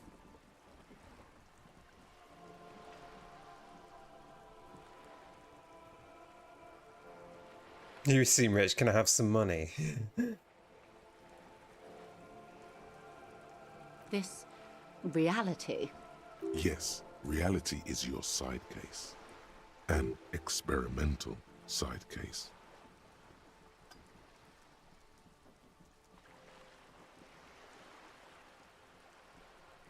Ah, yes. The episode. Sounds like an acute case of encephalopathy now that... Don't be phased, madame. He functions perfectly well. He only needs a lowdown on all of reality. We may be here a while then. Ask away, officer. I'll help however I can. Alright, we're in. I know these all look good, but begin with the first, okay?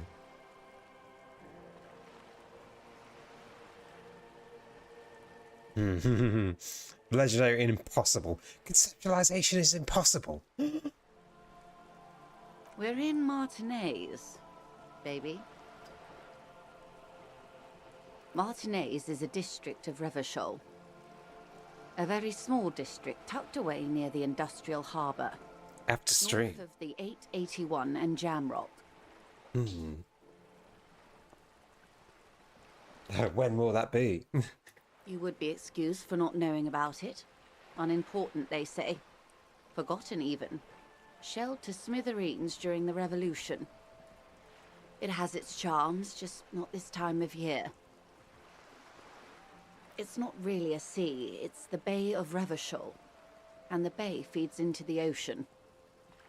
Yes, we're on an island in an ocean. The world's largest body of water. The Insulindic. Known to the early Revacholians as Les Immensités Bleues, the Blue Immensities. Caillou, as you already know. Imagine a pebble. A smoothed-over pebble amidst a great blue sea, misshapen, cracked. The cracks are the River Esperance. We're in the delta of this river, on the 6th branch, the Martinez distributary. I'm not a good ambassador. I've only been here once before, as a teenager. Not a lot has changed. There are ruins, a terminal, fishing boats, reeds, boys with boxy shoulders. This place used to be a province, a workers' resort before the city swallowed it and the artillery did its work. The reeds are the real star of the show here now. The further down the coast, the wilder it gets. I would be happy to. What? We're in Martinez. Martinez, you would be excused for Revachol. The great kind. Okay. History detective. They built this city to resolve history. Our part in it, at least. Our centuries. The nations of the Occident, or migrant workers from Seminine and Ile Marat, depending on your creed. In the DeLorean century, 380 years ago, they say it's where the terrible questions of our time will be answered. The tensions are highest, the fault lines deepest. By that I mean conflicts. Ideological conflicts. The stuff of men. We are standing on a fertile, self-sufficient island able to sustain up to 200 million people. In the middle of the Insulindic Ocean, the world's connective tissue. It's where the money is. Oh, we're quite a way off. About... A sparkle of lights on the horizon, like evening stars above the curvature of the planet. 22 kilometers from the center of the world. That soldering iron is the bank of the world building. The bottom floors are Insiacom. Coalition government, Insulindian Mission Command. Silence. She lowers her hand. The water, the light. It's as though you're seeing it for the first time. There is no recognition. Only the immensity of the sea and the cold radiating from it. She observes your eyes scanning the horizon, then breaks the silence, slowly. Derealization. Oh. This is one thought you need to complete. Where are you? Was there something else you wanted to know? This has been informative. Thank you, ma'am. Might I suggest not asking them all right now? Ma'am, Messier will be here later too, and tomorrow. Isn't that true, ma'am? Absolutely. My commitment here is long-term. It's better not to eat all your candy at once. Yes. Indeed. I'm always at your service. Glad to have been of assistance. The little that I know. Anything else? That's the man who was killed. I'm afraid this is a discussion for once we've cleared the lynching question. Better not tie the forestay to the backstay on this. I hope there is something else I can help you with.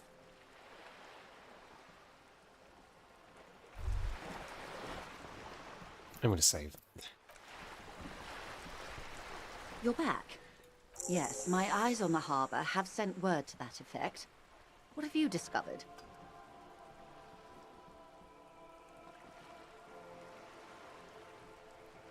It doesn't really matter, and I do apologize for the surveillance. Wild Pines can't afford to be blind at a time like this. In any case, it's a relief to know someone has looked into it. If I may ask, will there be an official investigation? I assume you discovered there is an operation. If there is an investigation, it will be part of an ongoing operation, subject to confidentiality. I am sure you understand. Of course, detectives. In any case, you've held up your end of our arrangement. I trust you with the rest. Now it's my turn.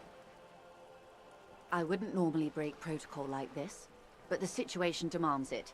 If you don't solve this murder, I'm afraid we may have a bloodbath on our hands. The words bloodbath sound cold in her mouth. They taste of iron and strawberries.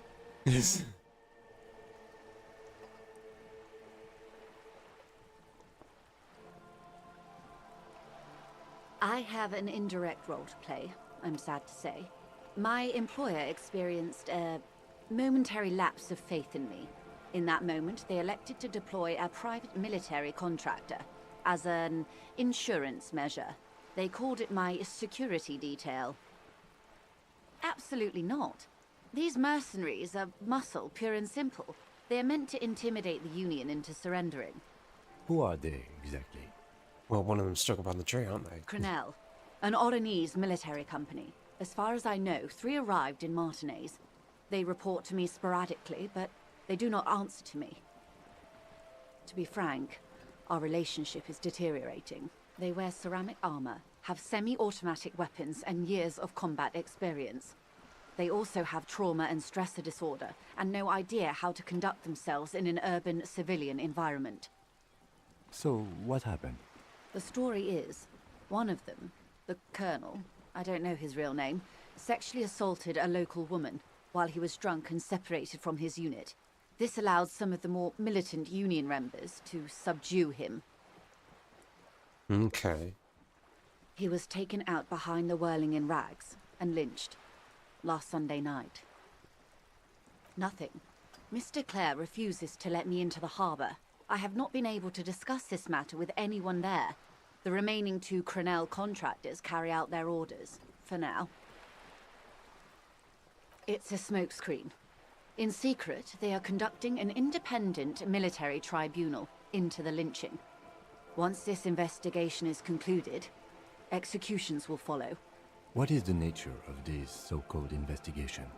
Whether to execute one, some, or all of the Union militants.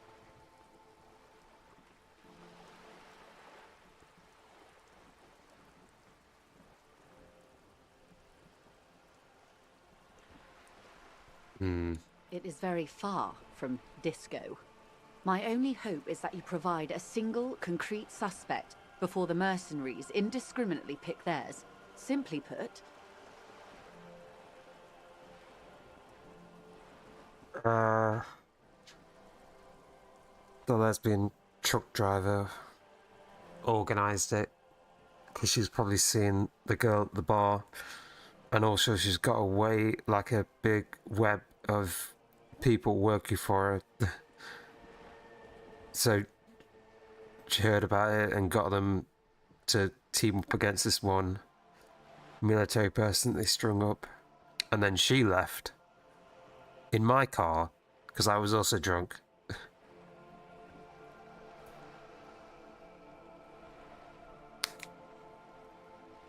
If you don't pin this on someone good, and do it fast, they will identify and execute everyone present at the lynching.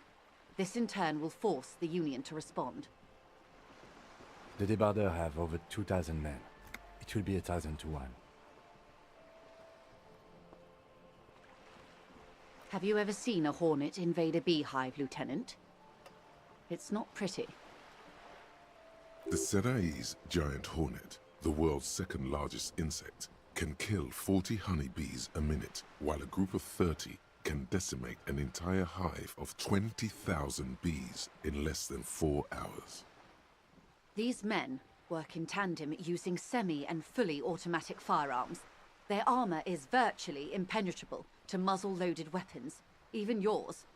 Most Union workers don't have guns at all.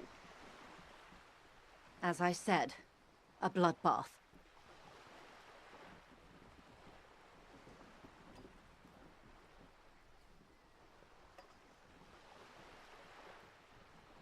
Many bleak scenarios have already come true. Nameless, badgeless detective of the citizens' militia. All we can do is keep the rest from going the same way. One single concrete suspect delivered into civil court, and I may be able to defuse this situation. So he's just assaulted a woman. Or he didn't. This is information passed on to me from some teenagers loitering around the canal. I cannot testify by it. The remaining contractors, their tribunal, it's what they believe. That the man was killed because he assaulted a local woman. I've asked around a bit. This seems to be the accepted story around Martinez. The lieutenant consults his notebook, his eyebrows knitted in concentration. Odd. We haven't heard any reports about an assault in connection with the lynching. Where did it take place? And when? Last Sunday night, at the Whirling in Rags, the hostel by the gates. Supposedly, the colonel was drunk, maybe on narcotics too. Either way, he's alleged to have sexually assaulted a woman. Sometime later, a group of dock workers got their hands on him. That's a good question, officer. I don't have the slightest idea. As I said, it's a rumor. I think I know. Rumor. In any case, it's what I think I already know. remaining colleagues believe.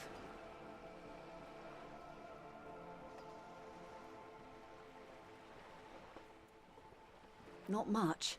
Their public resume is relatively good, as far as private military... They boast a long list of clients. Saint-Baptiste, Welchman-Lorenz, Eintracht, a warning sign how... Meaning they're used to operating in war zones. Yes. All the good conflict corridors, Supramundi, Jesut, the semi... She got the new cosmetics. Most likely. Don't have a good record reporting atrocious military conduct on their soil. Sadly, no. Before this happened, I had little interest in them. Now that I do, I don't have the resources. If you still have access to the ICP's database, you could run a better background check than I ever could. It may take some time, though. Do you know a lot about the inner workings of the RCM and the ICP, ma'am? In my line of work, it pays to do your research. I was prepared to deal with the RCM. I did not think I'd be dealing with a group like Crenell. I have, and they will. However, these orders take time to reach what is basically a rogue unit out in the field here. Until they do, it's all on us. She's being truthful. She is pressing them as hard as she can. If you mean did I see him alive, yes. But I did not know him. Lely, his service name, a nom de guerre most likely. He wouldn't divulge his full name. Only one of them did. A bad sign if there ever was one.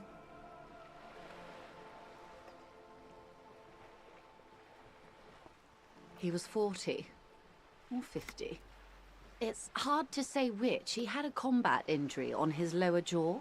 It made it difficult to estimate his age, or gauge his facial expressions. What else? Nationality? Accent? He was, Occidental, I think. Light brown hair, a mixed accent, Oranese, or Messinian, maybe. His injury gave him an accent all his own. In a way, it was humanizing. He had to learn to speak through it. Through the injury. That's all I know, I guess. I only met him once. They've gone to ground, as it were. I don't recommend seeking them out. For one, they're almost certainly armed to the teeth. They don't have the same respect for the Revachol citizens' militia as I do. To put it bluntly, they think you're vigilantes. Ghetto savages. It will not be a fruitful meeting. You're likely to run into them eventually. When that happens, I'll be in a better position to mediate if I don't appear involved. One must be at the harbor gates, causing trouble, directing strike breakers, perhaps. You can hear the sounds of the ruckus coming from there. The other has a vantage point in a building south of the roundabout. They were keeping tabs on you while you were canvassing the lorry drivers.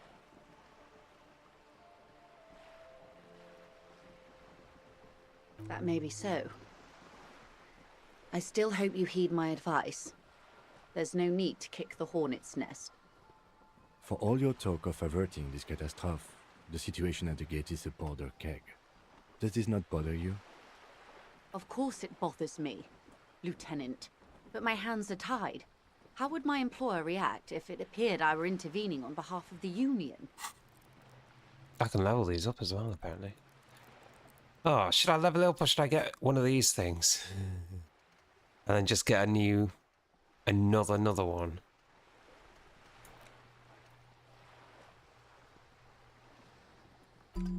I could level it up, sure. There we go. Your concern may be appearances. Ours is keeping the peace. That would afford a good vantage point. In any case, it's practically inaccessible. Where is your radio for contacting them, if I may ask? Heavens no. I'm not an undercover agent. There's a shortwave at the ship's wheel.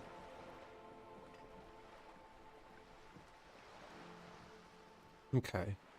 I hope I can answer it better. Until the executions start? Truthfully, I don't know.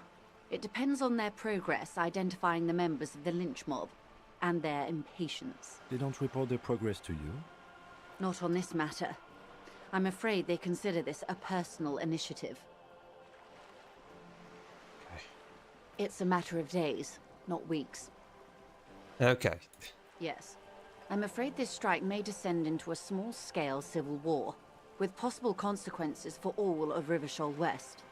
Since you are sharing, ma'am, this is also the RCM's worst-case scenario. Then we're on the same page, as grim as it may be. I am sorry to have been the bearer of bad news. If there is anything else I can help you with, please ask. Of course. Excuse my hesitation before. For about half a minute, in silence. It was taken with a trigette not long ago.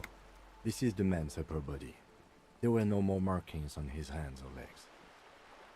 Her mouth is relaxed. The accordion lines near her mouth vanish. The pearls of her eyes move slowly on the photo's surface. Sorry. I was trying to see if I can read the web of interdependencies between these points. The stars. I can't. But that's how you read this story. The points themselves don't have letters, numbers, anything. Their size, location on the body, Gotta find and distance crystals. from each other tells It's you wind crystals are the worst. If you ever make furniture or wood things, wind crystals are the worst thing to farm. Like, I always run out of wind crystals. close. Port cities.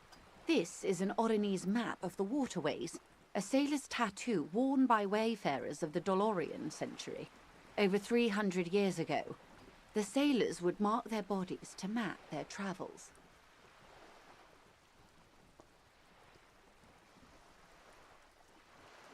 Okay. What's the use of this map? The sailor's soul Ice ones. You doing blacksmithing or should something? die abroad. This is a sort of contraption to be reeled back in by. The silver cord. I need to put some they food in. call it.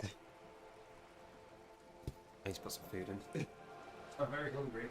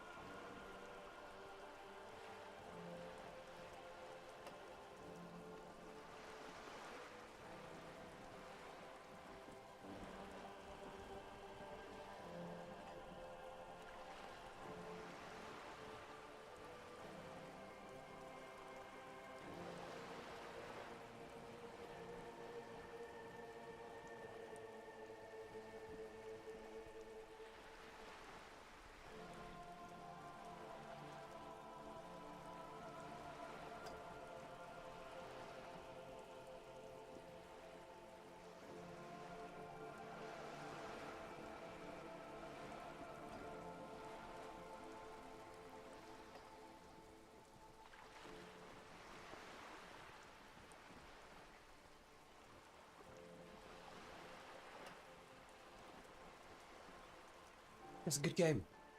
I like this game. Don't spend 299. No, don't spend that. Don't ever buy crystals. It's easier to farm. Quite a few. Vredefort, the Oronese capital, traditionally stands on the right shoulder. He started somewhere near here, I think. What's for dinner? 2 miniature cathedral city pizzas. In the oven. Yeah, you can sell crystals. Sell and buy. What next? I say you shouldn't. It's easier to farm. And don't waste your gill dragon. Don't waste your gill dragon. Yeah, just having wind or whatever. Then he made his way to the Pretto Grande, through what I think must be the It's like the miniature ones. an artificial channel through the Occident. From the Pretto, he sailed to the Insulindic Ocean, first the Semines Islands, then this. What's his heart? Is that where he lives? Revachol. Those are the two constants. Vredefort on the shoulder, and Revachol in the heart. They started the tradition of these maps right after the discovery of Insulinde, at the dawn of the Interinsulary Age. The old world passing by, and the new world already here. You said you can't read it. I can't. This man was no sailor, and these are no ports. I can understand geographic fragments, but not their meaning. Vredefort? Vredefort has a military academy. The Semines Islands saw a recent conflict. In Revachol, he was executed. Wind crystals. Wind crystals around East Shroud, near where the sylphs are. That's the best place to find them. You can just do a loop of botany. That makes sense to me. We have no more use for a map of the waterways, just like we don't need sailors the way we used to. This is what the custom would morph into on the Occident. Mercenary tattoos. For all the boys looking for an adventure, a blood spatter on the seas. His platoon members? The other contractors? Surely there are other people to ask about the tattoo. This is not necessary to complete the task, officer. It's a dangerous side task. Search elsewhere. Do what you have to do, Detective. I don't think deciphering that tattoo should come before public security. We will be careful, ma'am. Is there anything else I can help you with? Okay. That's it. I will not be begging the rich person for money. I will try not to beg the rich person for money. I will try my best. What is it here, actually? A sturdy metal door guards the southwest entrance to the apartment building. It's locked. The door rattles against your knuckles, but there's no response. The door rattles again, but this time you hear an elderly woman. Stop banging on the door! I'm not letting any more strangers inside. Doesn't matter who I am. Now go on, get out of here. From within comes the faint sound of a broom sweeping across the concrete floor. Ha! The police? Everyone knows the police don't come round here.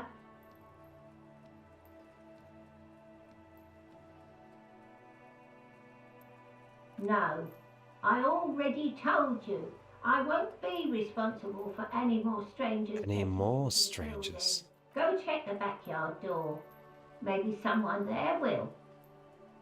Backyard door? There must be another entrance to the east. Madame, I assure you, we are real police officers.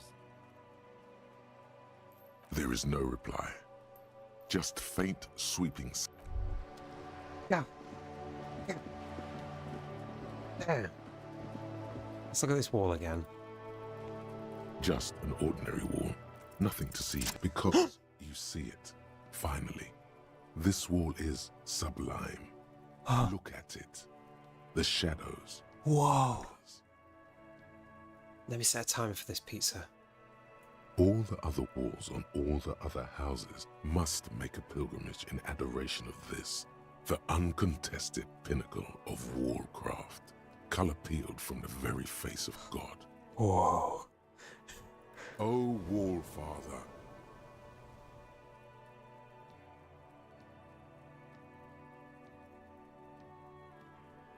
Huh? He sounds tired of it all. Cindy the Skull has all the necessary materials. Talk to her. If you must. I need it. Give me your material. Hello again, officers. Have you come to admire my mural? What for?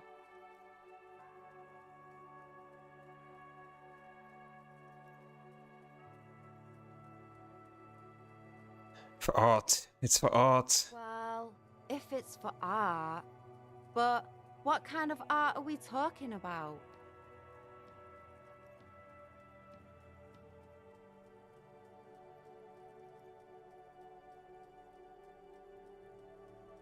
Everything's so shit. We need art to make it okay. Sounds like you're just about to live out your self-pity, not make a statement. I can't have shit art on my conscience.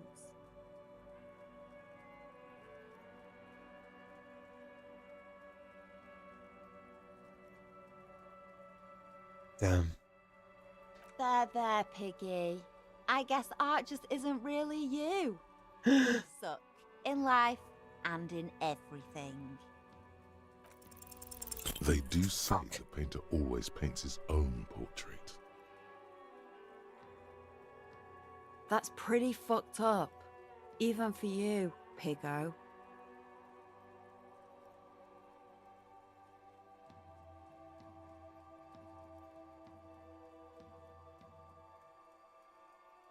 You're a real sad sack. You know that? Go ahead then. Yes. Art it up. Oh, but I'm all out of fuel oil. Fuel?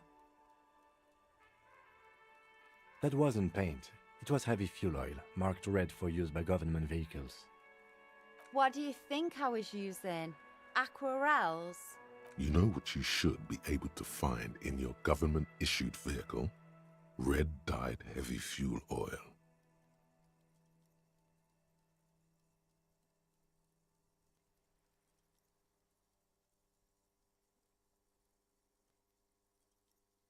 That beautiful wall deserves nothing more.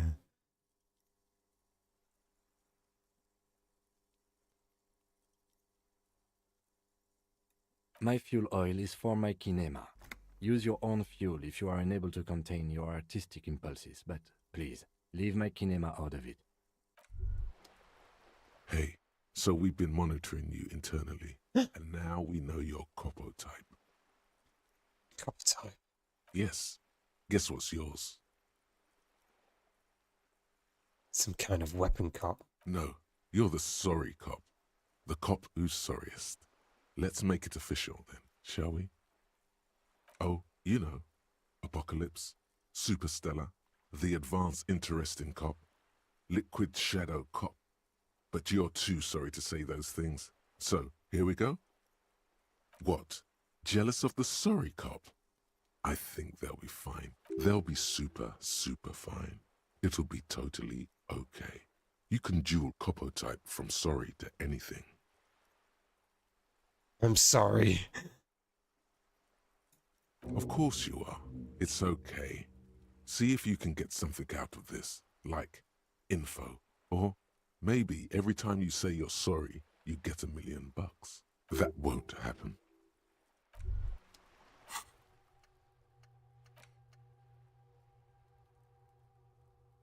Man, it's onto the authority. Damn.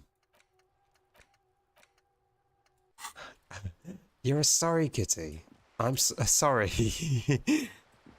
Sorry. Can someone let me into this building?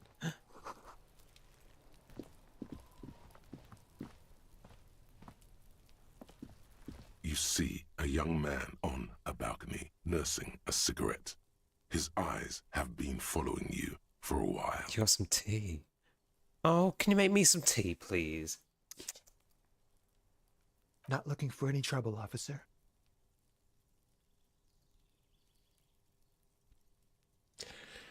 It's the voice of someone who has something to hide, my liege. My liege.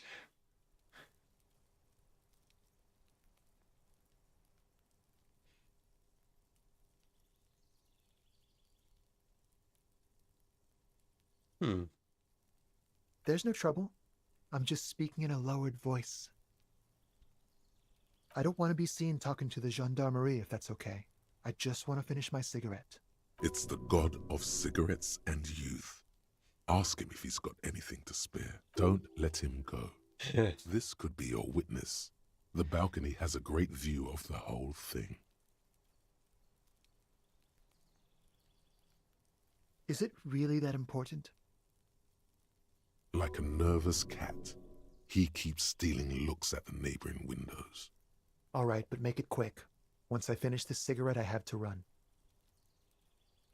I'd even go so far as to say that the view is a little too good, my dear gendarme.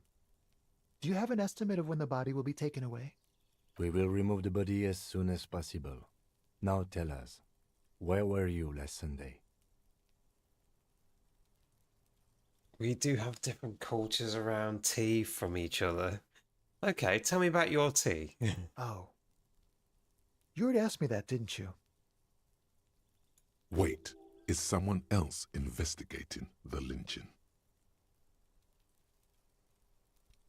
No, not you. Some more muscular type. And when did you speak to this more muscular gentleman? Last week? I don't know. Look, He's an actor declaiming a soliloquy. See how you hang on his every word? You didn't answer the question. What were you doing last Sunday? I had a friend over. What He was kind my of friend? Sunday friend. Oh. A Sunday friend. How intriguing. He doesn't reply, gesturing no with his cigarette. Under the dull and darkening sky, My name? My name is Martin Martinez. That's definitely not his real name. No, of course not. Could you please lower your voice?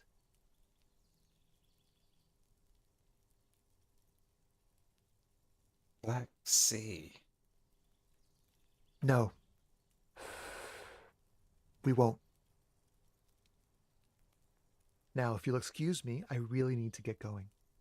Give him to stay. Please. Time to bring out your secret charm.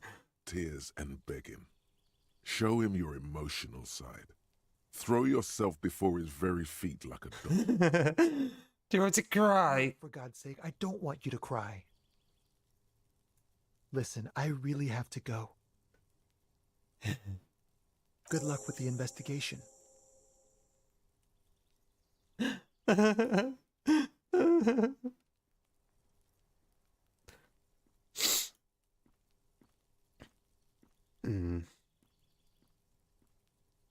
He's gone. No point in running. Tenements like these often have multiple exits. If he doesn't want to talk to us, then he'll know how to hide himself. He could be a witness. Him or his Sunday friend. Either way, we need to look into that muscular type who's asking about our case. There has to be a way of getting inside the building.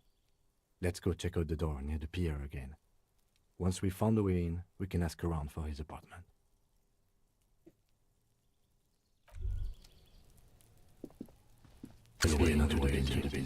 Oh my god! Not again! Fuck! Shit! Oh! Ah! Okay. We should think about calling it a day, maybe. The nights are still miserably cold this time of year. You should take care of that, then. Let's talk to him anyway. An officer of the RCM shouldn't be sleeping in the street. We'll figure something out. Yeah. I bet there's a load of money in my pocket as well.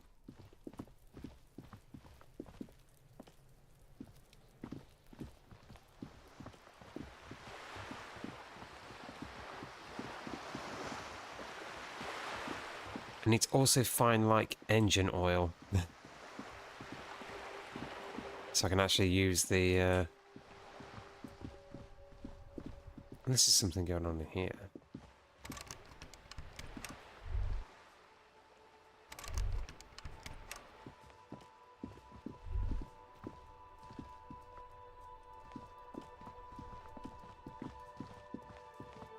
An old call box with a matrix of push buttons lists all the companies in the East Delta Commerce Center. This button looks new, but someone has removed the name card. Nothing happens when you try to ring it. Huh. This button looks new. It's probably not connected yet. Silence. No one answers your call. Nothing happens after you ring the doorbell. Silence. No silence. No, you hear static from the intercom speaker. It sounds as if someone has picked up the receiver. You can almost hear them breathe. Yes, hello. This is Tricentennial Electric. She sounds almost antique, as if her voice was being played off an old wax cylinder. Her receiver must not be working properly. Wait, but what happened to Slipstream SCA? There's no Tricentennial Electrics on the list.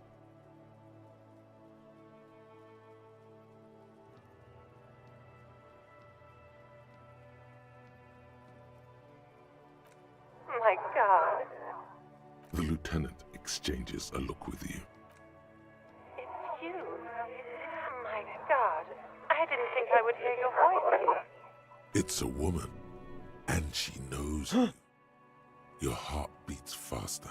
She must be mistaking you for someone else. Who cares that you don't remember her? Just go along with it. Michelle, just please. Why did you even call? I don't understand. You've been gone for months. I thought you didn't care.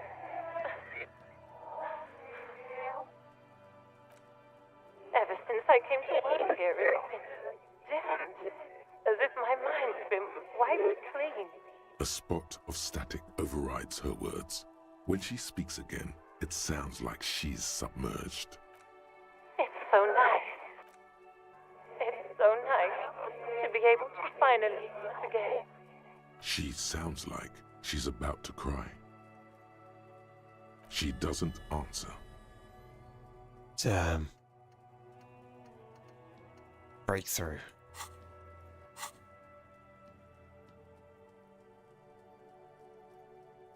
Silence. The only thing you can hear now is static and waves washing ashore on the bay.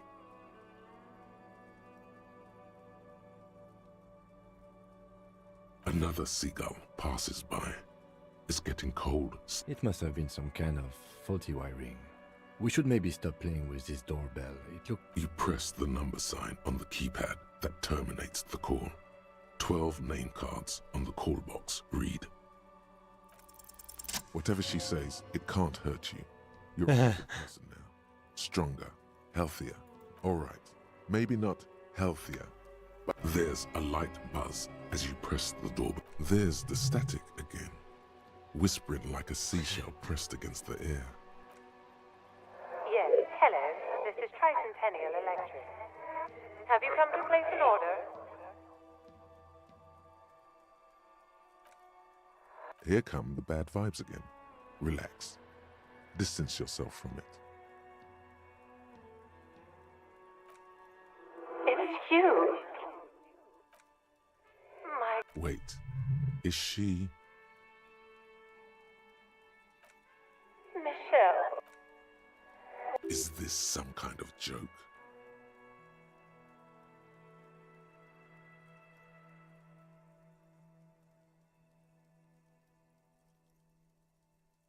The voice from the intercom doesn't answer, but you can hear her breathing. Wind blows into your microphone again, crackling and echoing in the box. Ever since I came to work here, it's been as if my mind's been wiped clean. And then it hits you. She tries again not to cry, and still doesn't succeed completely. Her quiet sobs sound old and distant, as if her voice is being played off a wax. Her sound melts into the static. This is where you hung up the call the last time. A phone rings in the office with an old-fashioned chime, and someone walks by in a pair of heels. The static is like a warm blanket wrapped around the sounds. No one replies, but the static grows stronger like rainfall. Then a female voice speaks out, completely different from the one before. Glorious and total somehow. Crawling inside your head. Her words are too cold to comprehend. She smells of sodium lights and rain streaks on car windows. Eyes like pilot lights watch your shape in dark hallways. So... it was a recording trapped in the circuitry from some ancient tenant. This sometimes happens. Shall we conclude here? We have other mysteries to solve.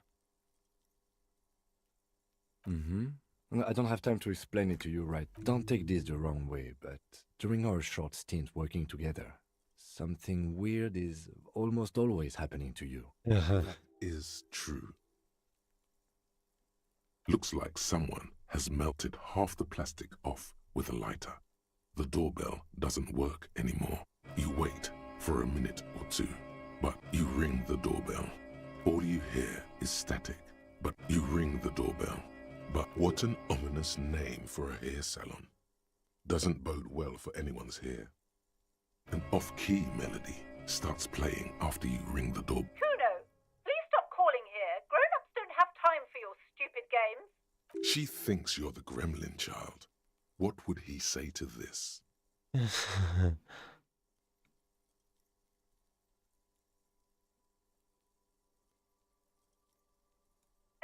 sorry, officer. I thought you were... But the doorbell is broken, and the bookstore shouldn't even be on the list anymore, so I can't help you. Please don't call here again. A single beep indicates that the line has gone dead. Don't pet me. Damn. Breakthrough. Here we go. Here we go. Here we go. 0.000% of communism has been built. Evil child-murdering billionaires still rule the world with a shit-eating grin. All he has managed to do is make himself sad. He is starting to suspect Krasmazov fucked him over, personally, with his socio-economic theory. It has, however, made him into a very smart boy with something like a university degree in truth. Instead of building communism, he now builds a precise model of this grotesque, duplicitous world. Left-wing dialogue options give XP.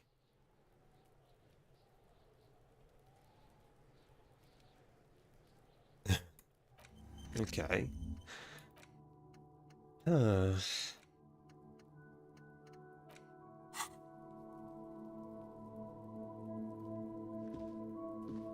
Okay. Well, the only place I can go is here.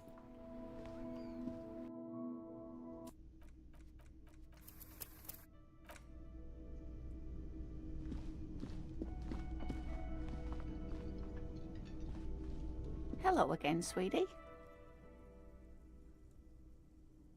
Yes, dear. I'm a paraplegic. A paraplegic is someone with limited or no ability to use the lower half of their body. Paraplegia is caused by spinal cord injuries, like falling from a great height, or a grenade explosion. Oh, okay. It just... the dialogue box is gone.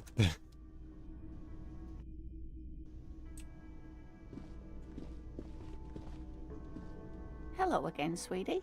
Yes, dear. A paraplegic is someone with limited or no ability to use the lower half of their body. That's quite all right. I'm used to people asking questions. I know they're thinking about it anyway. Whatever do you mean?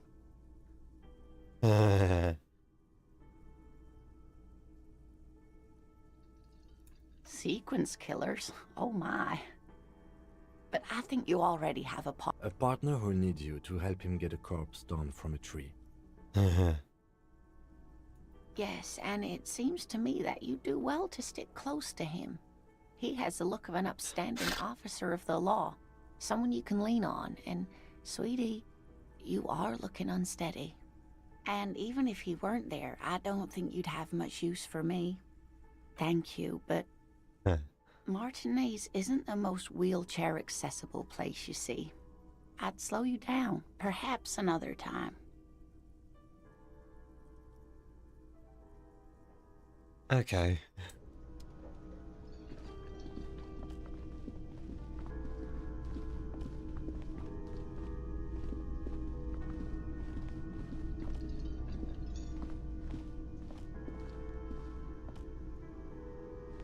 Can I help you?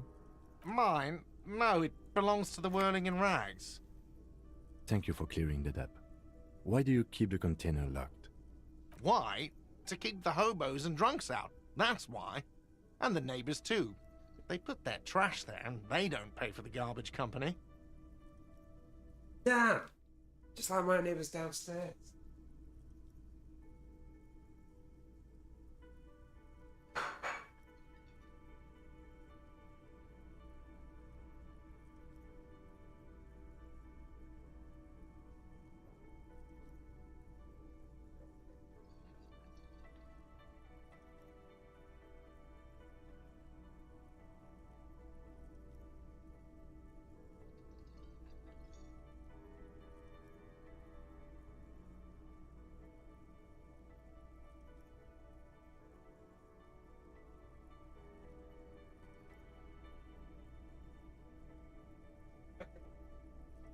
I've got my food.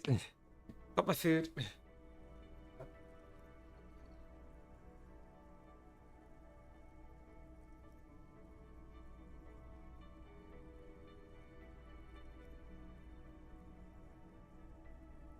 It's like I haven't eaten all day. I have. Had a couple of things. But like, you know. Right, there we go. I thought as much. And are you the only party with access to the trash container?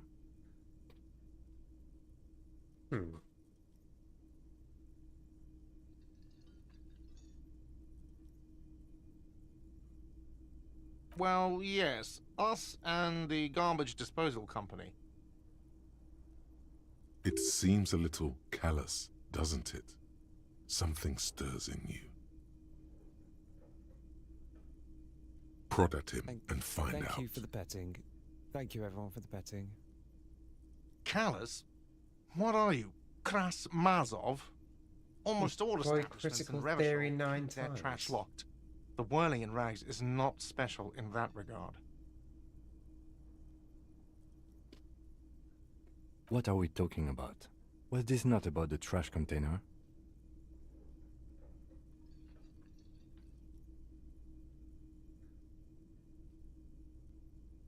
We should return to this theory at a later time, officer. This here was about the trash container. What for, Mazov? Are you planning to nationalize my trash container? What? Maybe. What's it to you?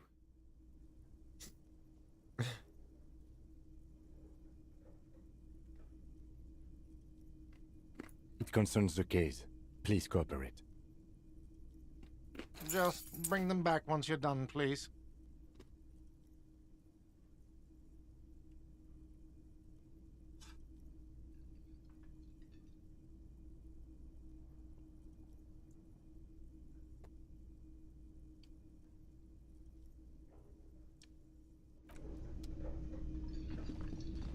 Okay.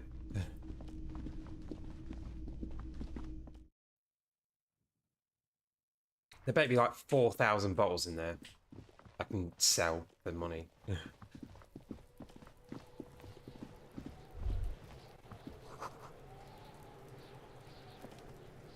This trash container is locked. With a well-oiled crack, the lock pops open. It should now be possible to simply raise the lid. Right, it's one of those pizzas that always burns the top of your mouth, no matter how cool it is. Ugh.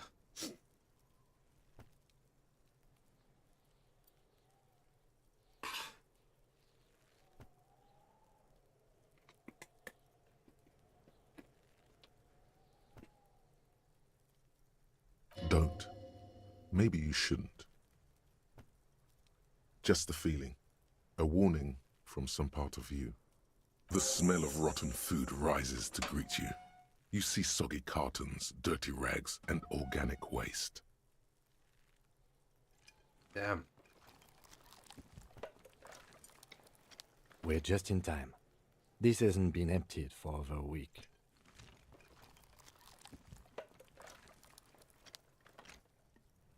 You see milk and egg rest with one broken egg in it. Some pasta wrapper. Picking up the soggy packages somehow feels familiar.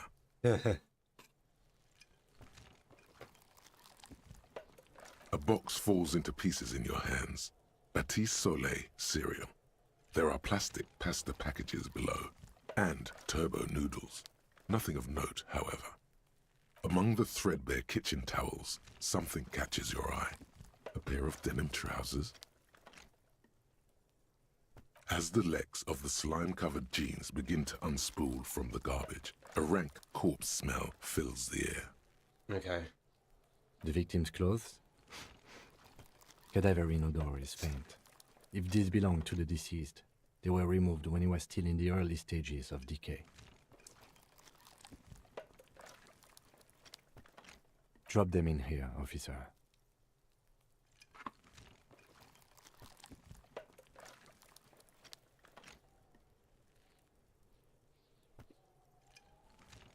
Guitar marked blue jeans. Pockets empty or emptied. He wore them with a belt, too. A white belt. The loops appear stretched, but...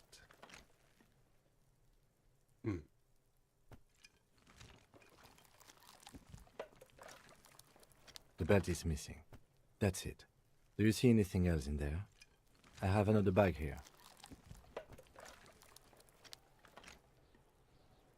Something slimy catches your eye. A drab, long-sleeved shirt, olive-colored, appears from the food waste, dripping with pus. This is a military-type overgarment. No label or serial number. This is the kind of rib-knit shirt that's worn over light armor to conceal it in an urban scenario. Anything more? Anything more? Oh, you got your ZZZ weapon. What's that mean?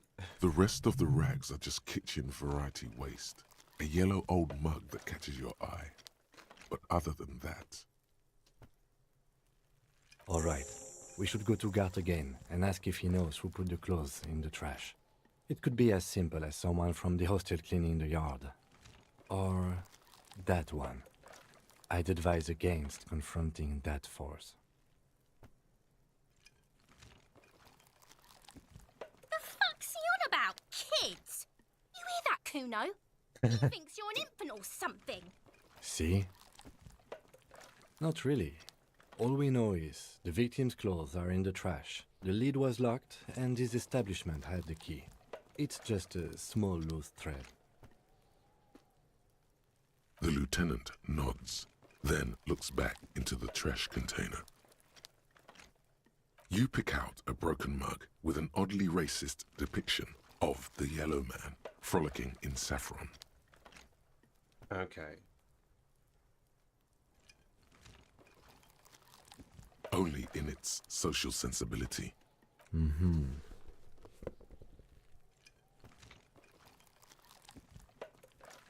It's just organic waste, cold and slimy on your hands. Apple and potato peels, mostly. Unidentified sludge, and the occasional chicken bone thrown in for good measure. But hey, what's this? A blue piece of plastic sticks out from the apple peels.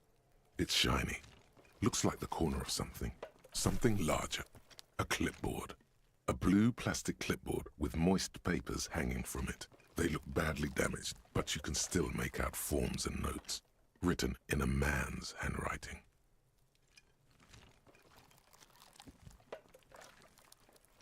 Officer, is that your paperwork? Yes, it is. Look. This plastic has the RCM street grid on it.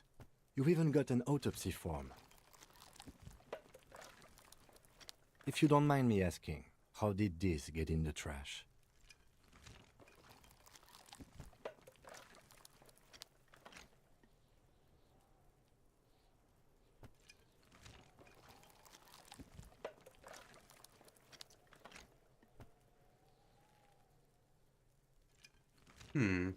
What are you talking about? I don't know either. You should take stock of your notes. Make sure it's all there. Official notes contain informants' names. If some have fallen into the hands of the RCM's adversaries, bloodletting may well ensue.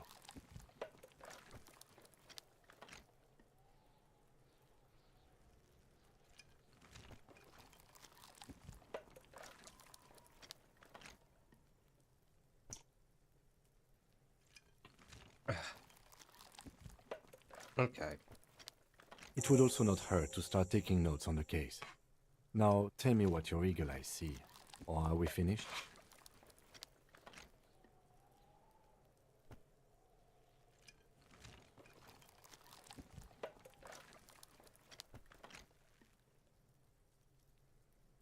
Some items, such as the ledger you found, are interactable. Go to your inventory and select the Interact tab to read your paperwork. I'm aware of that.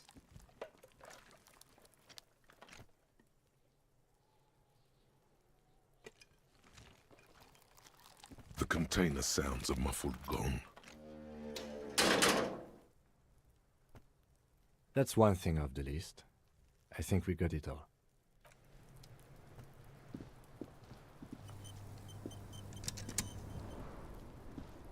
Pleasssee, it's the fucking war pig. Try not to knock yourself out.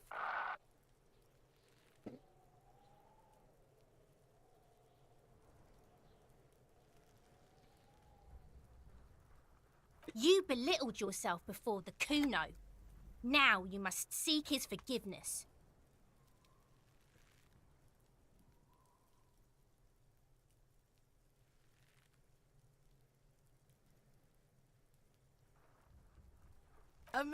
Fucking what pig?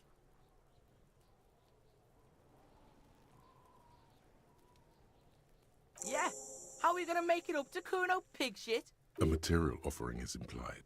He wants stuff. Only stuff can make it okay again.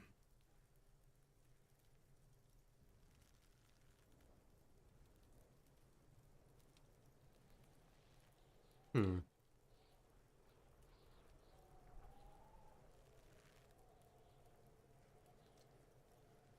What do I do?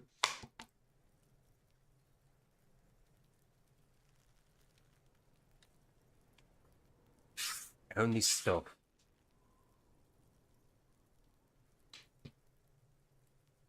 What?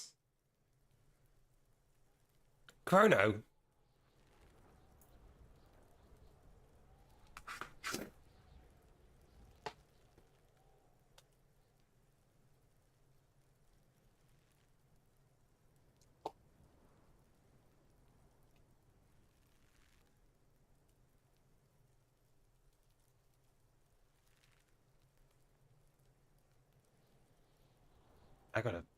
I can't even delete that. It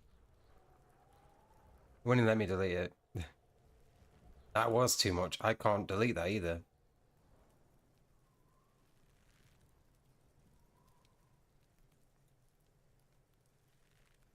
Chrono.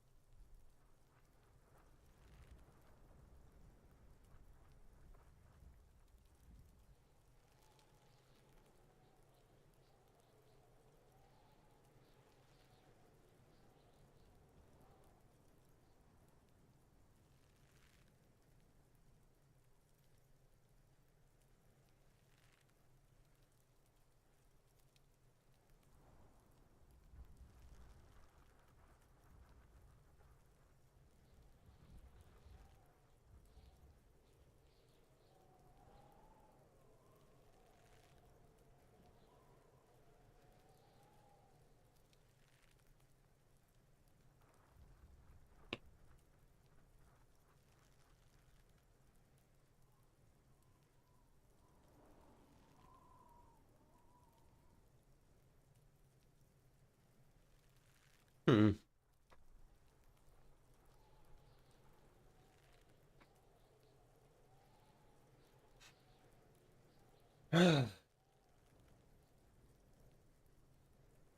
What are you doing?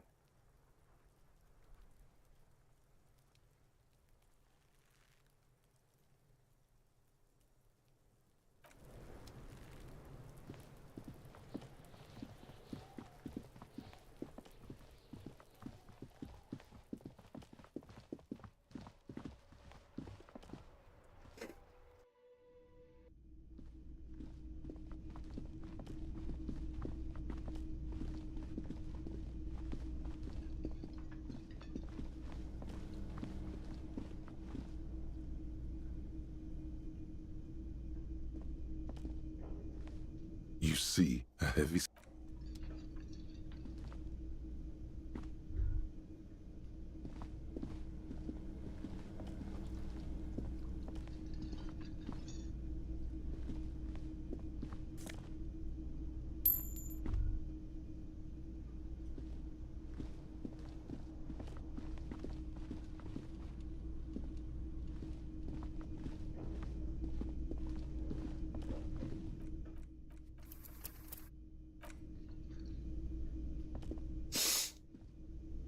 Can I help you? Thanks. I hope you found what you were looking for. How strange. I certainly didn't put them there.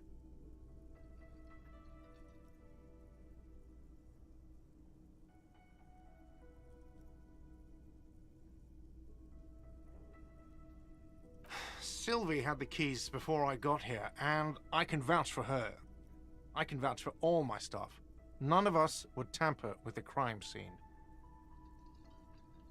The trash collection service? CS Municipal. I don't see why they would put anything in the trash, though.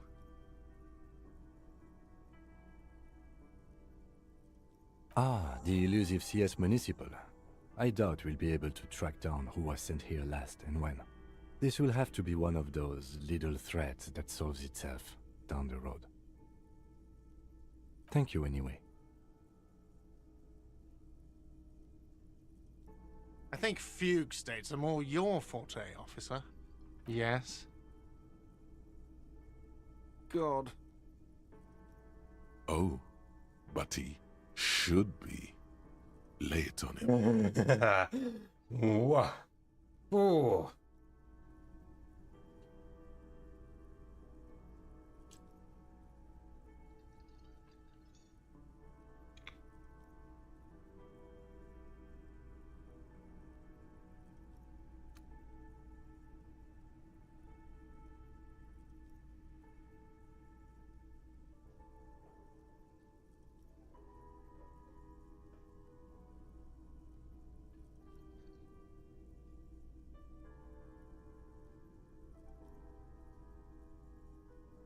Of course you do.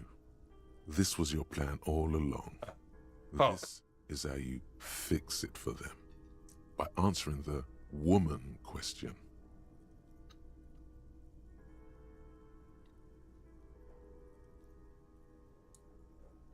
After everything I've found out. Wonderful. It is. It's wonderful. What? What does that mean? Cock carousel?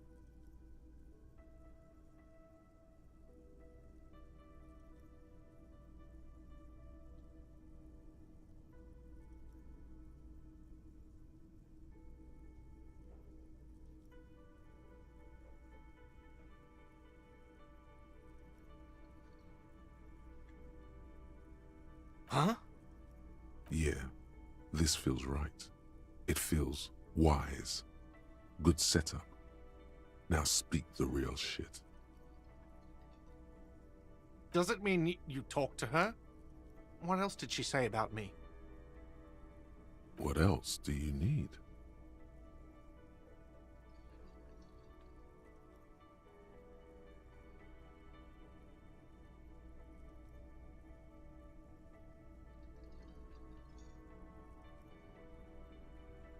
He looks at you, spinning your arms, then leans on the corner and sighs. His head drops between the shoulders, heavy and defeated. She broke the bird, you know. The great skewer. I found it on the ground with the broken wing. On the morning she left. I should have known. It was her way of telling me to piss off. I should stuff it up my arse. Or you broke the bird. It can also be that. I think Sylvie even. Yes, the bird is connected to this. It's a symbol of hope, and she broke it.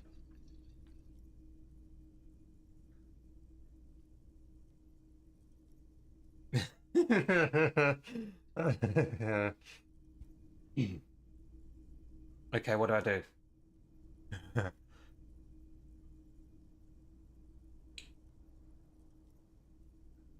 Damn. I think I need... Oh. Okay. Okay, fine. Huh. Cock carousel. I think I understand now. That's what they ride until, like, 39. They ride the cock carousel until the clock runs out. Here, have the rest. Now, let me have a drink and think about this shit for a moment. On my own. And there we have it. Isn't that beautiful? Another situation fixed by Dr. Love.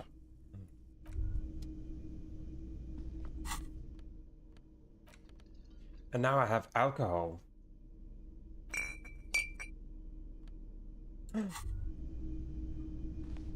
Well, hello. Light reflects off the green glass of the Commodore red. The gods have been generous. Better pop it open before they change their minds. Wow, the gods of mass production have made this alcohol container laughably easy to open. A child could have done it. There's a satisfying pop as the cork jumps out, and the hair on your back rises like an army at attention. Nothing. Some mental stuff. Nothing to be worried about. Physically, you'll be strong as an ox.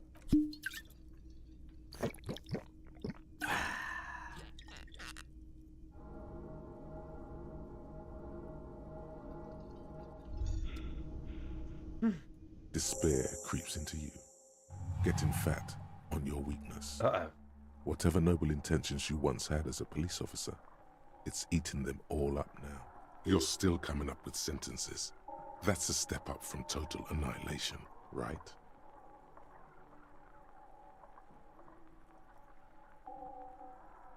I don't dispute that you have been charged with protecting the people of a particularly challenging district.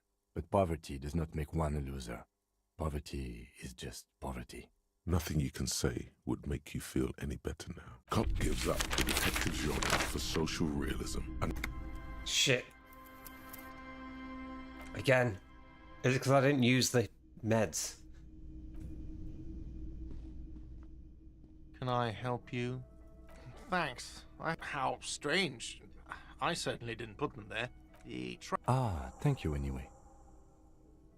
Sylvie had the key. I think Fugue states them. Yes.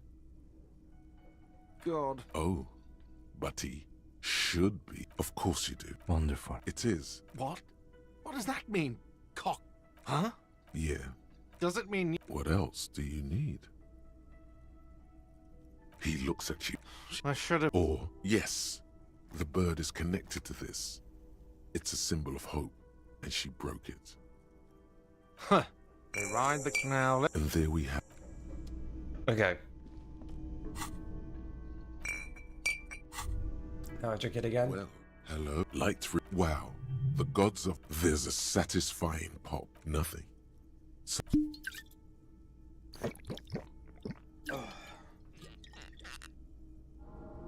A golden sun melts down your There we go.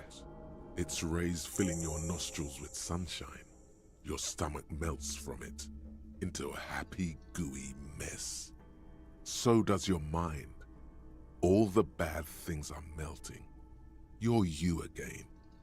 A real cop. A real detective. Incredibly well done. In the bottom right corner of the screen, there's an alcohol button. Alcohol gives +1 to physique skills. Physical instrument, half light, electrochemistry, endurance, pain threshold, and shivers.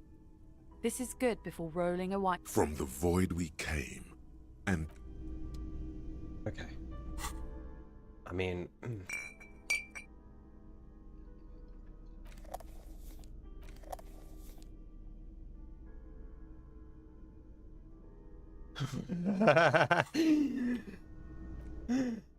What? What? Yes?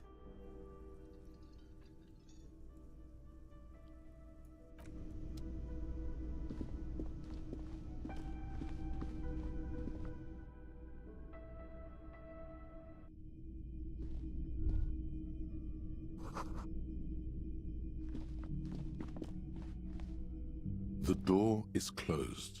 Still no answer.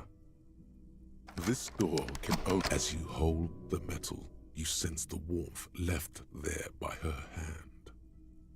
Still nothing the lieutenant gives you. You should punch a fucking hole in it. The murmur in your ears recedes slowly. Your breathing normalizes. That's one lucky door. Shit.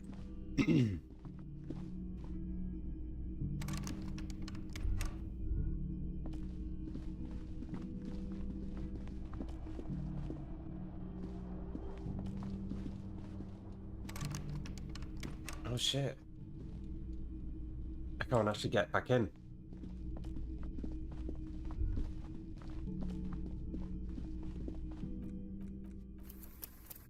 Shall I put your hole through the door?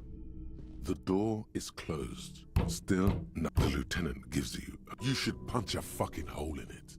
You slam your fist into the vinyl. It does not produce a hole. The door sits. Stop that.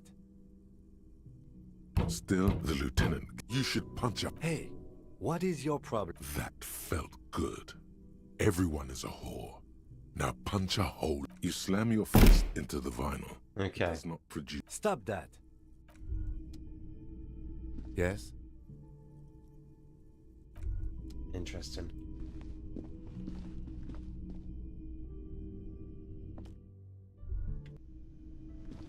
I don't have the money. Can I help you? Yes. Have you got it? Does that arrangement include you paying me what we already agreed you owe me?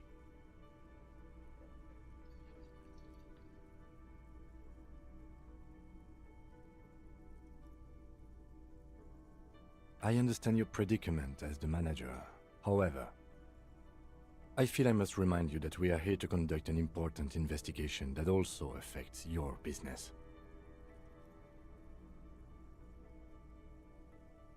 You get shit to pawn off from Kim.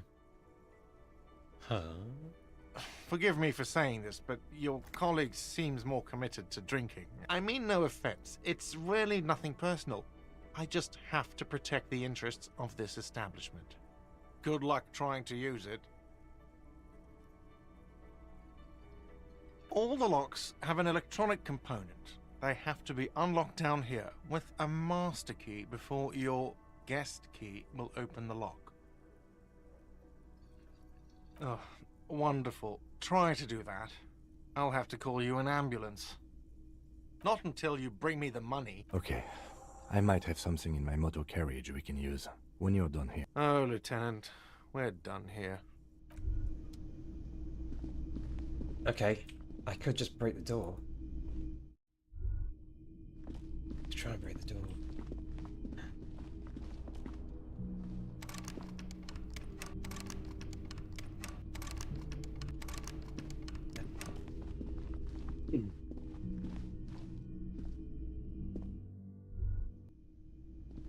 Renames the door. Fuck off. You wouldn't be a hard. Doesn't matter.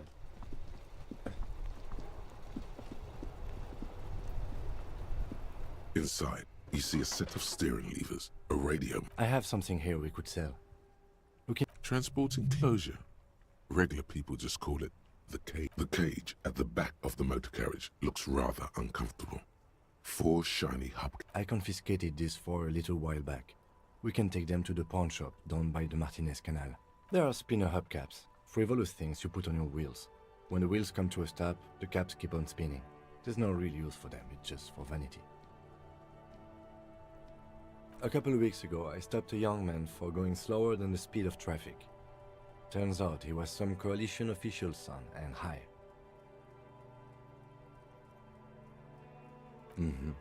I took them and arrested him for driving under the influence. I don't know, is it? I was going to take them into evidence, but they weren't necessary for conviction. He never asked for them back. No, that would be silly. I don't know why I kept them. It doesn't matter. I couldn't put them on this MC anyway. A cop with spinners. That would be... He flashes a smile, barely visible in the dark. As I said, they are useless anyway. I should have remembered I have these earlier. The lieutenant nods as you take the spinners. I take the spinners.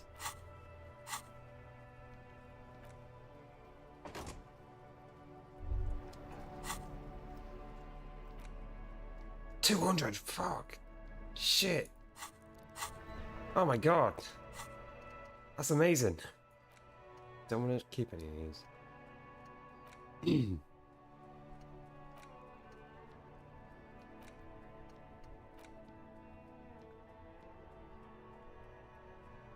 I don't care about any of these. So, let's keep them for now,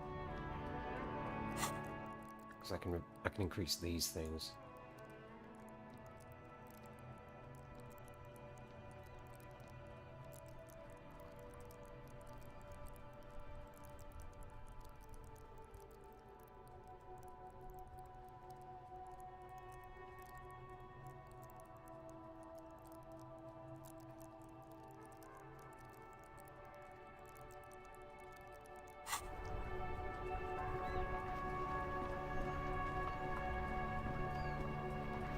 Okay. Oh.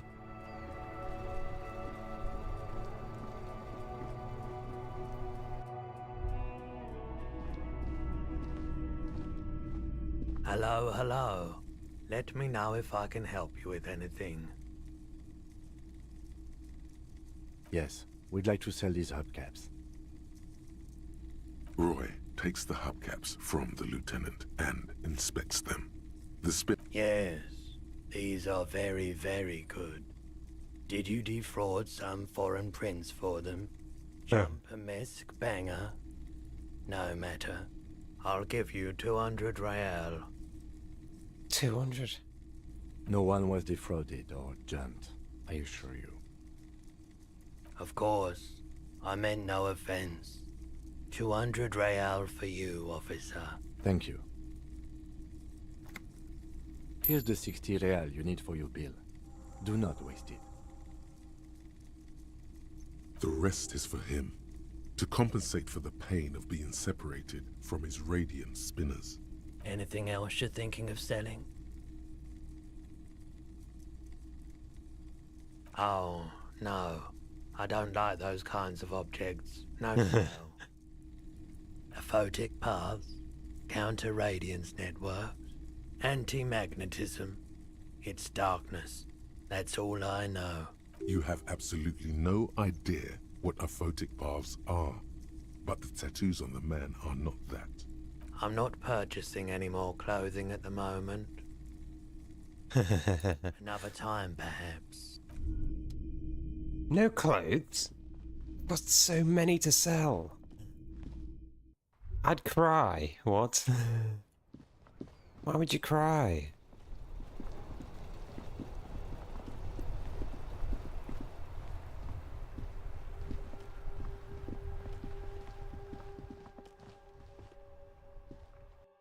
The spinners. Oh. Can I help you? Yes. Have you got it? Well?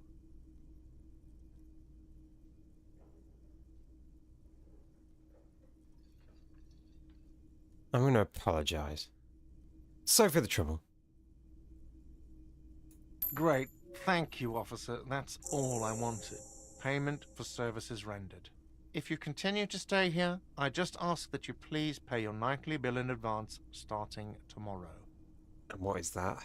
The electronic lock to your room has been disabled till 9 p.m. tomorrow. Please pay for each night in advance starting tomorrow. 20 real per night. I'll take a room here too. Of course. Always happy to have officers from the RCM as guests. Anything else I can do for you? Another thing. Great. Yes? Damn. I've got no... No, is this... The door is closed. This door, as you hold the metal, you sense the warmth left. So she's not there anymore.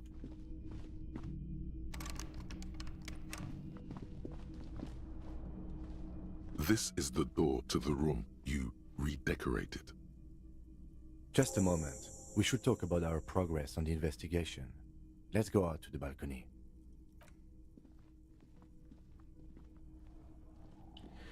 I kind of want to replay it. The air outside is brisk.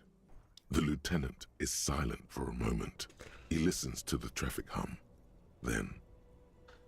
Now then, we should talk about the investigation. I also feel you're a bit hazy on the RCM. Our role here, our rights, our jurisdiction, basically. I have a cigarette every night when I go over my notes. It's something of a ritual. Oh man, he looks so devastatingly cool with that cigarette. You're cold, detective. Again, I only have exactly one every night.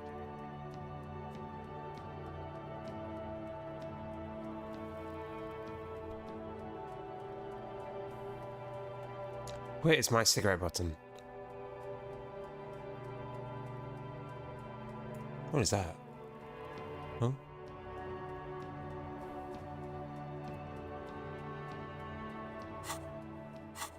Go on, go.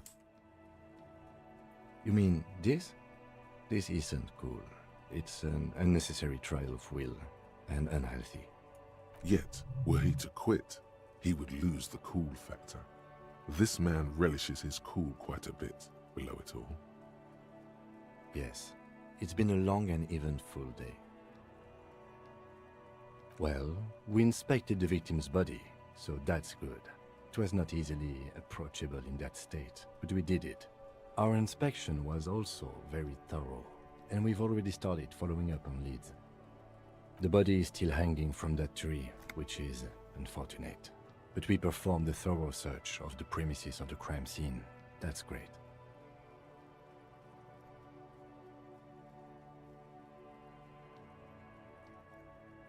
It's not my job to evaluate your methodology, officer. I'm just going through the facts. As for the interviews, we weren't able to find the union leader, Everard Clare, much less interview him. So that's on the to-do list for tomorrow. We interviewed Joyce Messier, the Wild Pines rep, and learned a lot. None of it very good news for us or Martinez, but...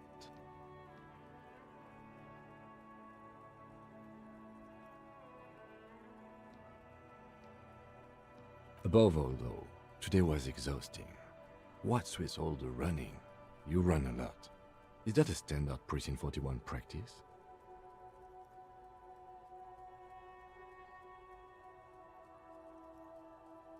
Did a lot of running. I have a really good theory about why you're running so fast, son. Just you wait until we get up tomorrow.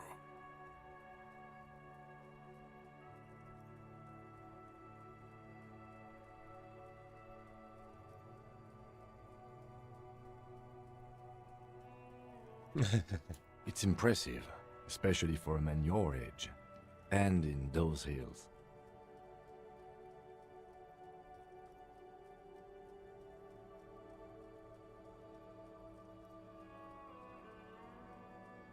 Nice shoes, by the way. I like the green. Goes with the orange.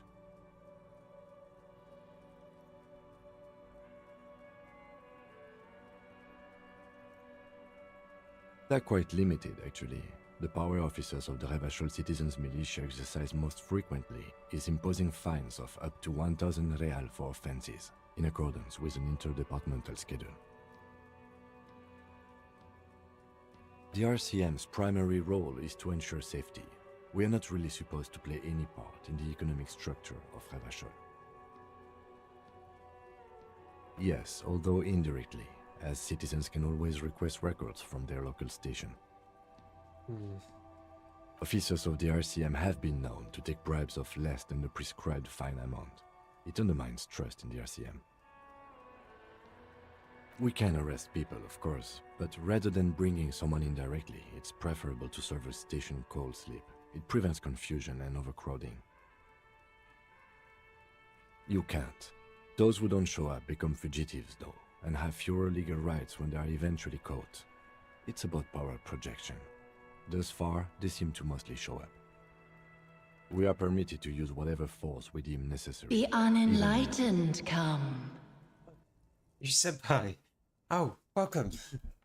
Welcome to the stream. How's it going?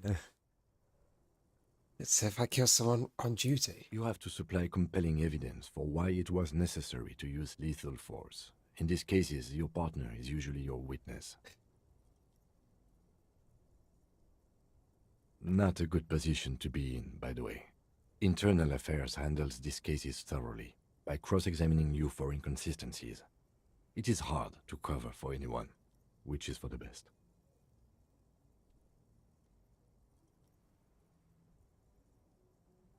Yes, the last time was 4 years ago. Right into an ad. Is it actually into an ad? Oh, I can't tell.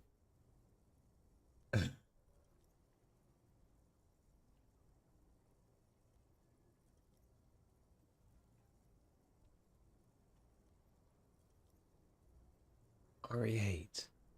Oh, which one's that one? Is that the... Oh, is that the new one? Is that the new one that came out? That is, isn't it? Now...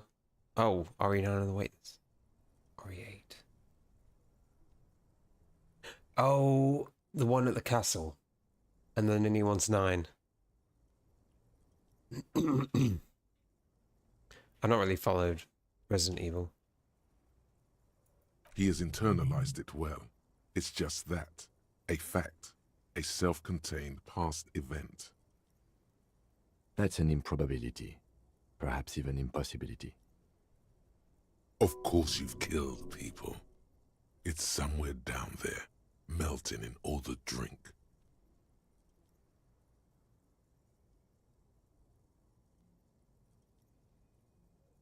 Precinct 41 is known for a higher than average rate of police violence. Yeah. We don't convict. We arrest and send them to coalition government courts in Couron and La Delta. The prosecution works off our testimonies and records, which is why it's paramount to keep them. The coalition government and the moral intern more broadly. The RCM was formed by the coalition government to restore order in the international zone after the revolution. So we did. Now we attempt to maintain that order. No more, no less.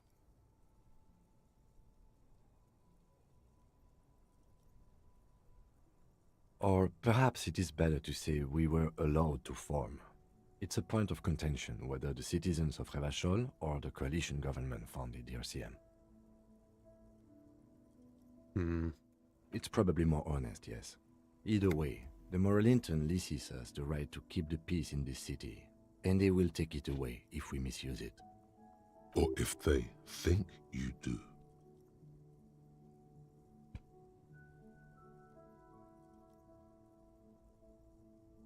The Moralists International are the world's largest political organization. You know who they are. They have been running this place after the revolution failed. They're a union of center-left and center-right parties across the Real Belt. Okay. Our coalition government is just one of its many projects. They also run the ICP, EPIS, most intergovernmental organizations in the world. What do they believe in? They are Dolorians. They believe they continue the humanist project set forth by Her Innocence Dolores Day 4 centuries ago. Others say they are just technocrats. Those others say they continue the humanist project set forth by Dolores Day.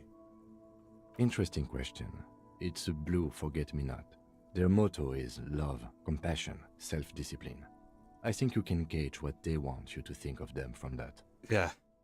Something kind and usual. Something almost self-explanatory. Something even a little feminine, but in a strict manner. Something like the dark blue, serious color of the early night sky above. A historic figure? The author of the modern age? You will have to look elsewhere for opinions. The subject of humanism is too abstract for me. For you, she is something painful, though it's hard to say why. The moral intern are a fact. I try not to have opinions on facts until they change. And it doesn't look like that's about to happen. Do you?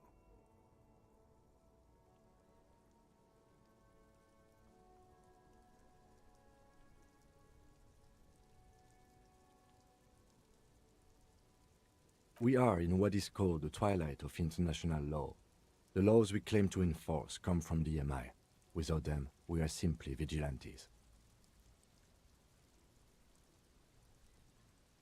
Sadly, it is what we already are to the people of Martinez, most of them at least, especially the Union. Vigilantes. I expect our job here to prove quite challenging. You do a transphobia there? What? Where? The lights of the orphan What are you talking about? are reflected in his glasses. The red and golden orbs of the motorway slide In what way? on a string from east to west as Revachol commutes back. A few lines back. Tomorrow is Tuesday. Monday is over.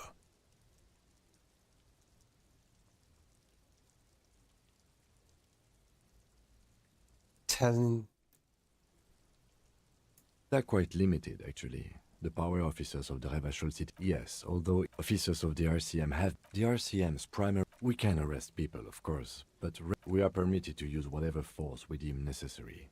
If the coalition governed, the RCM was... Or perhaps it is better to say we were... it's probably more... Or if they think you do. When you're telling your opinions, oh. What was the option? God, I didn't even notice.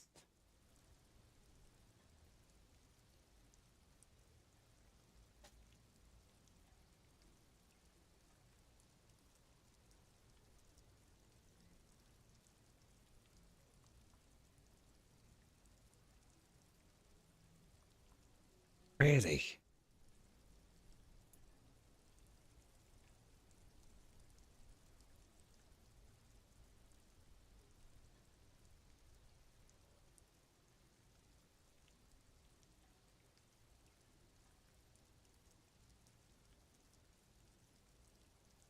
Huh. I don't think I can even find it. I literally can't play it back. I didn't even look at the options.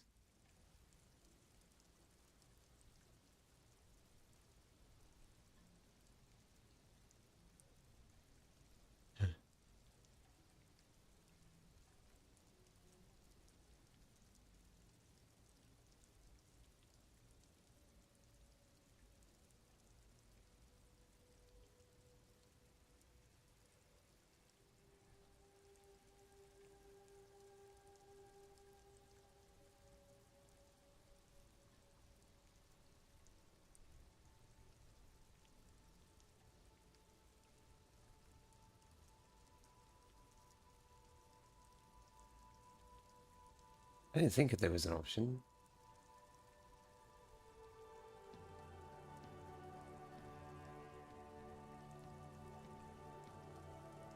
Yeah, find an image. I didn't think it was even an option.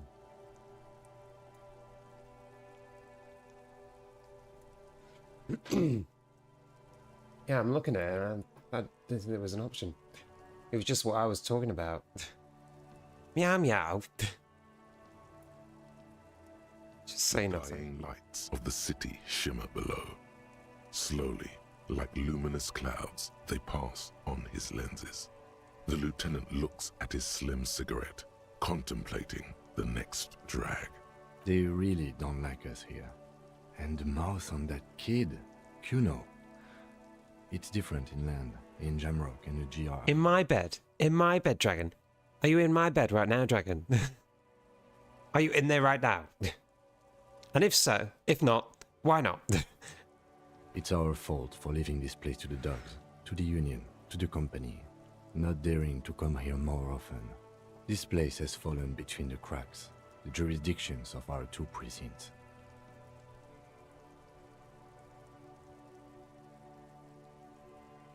We run this city. West of the river is RCM land. It's incredibly hard. Human beings are... But we are in control, and it's worth it. The organization works, our systems work. If they didn't, the city would disintegrate. Me too, but I wouldn't count on any drastic changes in our lifetimes. He is very tired, but the dark circles under his eyes make him look younger, not older.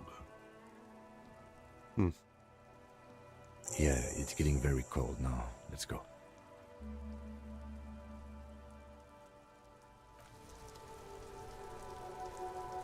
Is that something new or something that I've learned?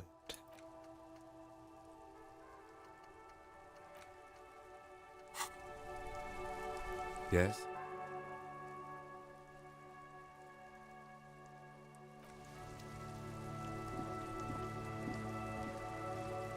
You just yoink me. Oh.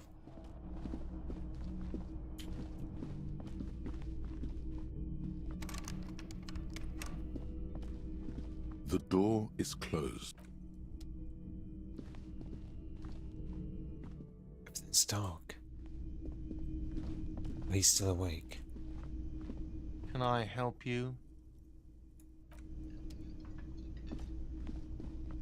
It's bedtime.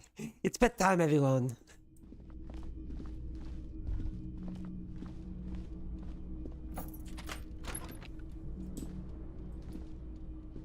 Yes?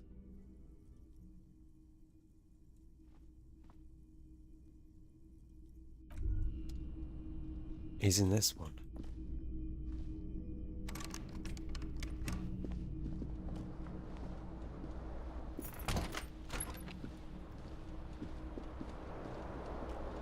The window stands broken in its frame. The morning light hurts your eyes.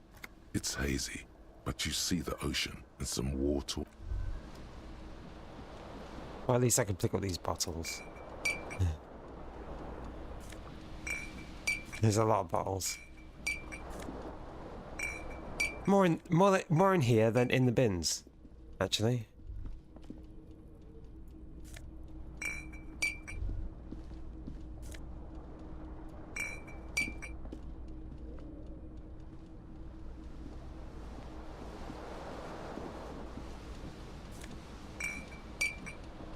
The fan is spinning.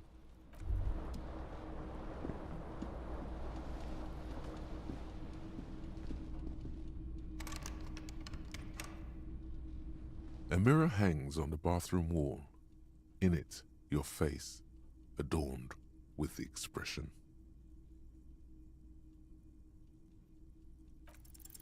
Your hands, however skillful, can't manage this task on their own. You should get your chain cutters out.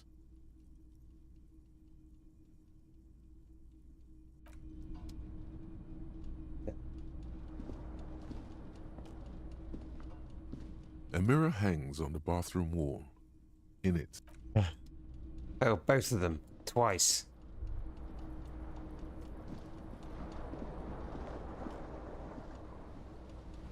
The bed is cold and not particularly inviting, but it's yours. The sheets look awful.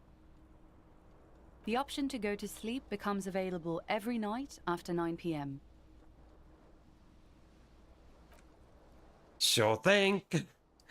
The sheets feel at once coarse and clammy against your skin. The bed sags beneath your weight as you stretch out and finally close your eyes. Damn, I want to stretch out right now.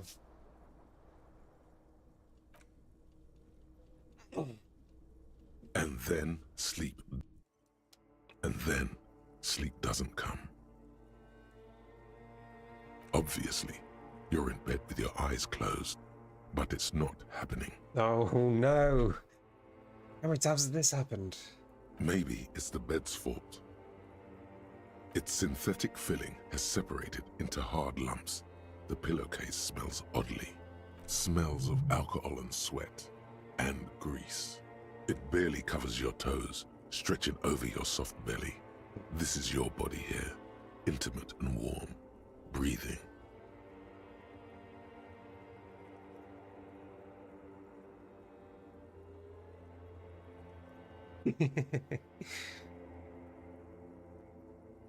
It's a little better. Colors, scenes, and half-formed phrases still litter your mind. Part of you is still trying to solve the case, isn't it?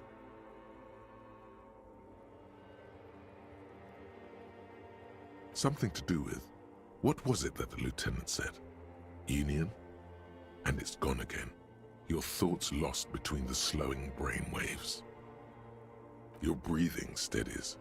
A great silence washes over you until your eyelids twitch in your sleep and images start forming.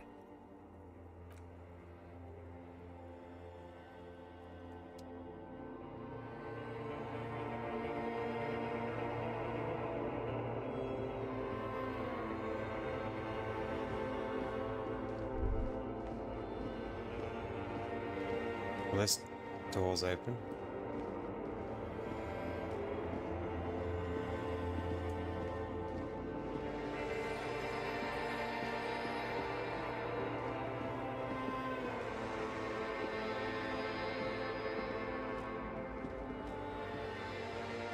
Shit.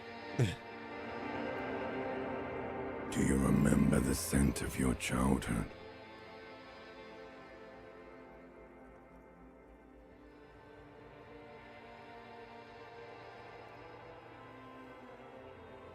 Do you remember your wife's hand on your face?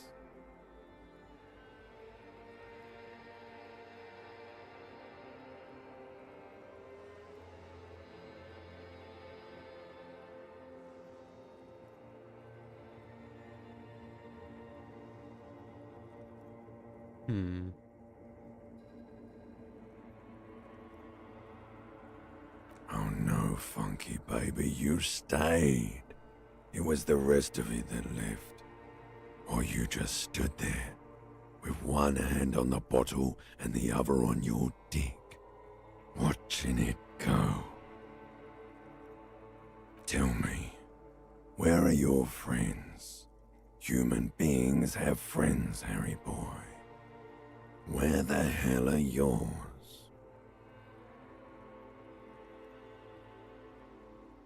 No, it's gone. 3 times gone and never coming back. You failed.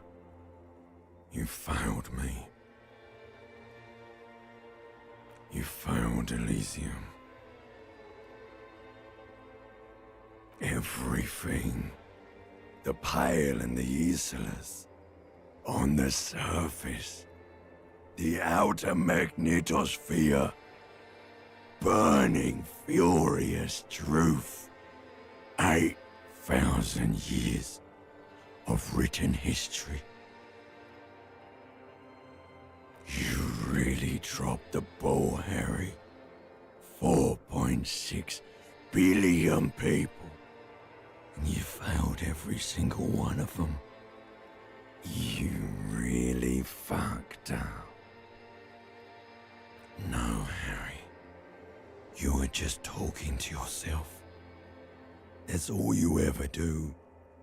Even in your dreams. And the actors wearing thin. The spots of the disco ball fade around you. You'll be back in those cold snakeskins in no time. Sweating up the bed. Stinky boy. You're not coming back from shit. Thrashing around in that high conductivity state of yours. Bumping into things and acting like a clown. Who are you kidding? You're trying to what? I can't hear you. This is just a word dream now. Jumbled up garbage. The pictures are gone. The bed rises to meet you. A thin, sleep-like state. More glass than velvet, grinding in your head. So something is wrong. Sleep shouldn't be this bad, this dry, this unnourishing. There's something wrong with your thoughts. Some kind of new type of hangover. It's another type. Oh yes, party boy, and it's worse than the one before. Just think of the shit you saw. Here it comes too. So soon already. A silent alarm goes off in your head like clockwork. Barely let you sleep at all. Time to get those clothes on, Harry. Time to go to work in the shit factory. Did you have a shower dragon?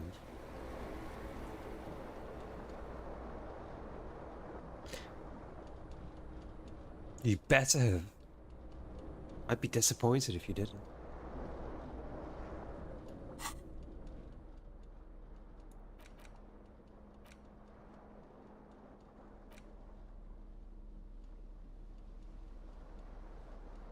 It's just a racist mug. What's there to read here? Not much. Oh boy, here we go. What are you going to say about a broken, tossed-away mug that you dug out of the garbage?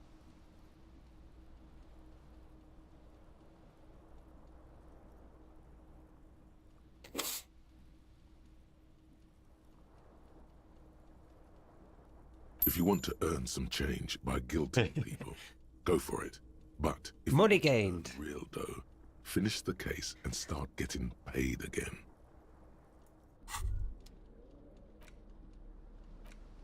It's the ledger you found in the trash. A pitiful cabbage of white and yellow papers hanging from plastic board, barely held together by a metal clip.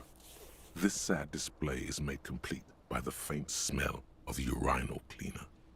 There's a piece of toilet paper, or is it cleaning tissue? It's toilet paper, desperately sticking to the back of the blue plastic clipboard. It's a metaphor for you. Thank you, waterlogged ledger, for spelling it out for us. It's just toilet paper sticking to the back of the plastic clipboard. You can take it off if you want. Still wet, the toilet paper peels off the plastic easily. All you have to do is shake it off with your finger and voila! The ledger now looks marginally better. That was a level up. Took that off and I leveled up. I wonder what this...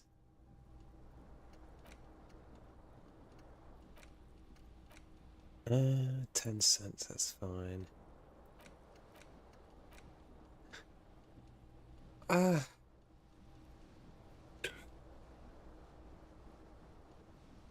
don't... Minus is not good. I don't care about that. I'm sorry about the lack of communism.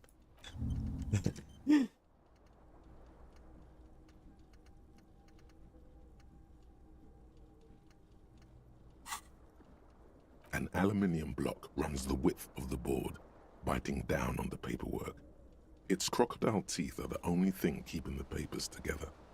A regular pencil, the tip worn down to nothing, has been attached to the clip. The surface is interrupted by a silvery sticker. It's rectangular, sparkling with iridescence. You don't know how you didn't notice it before. Looks like an official mark, made to be low visibility outside the right circumstances. To be honest, you have little to no idea.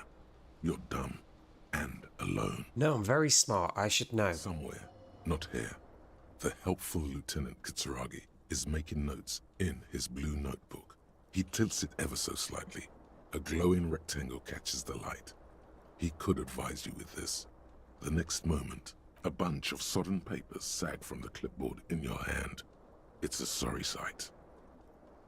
They're not exactly white. They're yellowed in patches by sunlight and alcohol, and covered in dense blue handwriting. Ink escapes into watercolor patterns, reaching its tendrils across entire pages. The paper itself is checkered, with faint red lines, forming short paragraphs. Once in a while, there's a red stamp that exclaims, "Case files commit to paper." The case files themselves are plenty. You count more than 100 sodden, crumpled up, earmarked pages falling apart in your hands. They appear to be sufficiently organized and extremely dense, if mostly illegible. You're getting close to 100 followers. You haven't streamed in 2 months. Damn! I wish I could get followers without streaming. Instead, every time I stream, I lose them. Work, strife, poverty, the Jamrock Quarter. These are handwritten logs of investigations dating back to January 51, this year. The exact number is hard to estimate due to missing pages and an odd naming convention. But there are at least 20, maybe 30 cases undertaken, not completed, mind you. It's the middle of March. You have attempted 2 cases a week on average. What do you mean? Is that all? A lot, a little. You have no idea. This all depends. The big cat is called a Ronso. There How could you is, forget? for It's a precisely Ronso, one not a more. Rothgar. 15 pages near the end remain untouched by the damage. The checkered grid forms a structure of passages, breaking the case into subtasks to accomplish. Once all the tasks are accomplished, the case is complete. Sadly, the ledger only comes with an old, worn-down lead pencil. It's unfitting of this monumental event. Shit! I gave up my pen. Onto the paper with a brash free hand, uncannily similar to the rest of the letters. The wording comes easily. It's almost robotically simple, a language developed for mental rigor and simplicity.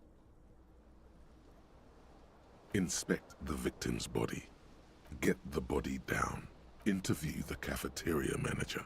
It's not exactly poetry, but poetry would be out of place. A satisfying slash sounds across the paper. You're done, it seems to say. And you, and you. Things to be done, and things already done. The composition of reality.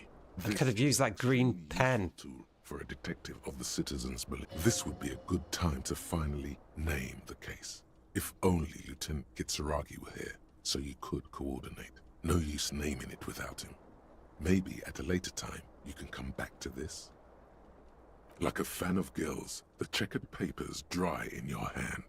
That, yes, it appears you employ a, shall we say, robust yet literary system. Each investigation has its case number written on the margins. Yet, still more tellingly, most are accompanied by a name. A title, one might say even. One that draws inspiration from snoop fiction and vespertine cop show staples. Yes, all caps. One is called The Next World Mural. Another, The Square Bullet Hole Murders. Another yet, The Unsolvable Case. Others appear more light-hearted. The Guys on a Couch in an Unexpected Location, and The Murder at the Ukar Parlor. Even the rare article-free Collapsing Tenement. Murder features prominently throughout. It's going to take an effort to piece these case files together, but it can be done. The notebook is annual. It says 51 on what remains of its cover. A molten strap of cardboard. Everything prior to this must have belonged to a previous volume. In short, there was more. Judging by the creases on your forehead and the lines on your cheeks, too much more. Going back years, decades even. You don't exactly close them, so much as distance yourself from the smelly papers. They're a little further from your nose now. Yes, you can piece them together using the alphanumeric code on the margin. It always begins with HDB 41, then date of initialization and time of arrival on the scene, followed by the title. For example, HDB 41120111700, The Next World Mural. So, it's... Aren't we... What is our department? That's probably our name. HDB 41. Then it's 1201-1700. Okay. So 12 of the 1st, 1700. The time. 41 is your precinct. That's the name. It's safe to say Those are the initials of the officer responsible for the case. Your initials. I got nothing here either. Logic really isn't the best faculty to have this conversation with.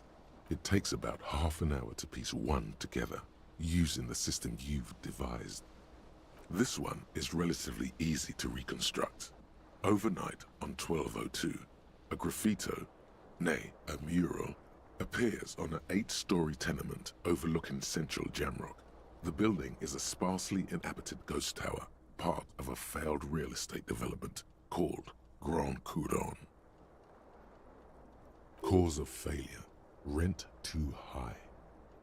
The mural is enormous. 2 silhouettes, a man and a woman, are kissing. The text cut into their form reads, "True love is possible, only in the next world. For new people, it is too late for us. Wreak havoc on the middle class. People call it that thing and that fucking thing. It's visible for miles. In 2 days, the station's complaints desk gets clogged with requests to remove the bummer. You and your partner are assigned to the case." Remove the bomber. The graffito crew is easy to track down. Only the bell lectures have the literage of industrial paint to cover the surface. One of the graffito artists is rumored to be rich. They take responsibility for the execution, but not the design. The ideologue of the Next World mural, as the crew calls it, remains an unknown. The case files do not show you finding the author of the design. The crew agrees to clean up after themselves. However, your partner, JV, is against the removal, citing public support for conservation. This leads to a debate in Precinct 41, which then spreads to the streets of Jamrock, ending in a rare plebiscite organized by you and the rest of Row 3. The 9,000 people subjected to the mural's message, all of Lakeside, Central Jamrock, and Villa Lobos, plus half of the eminent domain, participate in the vote. Although the case begins with what appears to be a lot of rambling on the streets as to how juvenile and stupid the mural is, given a choice between 2 options. A staggering 78% of voters choose to keep it. Turns out the opposition were a loud minority, and that love truly is possible in the next world for new people, and it is too late for us.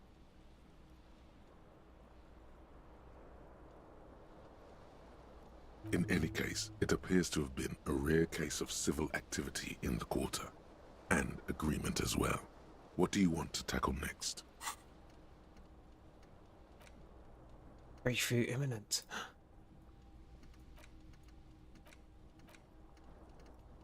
Did I get a level? No, I got something else.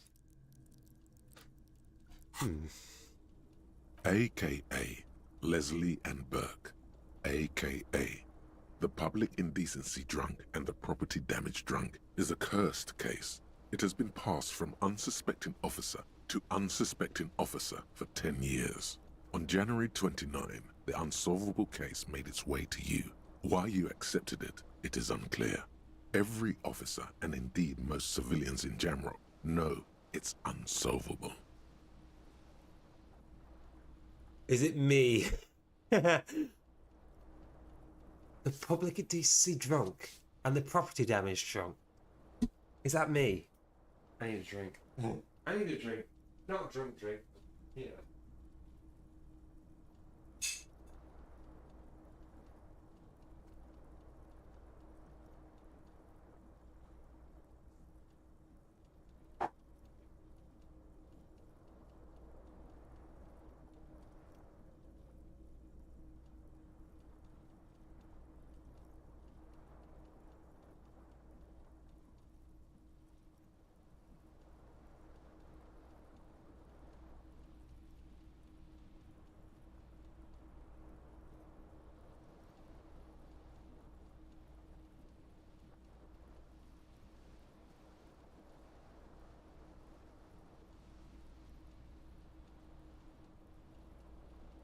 Chrono, if you're still here, all I can say is thank you for suggesting to play this game. I'm having a lot of fun just reading and listening. I know it's not, well, I know it's, I don't even know if it's the type of thing that people like to watch, but, you know, I'm enjoying it.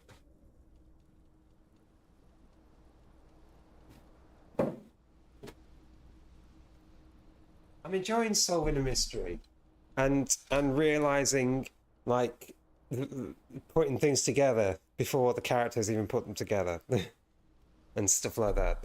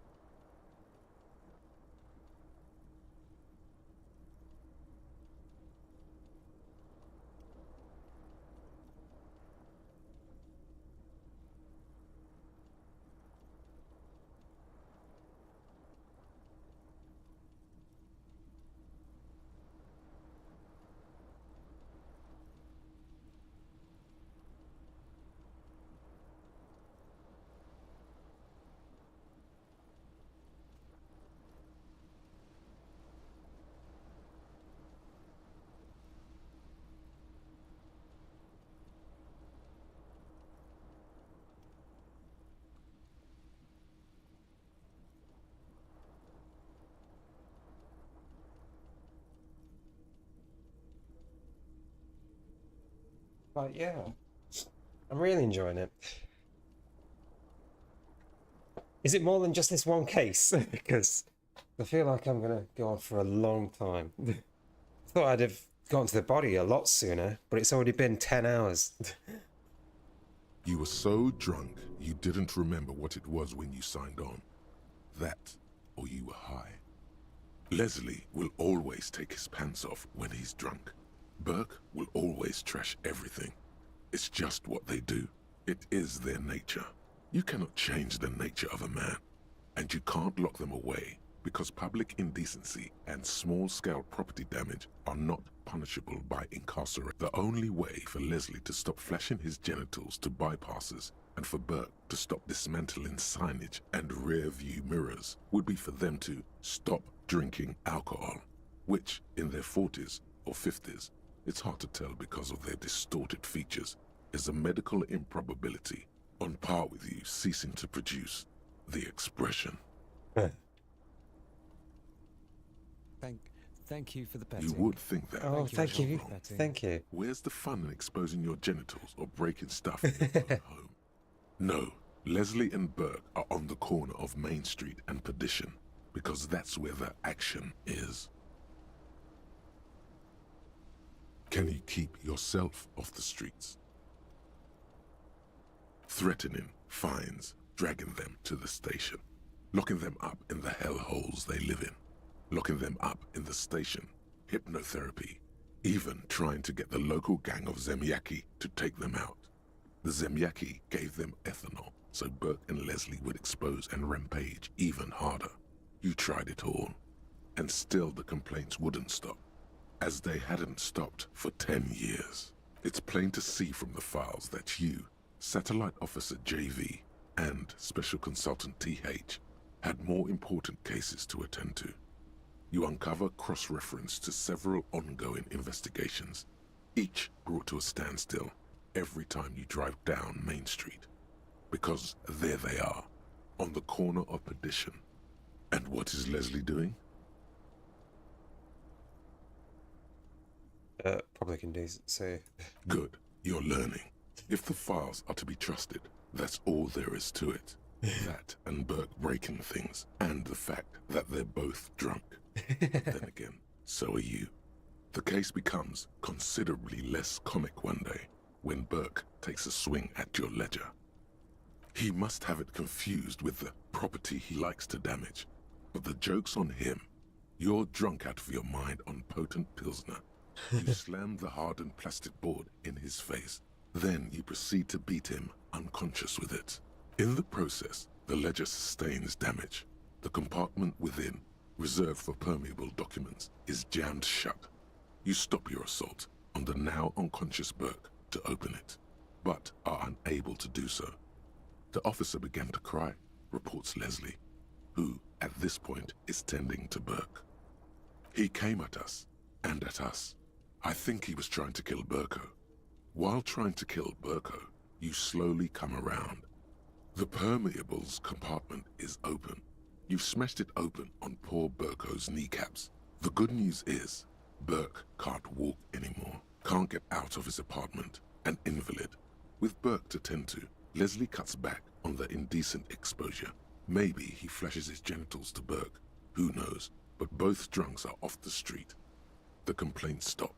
The unsolvable case is solved, which is also why the officer responsible narrowly escapes a disciplinary hearing. The end. Do you want to read another one? Do you want to know more? The square bullet hole. It would be very interesting to read about these, wouldn't it? I mean, there seems to be a square-shaped entry wound in the victim's forehead. She's been sitting there for weeks, on her rocking chair, with a square hole in her skull, staring at the wall, her mouth agape. That's all you got. From the half hour you spent piecing it together, all you know is the entry wound was square-shaped. You never found the bullet. And then another body showed up, also with a square hole in his forehead. What? Everything goes in the square hole, though. Who knows? Those pages are missing. What next? One day you may still catch the man with the square gun. Some assholes brought their couch outside and hung out on it. In the middle of the street, on the roof, on the hillside by the motorway. You know, at an unexpected location. They were young, and they thought they looked cool on it.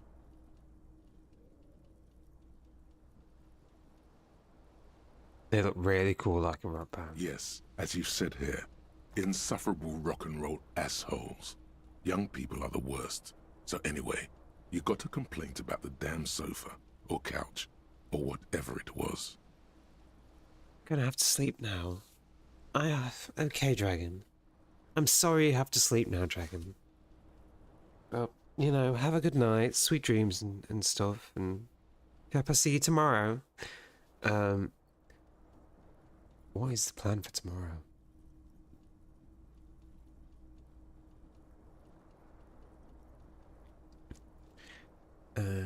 Where is it?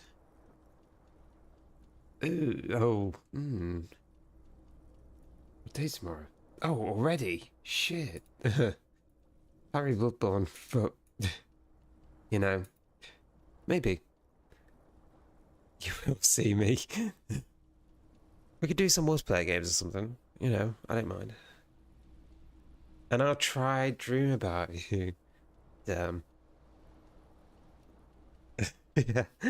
I can give you something to dream about. They were leaving it out in all these unexpected and whimsical locations. They took it to where they also took photos of themselves on it, and smoked cigarettes, and drank coffee because they felt it's intellectual.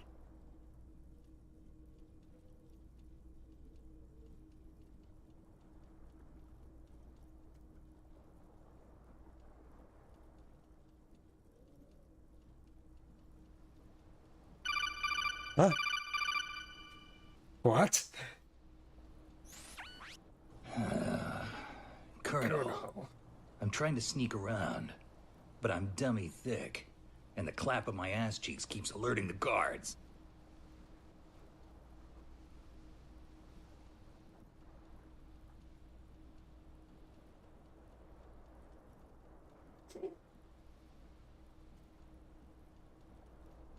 Cigarette butts, coffee cups, stupid couch.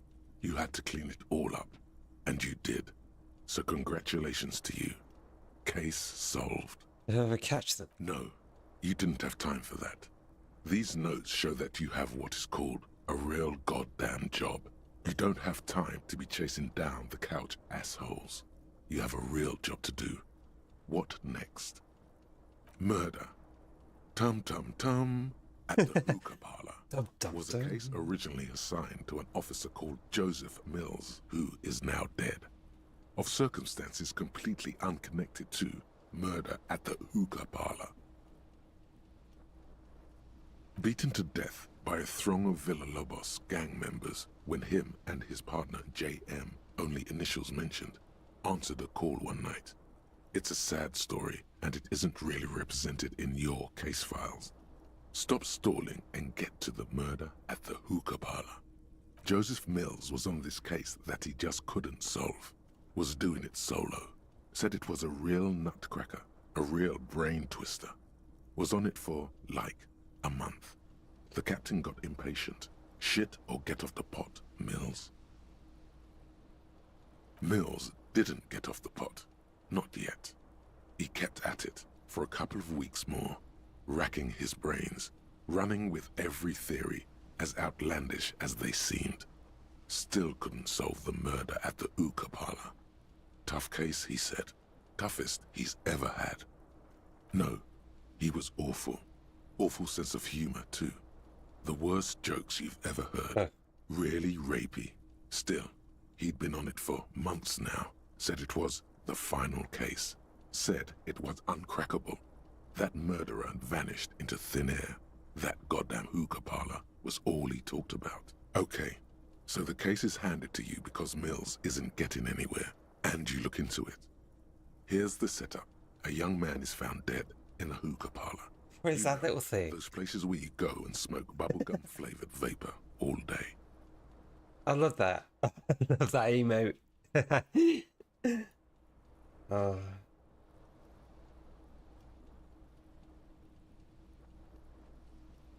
Really stupid. Yeah.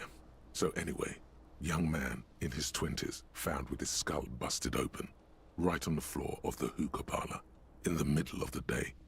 No one else is in there. Only client that day. In perfect health, too. Some kind of movie producer. No one enters. No one exits. He's just sucking on his watermelon hookah all morning, all noon, like he usually does. He's a regular. No I love you too, Dragon. Nothing.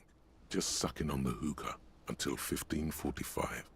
Then bam. Sucking on the dragon. On the floor with his skull busted open. Blood everywhere. What happened?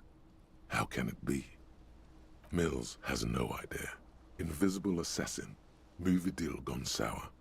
Girl did it. Nothing fits. Eerie. Man just dropped dead. So you go to the parlor. You see cushions around the table. Tables low, heavy, really sharp edge. Yeah. See? You can't even read the thing without solving it. Yeah, it was that. Turns out hookah does do something. It turns off your brain's oxygen supply, and you don't notice it until you get up to go to the bathroom. Yeah, he liked his hookah. Stephen was his name. Smoking hookah. Didn't you hear? I don't know. Trying to come up with a movie script, maybe. Anyway, that was Murder at the Hookah Parlor. Joseph Mills wasn't a good detective, and about 30 minutes has passed, piecing it together. Not much has changed in the meanwhile. Arson, petty theft, spousal abuse, handwritten logs on dozens of You don't exactly close. It takes about half an hour to piece one together, using the system you've devised. Which not much has changed in the meanwhile. In the back, you see thin, translucent copy paper. Some neon yellow, some bright red, all covered in boxes, like marching armies. Then rip them from the binder and hand them out, according to type of form. 3. The topmost are misconduct fines. The middle ones are station calls. And the bottommost are field autopsy forms. Each is easy enough to make sense of. Okay. You don't have to be an intellectual giant to do police work. A monetary penalization ranging from 20 to 250 real. Severe cases allow for 1,000 real, but that requires special paperwork. The details of issuing these fines are spread out over the rest of the fields. But they appear pleasantly vague. These are quite sinister in turn. They give a date and time for the person to appear at the specified precinct. Yeah, that's not that. That's fine, Credo. Come and go as much as you want with me.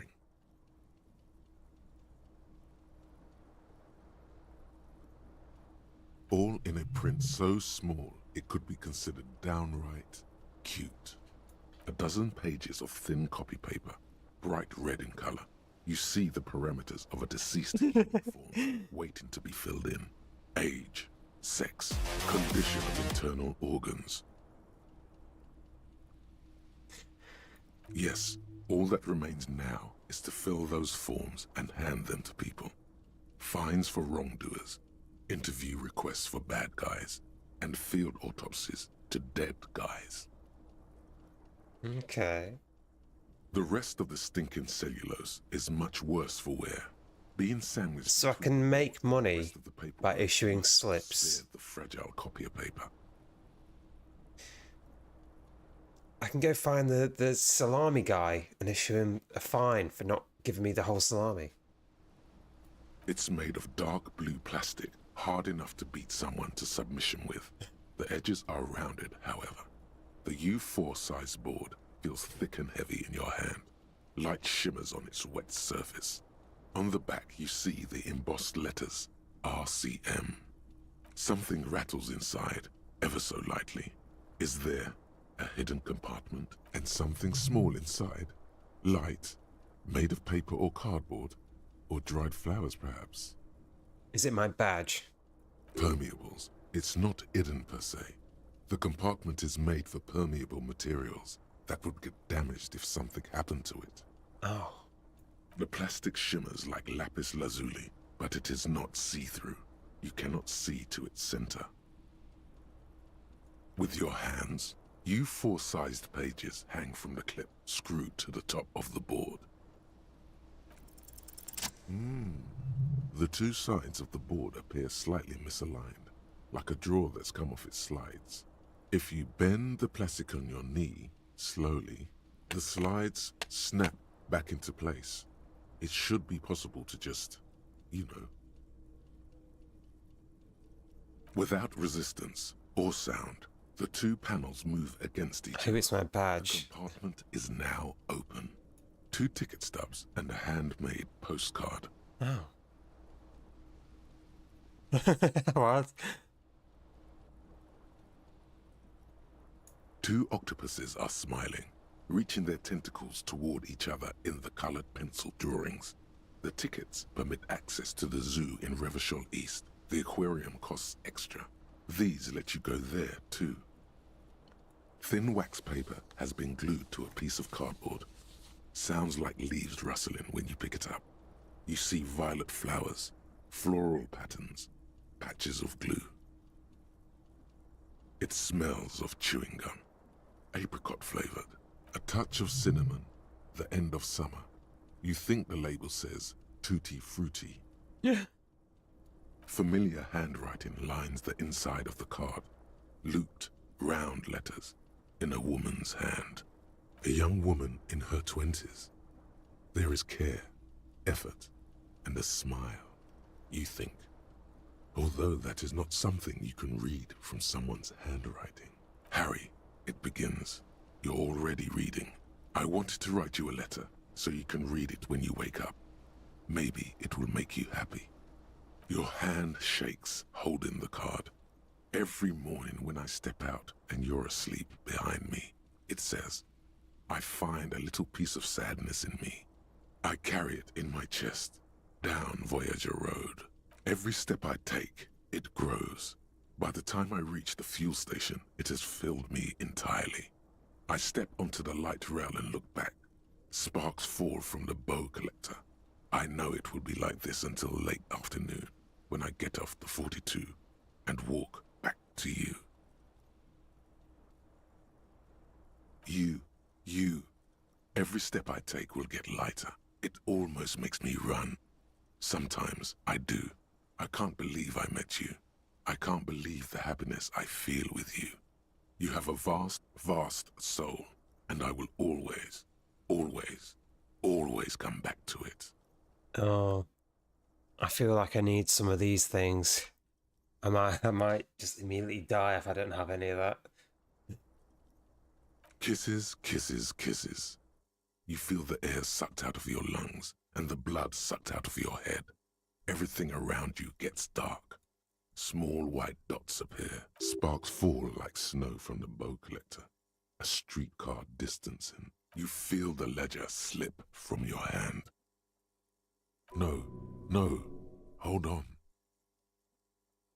To what? There's nothing.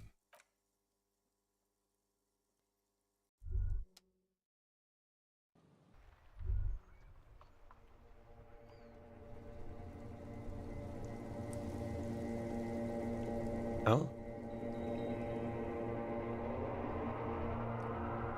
Is this the start of something? Has it just started? There is nothing.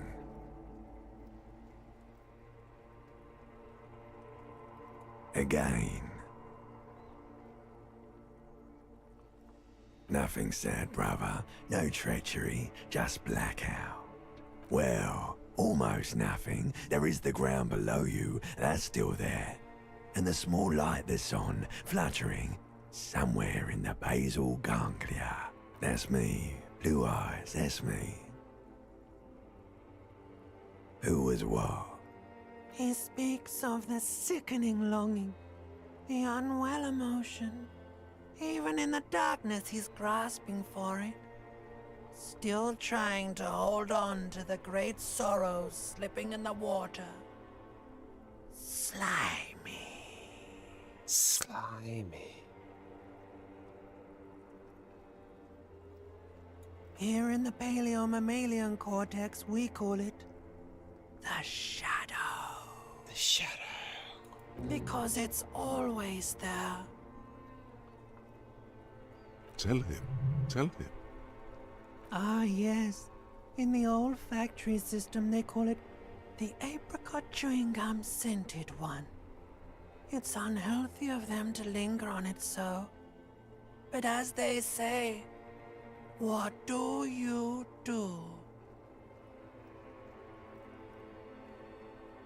Yeah, man. Fuck everything.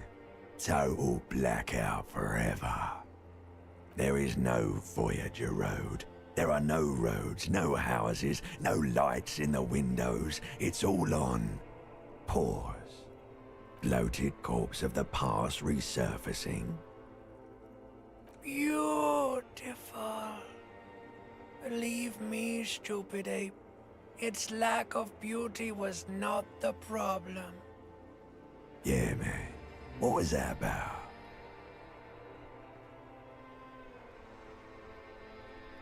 You think they would let you? Until you disintegrate into biomolecules? No.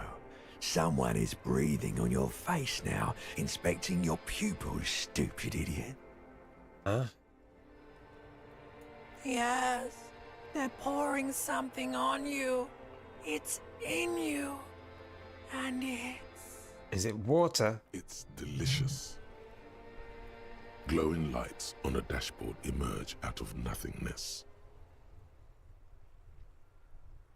In the upholstered cabin of Lieutenant Kitsuragi's motor carriage, seated in the driver's basket, the air is thick with leatherworks and heavy fuel oil. Cold water runs down your chin. Drink. Water. The water is cold, silvery, the stuff of life itself, as it pours down your parched throat. The pounding in your head recedes. The darkness parts. Drink. You haven't drunk water in 2 days. Did you know the human body is not made to survive on alcohol alone? You need a secondary form of hydration. With greedy gulps, you down half a liter of cold water. Some of it spills on the driver's seat. The lieutenant pays no heed to it. What happened?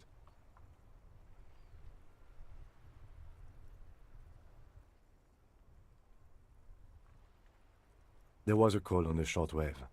Officer passed out in Martinez. I had a feeling it would be you. I'm glad I got here in time. I don't know. It could have been quite a while.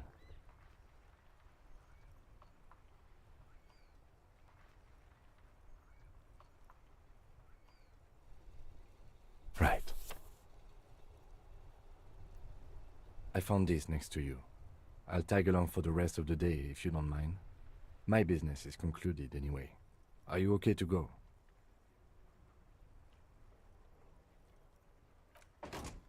Good. The Ledger of Failure and Hatred is a special item that can be used both as an interactable and a tool equipped in your held slot for skill bonuses. Find it under the Tools tab in your inventory. Ledger of Failure and Hatred.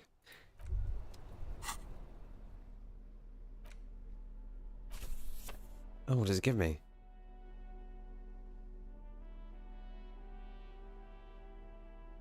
It's the ledger you found in the trash. Without resistance or sound, the two panels move. You stare at the card, willing your hand to move. It refuses. It's too much. Not a game. You stare at the card, willing your hand to move. It refuses. The words just crossed your mind somehow. Who do you think? You. It's slightly. The acidic stench of rotting food is rubbed off on the cellulose. It now forms the base of the experience. This base surrounded by a faint air of spoiled meat, the stuff of death itself, and then sprinkled liberally with the citrus zest of toilet cleaner. You know, like the bits they put into public piss bowls, probably called Fermi Discrete, or Axel, or something. At some point in its journey, the ledger has seen the inside of a public toilet. Remember when I said the smell of the upstairs bathroom was so rank they should have sent a poet to describe it? Why, yes it is. Among many other things. This cleaning tablet is used by the whirling in rags. Perhaps that's where the ledger was dropped in the toilet. By you. Okay. Well, I got a clipboard now.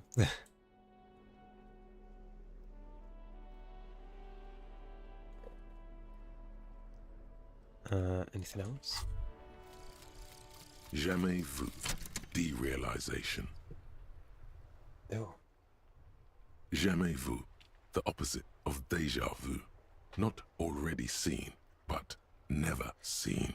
Every org click should be familiar. Appears strange and new, like some half-forgotten day in your childhood. Only now. That's the feeling you've been having. And for who knows how long. You should go and ask Joyce Messier about this. What world are we in? This is a fundamental question. Okay. I can ask about that.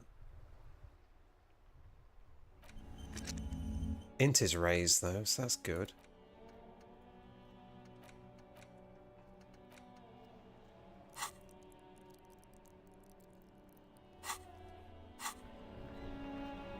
Good going, buddy. Really? Because you feel even worse this morning than you did last night. You mean, why are you so tired? Too tired and down to even think? It is worrying, isn't it? You can't be a detective like this. Detectives need to be able to think. It's just that your heart has finally pumped all the speed out of your system, Buster. Time to get some more. You're too weak to say no now. Waking up is the worst part. Maybe somewhere down the line you could decline. Speed is a potent central nervous system stimulant. It kept you propped up all day yesterday, despite your debilitating hangover. How else did you think you even got up from this floor? It's power, man. It's professionalism. It makes you feel like you're young again and ready to detect. Ready to go to war against the world. A game bonus, if I have that. +1. Of course. Mart, you and Speed will be happy again. You will make her come home. This time, it will be different. Morning. Looks like we can get to work at once. The Union muscle turned up. They look rowdy. We should talk to them. I completely forgot. Sorry, I had a rough night's sleep. It's them by the looks of it. Loud and nasty, just like the manager said. One loose thread less to worry about. And one big problem to replace it. I mean ungovernable. Martinez isn't exactly enthusiastic about the RCM being here. They prefer to be policed by the Union. These men here, men who drink beer for breakfast, there's talk of an armed wing of the Union called the Hardy Boys, who are responsible for state policing. I think it's them. Everything points to the Dock Workers Union. The belt used for hanging him, tracks in the mud, the circumstances in Martinez, my preliminary information.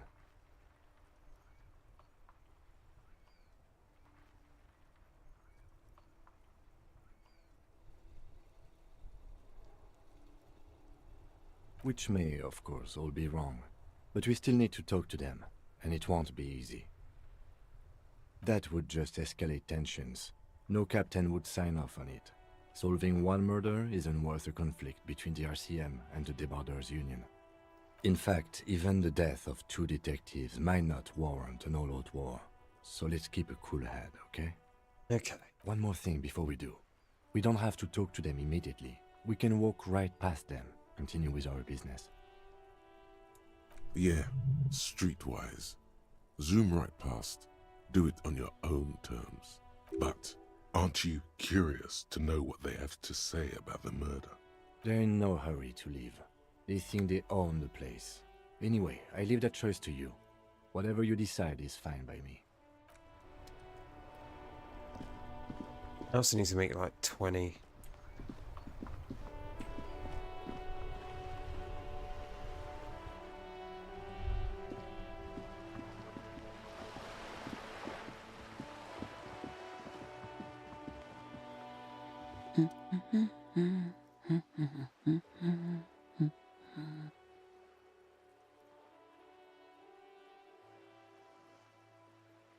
Hello? Me? No one. I'm just a working class woman. If she's such a working class woman, why isn't she working? Should a working class woman be working? Not all the time. Right now I'm browsing books. Even a working class woman needs something to read. It is. I know you are. Everyone can see that. The rectangles. What with? What with? A lot of things. For example, people tend to go missing. My husband? No, he's not. I don't know. At home now? Out drinking with his friends? Working? Where is this going, officer? Yes, but I don't really need to know where my husband is. Not all the time. No.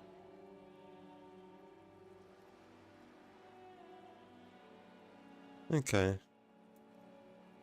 Of course he's not. It's not like he's a pocket watch. I wouldn't just lose him. It's got to be something else then. Why else would you be asking her if it wasn't?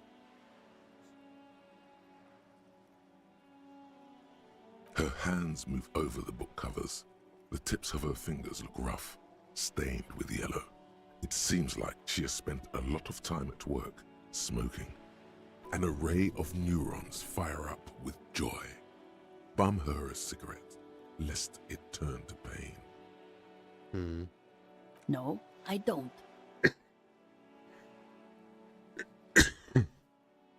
Why do you think that I smoke? It's not like yours look much better. She is right. Your hands look even worse than hers, with tiny cuts and gushes covering your skin like a spider web. Your fingertips have become an ugly shade of brown. These are the hands of someone who's smoked for at least 20 years, as evidenced by the discoloration of fingers. Marks on your skin may point to past quarrels. I already told you, I don't have any. Go bother. She sighs. I don't mean to disrespect, sir, but you are being a bit of a cockatoo here. For what it's worth, I agree. But cockatoos can't be stopped when they get like this. It's better to indulge him at this point. Nothing. Go read up on them if you're so interested. Maybe you should. What if the cockatoo is your astral captain? Or your heraldic bird? Wonderful. The story's open. Find your heraldic bird. What? The woman before you nods. Okay, sure. Bit random, but...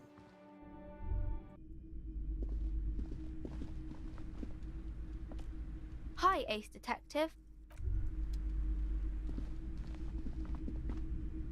Hello again, esteemed officer, and welcome to Crime, Romance, and Biographies of Famous People.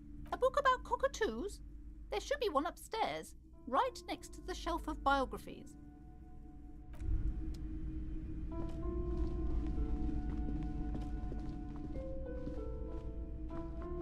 A sulfur-crested cockatoo sits on the cover, its beak slightly open. It looks as if the bird is calling out the book title, From A to Zurich, a guide to a well-behaved cockatoo. Turns out that there are so many different cockatoo species, and they all have behavioral problems.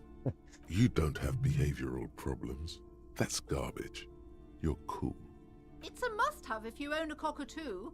I've heard they're quite capricious.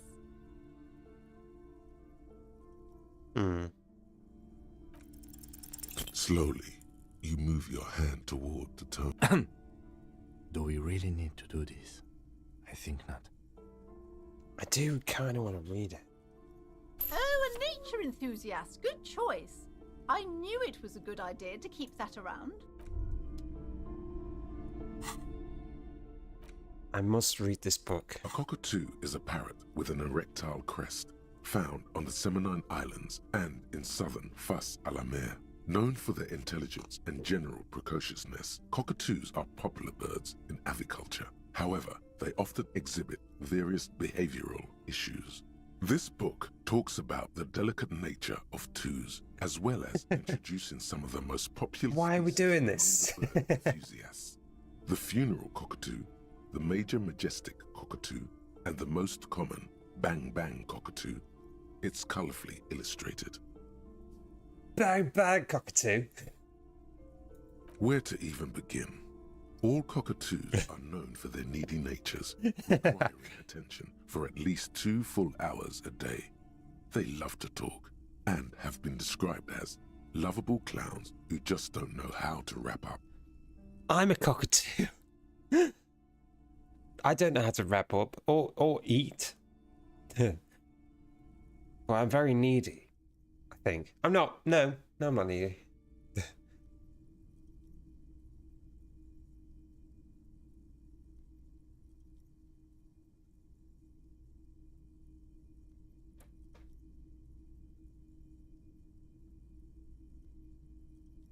Pet owners also report moodiness, loudness, and hostility as recurring issues. If left unsatisfied, cockatoos may scream. Cockatoos may scream non-stop. Become aggressive. I don't.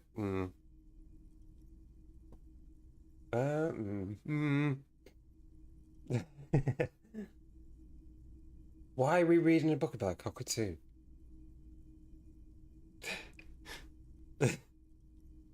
And also, I needed that money for paying for my house.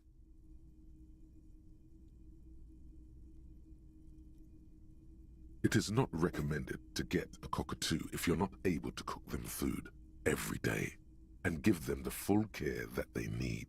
These birds will never understand that you have a life of your own. You're right. Cockatoos are magnificent creatures. They love to perform, cuddle and show off, and will even scream for fun. Often as loud as up to 135 decibels. Maybe I'm a cockatoo. Ouch. That must hurt. Not great for the neighbors. Performing? Yes, birdie. This is a yellow-tailed black cockatoo. Its specific name, Psittacus venereus, relates to its dark and somber plumage. This bird looks as if dressed for a funeral, 24/7. There is something indisputably ominous about it. Perhaps the most impressive of all the species, the endangered major majestic cockatoo, is often described as the most flamboyant bird in the jungle. Its pink-colored wings and flowing crest embellishing its proud and bumptious nature.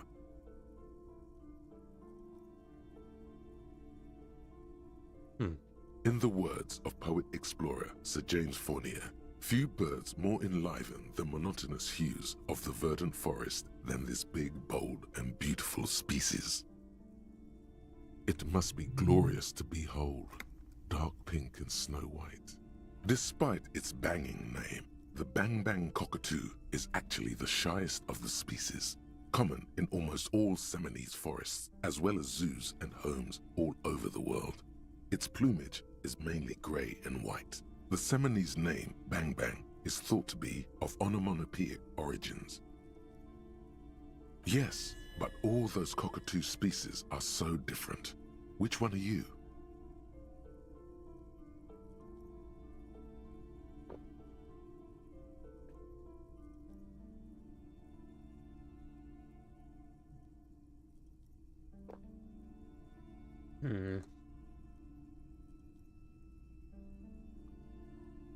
I'm the Major Majestic. You're right. Your Majesty embodied.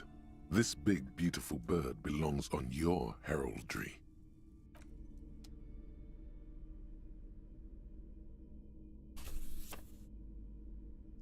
Of course.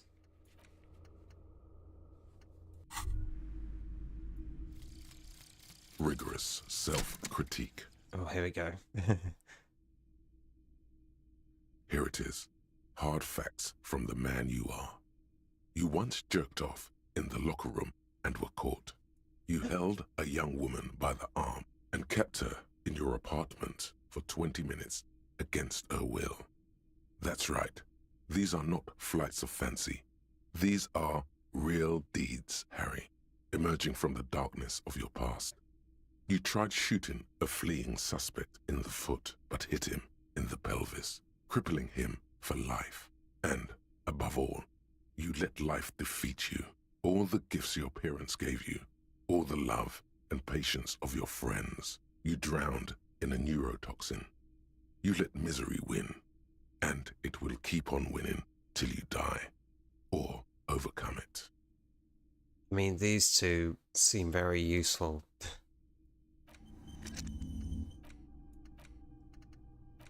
Just healing, but then pain threshold is increased to 6.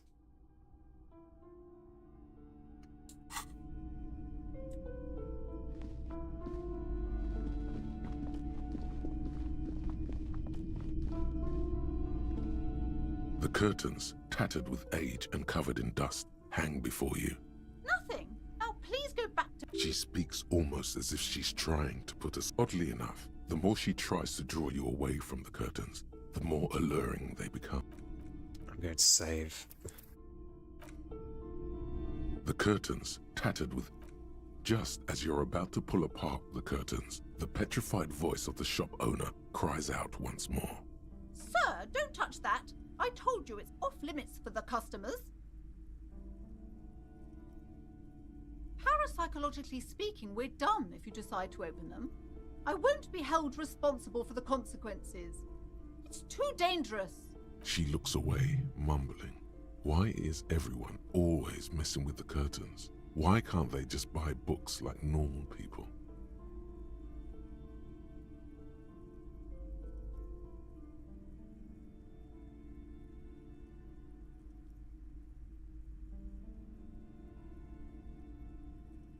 it's just a storeroom for the employees, I told you. Now please step away from the curtains. Why? It's not like anyone was killed there. I am sorry, I don't mean to be so impolite. Just please don't go there. I can't allow that. You'll only make things worse and unleash the powers. You do? My God, even more reasons not to mess with the curtains. Just step away, dear sir. Release the powers. No! Please just talk to me, officer. Come here and let's talk this through before you decide to do anything extreme. Talking is always good. Go see what she has to say. The curtains, tattered with age and covered in dust, hang.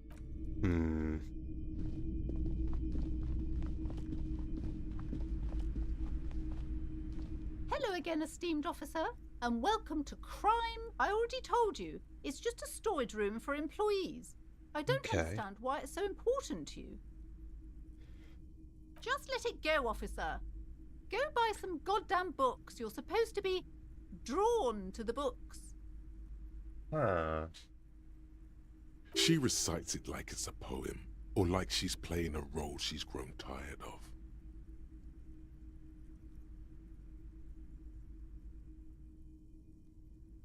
It's just a storage room. Well, I just have his and he's ward protecting it. Just for decoration. Okay, fine. It's just because this place is cursed, just like everyone said. They don't call it the doomed commercial area for nothing. Are you happy now, officer? Happy that you've ruined everything? Host of hosts, she prays. Guard me and my honest business venture from the curse that lurks behind the curtains.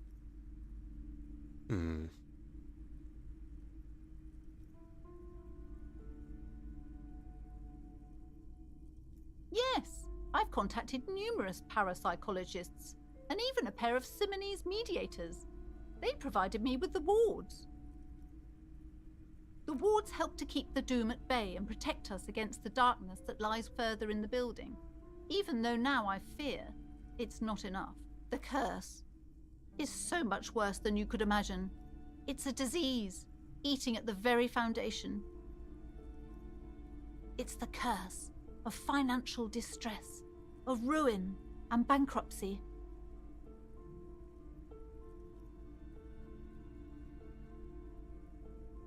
It's not just that, officer. We're dealing with something supernatural here. It's the cacodemons feeding off bad business practices and disappointing income statements. There's something wrong with this building, I can tell you. Ever since I arrived, I've sensed an eerie lingering presence, as if I was unwanted here. Oh, this?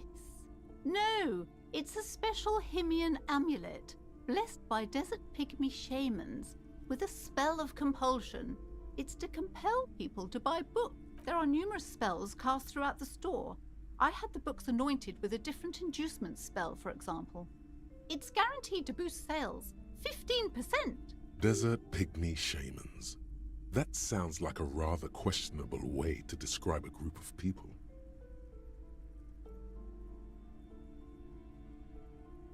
It's not good to talk about the Wow. Void raves. You have new words. Most certainly not. I don't want anyone who's not familiar with the psychic arts to get involved in this mess. Stay away. Leave the spirits be, so they can return to their slumber. My liege, you know what this case calls for? A para-detective. Slither up to her, you silver-tongued fiend. Show her what world-class perfidy looks like. Are you sure? Don't think I haven't seen charlatans before. You're no para-detective. You look nothing like one. And you're clearly a drinker. You look like one. Hey now, hey. You need... The lieutenant keeps his usual stony calm. He silently picks out his notebook. How do you know all this? Here we go.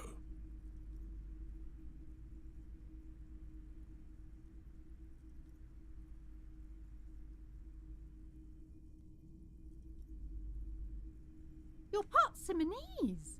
Oh, it means our meeting couldn't have been mere chance. The hand of fate guides us. But I am not the only one at risk. I have to think of my daughter. You are certain you can help us? Keep us safe? I can't allow any collateral damage to hit us.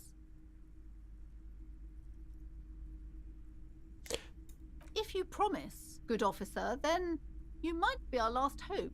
Do you swear it?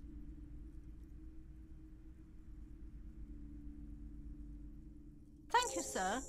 There's one more thing I haven't told you about yet. The entity. Oh? Do not act surprised.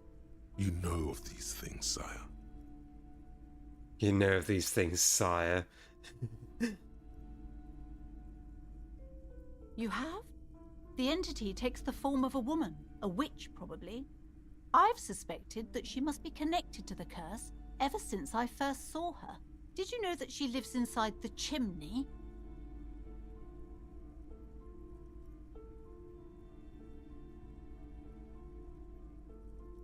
Passage Yes, between. that chimney is part of the building's central furnace, and it's enormous. She has barricaded herself behind some metal security curtains. God knows what she's doing there. This is the door around the back. Some unnatural magic, I assume. You should go find the entity and ask what happened to all the companies in the building. What is the source of this curse? Here's the key to the warded door behind the curtains. Take it. This is literally the back door. Oh, and please do return to me after you've looked round. I'm quite anxious to know what she has to say about the curse. What you discover in there. I feel like... Unbelievable darkness and ruin. What you discover? Probably just some office space. Don't be scared. I feel like... I'll tell the truth, and it's like, oh, it's just a bugging out system. Like a woman on a speaker. Someone that used to live here. Like it was outside. If I tell her that, she's going to be like, I don't believe you. It is a curse. So I've definitely got to drum it up again when I come back. Okay, but please, only a few questions. The woman looks Oh? Unless it's just like a ghoul You thing. see a set of tattered curtains. You see a dimly lit room full of dusty furniture and trash. A doorway stands in the back, covered in dozens of scary little Simonese wards, your shadow looming over it like an omen. Continue. Oh!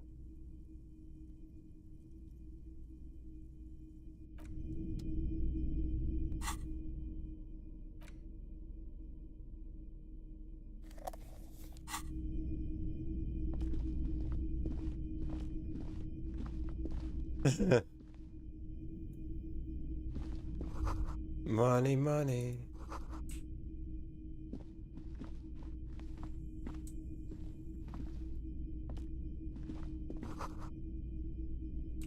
Vaguely androgynous portrait of a man.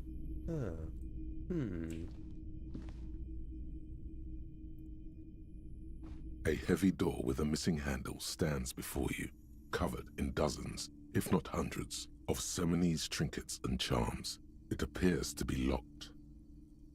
She just gave me the key. After exerting some force, you manage to turn the key. It's eerily silent. The door slides slightly open, letting a draft of cold air into the room.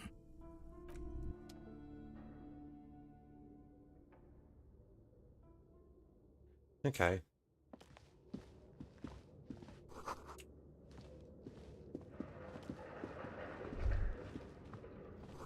I'm getting money from each one.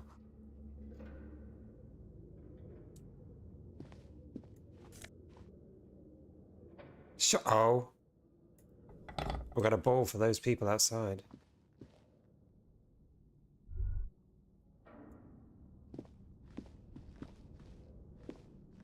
barbell lies on the floor. The color has worn off its weight plates. It's 60 kilograms. Your triceps hum at the sight of these weights. Show the world what kind of beast it's dealing with. Lift them. There are no collars on the barbell. This is a safety hazard. You're right. The weight may fall off. Better not touch it then. It would be a violation of EPIS safety regulations if the gym was still operating, but it isn't. No one's supposed to come here anymore.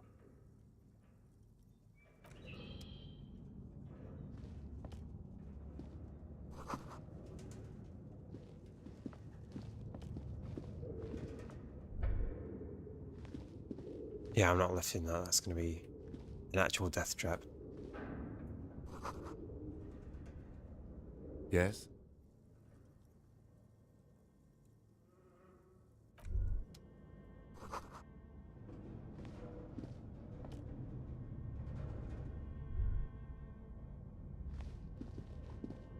Ooh.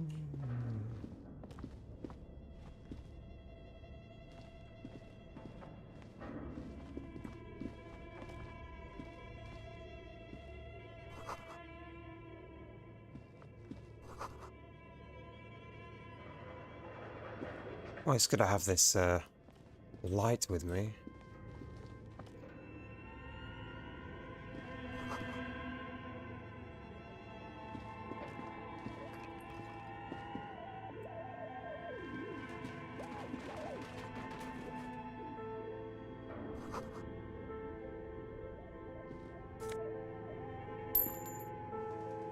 And money.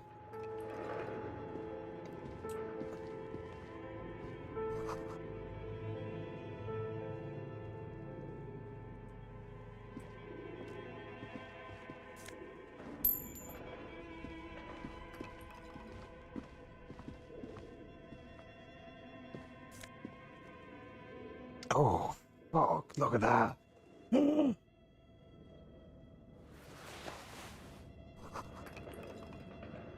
Slipstream, this is that office with that woman.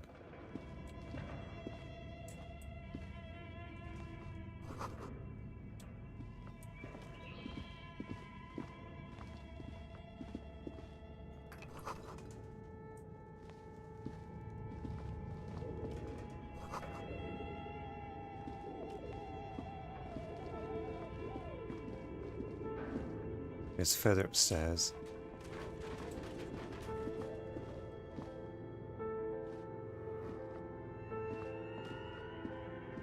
This appears to be some kind of machine with a cube-shaped heart and a wired framework. The keyboard has a rectangular on-off button. A piece of paper still hangs from the printer. A radio computer. Just sitting here without anyone inside. What he means is that these things cost money. Why would anyone just leave it behind? We have one of these down at the station, but I never really learned how to use it. The machine lights up like some prehistoric animal stirring from its slumber, revealing fluorescent play and print keys on the keyboard. The hatch on the machine's central compartment is wide open. Oh. It's empty like a beehive without its brood. Some cables have been left dangling, disconnected. The filament you have would fit perfectly inside the compartment. Like a smooth draw, the filament slides into place. Worth 50. The play key starts blinking. That was worth 50. That was 2 nights of sleep.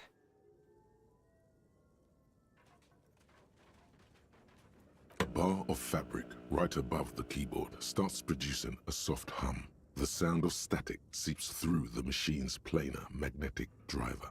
The static gets louder, slowly filling up the abandoned hall, until a voice speaks out, crackling and old, cutting into the air. Good afternoon. Fortress accident en rue de Saint-Ghislaine. This is East Insulindian Repeat Station 1. Please repeat. Is this the production schedule?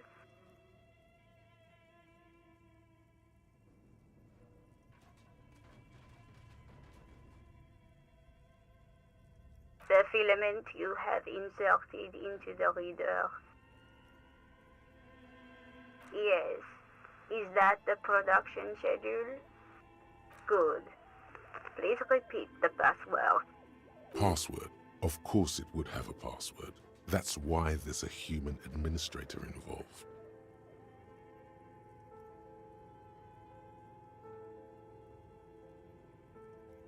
Received. I will register this login attempt. Don't worry. Passwords have a way of turning up sooner or later. Fortress accident. Is there anything else I can do for you today?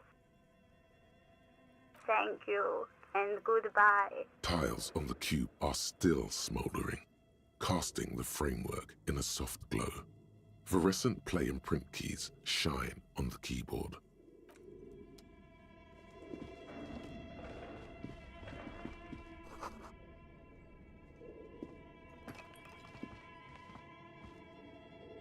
This old fireplace is covered in lines drawn in blue and red marker, the mesh spreading over the stone like blood vessels on alabaster skin. It looks ghostly and strangely ancient. The whole thing resembles Kadran mosaic tiles. Very pedantic. History classes, students with their textbooks open, studying the roots of our civilization. Those aquarelle blue tiles looked beautiful in the sun. Radio frequencies, it seems. UKV 123.6, UKV 123.7, UKV 123.9. Some written notes, too. Sparse and cryptic. Unclear. It looks like a cardiovascular system split into veins and capillaries. Very advanced.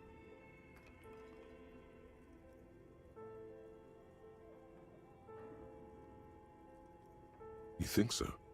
The web is comprised of radio stations, all lead back to one red heart, titled The Game Master Frequency. A note says, this one can listen in on any station it wants. Someone very important. A conductor for the hundreds of story threads that pass through the Game Master's frequency. Whoever decides to call in to a call-in station, it looks like. A list of names under the stations suggests people across 6 Isolas would be playing. Muindi, Insulinda, Kotla, Grad, Samara, and even Ilmara. There's no way a little basement studio working here could pull anything like this off. My God. It's as if the less money they had, the more ambitious their project became. The schedule. I know doom when I see it. The company was running out of funding. Nothing. It's just lines on marble. An echo from times long gone. Your flashlight slides over an old green chalkboard covered in scribbles, sketches, and schemes like some ancient cave mural. Some of the writing has faded with age, but you can still make out sections here and there. Photos and drawings have been pinned to the board. These lithe, pointy-eared creatures appear to be different types of welkins. You make out autumnal candle welkins casting wax-based magic. Translucent welkins with organs shining under their skin. And even ether welkins hailing from the vast emptiness of sidereal space. You should adopt one of those welkins as your persona. No longer a mere man, but a welkin. One of the welkins, towering among the rest, appears to be different, however. It's Vara Hamira, a high welkin, his face white and scarred like cracked marble. This is clearly a welkin supremacist. The note says, all non-welkin races will be purged. The Haldor, the Dwarves, the humans, and even headless men, all of them, purged. Imagine a world filled only with welkin. Green welkin, dread welkin, and the high welkin, to to rule them all. Okay. An inordinate amount of time has gone into drawing these little welkin creatures.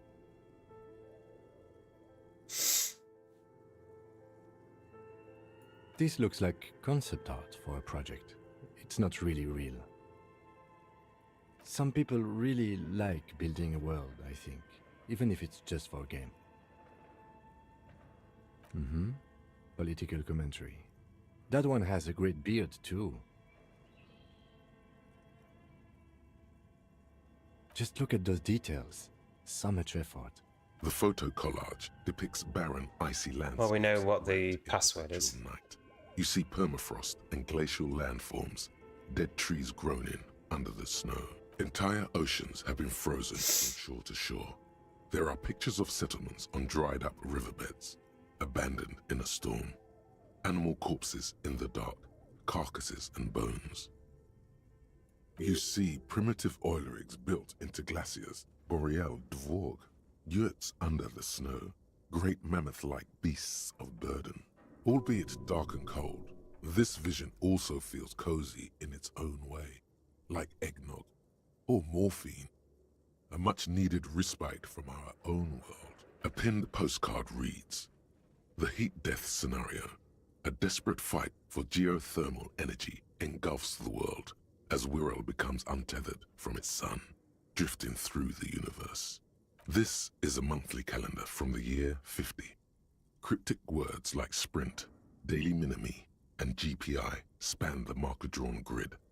It looks a bit like an academic calendar, only much more brutal. Minimi stands for a mini-meeting. It's part of a bigger framework for managing work called RUN. Station 41 tried to implement it a few years ago. As time goes on, the numbers in the boxes grow rarer and rarer. The board becomes an empty snowfield in the final days. Only failure and regret dwell in this region. Looks like they didn't make it. A note in the bottom left corner of the chalkboard says, "See the prod schedule filament for details." The handwriting is only partly legible, but you can still make out 3 slogans: "Call in, tune out," "Wirral untethered," and "Heat death of the universe." The full text reads, "Heat death of the universe is the new black." Another note says, "The biggest advancement in role-playing systems since the 30s.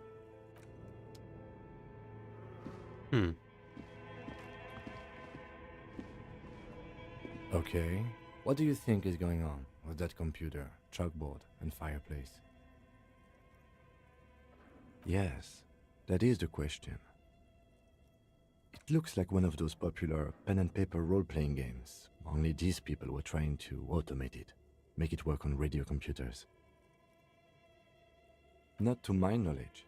They make automated games in Graz, Messina, Königstein. You know, places with industry.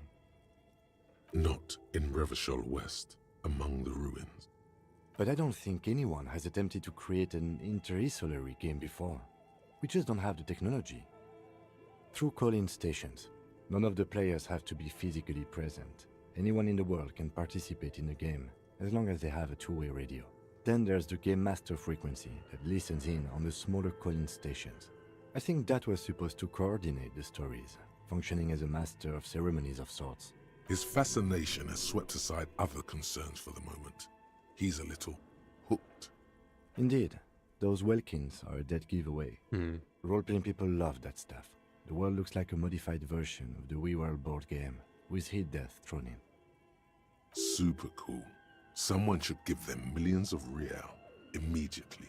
This game is too good to be left unfinished. No idea. They stopped filling out the schedule on the chalkboard. Indeed, it's ambitious and untethered from reality, but...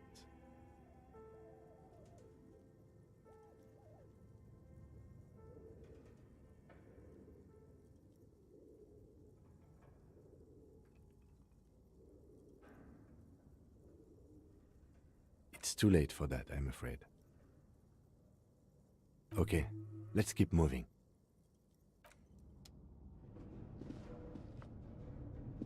Tiles on the cube are still smoldering.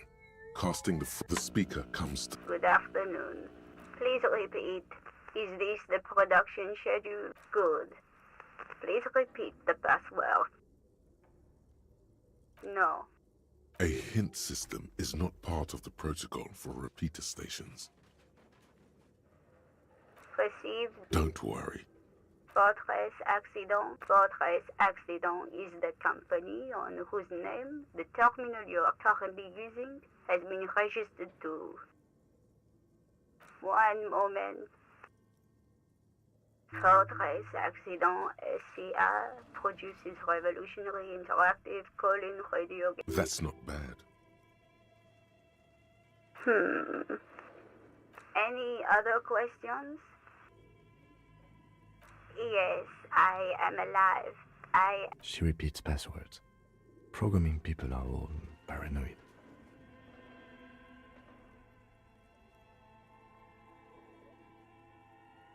I work as a repeater at the East Insulindian repeater station.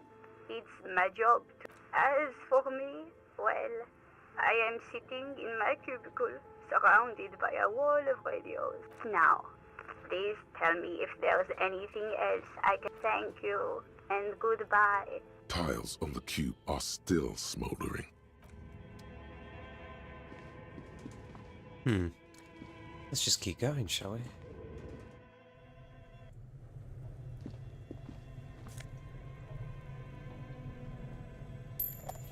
Thank God I have some meds.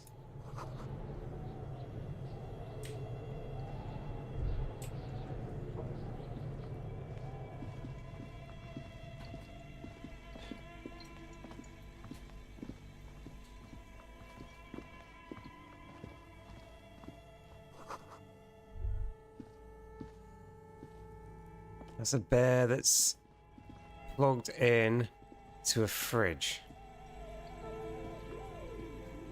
You see a terrifying ice bear with a strange compartment in its belly.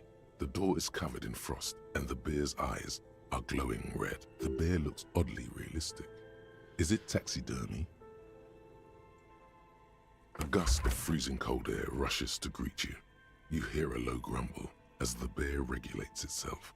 This is the inside of a refrigerator. The lieutenant takes a peek inside. His hand has found the holster of his gun.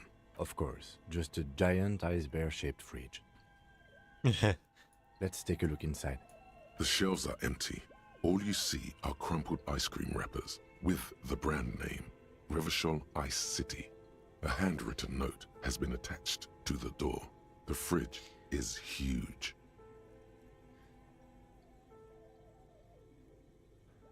You pocket the note and the little fridge magnets keeping it on the door. A friendly cartoon bear smiles back at you from a glossy cellophane wrapper. It looks nothing like the fridge. The paper still smells of vanilla and chocolate. Good question. It looks like an ice cream fridge. I know. What an unfortunate marketing choice. What is even worse, the bear is still costing them money to this day. The fridge buzzes with energy. Oh, we can sort that out. Seems to be going through there, though.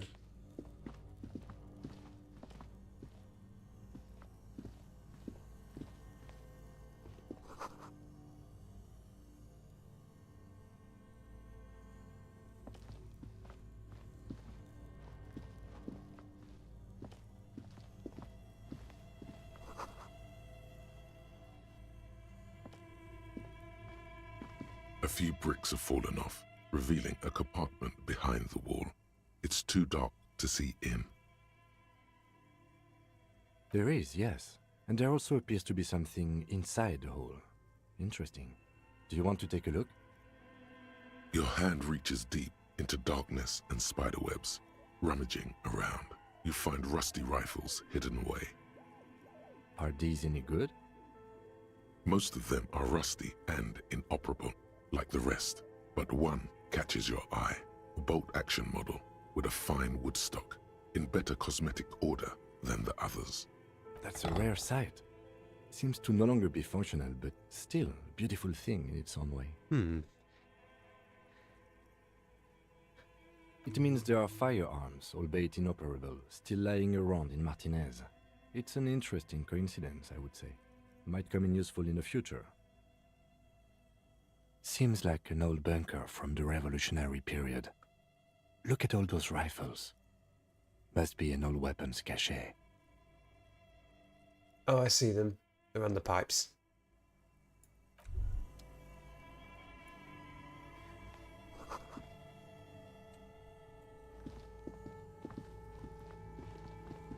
The rifle is worth 11.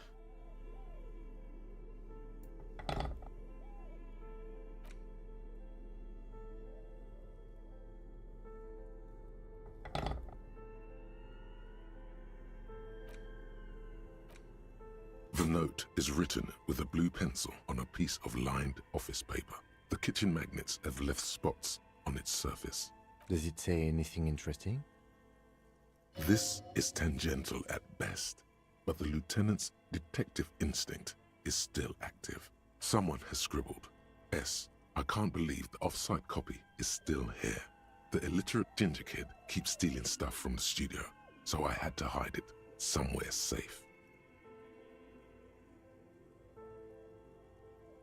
Can't believe the off-site copy is still here. The illiterate ginger kid. Oh, is it one of those from outside? I mean, I bet it's one of the kids. You'll find the filament memory with the off-site copy in the frozen ice cream maker. Please take it home, ASAP. It's important. I'd do it myself if I lived in a civilized place with a freezer. Take care, Sully Swaff. Off-site copy. Looks like someone from that radio game company upstairs. I'm a little surprised they just left their property lying here. That's a plausible hypothesis. It belongs inside a radio computer, storing its memory. It's like a tape. You listen to disco tapes, right? It's like one of your disco tapes, only for a computer. Really? You don't have a single guess? Oh, I'm sure that child would love to get his hands on a filament memory. Even if he doesn't know what to do with it, he'd probably try to pawn it for speed, based on our encounter. I don't know. I assume it's somewhere close to the iceberg free. Okay.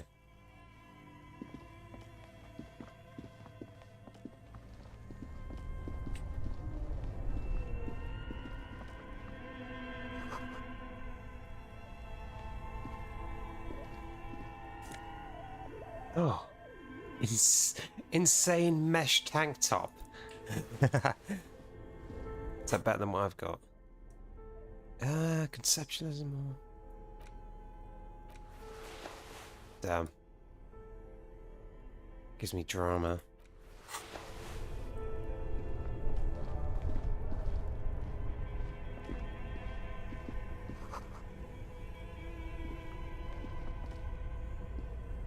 Two cables are plugged into the breaker box. The red one leads to the ice bear fridge, and the black one to the ice cream maker nearby.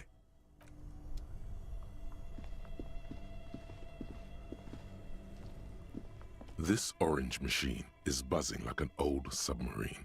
It has a hand-cranked ice cream churner on top and an electric freezer that appears to be frozen shut. You slip your fingers under the frozen lid, but the ice is too cold for you to get a good grip. A pry bar would come in handy here. If you want to try again, then you need to have the pry bar. Equip the pry bar by going to the Tools tab in your inventory. Pry bar. From there, you can equip it to a held slot. Okay.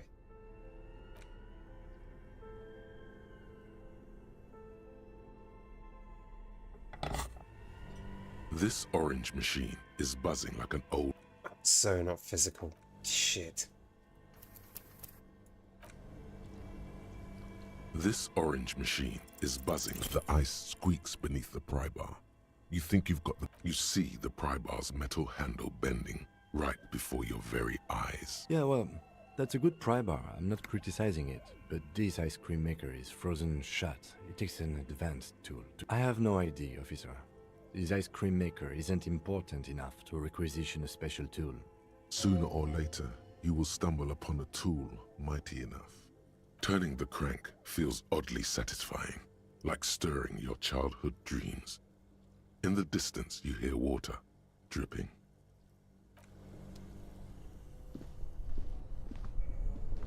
Two cables are plugged into the breaker box. Something close to you dies with a... Why did you do that?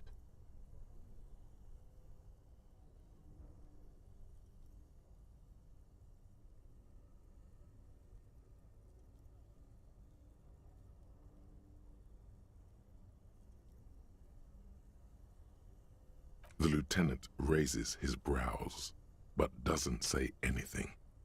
The electric distribution board now has one cable missing, an electric sizzle. The room is slightly quieter now.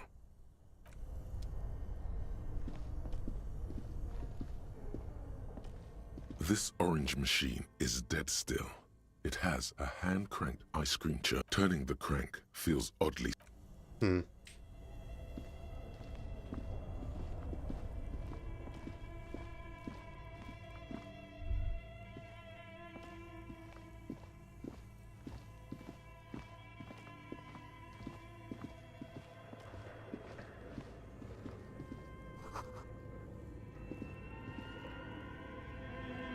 A thick layer of coal dust covers the furnace, coloring it pitch black.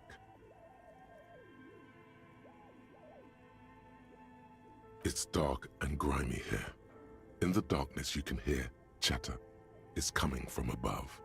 A voice or several voices talking to each other. Near the smoke chamber, upstairs, the echo is so prominent, it's impossible to discern what the voices are saying or what's producing them. What are you doing? Wait, really? You should investigate, see if someone's upstairs.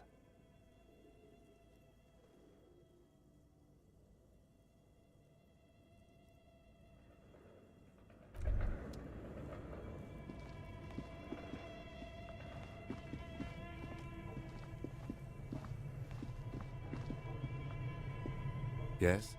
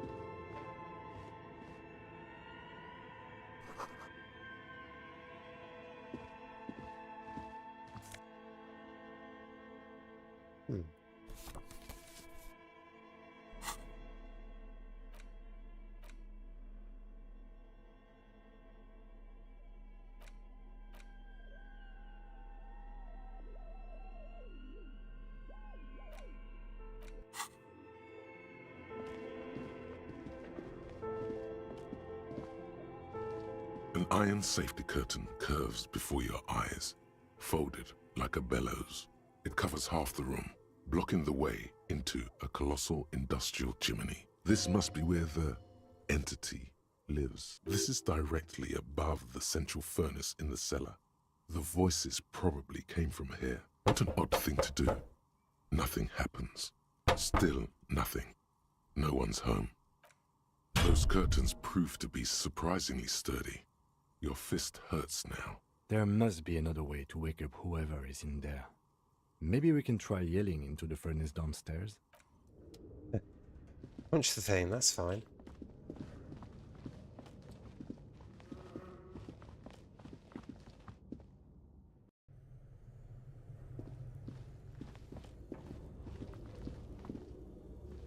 A thick layer of coal dust covers the furnace. Something breaks loose in you.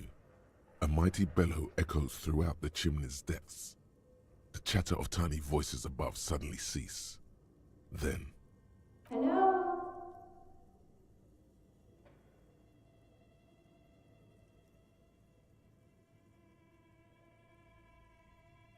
Hello? Did you say anything? I can't hear you. Please come upstairs. There's a safety curtain on the second floor. I'll open it. You hear a low rumble upstairs. The sound of a curtain being pulled aside. After you, officer.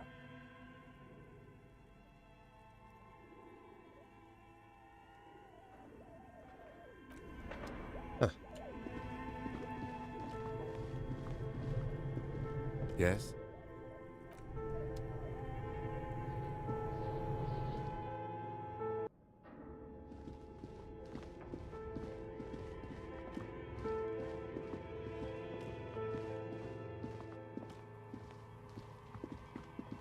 Oh, okay.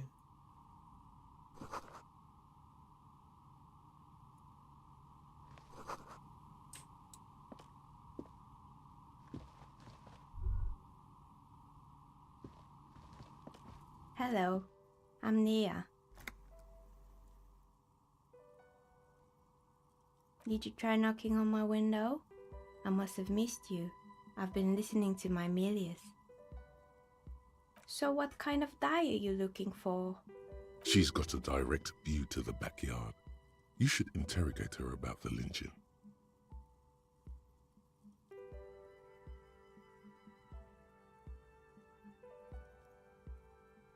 Then how did you get inside? By the south entrance? You know what? It doesn't even matter. What matters is that you're finally here. Let's talk dice. Did you have something specific in mind? Yes, Amelia is like a call-in station. You need a two-way radio to access one. That's why I have these. Mostly, they just teach you to swear in different languages. But some of the stations can be quite interesting. I was so absorbed, I must have missed you knocking. I'm a novelty dice maker.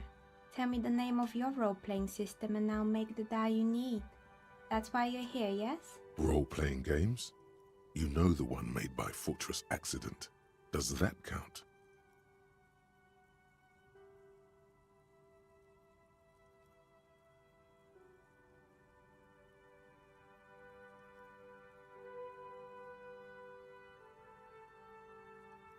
Very good. My rate is 10 real per set, unless you want something really unusual. Take a look around and see if there's any particular stone you want to use. It almost looks as if the stones and dice are a natural part of the room, growing out of the shells like stalagmites. No falsehoods are present. She's a novelty dice maker and doesn't have anything to hide. Ask what you need. How did I become one? It was a business decision. I was a regular jeweler at first, but that's an unfocused field with too much competition. Some of my friends were role players. They asked me to make some polyhedral dice out of cobalt. That was my first order. I grew it from there. Not especially. I like working with rare materials and a steady pay. And role players as customers? They're nice people. Some of those nice people have big bucks to spend on novelty items. Nothing really. I didn't know him. The lieutenant looks at his notebook, then the woman under the large window. Your window looks directly onto the courtyard. You're saying you didn't see or hear anything unusual last Sunday evening? I'm sorry, detective, but as you know, I usually have my headphones on when I'm working. It shuts out most of the daily ruckus behind my window.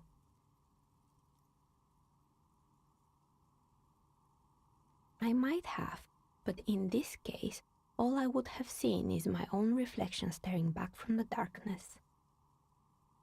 It's light here, but dark in the yard at night. It's really hard to make anything out in the yard when it's dark outside. Besides, I rarely get up to look out the window when I'm in the zone. It's an odd profession, making dice for people, but I like it, and I prefer doing this to sitting at home. Well, there's always something going on in the Whirling's backyard. During daytime, there are usually those kids. And lately, I've been seeing a lot of drunk workers hanging about. Must be because of the strike. She's heard of the murder, but did not see it, sire. But I never saw anyone during that fateful Sunday night, I'm afraid. She nods. Anything else, officer? Of course. Tell me what you have in mind.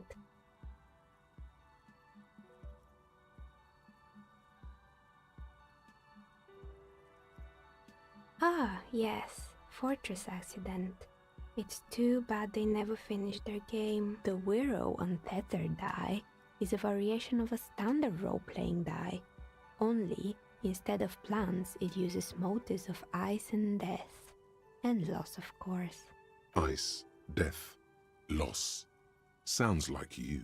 I'm thinking something made from alligator jawbone, cast in black resin.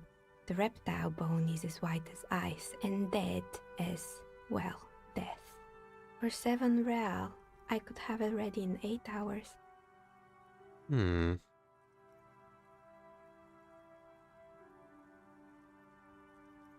It's an icositetrahedron, a 24-sided die that can produce results for 2-sided, 3-sided, 4-sided, 6-sided, and 12-sided die with a single roll. Loving it. So nifty.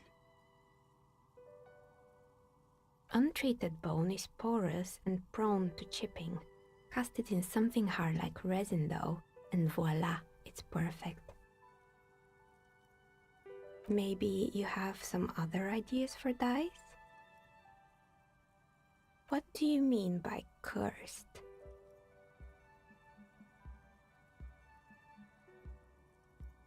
Alright, how about I surprise you? Come back in 8 hours with 7 real, and I'll give you your cursed die. Maybe you have some other ideas for dice? I think I have just the right one for you. You're a police officer, right? Here, catch. They're a gift from me. A beautiful woman tossing you a gift. Whatever you do, don't overthink it. You overthink it. Your hands can't agree what to do, and the 2 dice drop to the floor and scatter in opposite directions, like pearls from a broken string. Damn. Down the drain, like your career. I apologize, officer. That comment was unnecessary.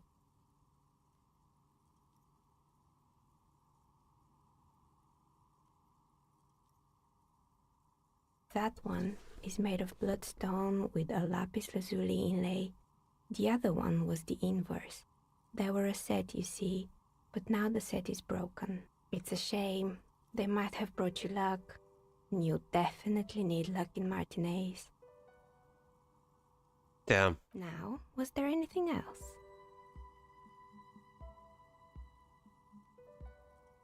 We're inside the chimney of an old central furnace. It's strange, I know.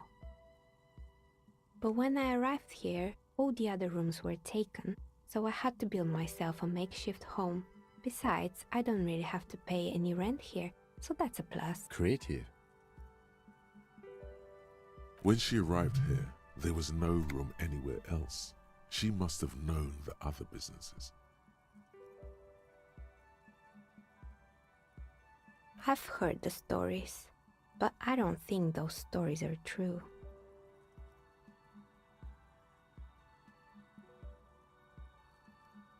It's just capitalism.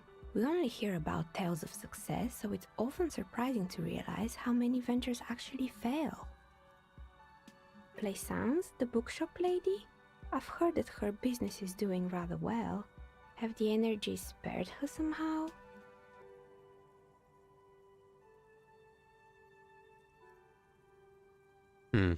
Alright, but it's not just the bookstore that's still up and running. What about the whirling in rags? Some people say it's part of the building complex.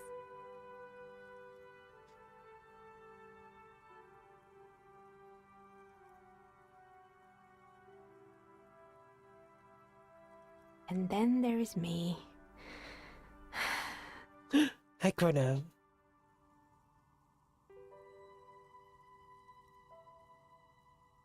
I've been here for 14 years, selling novelty dice to role-playing enthusiasts. Not exactly a million-real business idea, yet somehow I've survived despite the talk of malicious energies. Strange, isn't it? Maybe it's just because she's so talented that she's been able to woo the curse.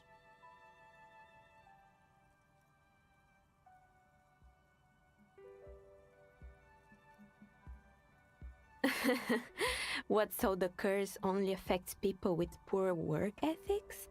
What you're describing isn't a curse, it's capitalism.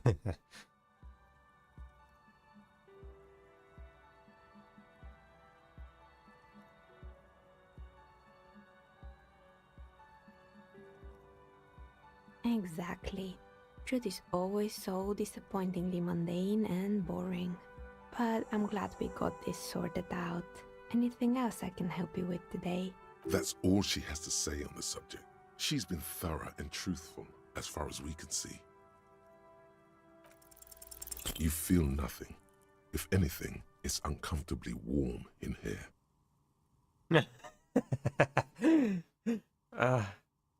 She has begun to idly clean one of her carving tools with a dirty kerchief. The tool's sharp edge shining in the light of her desk lamp. More or less. Are you interested in anyone specific? Oh, quite a lot of them spring to mind. Yes, I think it was called Androgynous Orlando or something similar. They weren't a big hit around here. Turns out that working class men don't like genderless haircuts. They're scared of that word. A bit of experimenting every now and then isn't bad.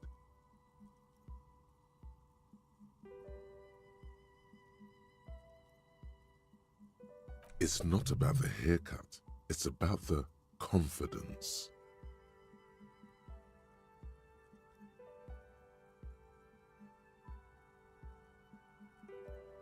I would never let anyone androgynous touch my hair. Not even if my life depended on it.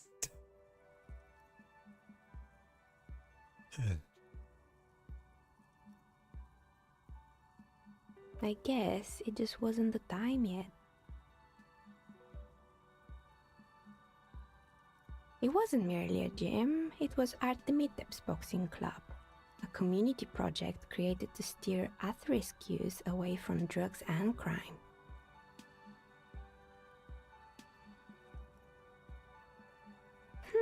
Kuno. Who's Kuno?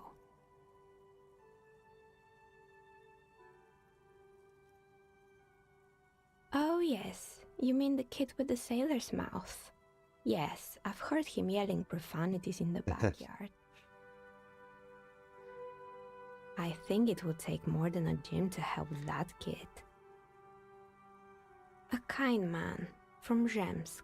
I heard he had some trouble with the law when he was younger, and that's why he wanted to start the gym, as his way of giving back. It didn't. If anything, it made the youth situation in Martinez even worse.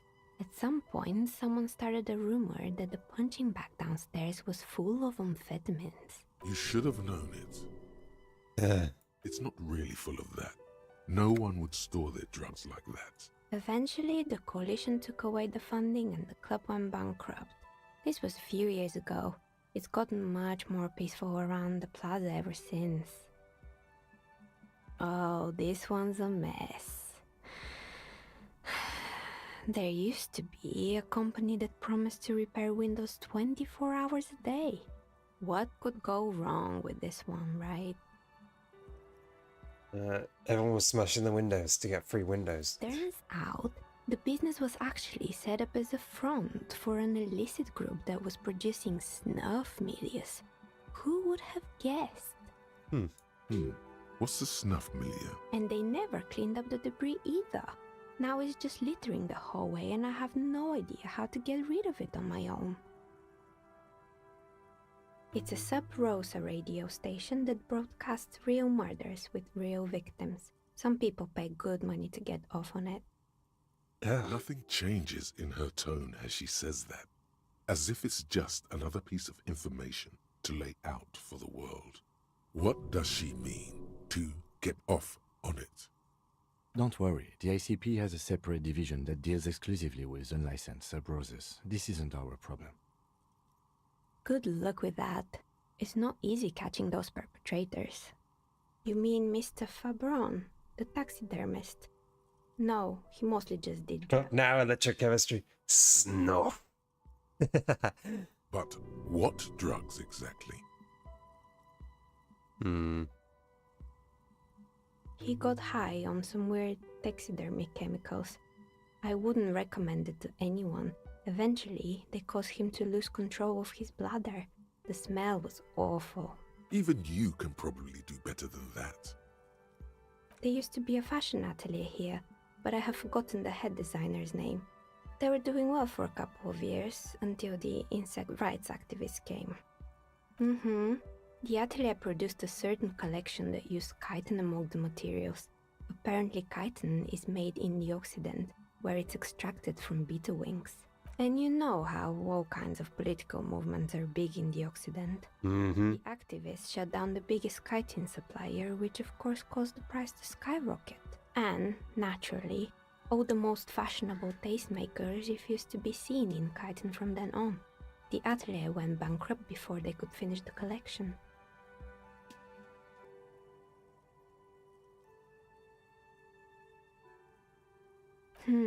Really? Anyway.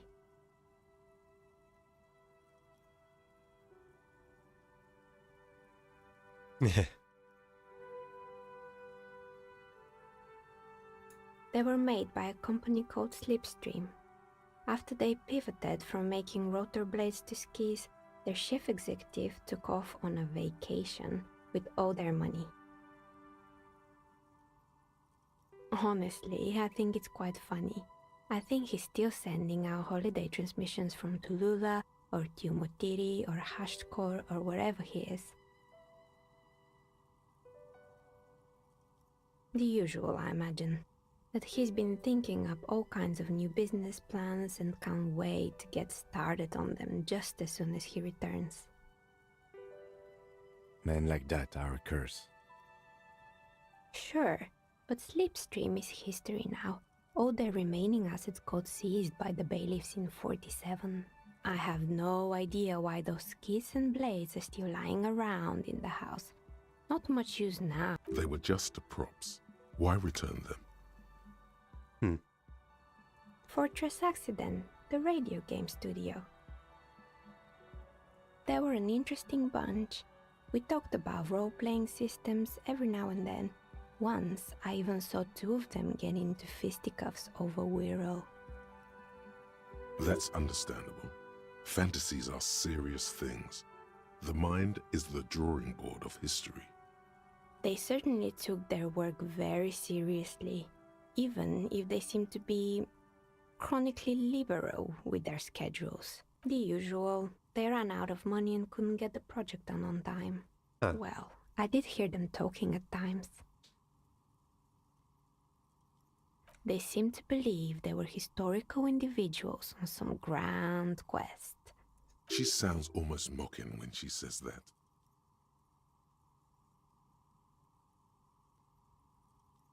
Yes, but when the money started to run out, they just began to complain a lot about capitalism. You know, how the markets are rigged to keep out new businesses and so on. In the end, they just didn't get it done. They didn't have enough willpower to produce something truly historic, and to show up to work on time. Showing up to work on time is hard. No, scratch that. Showing up to work at all is difficult. Yes. Especially if you've been drinking. Not the wisest decision. You would have lost all your savings.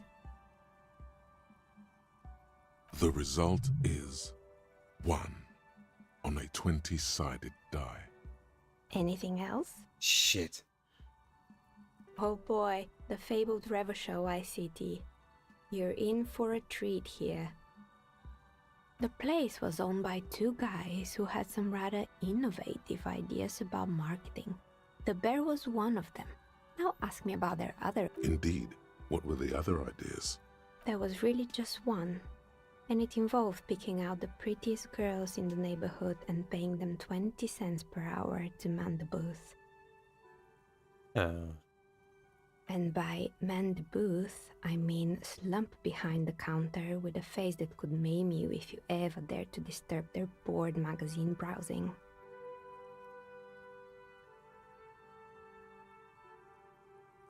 Oh, wait. Pay them 20 cents per hour to man the booth, and by man the booth, I mean some behind the counter with a face that could make if you dared to disturb their bored magazine. Huh. That's interesting. I think we know someone like that. Fritta does the same thing. Employing silky teenage girls is a widespread practice, yes. Unfortunately, they always come in packs. I'm talking about acne-ridden girlfriends and gorilla-like boyfriends loitering near the shop. At least that's what happened with Ravenshaw ICT, and they already had the bear.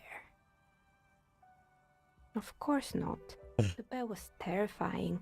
No one wants ice cream guarded by a hostile apex predator. To make matters worse, the fridge didn't work too well either, and half the ice cream... Have I had anything to drink recently? No, not recently. I'm very thirsty, Credo. Eventually, Ravenshaw ICT lost the price war. If only there was something to tell me to drink things. 5,000. Class A 5,000 sold caramel sundaes for only 5 cents a piece. Regular fridges. Thank you, Credo. Thank you. Thank you, Credo. Oh. Oh, thank you, Credo.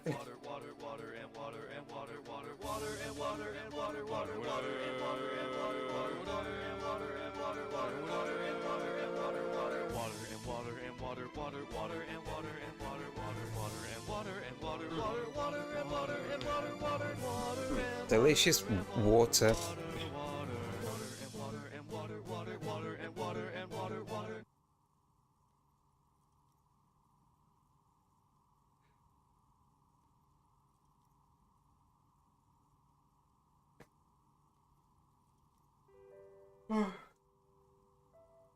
Oh. You love the pig, by the way. What are you talking about? I'm sure the bear was doing its best. Maybe. Because the taxidermist who made that bear definitely wasn't. He said that the bear was his vision beast. He said he met his vision beast while high on desiccants.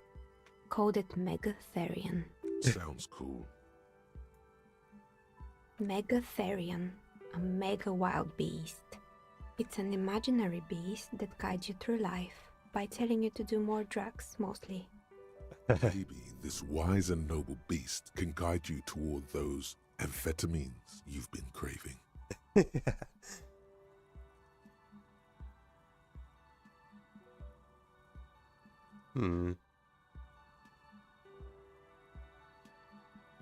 Very good.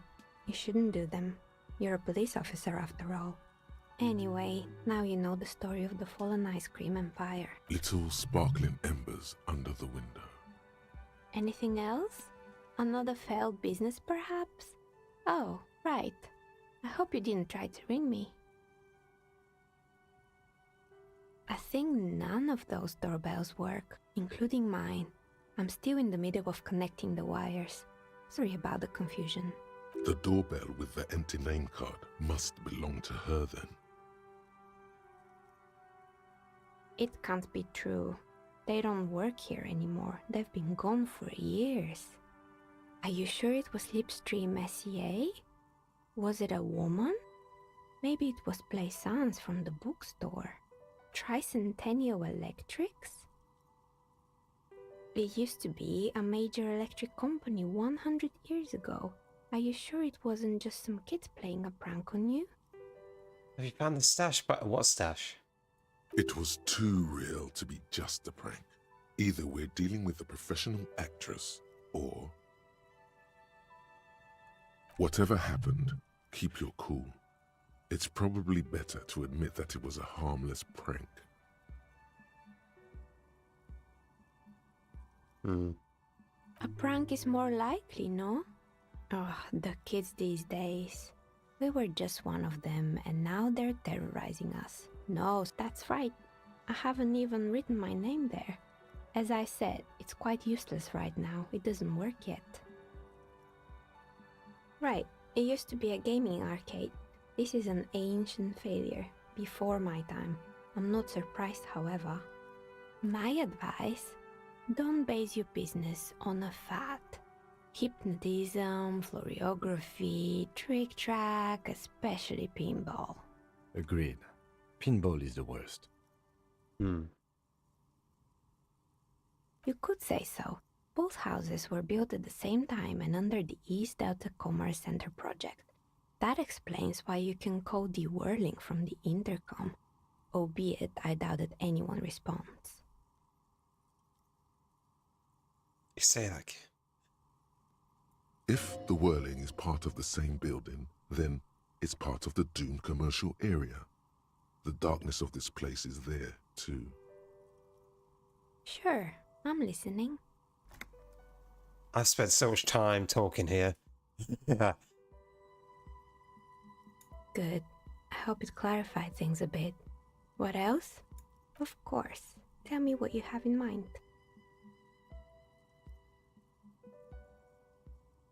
Ah, yes. Fortress accident. It's too... The Wiro untethered die is a variation... Ice. Death. I'm thinking something made from alligator jaw. Great. See you in 8 hours then. Was there anything else? That's fine. I dropped a die and it fell down there. I assume it's gone into the basement.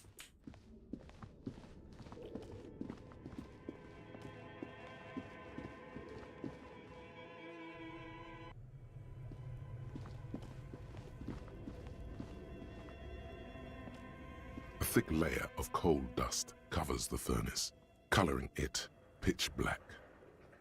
Looks like it. Looks like an old central furnace used to heat the building. It's connected to the chimney. Play board games, I think, by buying them from the bookstore. Yeah.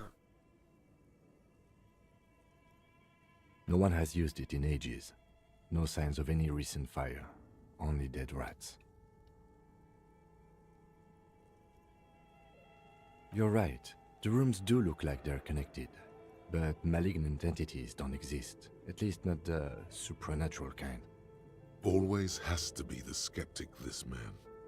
A lush layer of coal now covers your skin, sinking into the wrinkles. Your hands look ancient. Maybe you could paint something with this coal. Leave a cave painting for future archaeologists. A hollow ring echoes through the furnace. Your toe hurts.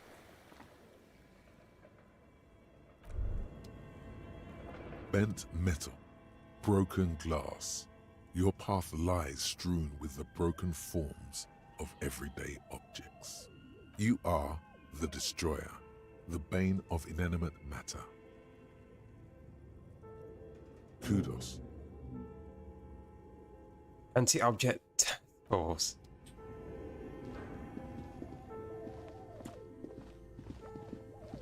Unfortunately, I can't open that yet. The real shame. Oh, I've been this way, no?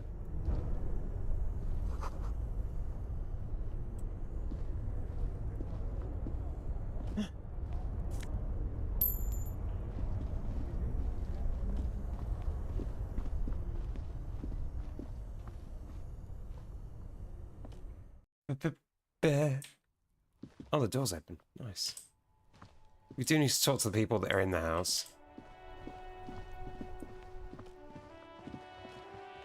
I guess I could tell.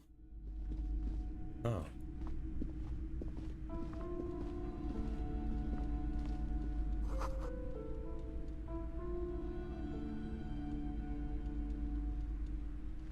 Hi, Ace Detective. Ace Detective. Oh, that's me.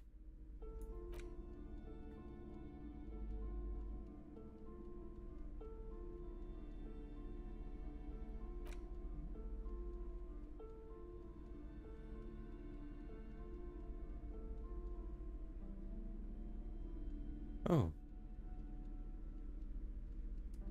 Look. Look, the map tab. Wait, there's a map tab. Wait, there is a map tab.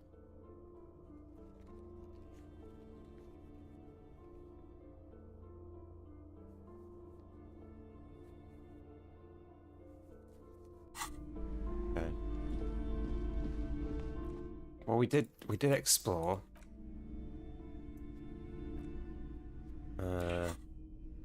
We know what's in there.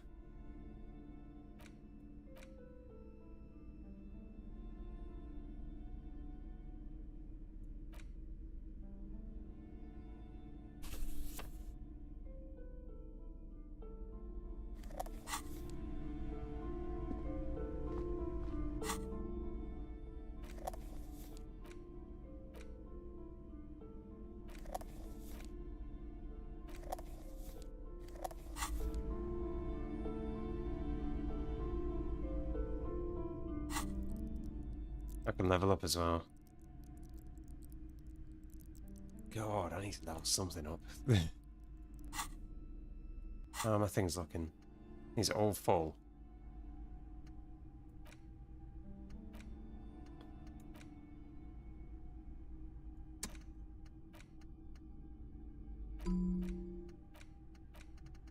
We got a bunch. We've learnt a bunch of things from this. Bow collector.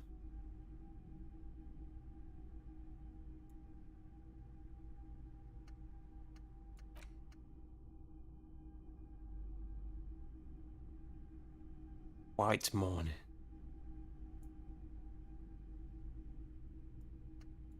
Anti-object task force.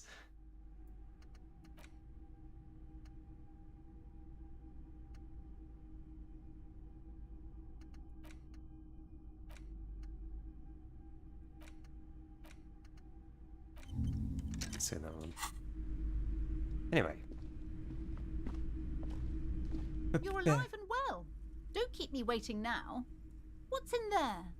In that dark sarcophagus? Yes, yes? Tell her how ghastly it was. You know it's what she wants to hear.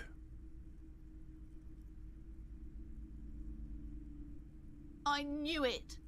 Oh, such horrors that have been thrust upon us. But what else did you find? Did anything survive? No, of course not. Have you located the entity? A novelty dice maker? Well, spit it out. Why does she need the dice? For some kind of sorcery? Sometimes they use the ankle bones of sheep.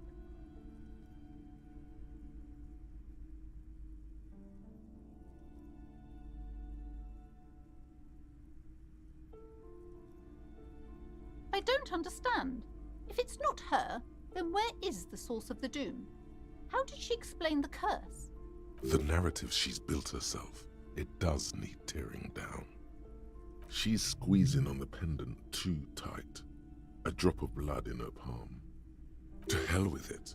Perchance you ought to just lie, sire.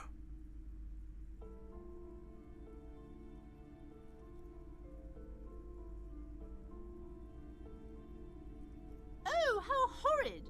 I knew something wasn't right about that place. Tell me, did you find a way to break the curse?